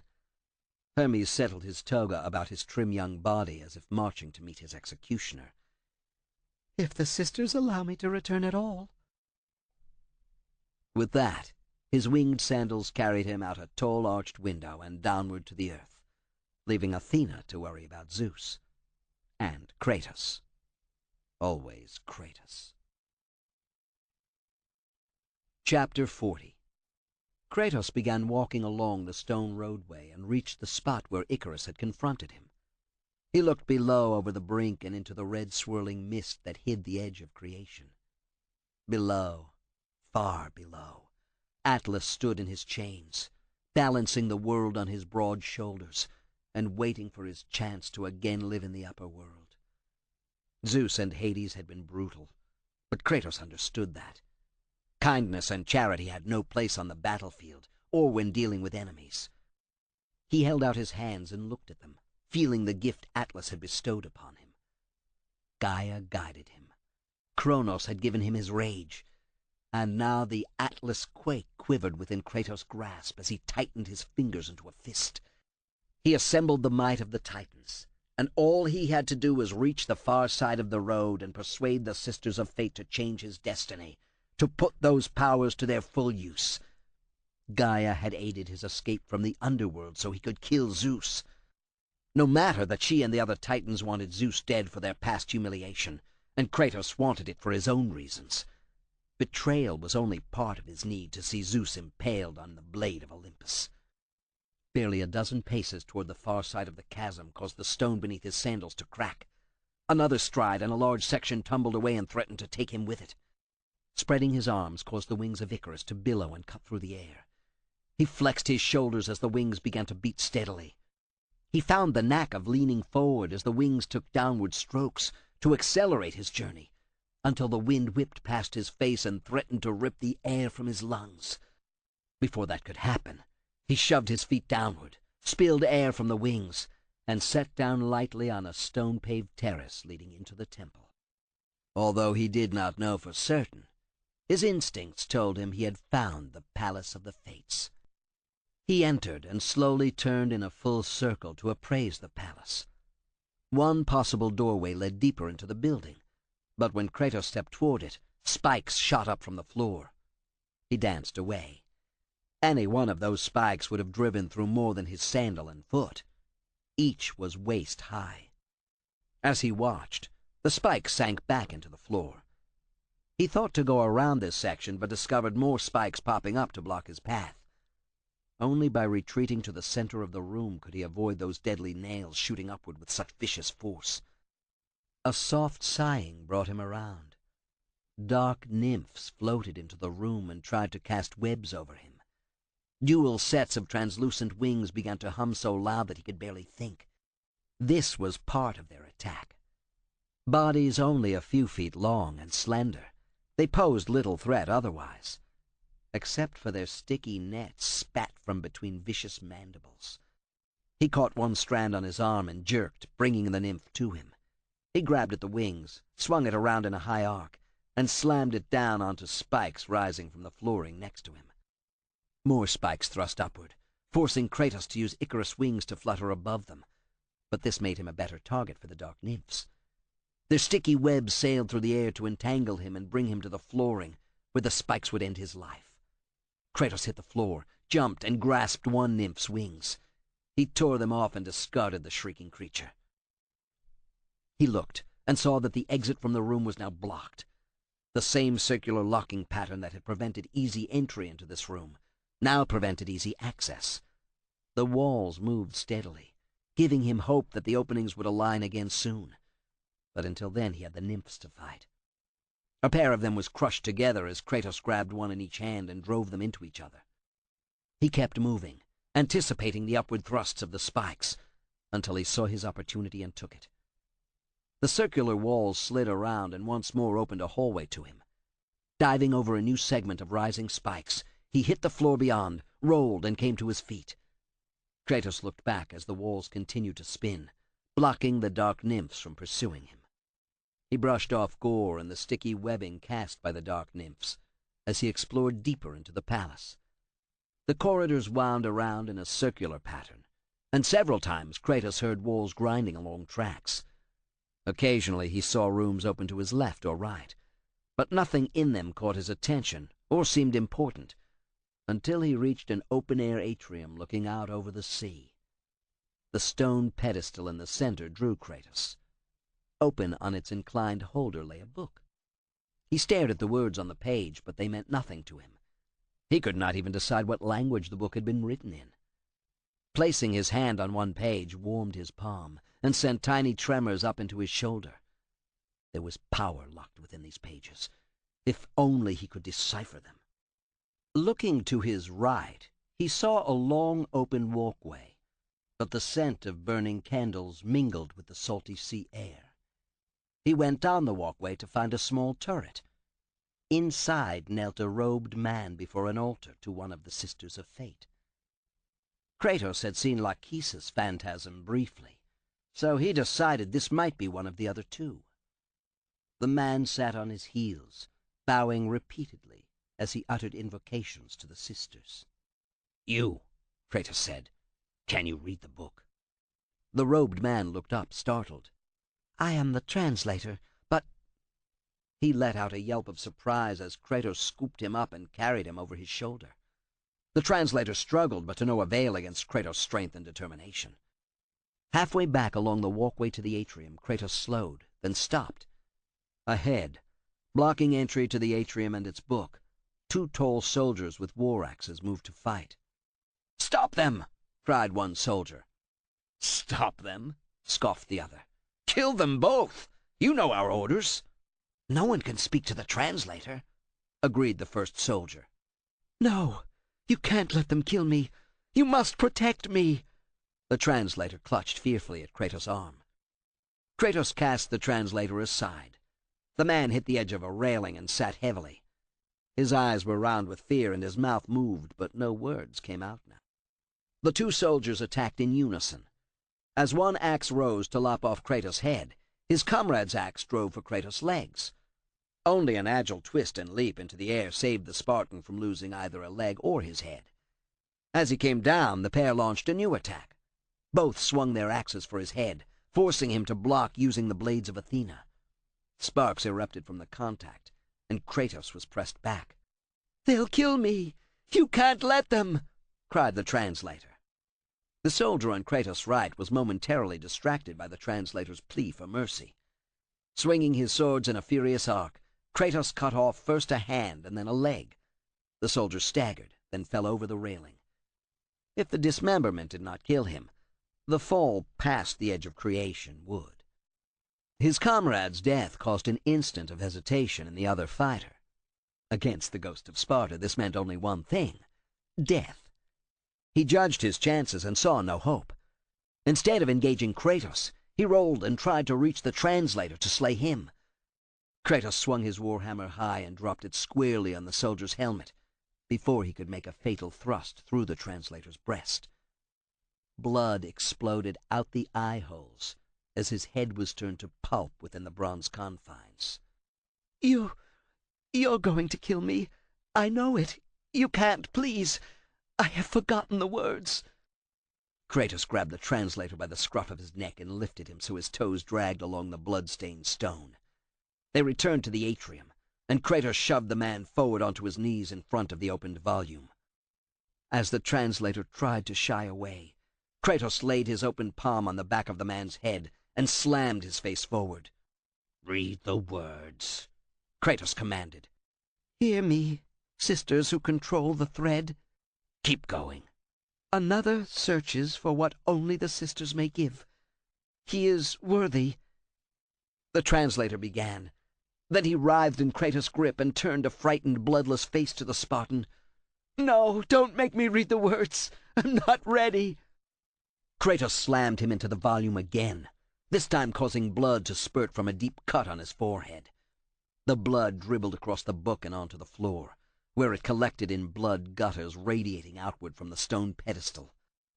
The translator pushed away, his blood dripping onto the book, before running off to the grooves in the floor. I know this is what you have asked of me, my exalted sisters, but is there no other way? "Read," Kratos said. He gripped the back of the man's neck hard, found nerves, and pinched down. The translator danced about, unable to control his own legs or arms. Great sisters of fate, "Keep going." I come before you to humbly request an audience. He swallowed hard before he continued. To prove my resolve is true. No, please, no, I can't do it. "Read it." I offer the sacrifice of my blood. Kratos rammed the man's head so hard into the book that his neck snapped. Blood gushed from his nose, mouth, and ears. Kratos stepped away and let the translator fall to the floor. He watched in fascination as the blood flowed in the grooves in the flooring. He had not seen the pattern before, but with blood flowing freely it became apparent. For a moment his attention lifted from the atrium floor to the mountain some distance away, directly in line with the pedestal and book. Like a chrysalis opening, it seemed to spread immense wings. "Wings," Kratos said. He drew in his breath. The pattern, now limned in blood on the floor, was that of the phoenix. But there was more. A red-hued apparition of a lovely woman floated a few inches above the floor. She wore a winged helmet and sported a long robe that dragged along the floor. Her toga hung open to expose her left breast. In her right hand she clutched a scepter. She wore a girdle that hung in front, leaving her legs bare. Well done, warrior. With this sacrifice you have proven your resolve to seek out the sisters of fate. However, this is but a small step in your quest to gain an audience with us. A gateway opened behind the ghostly figure, who turned and pointed with the scepter. Then the apparition faded to nothingness, leaving Kratos to seek out the other trials necessary to win if he wanted the audience with the Sisters of Fate. Without hesitation, he went through the door and plunged deeper into the Palace of the Fates. Chapter 41. I have no time for you, Zeus said. He scowled and looked away from the goddess who had once been his favorite daughter. Athena would have none of it. She took a step up toward the raised throne, drawing his immediate reaction. I did not grant permission for you to climb the dais. I did not ask, Athena said, forcing her voice to remain calm. When does a daughter need sufferance to speak with her father, her loving father? You... Zeus cut off his accusation, but Athena read it in his face. There was nothing but growing hatred, and it was directed toward her. You wound me with your belief that I seek anything but your welfare and that of Olympus. Athena took another step. She turned slightly and saw movement from the corner of her eye. Iris spied on this audience. So be it. Let the snoop spread what was to be said. You're like the rest. You plot against me. Even my wife seeks to... Again Zeus cut off his reaction. Hera values you above all others. If you think otherwise, Skyfather, you deceive yourself. Athena considered shifting the blame to Iris, then decided not to. In his current state, Zeus would never believe his new messenger of the gods worked against him at every turn. Athena had to believe Iris' hold over Zeus extended to more than supplying false or biased news. Her father had never been one to consider abstinence a virtue, and for that Aphrodite had always hailed Zeus as a great ruler. Athena had heard even Artemis had been ignoring her forest and animals, turning reclusive, never venturing into her beloved wilderness. Things in Olympus were increasingly awry. Father, she said, your worshippers are slipping away.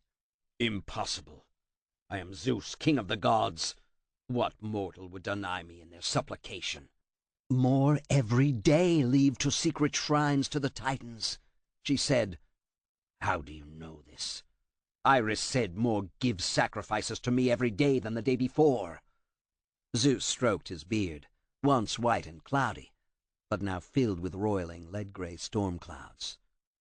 Athena dared not tell him that Hermes flew constantly across the face of the world as he hunted for the news that would restore his place in Olympus. She wished that Hermes had found something worth presenting now, because she felt her welcome at the throne of Zeus slipping away. If he banished her as he had Hermes, her influence would disappear, and that of Iris would be transcendent. I see how my worshippers pray in Athens, she said, cloaking the truth with a half-lie. Those who once sacrificed to both of us do so less often. She hesitated, then blurted, They once again pray to the Titans. As the words escaped her sepia-tattooed lips, she knew she had committed an error from which there could be no return. The Titans. Zeus exploded to his feet and kept growing until his head pressed into the high dome of the audience chamber. His shoulders rippled with muscle and his eyes frosted over, then turned to burning white pools without definition. Athena had never seen her father so wroth. Zeus clapped his hands together and thunderbolts exploded. Athena threw up her arm to shield herself from the assault. If it had been directed solely at her, she would have died. He is responsible for this. If he had shown the good sense to remain in the underworld and not allow Gaia to bring him back to this world, the Titans would still be where I put them, in Tartarus, in the deepest realms enduring Hades' tortures. Must I return to Hades' grasp myself? Again? I am king, but none will serve me by removing Kratos. Kratos is an annoyance, but you cannot hold him entirely responsible. The Titans use him. He thought Ares was a liar and knave. Kratos has no idea how the Titans can lie and deceive and manipulate. Kronos thought to kill all his children. His own children! Gaia raised you, Athena said, again damning herself for letting her true thoughts reach Zeus. Your fight was with Kronos, not the other Titans. They all deserve to be destroyed, but I chose to allow them to live. Athena fought to keep her words bottled up, but the pressure became too great. You made Kratos an enemy, father. If you had not duped him into draining his godly powers into the blade of Olympus, he still opposes me.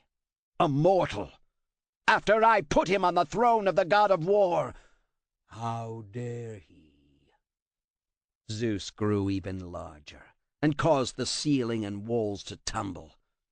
Lightning flashed about, mirroring Zeus' wrath. "Father, please!" Athena looked up and saw that Zeus paid her no heed. His fury consumed all reason. "He will suffer in ways he has never considered possible. I will destroy everything he holds dear." Athena turned as Zeus vanished in a flash of light so intense that it would have blinded her had she watched. She didn't need Hermes or Iris to tell her what would happen now that Zeus was willing to unleash his fury into the world. Tears formed in Athena's eyes for what was happening to the Olympians. Chapter 42. Cold fury drove Kratos. Lachesis had told him he had taken a small step toward an audience with her and the other Sisters of Fate to plead his case. Being denied was a slap in the face when he had Zeus to kill. He would do whatever it took to drive the blade of Olympus through Zeus and make the king of the gods suffer the way he already had. Kratos entered a curving corridor, paused when the door slid shut behind him. The only way to go was onward, but that was where he intended to go. He ran around the circular path, stepping over rails mounted in the middle. The stench of burning metal reached him an instant before grinding gears sounded, and a metal wall ahead creaked on the rails and then accelerated toward him. "We will never allow you to reach us in our secret temple, Kratos. We have tired of you as a diversion," said Lachesis. As if to accentuate the warning, a flurry of temple guards armed with their curved axes ran into the room. So many faced him that Kratos unleashed the Kronos rage. The energy building within lacked the potency of earlier releases. The white-hot speck seemed cooler, more diffuse because of his earlier usage. Some time must be necessary to regenerate, but Kratos did not have the luxury of this. He cast forth the rage. For a brief instant the powerful spell flowed through those attacking him, their limbs numbed. A full-scale casting would have blown them away. One temple guard fell to his knees, then fought to stand. The rage had barely affected him. He looked at Kratos and sneered, "You must kill us all, and more." Kratos saw the rage shock wearing off the other guards. But what did the one mean, "and more"? "Delay him! Delay him!" the guard called to his recovering comrades, and this told Kratos what had been meant. The wall would yield to his passage for only a short time. If the temple guards prevented him from reaching it during the moments of vulnerability, he would have to find another way forward. Time pressed down on him, knowing the Sisters of Fate might take note of him at any instant and prevent his appeal. With grim perseverance, Kratos cut and slashed his way through. He saw that the metal wall, still sparking and grinding forward, slowed with every death. This spurred him to fight harder. They had no chance against his skill, his strength, his determination and rage, and they died to the last guard. But had he killed them in time?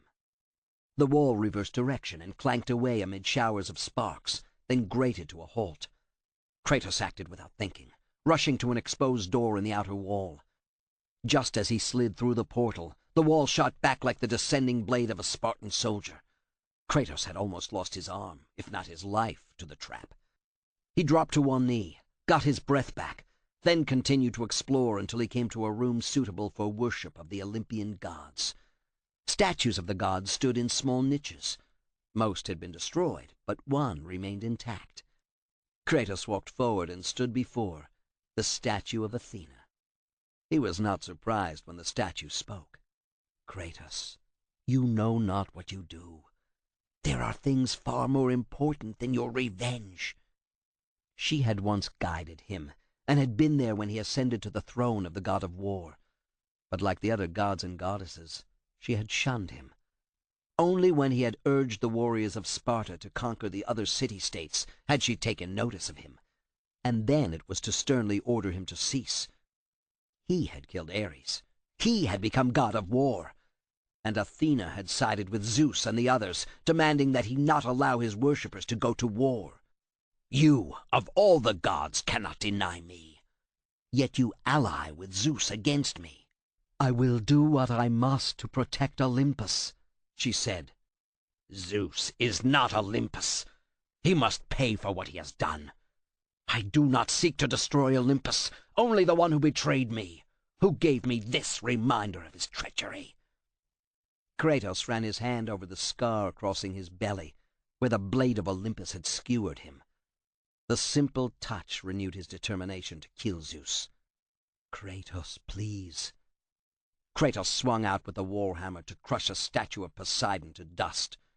Not satisfied, he worked around the room.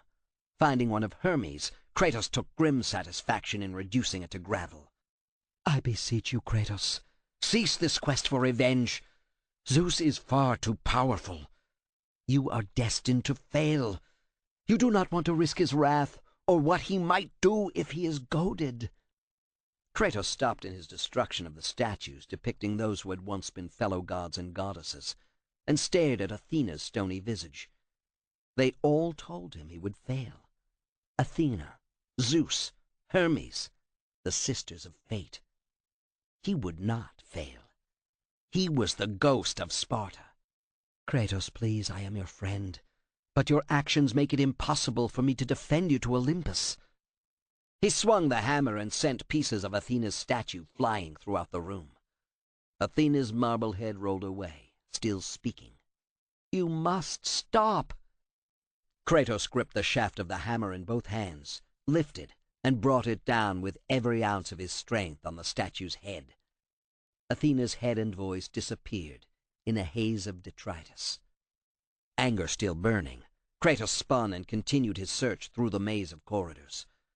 Occasional creatures tried to bar his way, but such was his wrath that he dispatched them and hardly noticed the blood on his hands, how he waded through ankle-deep gore on the floors, or found his way to a room where a wizened man looked up in surprise.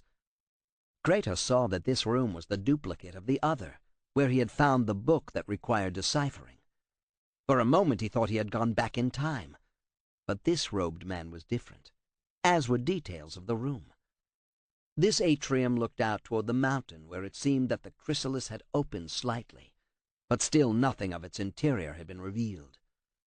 What caused Kratos to hesitate was a large mirror on one wall. The glass was both solid and fluid, rippling like the waves upon the sea. The old man drew Kratos' attention when he ran to the low wall surrounding the atrium and cried, "I will not let you reach the sisters." Kratos needed the translator if he were to proceed. As the man dashed away, Kratos grabbed. His fingers closed on the man's robe, but to no avail. The fabric ripped. The translator looked back, eyes wide with fear. He climbed atop the wall and then plunged to his death, past the edge of creation, before Kratos could reach him. Kratos looked over the precipice. The man had died as a coward, but he had denied Kratos what he required most. Stride quick, he walked back to the pedestal and examined the book. Undecipherable without the skills the now dead translator possessed. Why else would the man kill himself, other than to prevent Kratos from learning what was in this volume? Kratos found himself transfixed by the mirror, which was unlike any he had ever seen. Polished bronze served women well, but this was glass, and yet it wasn't. Kratos walked to it and stared at his reflection. He reached out slowly, but his fingertips paused, never touching the surface. The curious ripples in his reflection told him this was not a perfect mirror, but it showed him. Turning his head to one side, he saw a shimmer deep within the mirror. A quick turn to look over his shoulder convinced him that the mirror showed more than what was in the chamber. On impulse, Kratos reached out to touch the mirror's surface, but he found no resistance. This was definitely not an ordinary looking-glass. With a deep breath, Kratos plunged into the mirror. Where shards ought to have cut his flesh, he found himself in a peculiar green sea, moving at normal speed while all else slowed. It was as if he had used the amulet of the fates, but he felt his guts twisting about, and knew entering the mirror was different. He whirled about and stepped back through the mirror to find the green fog gone, but the translator only now looking up from the book. Kratos had gone back in time. Just a handful of seconds. The translator tried to kill himself again, but Kratos circled his waist with a strong arm and lifted him bodily to drop him in front of the book. "Ghost of Sparta!" the translator rasped out in a frightened voice. "It was foretold that you would come, but I will not let you reach the sisters." Kratos bent one arm behind the man in a hammerlock and grasped the back of his head with the other so he could not look away from the book. Read the words. "You must not reach the sisters. All will be destroyed. Do you understand this?" The translator groaned as Kratos applied pressure to the hammerlock to emphasize his command. "Read!" When the man tried to shake his head, Kronos slammed him face forward into the book. Blood flowed. This is your purpose. Die with honor. "Divine sisters of fate, hear these words. I have proven my resolve. I seek your divine wisdom and power." The translator attempted to get away. Kratos slammed him down into the book again, then gripped his hair to pull his face up so he could continue deciphering the peculiar runes. "Show me the path to your great temple," he cried out in pain and fright. "No, Kratos! This will be the end for us all! Stop!" "Read!" Sobbing, the translator read, "And I will lay my life before you." Kratos made sure he did.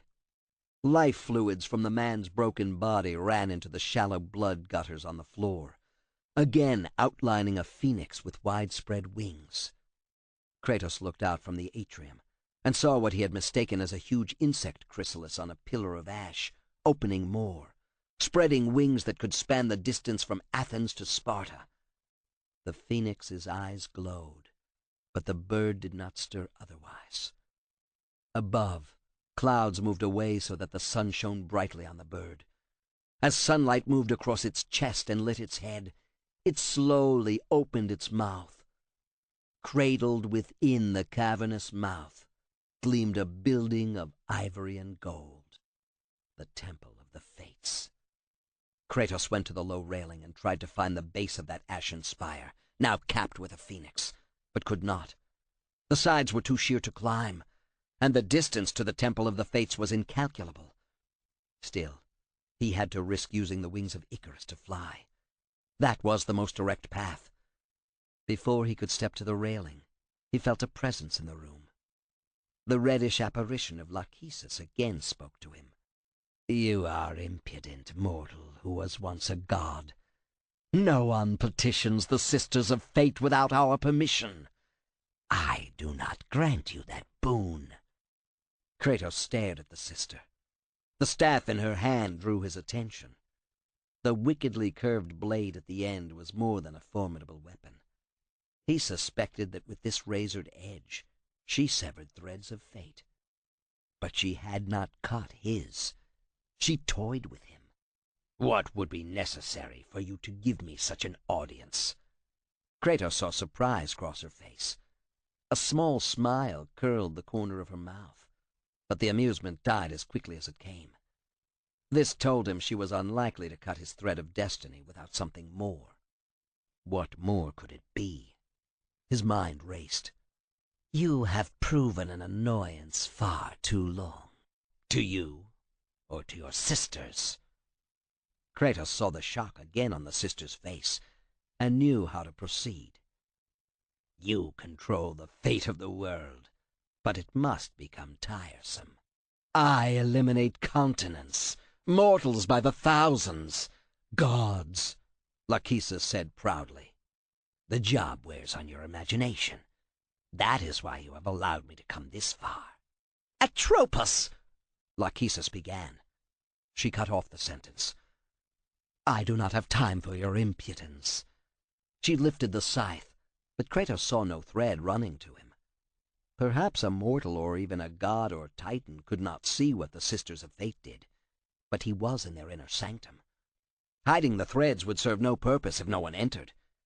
He hoped that the threads being spun were not visible only to the Sisters of Fate. "So your sister has been my guide thus far," he said. "She is the one who tires of the sameness of her job." Atropos is a poseur. Your skill is greater? He asked. Kratos put enough doubt into the question to infuriate the sister. It is far greater. Atropos mimics me, nothing more, and she does it poorly. Lachesis floated upward, clutched her staff in both hands as if ready to lash out, then stared down at him. Kratos saw the subtle change in her visage. Perhaps we should grant an audience, but you must prove yourself worthy. Kratos knew that anything he said at this moment would change the sister's sudden resolve to show up Atropos, to continue to enjoy the challenges she placed in front of him. He was under no illusion that Lachesis would not end his existence in an instant should she tire of him. Whatever she commanded of him now would almost certainly result in his return to the underworld. Kratos, like the fiery phoenix who is resurrected from his ashes, you too search for a second chance at life. Find these ashes and free the phoenix. Only then will you find the path to the Temple of the Fates. The ghost of the sister faded from sight. Faint laughter followed her. He stepped away from the railing and glanced toward the mirror. How could he turn its time-changing property to his own advantage? Perhaps he did not need the Sisters of Fate to reverse his destiny, but could use this mirror. It would not be that easy. It could not. He had gone back only seconds in time, not the long weeks necessary to return to Rhodes and slay Zeus. Kratos left the atrium and went down a curving corridor that led to a capstan with steam leaking around it. He looked up, then began turning the crank to lower the plug. Steam billowed all around him so he could stretch out his wings and soar upward on the thermal air current.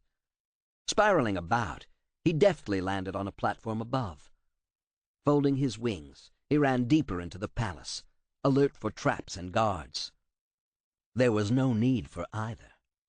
He came to a vast cavern filled with glowing magma from the heart of the world. The heat tore at his face and chest, but Kratos saw in it another chance to use the wings of Icarus. He stepped off the floor, extended the pinions, and banked quickly, making his way across the fiery floor, avoiding occasional bubbling geysers of molten rock, to finally land on a platform at the far side. Ahead of him billowed even more intense heat, radiating from the magma over which he had flown. To enter this chamber unprotected would mean instant death. Looking around, he saw a tall stone statue. Putting his back to it, he scooted the statue out and used it as a shield to get closer to the flames shooting from the far wall. Barely had he begun his journey across the room than Hades' legionnaires surged forward to engage him. Kratos found himself at a disadvantage, having to remain behind the statue. The creatures from hell had no such problem. If anything, they relished the intense heat and flames that licked at their hindquarters as they brandished their scythes and curved war axes. Kratos swung his warhammer and caught one Hades legionnaire with the spiked surface. A second blow knocked the monster to its knees. A third crushed it. But while he fought one, the second came at him from the rear with an attack that almost took him by surprise. Rather than a sword, the legionnaire simply shoved him forward. The flames bathed him and burned at his flesh. Kratos spun and grappled with the creature of Hades. His fingers crushed one arm and distracted the legionnaire, long enough for Kratos to gather his strength, bend low, and then heave. He swung the creature high, then smashed it to the floor. Kratos whirled around, still holding its arm, and banged it into the rear of the statue. Another hard slam to the floor ended its life. Kratos pressed into the blisters that dotted his massive chest and sneered. They were badges of honor to him. He lowered his head, pushed hard against the statue, and moved it closer to the flame wall until he could see a point high on the ceiling above to grapple, catch, and swing past. He landed hard beyond the wall, rolled, and came to his feet. Ahead stretched another chamber filled with molten rock, but this time Kratos dared to hope that he had reached the Phoenix chamber. In the middle of the ocean of liquid rock stood a ring of columns, the magma bubbling and boiling between them. The sulfur scent made his nose wrinkle, but he also smelled the hint of victory that hung in the air. Standing in an alcove was an intricately decorated urn. He tried pushing the urn toward the ring of columns, but it proved too heavy for even his immense strength. Kratos stepped back and looked above, seeing a track. He walked back toward the boiling lake of lava and found a lever behind the head of a phoenix statue. Pulling hard on the lever caused the grappling mechanism to activate. A platform above rolled over the urn and lowered a chain outfitted with a metal collar. Kratos fastened the collar around the lip of the urn, then returned to the lever and pushed it back. Chains rattled, and the winch on the rolling platform above began whirring. The urn lifted from the floor, so the platform could roll toward the columns in the molten lake. The urn stopped directly over the center of the columns, before the collar released and sent it hurtling downward. The heat consumed the urn, but dancing sparks rose above the magma, swirling about and settling down on the boiling surface in the pattern of the phoenix. Kratos stepped back and reached for his swords when a head appeared in the molten rock.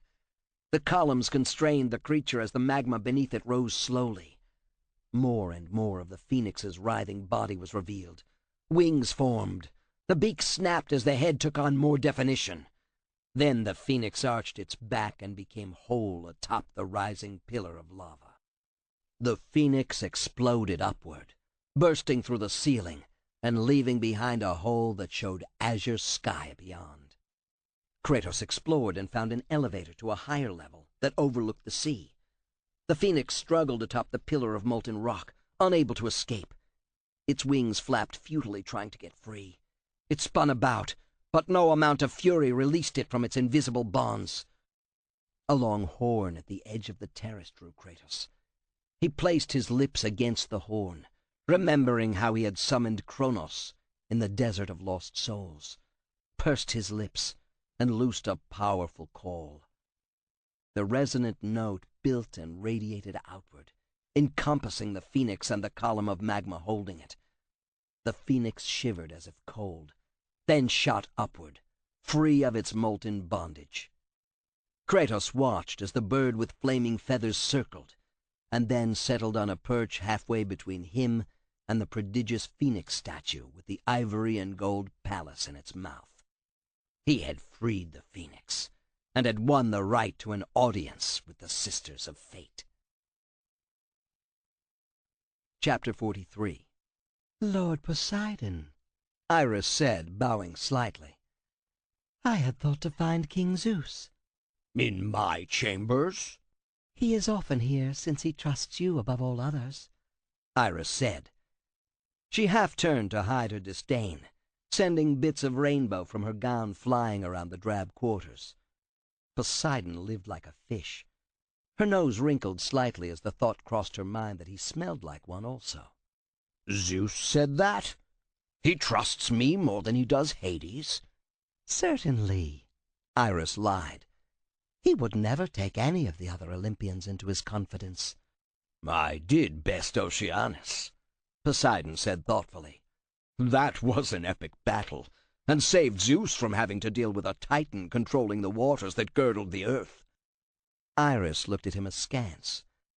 Yes, this must be why Zeus said such a thing about me. Poseidon went on, puffing himself up. Oceanus was not easily vanquished. He had 3,000 offspring. I had to bring every river and lake under my domination to defeat the Titans. Still, he said, running fingers through his seaweed beard, I find it odd that Zeus would trust me so when there are others. She sniffed and looked pained. Certainly not Athena. Athena? She is his favorite. Poseidon chuckled. I can see why. She has the gift of persuasion. A thief with her words, Iris said. How's that? Oh, just something I heard Zeus say.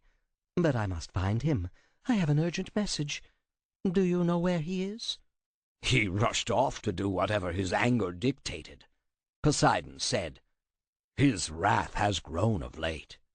Kratos, she said, nodding as if she agreed with him. Kratos provokes him at every turn. It's a shame none of the Olympians cares enough for Zeus to do anything about that annoying mortal. It seems that Kratos allies himself with Gaia, And you know what rabble-rousers those titans can be. What are you saying? Poseidon bent over and looked at her closely. Iris tried not to flinch as seaweed from his beard flopped across her face. Worse than this saltwater assault, the stench of fish almost made her gag. Zeus always had a strangely pungent odor about him, something like garlic, especially after he had lashed out with his thunderbolt. That was bearable. But Poseidon... What everyone knows, she said carefully. The rumors run rampant that he holds back on dealing with Kratos again because of Athena's importuning. She is his favorite, Poseidon repeated. But he would certainly favor anyone who relieved him of Kratos and his meddling ways. Zeus is far too hard on himself. What do you mean? Iris looked hard at Poseidon and saw he was soaking up her every word like a sponge from his underwater kingdom. Trying not to laugh at his gullibility proved more difficult than the lies she told so glibly. He blames himself for elevating Kratos to the throne, although it was entirely Athena's doing. She hated Ares and used Kratos to kill him, then thought she could control the new god of war. Kratos proved too obstinate for that. Once a mortal, always a mortal. He would show great favor to anyone killing Kratos. I am sure Zeus is on a pilgrimage now, to think about this matter away from the Olympian hubbub. He's not going to kill Kratos himself. I hardly think so. Not even Zeus dares oppose the Sisters of Fate, Iris said. But I do need to find him. I have important messages. She hesitated because Poseidon pursed his lips, but did not come to the conclusion she had hoped he might. You don't know where he is? Perhaps finding a way to deal with Kratos that would not anger Athena? A way of killing Kratos. The god of the ocean smiled cruelly. Now, what could kill a crafty warrior like the ghost of Sparta? I don't know, Lord Poseidon, but a god of sufficient daring and power would. Iris said. She silently added, but I am sure I will find out soon. All of Olympus will find out. Chapter 44. The Phoenix sat on its perch with the palace of the Fates some distance beyond it. Kratos compared the newly resurrected Firebird with the Spire of Ash and the opened wing replica with the palace in its mouth. There had to be a connection between the actual Phoenix and the location of the Fates' palace, but he could not see what it was. Blowing again on the horn would solve nothing, but a different perspective on both Phoenix and palace might. He began edging along a narrow walkway to find the true path to the sisters. The walkway ended in a room opening on the sea, the Phoenix and the palace, but otherwise in utter darkness. But Kratos sensed another being near even before he heard, "I have come too far to fail." Kratos drew the blades of Athena and swung around in time to meet a sword thrust with a quick parry. His opponent, cloaked in darkness, peppered blows with a fist along with the sword attack. Kratos ignored the pummeling, blocked a lunge with the flat of one blade, then swung about and brought its razored edge down on the attacker's head. Only a last-minute twitch saved the man from having his head split open. This turned the tide of combat. His opponent weakened rapidly from the blow, which had severed an ear and cut deeply into his shoulder. Kratos pressed his advantage. He batted the sword from the man's hand, grabbed him around the waist, and lifted. Grunting, Kratos slammed the man into a wall and felt even more fight drain away. But his foe proved not to be as easy a kill as it first seemed. Kratos punched hard, but the man jerked to one side. Kratos' fist slammed into the wall, and he loosened his grip on the hidden man. Kratos landed 2 more hard punches. As quickly as the fight began, it ended. The man grappled with Kratos and wrenched him about. Kratos drew his sword and lunged. Locked together, they plunged through an interior window, fell 2 stories, and landed hard in the center of a large porch overlooking the ocean, surrounded by shards of glass from above. Kratos started to twist the sword he had buried in the man's gut. then saw his opponent clearly for the first time. "You!" Kratos slid the sword from the soldier's torso. The soldier looked up, clutching Kratos' sword, which had run through his chest. "My lord, in the darkness, I didn't recognize you.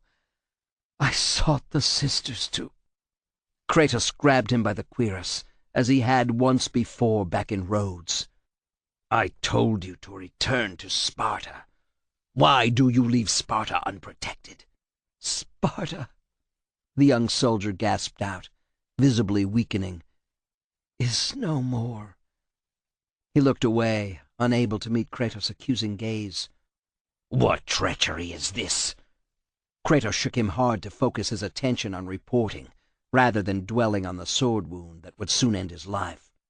"Zeus," the young soldier said, coughing up blood. "He came under the cloak of darkness. I was standing guard with 2 others, and a thunderbolt destroyed the wall and sent us flying through the air. They were killed. I was trapped under a large stone, unable to move. But I saw, oh my lord, I saw every moment of the destruction." Kratos stared in disbelief, trying to understand what he was being told. Sparta laid to waste? Impossible! The people ran about in confusion, begging for their god to save them. I saw Zeus striding through the city, 100 feet tall. More. He reached down and destroyed the tallest structures by plucking them like a thorn from flesh. He crushed smaller buildings underfoot, then ground what he had already crushed into powder finer than flour. Fires raged. Fires Zeus caused by plucking lightning bolts from the sky and hurling them into the city. Women and children were burned to death before my eyes." The soldier sagged back. Kratos shook him again until his eyelids fluttered, and the soldier forced himself to speak. "They ran past me on fire, and I could do nothing. My legs were pinned under a stone from a temple. Your temple, god of war." "Yet you are here," Kratos said. "I forced the stone from my legs and stood weaponless to face a god. But Lord Zeus had already gone to destroy more distant sections of Sparta. I was left with no choice. I had to seek out the sisters to change the fate of our beloved Sparta." "How did you penetrate this far into their temple?" Kratos asked. The soldier looked up, his lips moving but no sound coming out. He shuddered and blood trickled from his lips before he spoke. "I was brought here. A giant eagle caught me in its claws, then dropped me." Kratos caught his breath. Could the soldier have been brought by Zeus? The Sisters of Fate had to have allowed it. This made Kratos suspicious. Lachesis had chosen to present him with a new challenge before giving him an audience. The dying soldier might be part of that barrier to his quest. Was his hatred for Zeus greater than his loyalty to his Spartans? A wrong decision now might doom him in Lachesis' eyes. Kratos held the soldier upright. No strength remained in him, but he fought to finish his tale.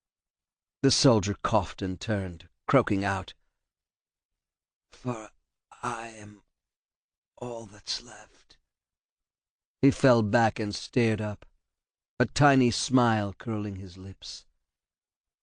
"Now you are all that's left.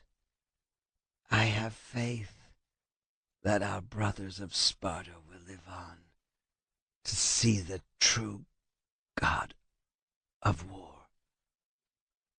He choked on his own blood and died. Kratos released his grip and stood, staring at his fallen comrade. The soldier's death had taken away one possible course. There was no reason for him to abandon Gaia's quest now and return to Sparta to save that city. He threw back his arms and looked skyward, bellowing, "Zeus! Is this how you face me? Coward! I am through doing the bidding of the gods.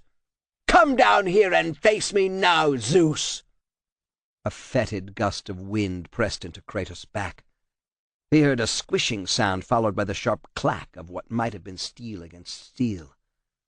Slowly turning, he stared into a gaping mouth filled with viciously curved fangs. Eyes the size of a warrior's shield fixed him with utter hatred, and curved pincers pressed into the stone flooring as the kraken drew itself up from the sea. "Zeus won't even fight his own battle," Kratos said, sneering. "He has Poseidon send me his minion." The kraken roared and spat at him. "Come down here and face me now!" Kratos roared, not at the kraken, but at Olympus.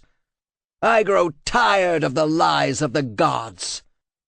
Kratos swung his warhammer in an arc before him. The kraken reared higher and pulled more tentacles from the sea. It roared and lashed out with preternatural speed, a tentacle whipping around Kratos and circling him entirely. Arms pinned to his side, Kratos struggled in the slimy grasp. To no avail. The kraken lifted him high and drew him closer to its maw. It would feast this day. Kratos made a mighty heave in an attempt to break free, but the tentacles slithered up around his neck and squeezed and squeezed and squeezed.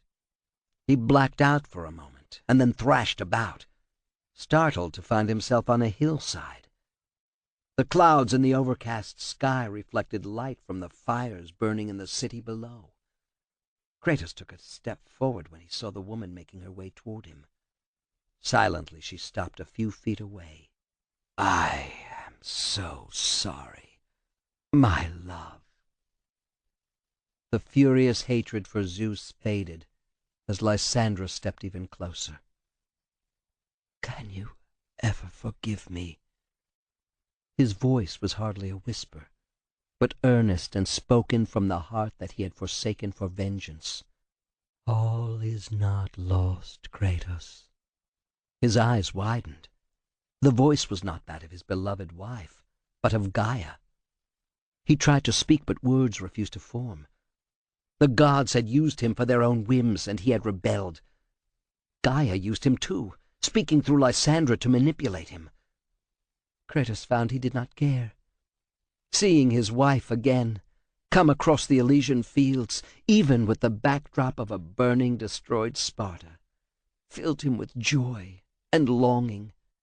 "You must go on," she said. "There is much at stake here." Kratos held up his hands, palms toward his wife, and shook his head in sorrow. "I cannot defeat the gods." "Victory favors you, Kratos. But you must grab hold of your destiny and command it.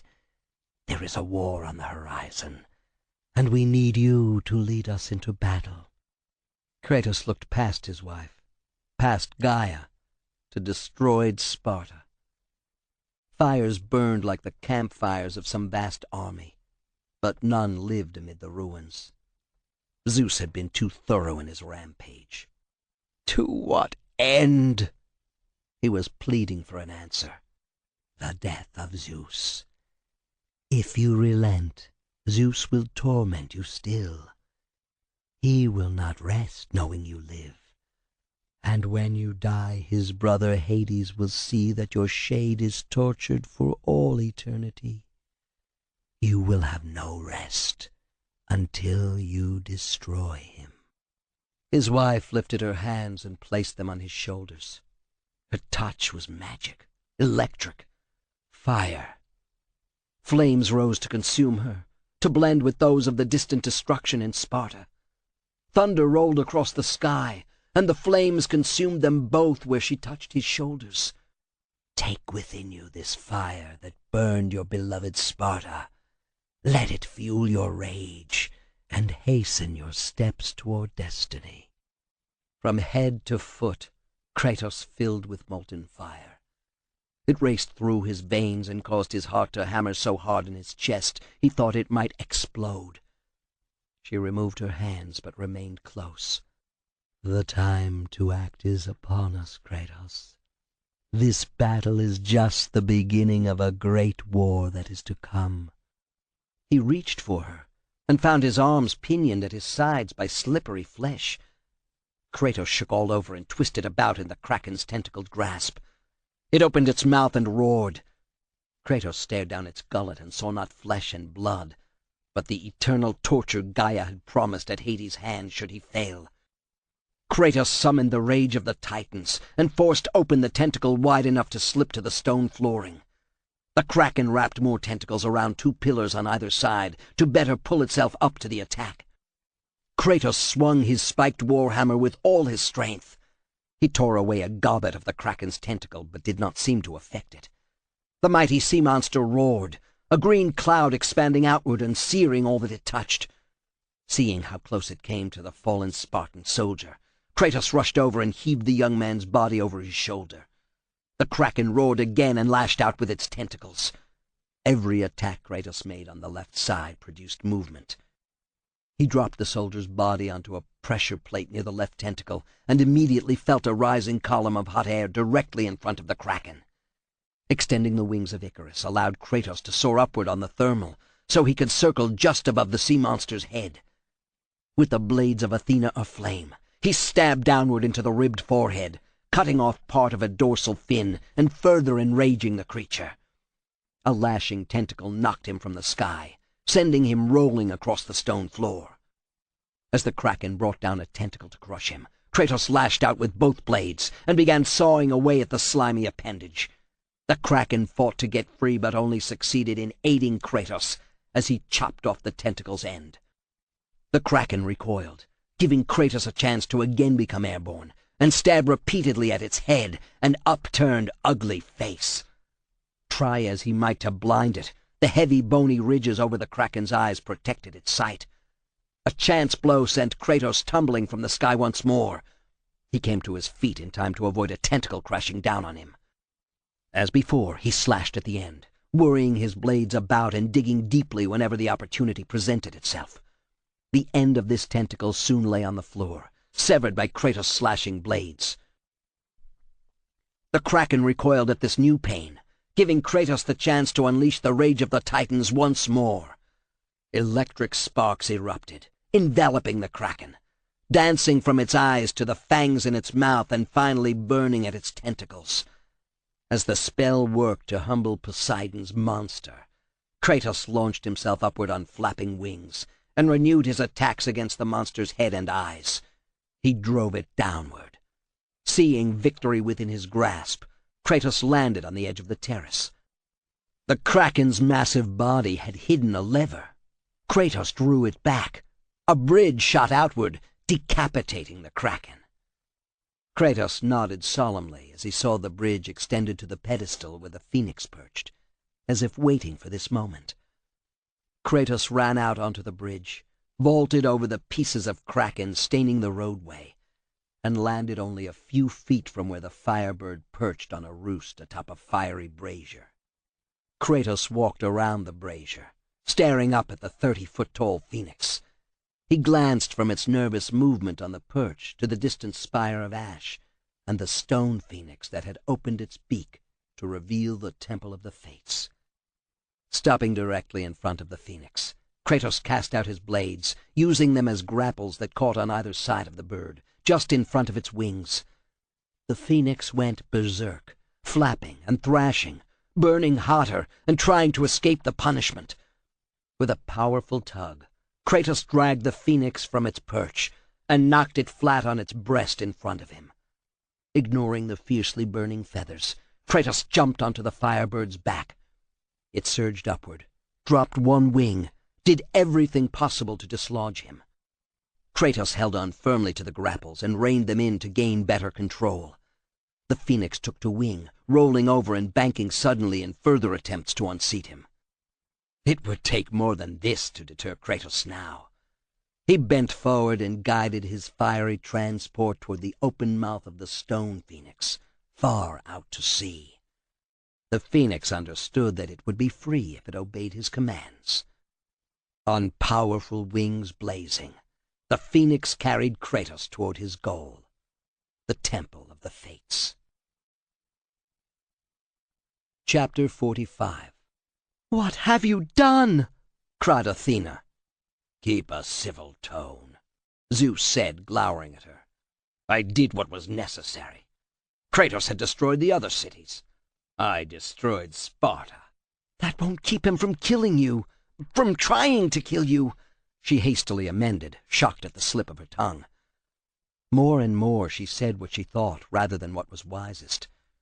Dealing with the Olympians had always required a large amount of diplomacy, to soothe bruised vanity, to gloss over slights, to guide the others in the direction she desired. Not for nothing had Zeus valued her counsel above all others. She had remained calm and tactful when others grew wroth or sulked. Kratos has always been your pet mortal. No longer. I declare him nothing more than a stag to hunt, game to bring down. I want him dead. For good. I want my brother Hades to imprison him in the deepest hellhole in the underworld for the rest of eternity. Destroying Sparta only stiffened his resolve, she said. How do you know this, daughter? Where is he? I know Kratos, wherever he is. I know where he is, came a clear, lilting voice that rang out as clear as a bell. Hermes! The name slipped from her lips before she realized it. She raised her hand to motion him away, but the god paid her no heed and flew forward to the bottom step leading to Zeus's throne. I banished you! You defy me! Zeus jumped to his feet and drew down the power of lightning to slay Hermes. I venerate you, Sky Father, Hermes said, bowing deeply. I bring you news of Kratos that will allow you to destroy him. You were banned from Mount Olympus, Zeus said, but his tone moderated. Athena stepped to one side, marveling at Hermes' foolhardiness. Or was it bravery? She looked at him with new appreciation. I serve you no matter where I go, and always I seek the truth that you have been denied. What are you saying? Zeus tossed a glowing sphere of lightning from one hand to the other. Ask Lord Poseidon why he sent the Kraken to kill Kratos. He did what? My brother! Poseidon roared into the audience chamber. I know nothing of what this fool is saying. Lord Poseidon loves and honors you above all, and wanted only to stop Kratos, Hermes said in his clarion voice. He did not know he had been deceived. Deceived? Poseidon shook his trident in Hermes' face. What are you saying? You did what you had been told was proper, sending your Kraken against Kratos. You did not know the Sisters of Fate had decreed that the Kraken would fail? Fail? Poseidon looked uneasy.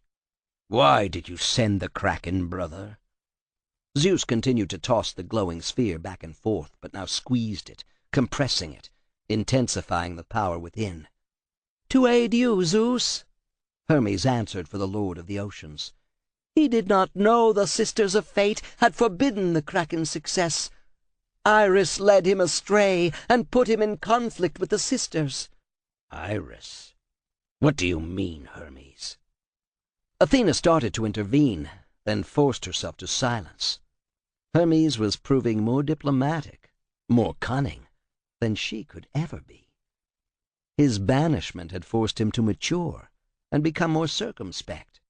She has lied to you, my king, to disgrace Poseidon in your eyes. In this way she would gain more influence among the Olympians. That's so, Zeus, bellowed Poseidon. Is it? Zeus frowned. It is, Sky Father, Athena said. My uncle speaks the truth. He was misled by Iris. Iris thought to anger the Sisters of Fate and turn them against you. Hermes went on. She seeks your throne, Zeus. By pitting the sisters against the gods, Iris thought to emerge the victor. Zeus looked from Hermes to Poseidon and then to Athena. He had no trouble interpreting whom Hermes meant by the gods. Athena kept her face solemn, although she wanted to cry out in triumph. Hermes might embellish Iris' plans, but the kernel of truth was obvious, even to Zeus. I once more greet you as messenger of the gods, Hermes, Zeus said. Your first mission as courier is to tell Iris she is banished. Never again will she be allowed to walk the earth, save at sunrise or sunset. and then only when it is raining." "I hear and obey, great lord," Hermes said, bowing deeply. "You are to return and tell me more. Kratos destroyed my brother's kraken. This can only be possible with the acquiescence of the Sisters of Fate. Gifts must be sent to them in the names of all gods and goddesses." Zeus turned to Athena. "Since Poseidon sent his kraken, you are less likely to stir their ire. Send what tribute is necessary." "They were our allies during the Great War," Athena said. "We must never lose their cooperation." "No, we must not," Zeus said. His dour expression returned.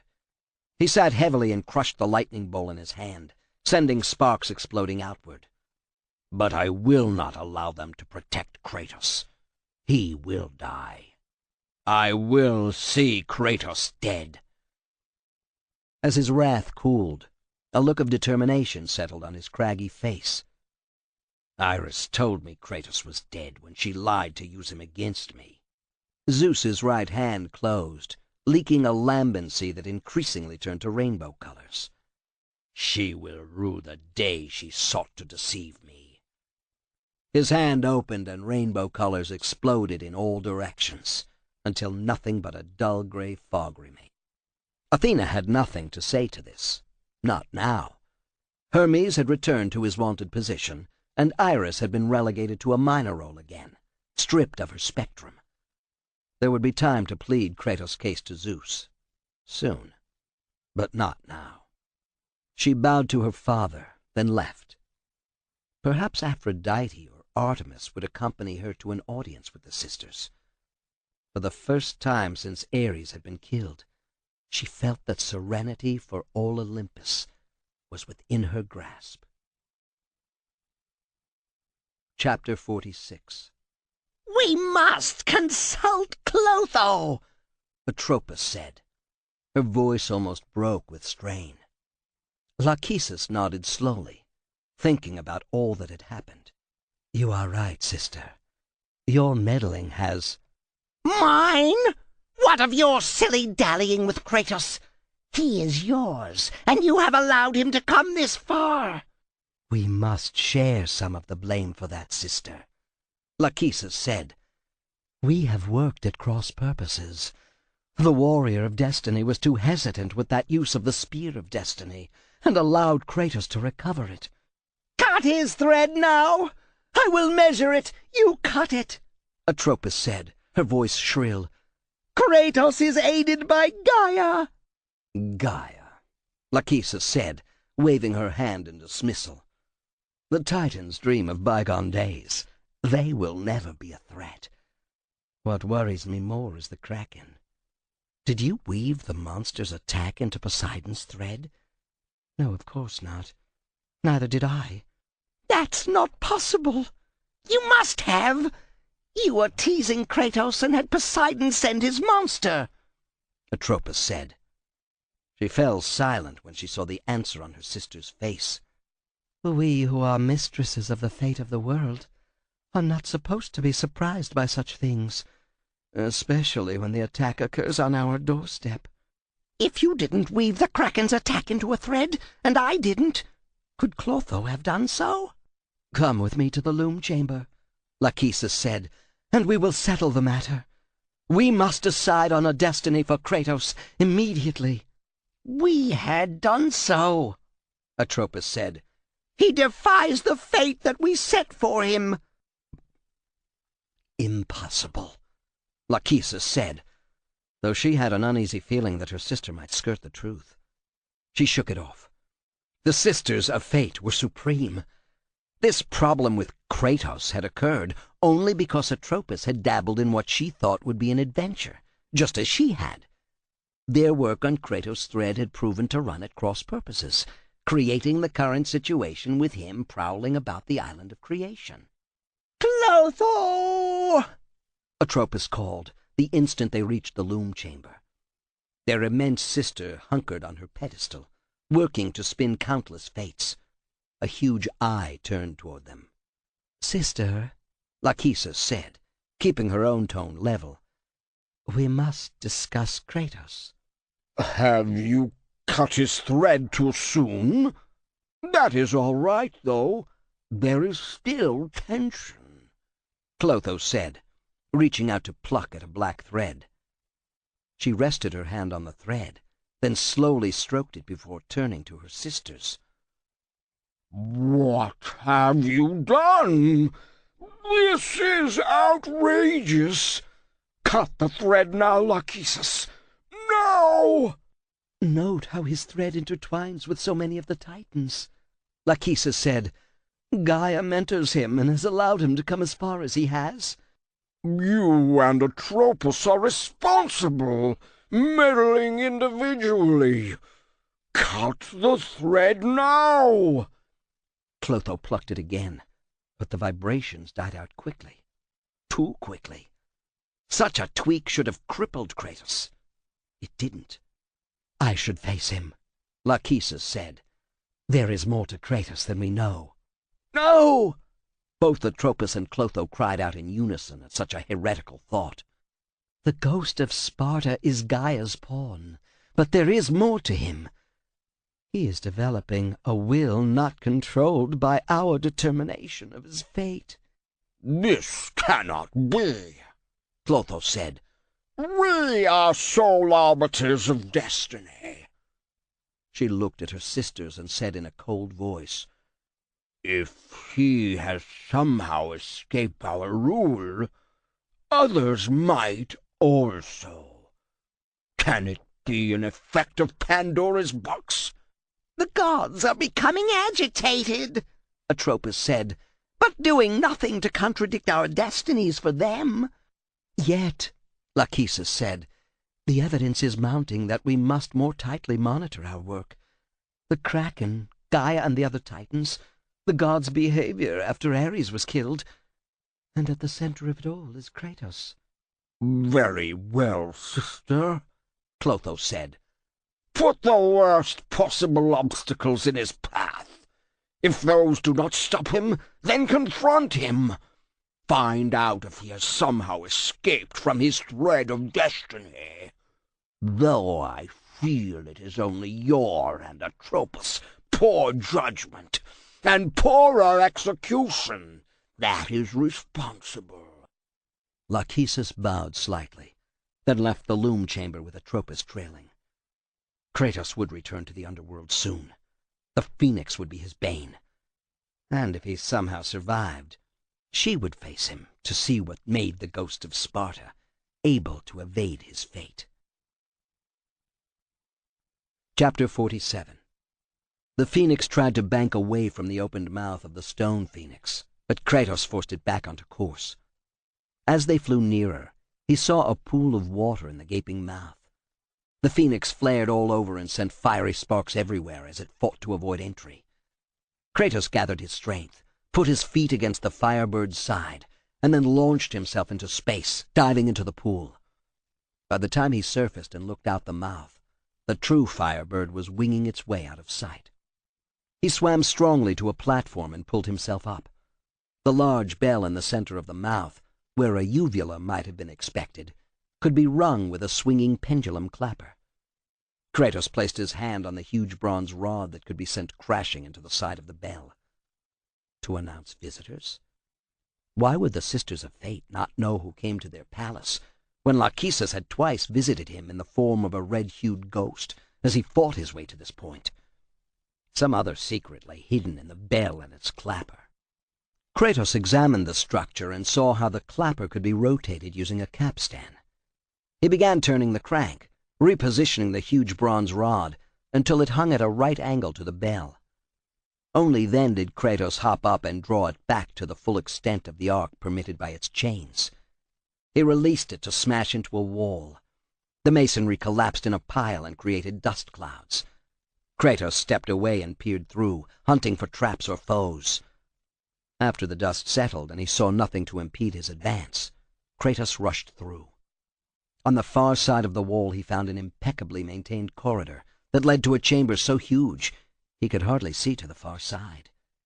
In the center, some hundreds of feet below, was a round platform, as if for supplicants. Kratos spread Icarus' wings and glided down, barely touching before he heard a commotion above. Looking aloft, he saw Lachesis step off a platform, then slowly float lower until her feet were only a few inches above the platform where Kratos stood. The intent was obvious. She was superior, and he was a mere mortal. "We've been expecting you." The upper part of her face was hidden by a black mask, and her voluptuous body was more beguiling than any houri Kratos had ever seen. Sleek bare legs extended down, but her feet did not touch the floor. She floated inches above the tiled flooring, as if she disdained sharing the act of walking with a mere mortal. Kratos reached out an arm to grab the sister. Lachesis smiled and brushed off his hand. "Your resolve is admirable, even if it is misguided. I truly thought you would have given up by now." Lachesis rose a few more inches and orbited about Kratos, as if seeing him for the first time. The amused smile grew. "None can change their destiny, Kratos," she went on, coming to a halt in front of him. "We sisters determine the fate of all. It was I who deemed that the Titans lose the great war, and I who have allowed you to come this far, because it pleased me." The smile disappeared. "It is not your destiny to kill Zeus." She floated around him and reached out to touch his shoulder, but he drew back. "You no longer control my destiny. Gaia has filled you with her lies." Kratos grabbed Lachesis by the throat and squeezed so hard she could not finish the sentence. "Give me what I want. I would go back in time and kill Zeus." Lachesis made a small gesture, knocking Kratos' hand away with the contempt born of total power. "You have always amused us, Kratos. But know this, mortal. There is no power greater than the Sisters of Fate." She held up her staff with the shepherd's crook edged with a knife blade. But no shepherd's staff ever produced such eye-searing light. It exploded outward toward Kratos. Barely was he able to raise the golden fleece to deflect the magics. Many battles had been won through aggression. Kratos attacked rather than waiting to see how Lachesis would further employ the staff, now completely bathed in green light. He rushed forward, the blades of Athena slashing furiously. Lachesis gasped as the edges cut into her coppery flesh. She tried to flutter higher, but Kratos prevented it with a high strike that arced above his head and came down on the sister's shoulder. The blow knocked her to the floor. Kratos pressed his advantage with a flurry of thrusts and cuts. Somehow Lachesis once more gained the air and floated high, the hem of her long, intricately woven robe barely brushing the platform. Kratos unleashed the rage of the Titans and again knocked Lachesis to the floor, but this time she used the long staff as a sweep and caught his leg. A quick yank sent him sprawling onto his back. She soared above him, her glowing staff aimed at him. Kratos caught the new bolt of energy on his crossed swords, but felt the shock all the way up his arms and across his shoulders. It was as if he had been hit with the barbarian king's maul. A second bolt narrowly missed him. He rolled to the left and scrambled to get his feet under him. He faced away from Lachesis, and she swooped in for the kill. Warhammer in hand, he spun about. The full power of the rotation and his incredible muscular strength powered the spiked head directly into the sister's body.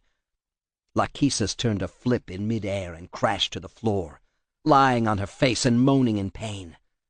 Kratos walked over, the hammer raised for a killing blow. Lachesis looked up at him. "You do not defy fate, Kratos." She slammed her staff onto the floor. At first, Kratos wanted to laugh at the ineffectual gesture. It was nothing more than spite, and not a real attack or attempt at defense. "We have woven the events of your life." The crook grew brighter yet and cast a shadow against the far wall. Lachesis tapped her staff against the floor and caused an inky mist to expand slowly, roiling and taking form in front of a tall mirror. "Atropos," he growled, recognizing the sister flowing from the mirror. In place of legs, she rode on the ebon mist, floating toward him. Both Sisters of Fate intoned, "And now that life is at an end." Kratos backed away to confront the two sisters. Atropos screeched as she swooped down, her long talon-like fingers clawing at Kratos. He caught her up and threw her to the floor, but holding her was difficult. She proved stronger and more agile than her fragile appearance suggested as she writhed away from him. Atropos screeched again and grabbed him, carrying him through the mirror. It was Kratos' turn to scream. It felt as if every muscle in his body was strained to the breaking point. Bones cracked and nerves sang with pain, and the brightly lit throne room of the Fates had turned to inky night. He took a step and sank to hands and knees, fighting the dizziness. His gorge rose, but he forced it back, despite the burning bile in his mouth. He looked up, got to his feet, and stared into the distance, where he saw himself as a giant battling with an equally outsized Ares. A curse came to his lips when he saw that distant self, wielding the blades of chaos, their chains still welded to the bones of his forearms, showing he was a minion of Ares. "We control your destiny, foolish mortal," cackled Atropos. "With a whim, we can end your life, or allow you to live." Kratos looked at the ground and realized he stood on a broad strip of steel.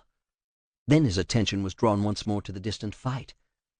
Ares fired a massive fireball that whirled and spun and formed a vortex so powerful it sucked up everything around it.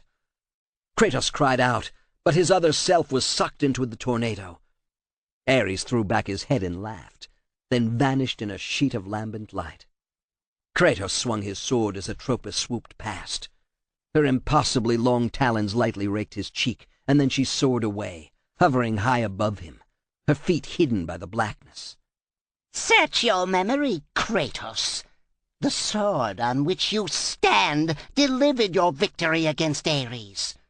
Without it, you will be the one who dies this day, not Ares. We can change your past and set your future.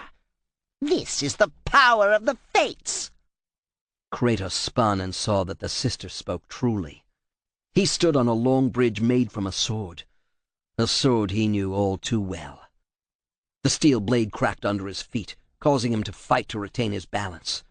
He fell to one knee and saw Atropos preparing to release a glowing sphere of pure energy at him. Drawing Typhon's bane, he released one icy arrow after another.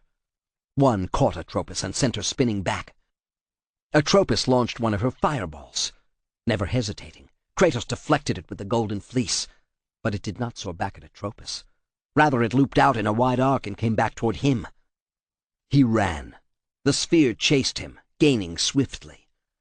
The white burning star of energy that formed before releasing the Kronos rage failed to grow. He had to rejuvenate, and only time would accomplish that. Instead, he felt the chills suffuse his entire body from the gift Atlas had given him. Kratos stumbled, fell onto his back, and lifted arms and legs. From hands and feet roared the Atlas quake. The power of the magic meshed, and cancelled out Atropos' sphere of death. Getting to his feet, Kratos unleashed a new attack on Atropos, using Typhon's bane. The bowstring hummed as he loosed one gelid wind gust after another. Several more airy missiles struck Atropos, causing her to sink until she hovered only a few feet above the sword bridge.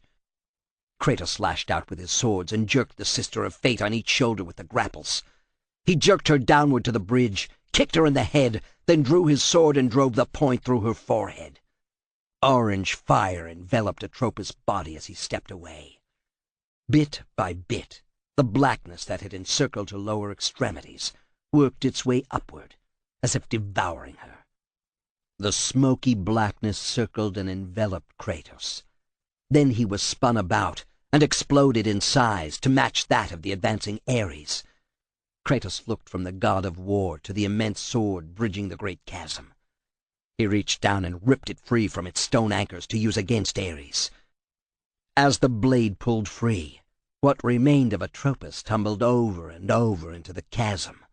Her screams faded into the distance. Kratos ignored her and turned to face Ares. A surge of knowing blasted through him. He had faced Ares like this before. He had fought Ares with this sword and won. The battle had been Kratos stood staring at the mirror in the Temple of the Fates, Atropos pounding against the far side. She had been trapped, and Kratos no longer held the blade that had spanned the chasm. Atropos clawed and smashed repeatedly against the other side of the mirror, but could not get through. Kratos half turned to Lachesis, who said, "I am through playing games with you, Kratos. This power was never meant for a mortal like you." Lachesis raised her staff. It had been eye-searing before. Now it seared Kratos' very soul. He squared off to face Lachesis. Green lightning raced from Lachesis' staff to each of 3 mirrors in the room. Kratos rushed forward, sword swinging. He drove Lachesis back and circled, and beyond her he saw Atropos halfway through a mirror. Her talons clawed the air, seeking his flesh. The upper portion of her body writhed, as if she were in excruciating pain because of the half-entry back into this world, this time. Kratos pulled out his warhammer and rushed to the mirror where Atropos struggled. Mighty blows of that heavy maul cracked the looking glass and drove Atropos back to the far side. Barely had he succeeded in smashing this mirror when Lachesis renewed her attacks. Kratos used his hammer on her, stunning her, but saw that Atropos tried to creep through another of the remaining mirrors. Kratos used the amulet of the Fates to slow time. He ran to the second mirror, where Atropos seemed stuck halfway through, and swung his hammer, smashing the glass to shards. Atropos vanished once more, leaving only one mirror passage. Seeing the second mirror destroyed, Lachesis redoubled her efforts to kill him. Her staff flared constantly now, forming marching columns of death that sought to encircle Kratos. He avoided them, backing toward the untouched mirror, thinking to smash it too. Lachesis rushed forward, oblivious to the way she left herself open to attack.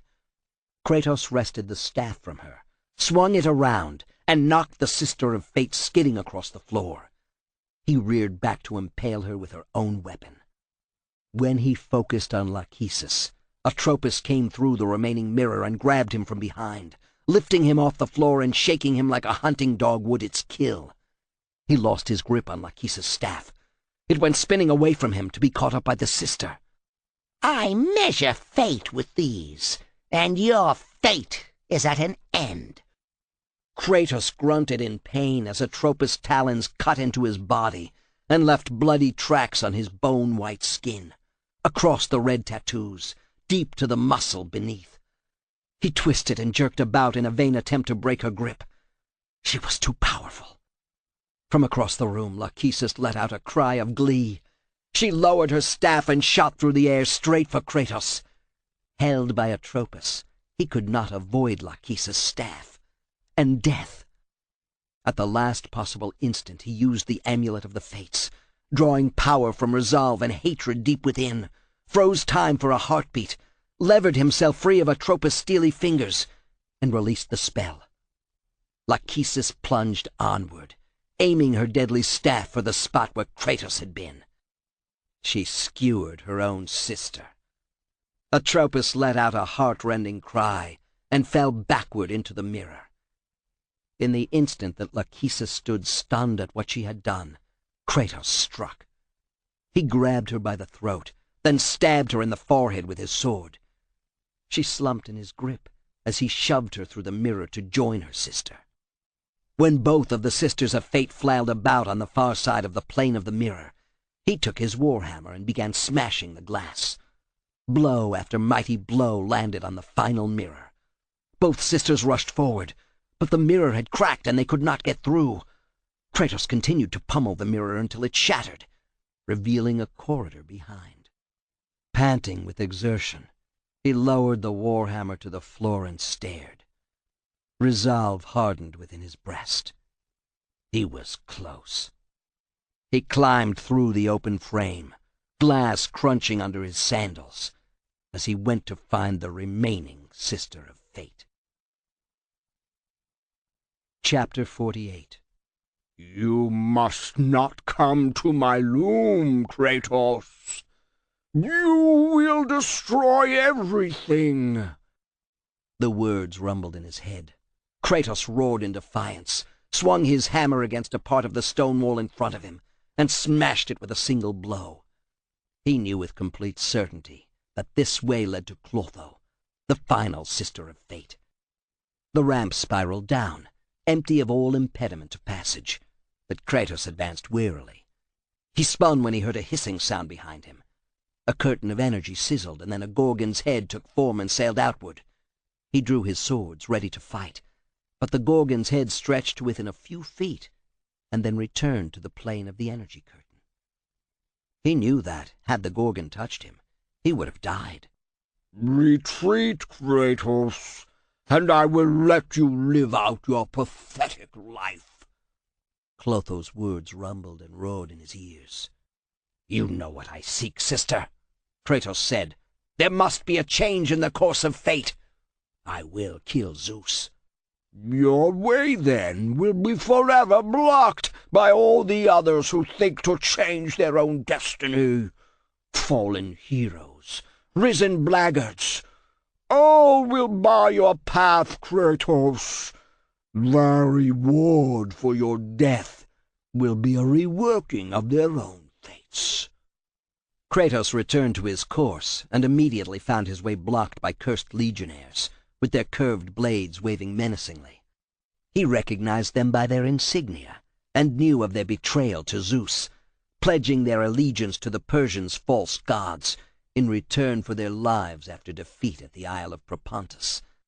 Those legionnaires who had bent a knee to the Persian god Zahak had been defeated in a subsequent battle with the Greeks, and had discovered that Zeus' rage knew no bounds. The cursed legionnaires marched endlessly, fighting, dying, being resurrected to continue their eternal battle and their eternal defeats.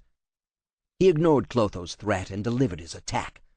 4 quick slices brought down the legionnaire before him, and an adept thrust skewered another. The 3rd legionnaire backed away, but it wasn't from fear. Kratos saw the Juggernaut advancing in support of the cursed legionnaire. The creature towered 3 times Kratos' own height, and was heavily armored, its head encased in a black metal helm. A huge, hairy hand gripped the shaft of a morning star, the spiked ball at the end of the chain ablaze. One touch of that formidable burning sphere would crush Kratos like a bug, then scorch his corpse to cinders. He rushed the lumbering monster and used his warhammer to smash a leg. The Juggernaut canted to one side, off balance. As it shifted, it swung the spiked ball. The chain whistled, and Kratos barely avoided the touch of a spike dripping fire. Somersaulting away, Kratos regained his fighting stance, but so had the Juggernaut. The giant let out a bull-throated war cry and charged. Too slow, too clumsy in a fight with the ghost of Sparta. Kratos finished it with a second blow from the maul. This gave the legionnaire the opening to attack. Kratos winced as the tip of the curved blade scored his belly. In return, he beheaded the legionnaire. As the head hit the ramp and rolled downward, the Gorgon's head leaped out in a vain attempt to devour Kratos in its seething maw. He ignored it. Retreat was not possible. A short distance ahead he heard the beguiling notes of a siren singing. His legs turned weak as he advanced. The sinuous beast blocked his way. Seeing him, she sang louder, with even more promise. He need only stop and remain here with her forever. They would be happy together. More bliss, such as he had never known, would be his, as they shared death. Kratos tapped into the hatred he felt for Zeus to momentarily thwart the effects of the siren's song. He dashed forward, caught the siren in a powerful grip around her waist, and squeezed as hard as he could. Mingled with the rising pitch of the song came the snapping of a backbone. He jerked a little harder even after the siren ceased her hypnotic song, then cast her aside. The downward spiral grew steeper and took him to a satyr and a minotaur. The hoofed creatures looked at each other and laughed. The satyr died instantly. The minotaur's reactions were a bit quicker. It lowered its head and tried to hook Kratos on a horn. The blades of Athena cut off that horn. The minotaur bellowed at the loss, stumbled back, and grabbed a flaming spear with a haft as thick as Kratos' body. It stabbed out with it. But Kratos felt the pressure of time weighing him down. The cuts he had received on his belly trickled small rivers of blood, but the true pain came in knowing he was so close to finding the path back in time to kill Zeus. He would not be denied.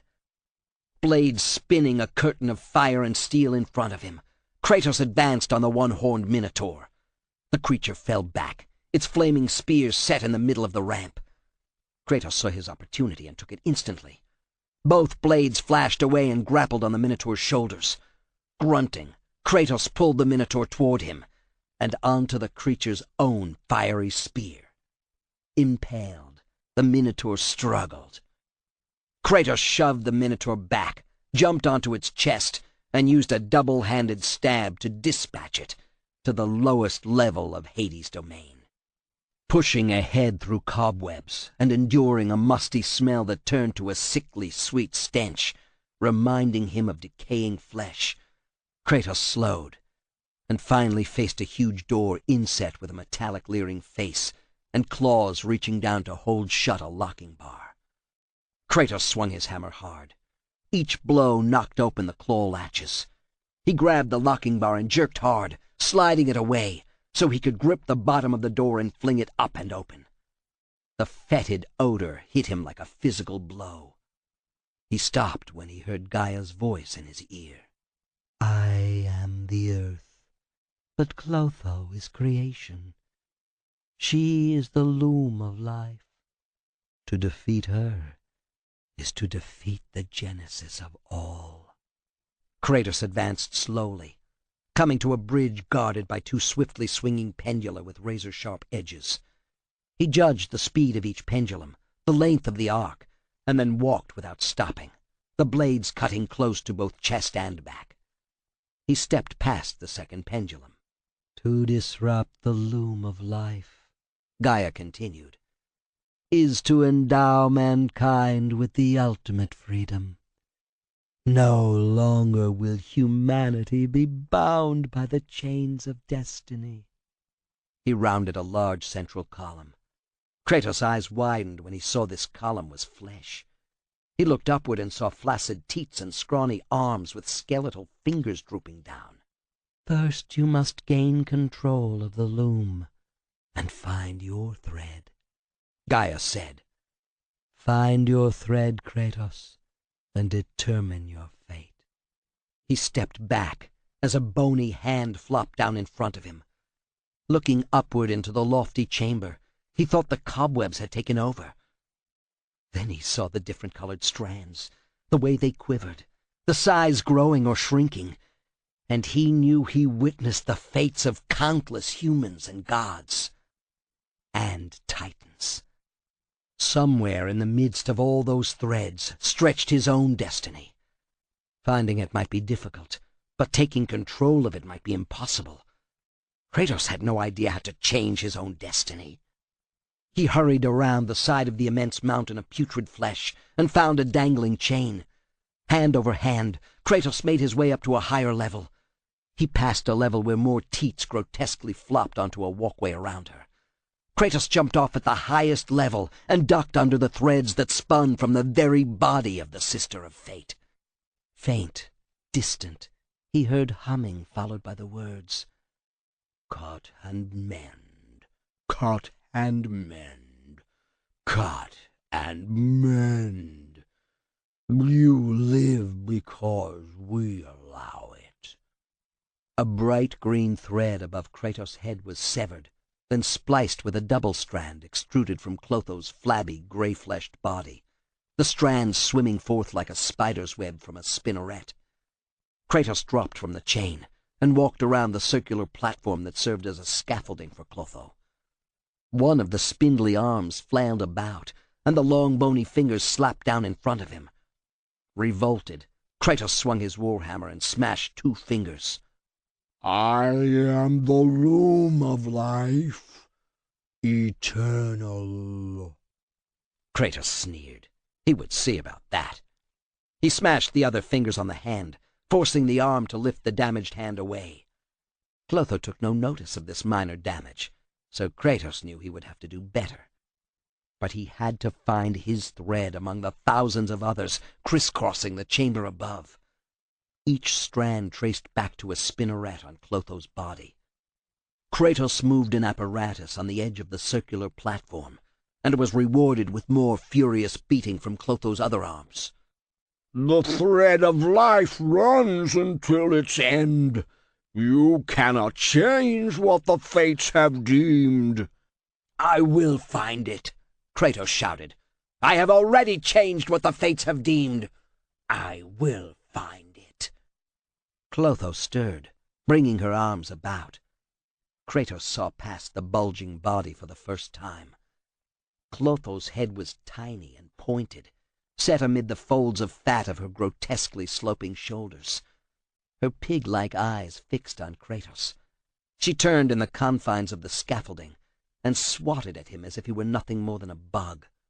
He smashed at her fingers with his hammer, but inflicted no serious damage.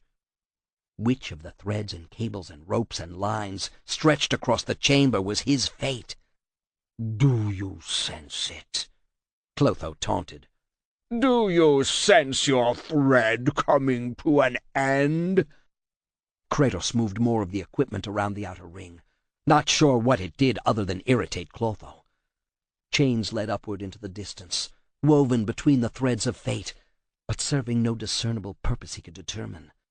"If you disrupt the loom, the world will spin into chaos, and so the wisdom of the ages has made me impervious to any who dare try." After Kratos had hammered a few more times, Clotho said, "You cannot change your fate. Your skills as a warrior are useless here." Kratos smashed a groping hand. The arm flopped over, revealing proto-suckers along the underarm, as if Clotho were partly a squid or octopus. Revolted at the sight of the mottled gray flesh, Kratos swung his hammer again, but the damage he did was minimal. He scaled another chain, this time taking him above Clotho so he could see what the equipment did. He recognized it immediately as the pivot mechanism that suspended the pendula he had avoided entering the loom chamber. The huge piece of steel at the end of the chain gleamed like a razor, its edge exactly the weapon Kratos sought. Kratos jumped back down to the platform in front of Clotho, who lashed out at him. Using the amulet of the fates, Kratos slowed time. Clotho was not entirely frozen, but Kratos still moved faster as the spell turned the chamber into a green sea, filled with viscous fluid, the fluid of time itself. He grabbed the windlass and cranked the pendulum up until it swung just above the platform in front of Clotho. Clotho cried out, "Your attempts are preposterous. From me all life flows." He shifted the steel pendulum about, positioned and drew it back, then aimed it directly for a spot between Clotho's naked, drooping breasts. "You must stop, Kratos. Creation itself is in the balance." He used the amulet of the fates once more to precisely position the deadly pendulum. As the green flow winked back to normal, Kratos let the steel weight swing free. Clotho's spindly arm reached out and easily stopped the pendulum from striking her. Kratos attacked. His swords flashed and left bloody trails in the gross gray flesh, but Clotho paid no heed to her wounds. Seeing this, Kratos tried a different tack. Seeing that he could not draw the pendulum back far enough where he was, he jumped and stood behind Clotho's pin-sized head. He used his blades as grapples on the pendulum and drew it toward him and Clotho as hard as he could. "No, no! You know not what you do." The muscles on his shoulders bunched as he yanked. Clotho caught the pendulum and held it away, but she was unable to move from the scaffolding supporting her ponderous bulk. As she weakened, Kratos' purpose grew stronger. When the Sister of Fate could no longer hold the heavy pendulum away, Kratos used the last of his strength to pull even more. The sharpened steel edge drove into Clotho's face. Blood spurted as the Sister of Fate collapsed forward. I will find the proper thread, Clotho. He released the blades of Athena from the pendulum, which remained embedded in Clotho's head. The reign of the sisters is over. Kratos kicked at the sister's tiny head. Feel your thread coming to an end.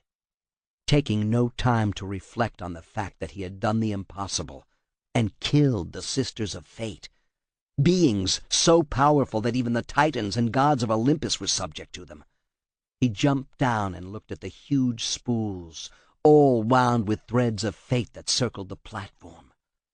Thousands, millions of threads were wound. Which was his? Stepping away, he looked above Clotho and saw a large platform where another of the huge mirrors flickered with promise. He had destroyed both Lachesis and Atropos by imprisoning them on the other side of such a mirror, then destroying it. Kratos found an elevator to the platform and stood before a mirror 10 times his height. Threads of fate ran in all directions, forcing him to step over them. The power of the fates resides within these great mirrors, Gaia said. Find your thread, and you will be able to control the mirror. Use it as a gateway to return to the time when Zeus betrayed you. Kratos examined one thread after another. The tangled skein proved too complex for him to identify any single strand of fate as his own. Furious, Kratos drew his swords and began hacking away. Even the slenderest of threads proved impervious to the blades of Athena. The rage of the Titans powered his next cut. Nothing happened but a tiny vibration along one minuscule thread. He started to use brute force to continue what might be an exhausting attempt, then stopped. He remembered how the warrior of destiny had fallen, and how he, Kratos, had retrieved the warrior's weapon. The warrior had been sent by the Fates. His weapon had to belong to their arsenal. Kratos drew forth the spear of destiny and held it high over his head. Before it had shone with an inner blue-white light. No longer. Every color and hue he had ever imagined flared within the crystalline spear now.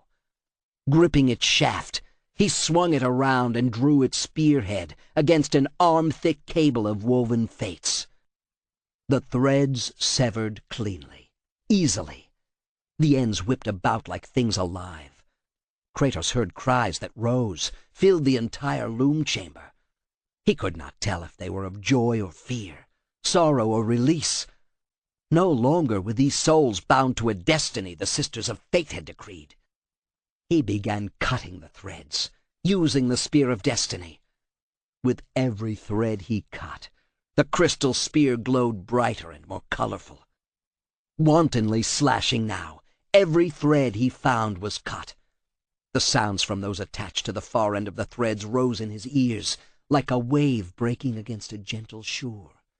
The faster he chopped, the louder the sound, until a full-blown storm might be smashing against an unseen rocky point. When he cut one bundle of threads, he felt suddenly weak, and a sound like those he heard escaped his lips. Kratos grabbed at one thread of the purest ebony and held it. His heart threatened to explode. This was his destiny. He held it in his own hands. With a snap as he lashed out with a whip, he sent the black thread that was his now severed fate into the mirror. Kratos cried out as it felt as if he were being ripped apart. Every muscle, every bone, every nerve destroyed. Chapter 49. Even now, as you draw your last breath, you continue to defy me. No matter. Kratos took a stumbling step forward, sucked in a deep breath, and forgot the sharp pain that still permeated his body. Not 10 paces away, Zeus leaned on the hilt of the blade of Olympus, stuck through Kratos' body and pinning him to the stone paving. Kratos reached down and touched his chest and mentally corrected what he saw. Zeus had skewered Kratos' earlier self, but now he had returned. He had defeated the Sisters of Fate, and now he could kill Zeus. Running fast, he lowered his shoulder, dipped down, and then lifted when he got between Zeus and his own fallen body. Zeus went flying back, staggered by the impact, and fell to the uneven pacing stones of the Rhodesian terrace. Kratos grabbed the blade of Olympus and pulled it from his chest, from the earlier Kratos' chest. He had never dwelled on what it would be like to die in combat, but this lay even further beyond his imagination. Seeing himself dead on the inlaid stone floor fueled his anger at Zeus. He spun on the king of the gods, the potent sword leveled, point aimed at Zeus' belly. What? How can this be? Zeus got to his feet, his long white hair caught by the winds generated by the burning city. Kratos shuddered as power surged through him. He had drained his godly powers into this blade, and once again could tap into its reservoir of energy. He experienced the return of the powers of his godhead, if not the godhead itself. He remained immortal, but one with prodigious might. The sisters are dead, Kratos said, advancing on Zeus. Dead? Impossible! They control destiny. They... Zeus rocked back, face skyward as he vented his ire with a roar that shook the foundations of the world. They favored us Olympians over the Titans and allowed me to punish Kronos for his transgressions. Storms danced in the mighty god's beard, dark clouds swirling about turbulently. He turned to the ghost of Sparta, searching for evidence of a lie. Then he smiled at Kratos with a touch of appreciation. The smile turned into a sneer. I underestimated you. Zeus held out his hands, palms up. His thunderbolts began forming in each hand.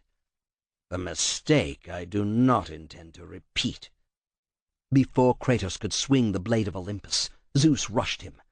The lightning bolts seared at his body, and then Zeus' arms encircled his waist. The thunderbolts exploded and carried both Zeus and Kratos high in the air. Kratos fought in the god's arms, attempting to bring up the sword to deliver to Zeus what he had already given the fallen Kratos. They shot farther into the sky, through storm clouds. Lightning surrounded them as they fought in midair. Rain pelted them. Zeus tried to pull the blade of Olympus from Kratos' grip, but the ghost of Sparta had endured too much to release it so quickly, so easily. It was his weapon of choice to kill Zeus. Arching his back and bringing up his feet to kick at Zeus' chest, Kratos separated himself and tumbled backward, through the clouds, through the rain, and toward an abandoned shrine atop a mountain. Kratos spun and got his feet under him in time to land heavily. He went to one knee, then stood slowly, the blade of Olympus firmly in his grip. Kratos had never been here before, but recognized it from Gaia's tale of Rhea giving up baby Zeus. The stone altar had weathered over the centuries, but he could picture the disconsolate mother handing over her infant to an eagle to carry away for Gaia to raise, while surrendering a rock dressed in swaddling for Kronos to swallow. He turned to see Zeus peering over the edge of the mountainside. He had grown to immense size.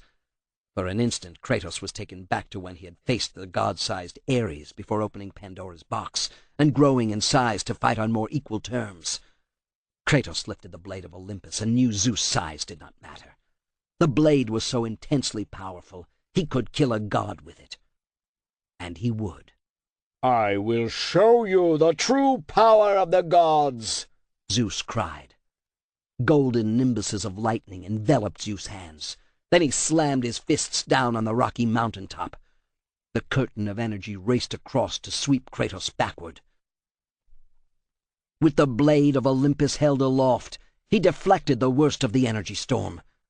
Then he advanced on the king of the gods. Zeus might be 100 times his size, but the blade of Olympus evened the odds. Zeus leaned forward on both hands. Kratos unleashed the Atlas quake and sent Zeus staggering back. He quickly followed with the rage of the Titans to add extra power to his sword thrust. Even with the power of the Titans you cannot beat me. I am the ruler of the gods. You are weak, Zeus. Submit, and I will let you serve me. Kratos intended to infuriate Zeus so that he would make a mistake. It worked. Zeus let out a battle cry. Kratos, you are no god! You are not worthy of a throne on Olympus! Zeus threw a thunderbolt and was rocked back when Kratos used the golden fleece to turn it back on its user. But Kratos found that the Kronos rage had little effect. He rushed forward and stabbed out with the blade, pinking Zeus' hand. The blade barely penetrated the back of a hand that had delivered a potent blow to the mountaintop. But Kratos felt the blade begin to quiver as it sucked up Zeus' energy. The king of the gods began to shrink visibly, and soon was hardly taller than Kratos himself. But if the change in size made Zeus less intimidating, his energy had been condensed into a smaller body. A golden aura suffused him as he attacked.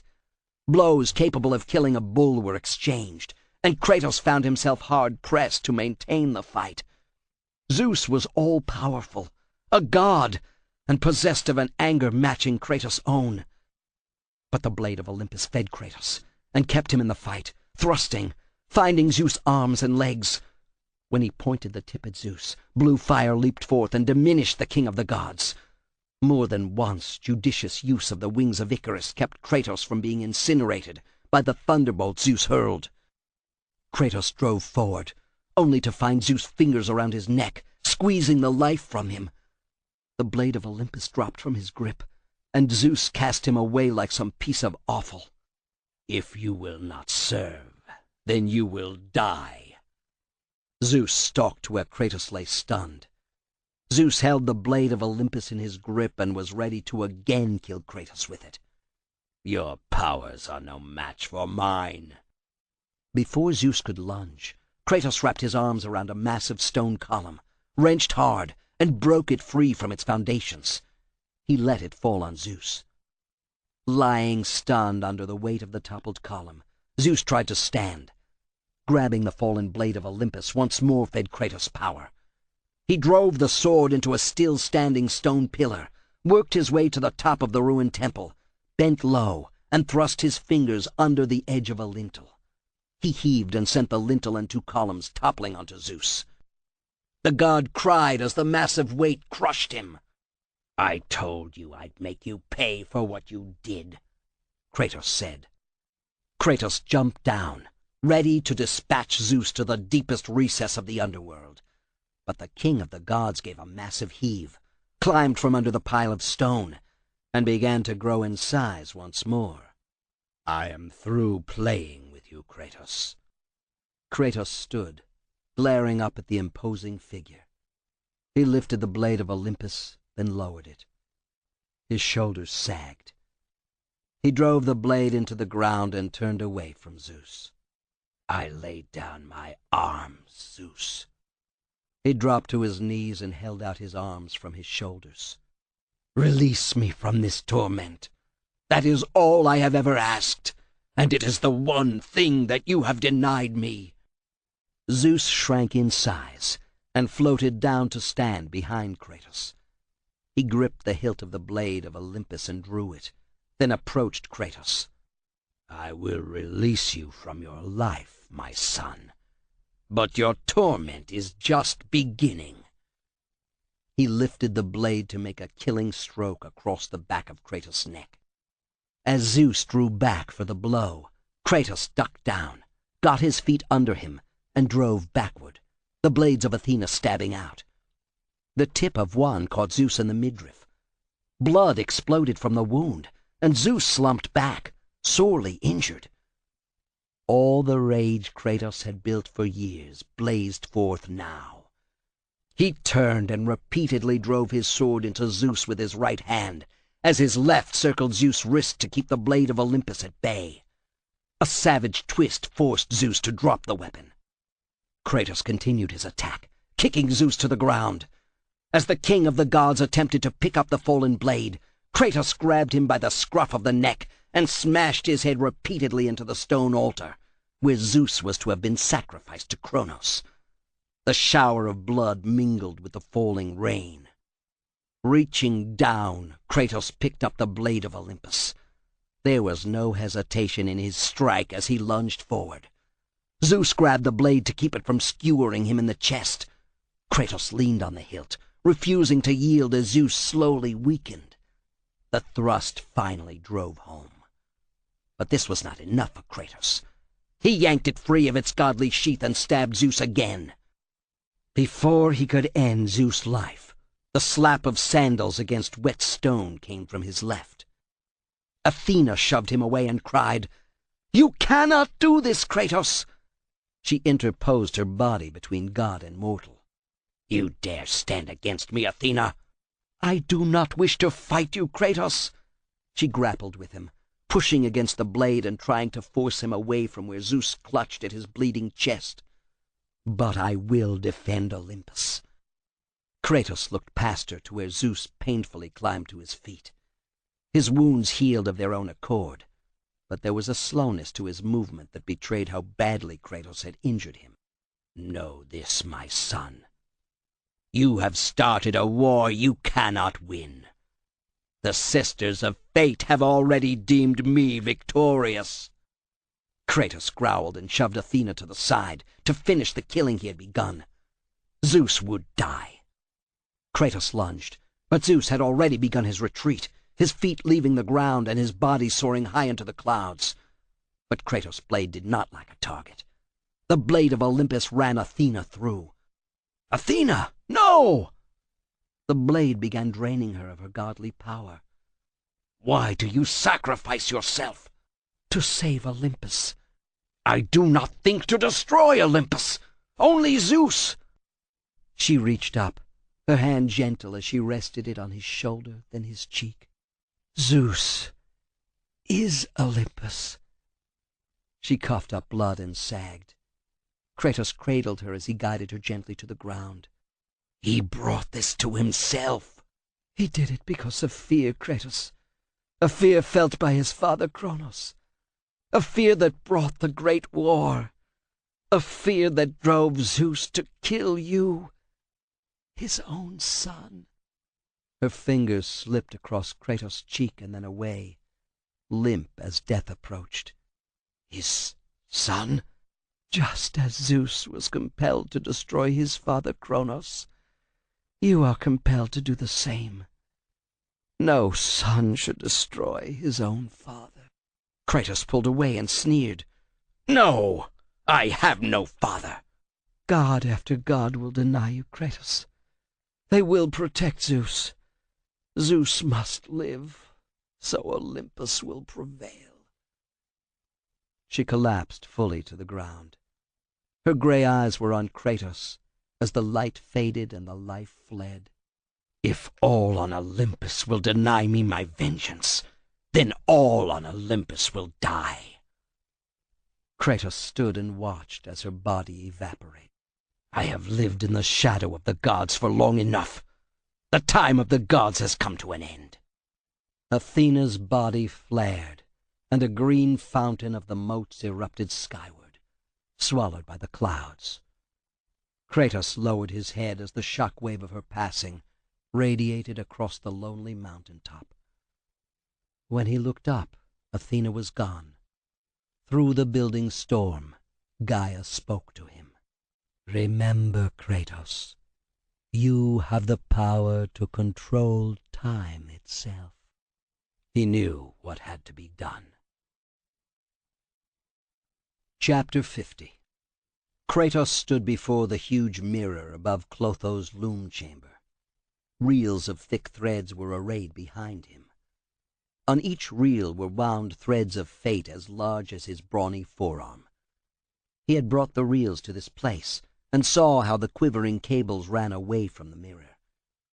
He drew the spear of destiny and watched intently as it responded when he touched its spear tip against the largest of the cables, a brown one highlighted with tiny stripes the green of forests.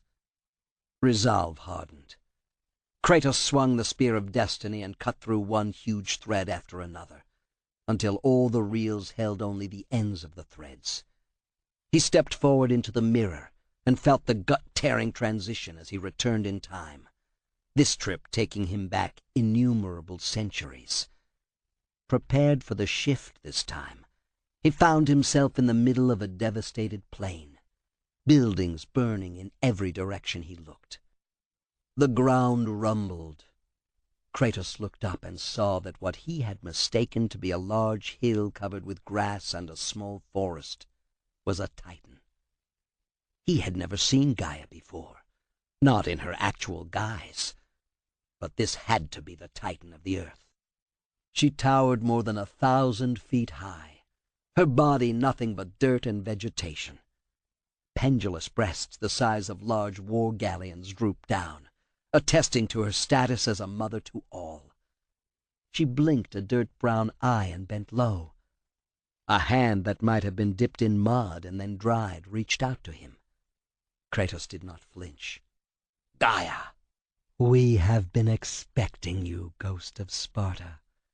The gods are much too powerful for us to defeat now. All on Olympus tremble at my name. Zeus is weak, Ares and Athena are dead, and I wield the blade. We can win the great war, but not in this time." In the distance rose twisting columns of stark blue energy, the weapons of the gods driving back the Titans in their last futile assault on Olympus.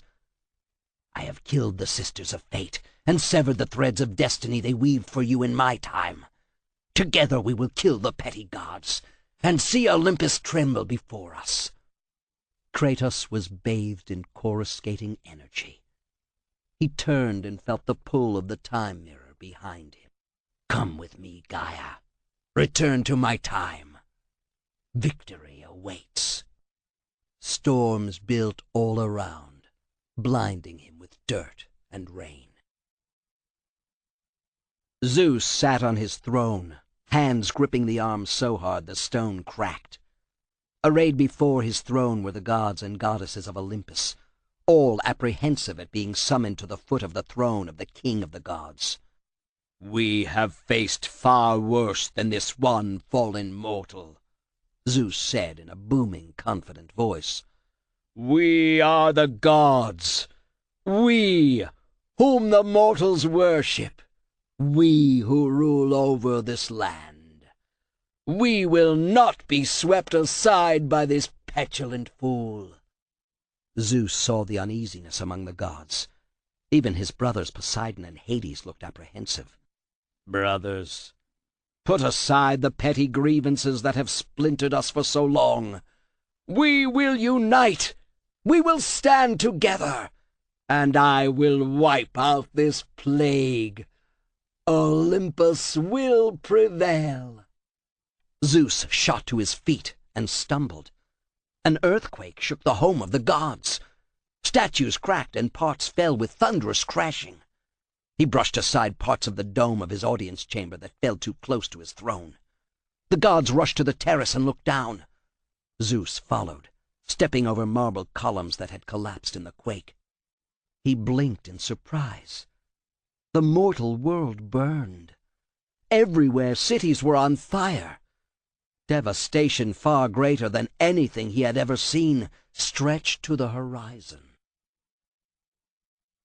Kratos looked up at the sheer pinnacle that held Olympus. From his vantage on Gaia's shoulder, it did not look that tall. He grabbed a linden tree for support as Gaia began climbing. To either side, other titans began the long climb as the assault on Olympus began. Kratos held the blade of Olympus and shook it in Zeus' direction, for he knew the king of the gods watched. It would be impossible not to know that the battle would soon be joined. Scores of titans lumbered over the battle-scarred landscape and followed Gaia and the others, already beginning their assault, when Atlas gave the command, his hand smashing down on the ground to cause another earthquake, his 4 arms wrapped in broken chains. "Zeus!" Kratos shouted at the top of his lungs. "Your son has returned! I bring the destruction of Olympus." The end begins. This concludes God of War 2. Please visit our website, www.tantor.com, for more information on our growing library of unabridged audiobooks, and to take advantage of special offers. Or call toll-free 877-7-TANTOR.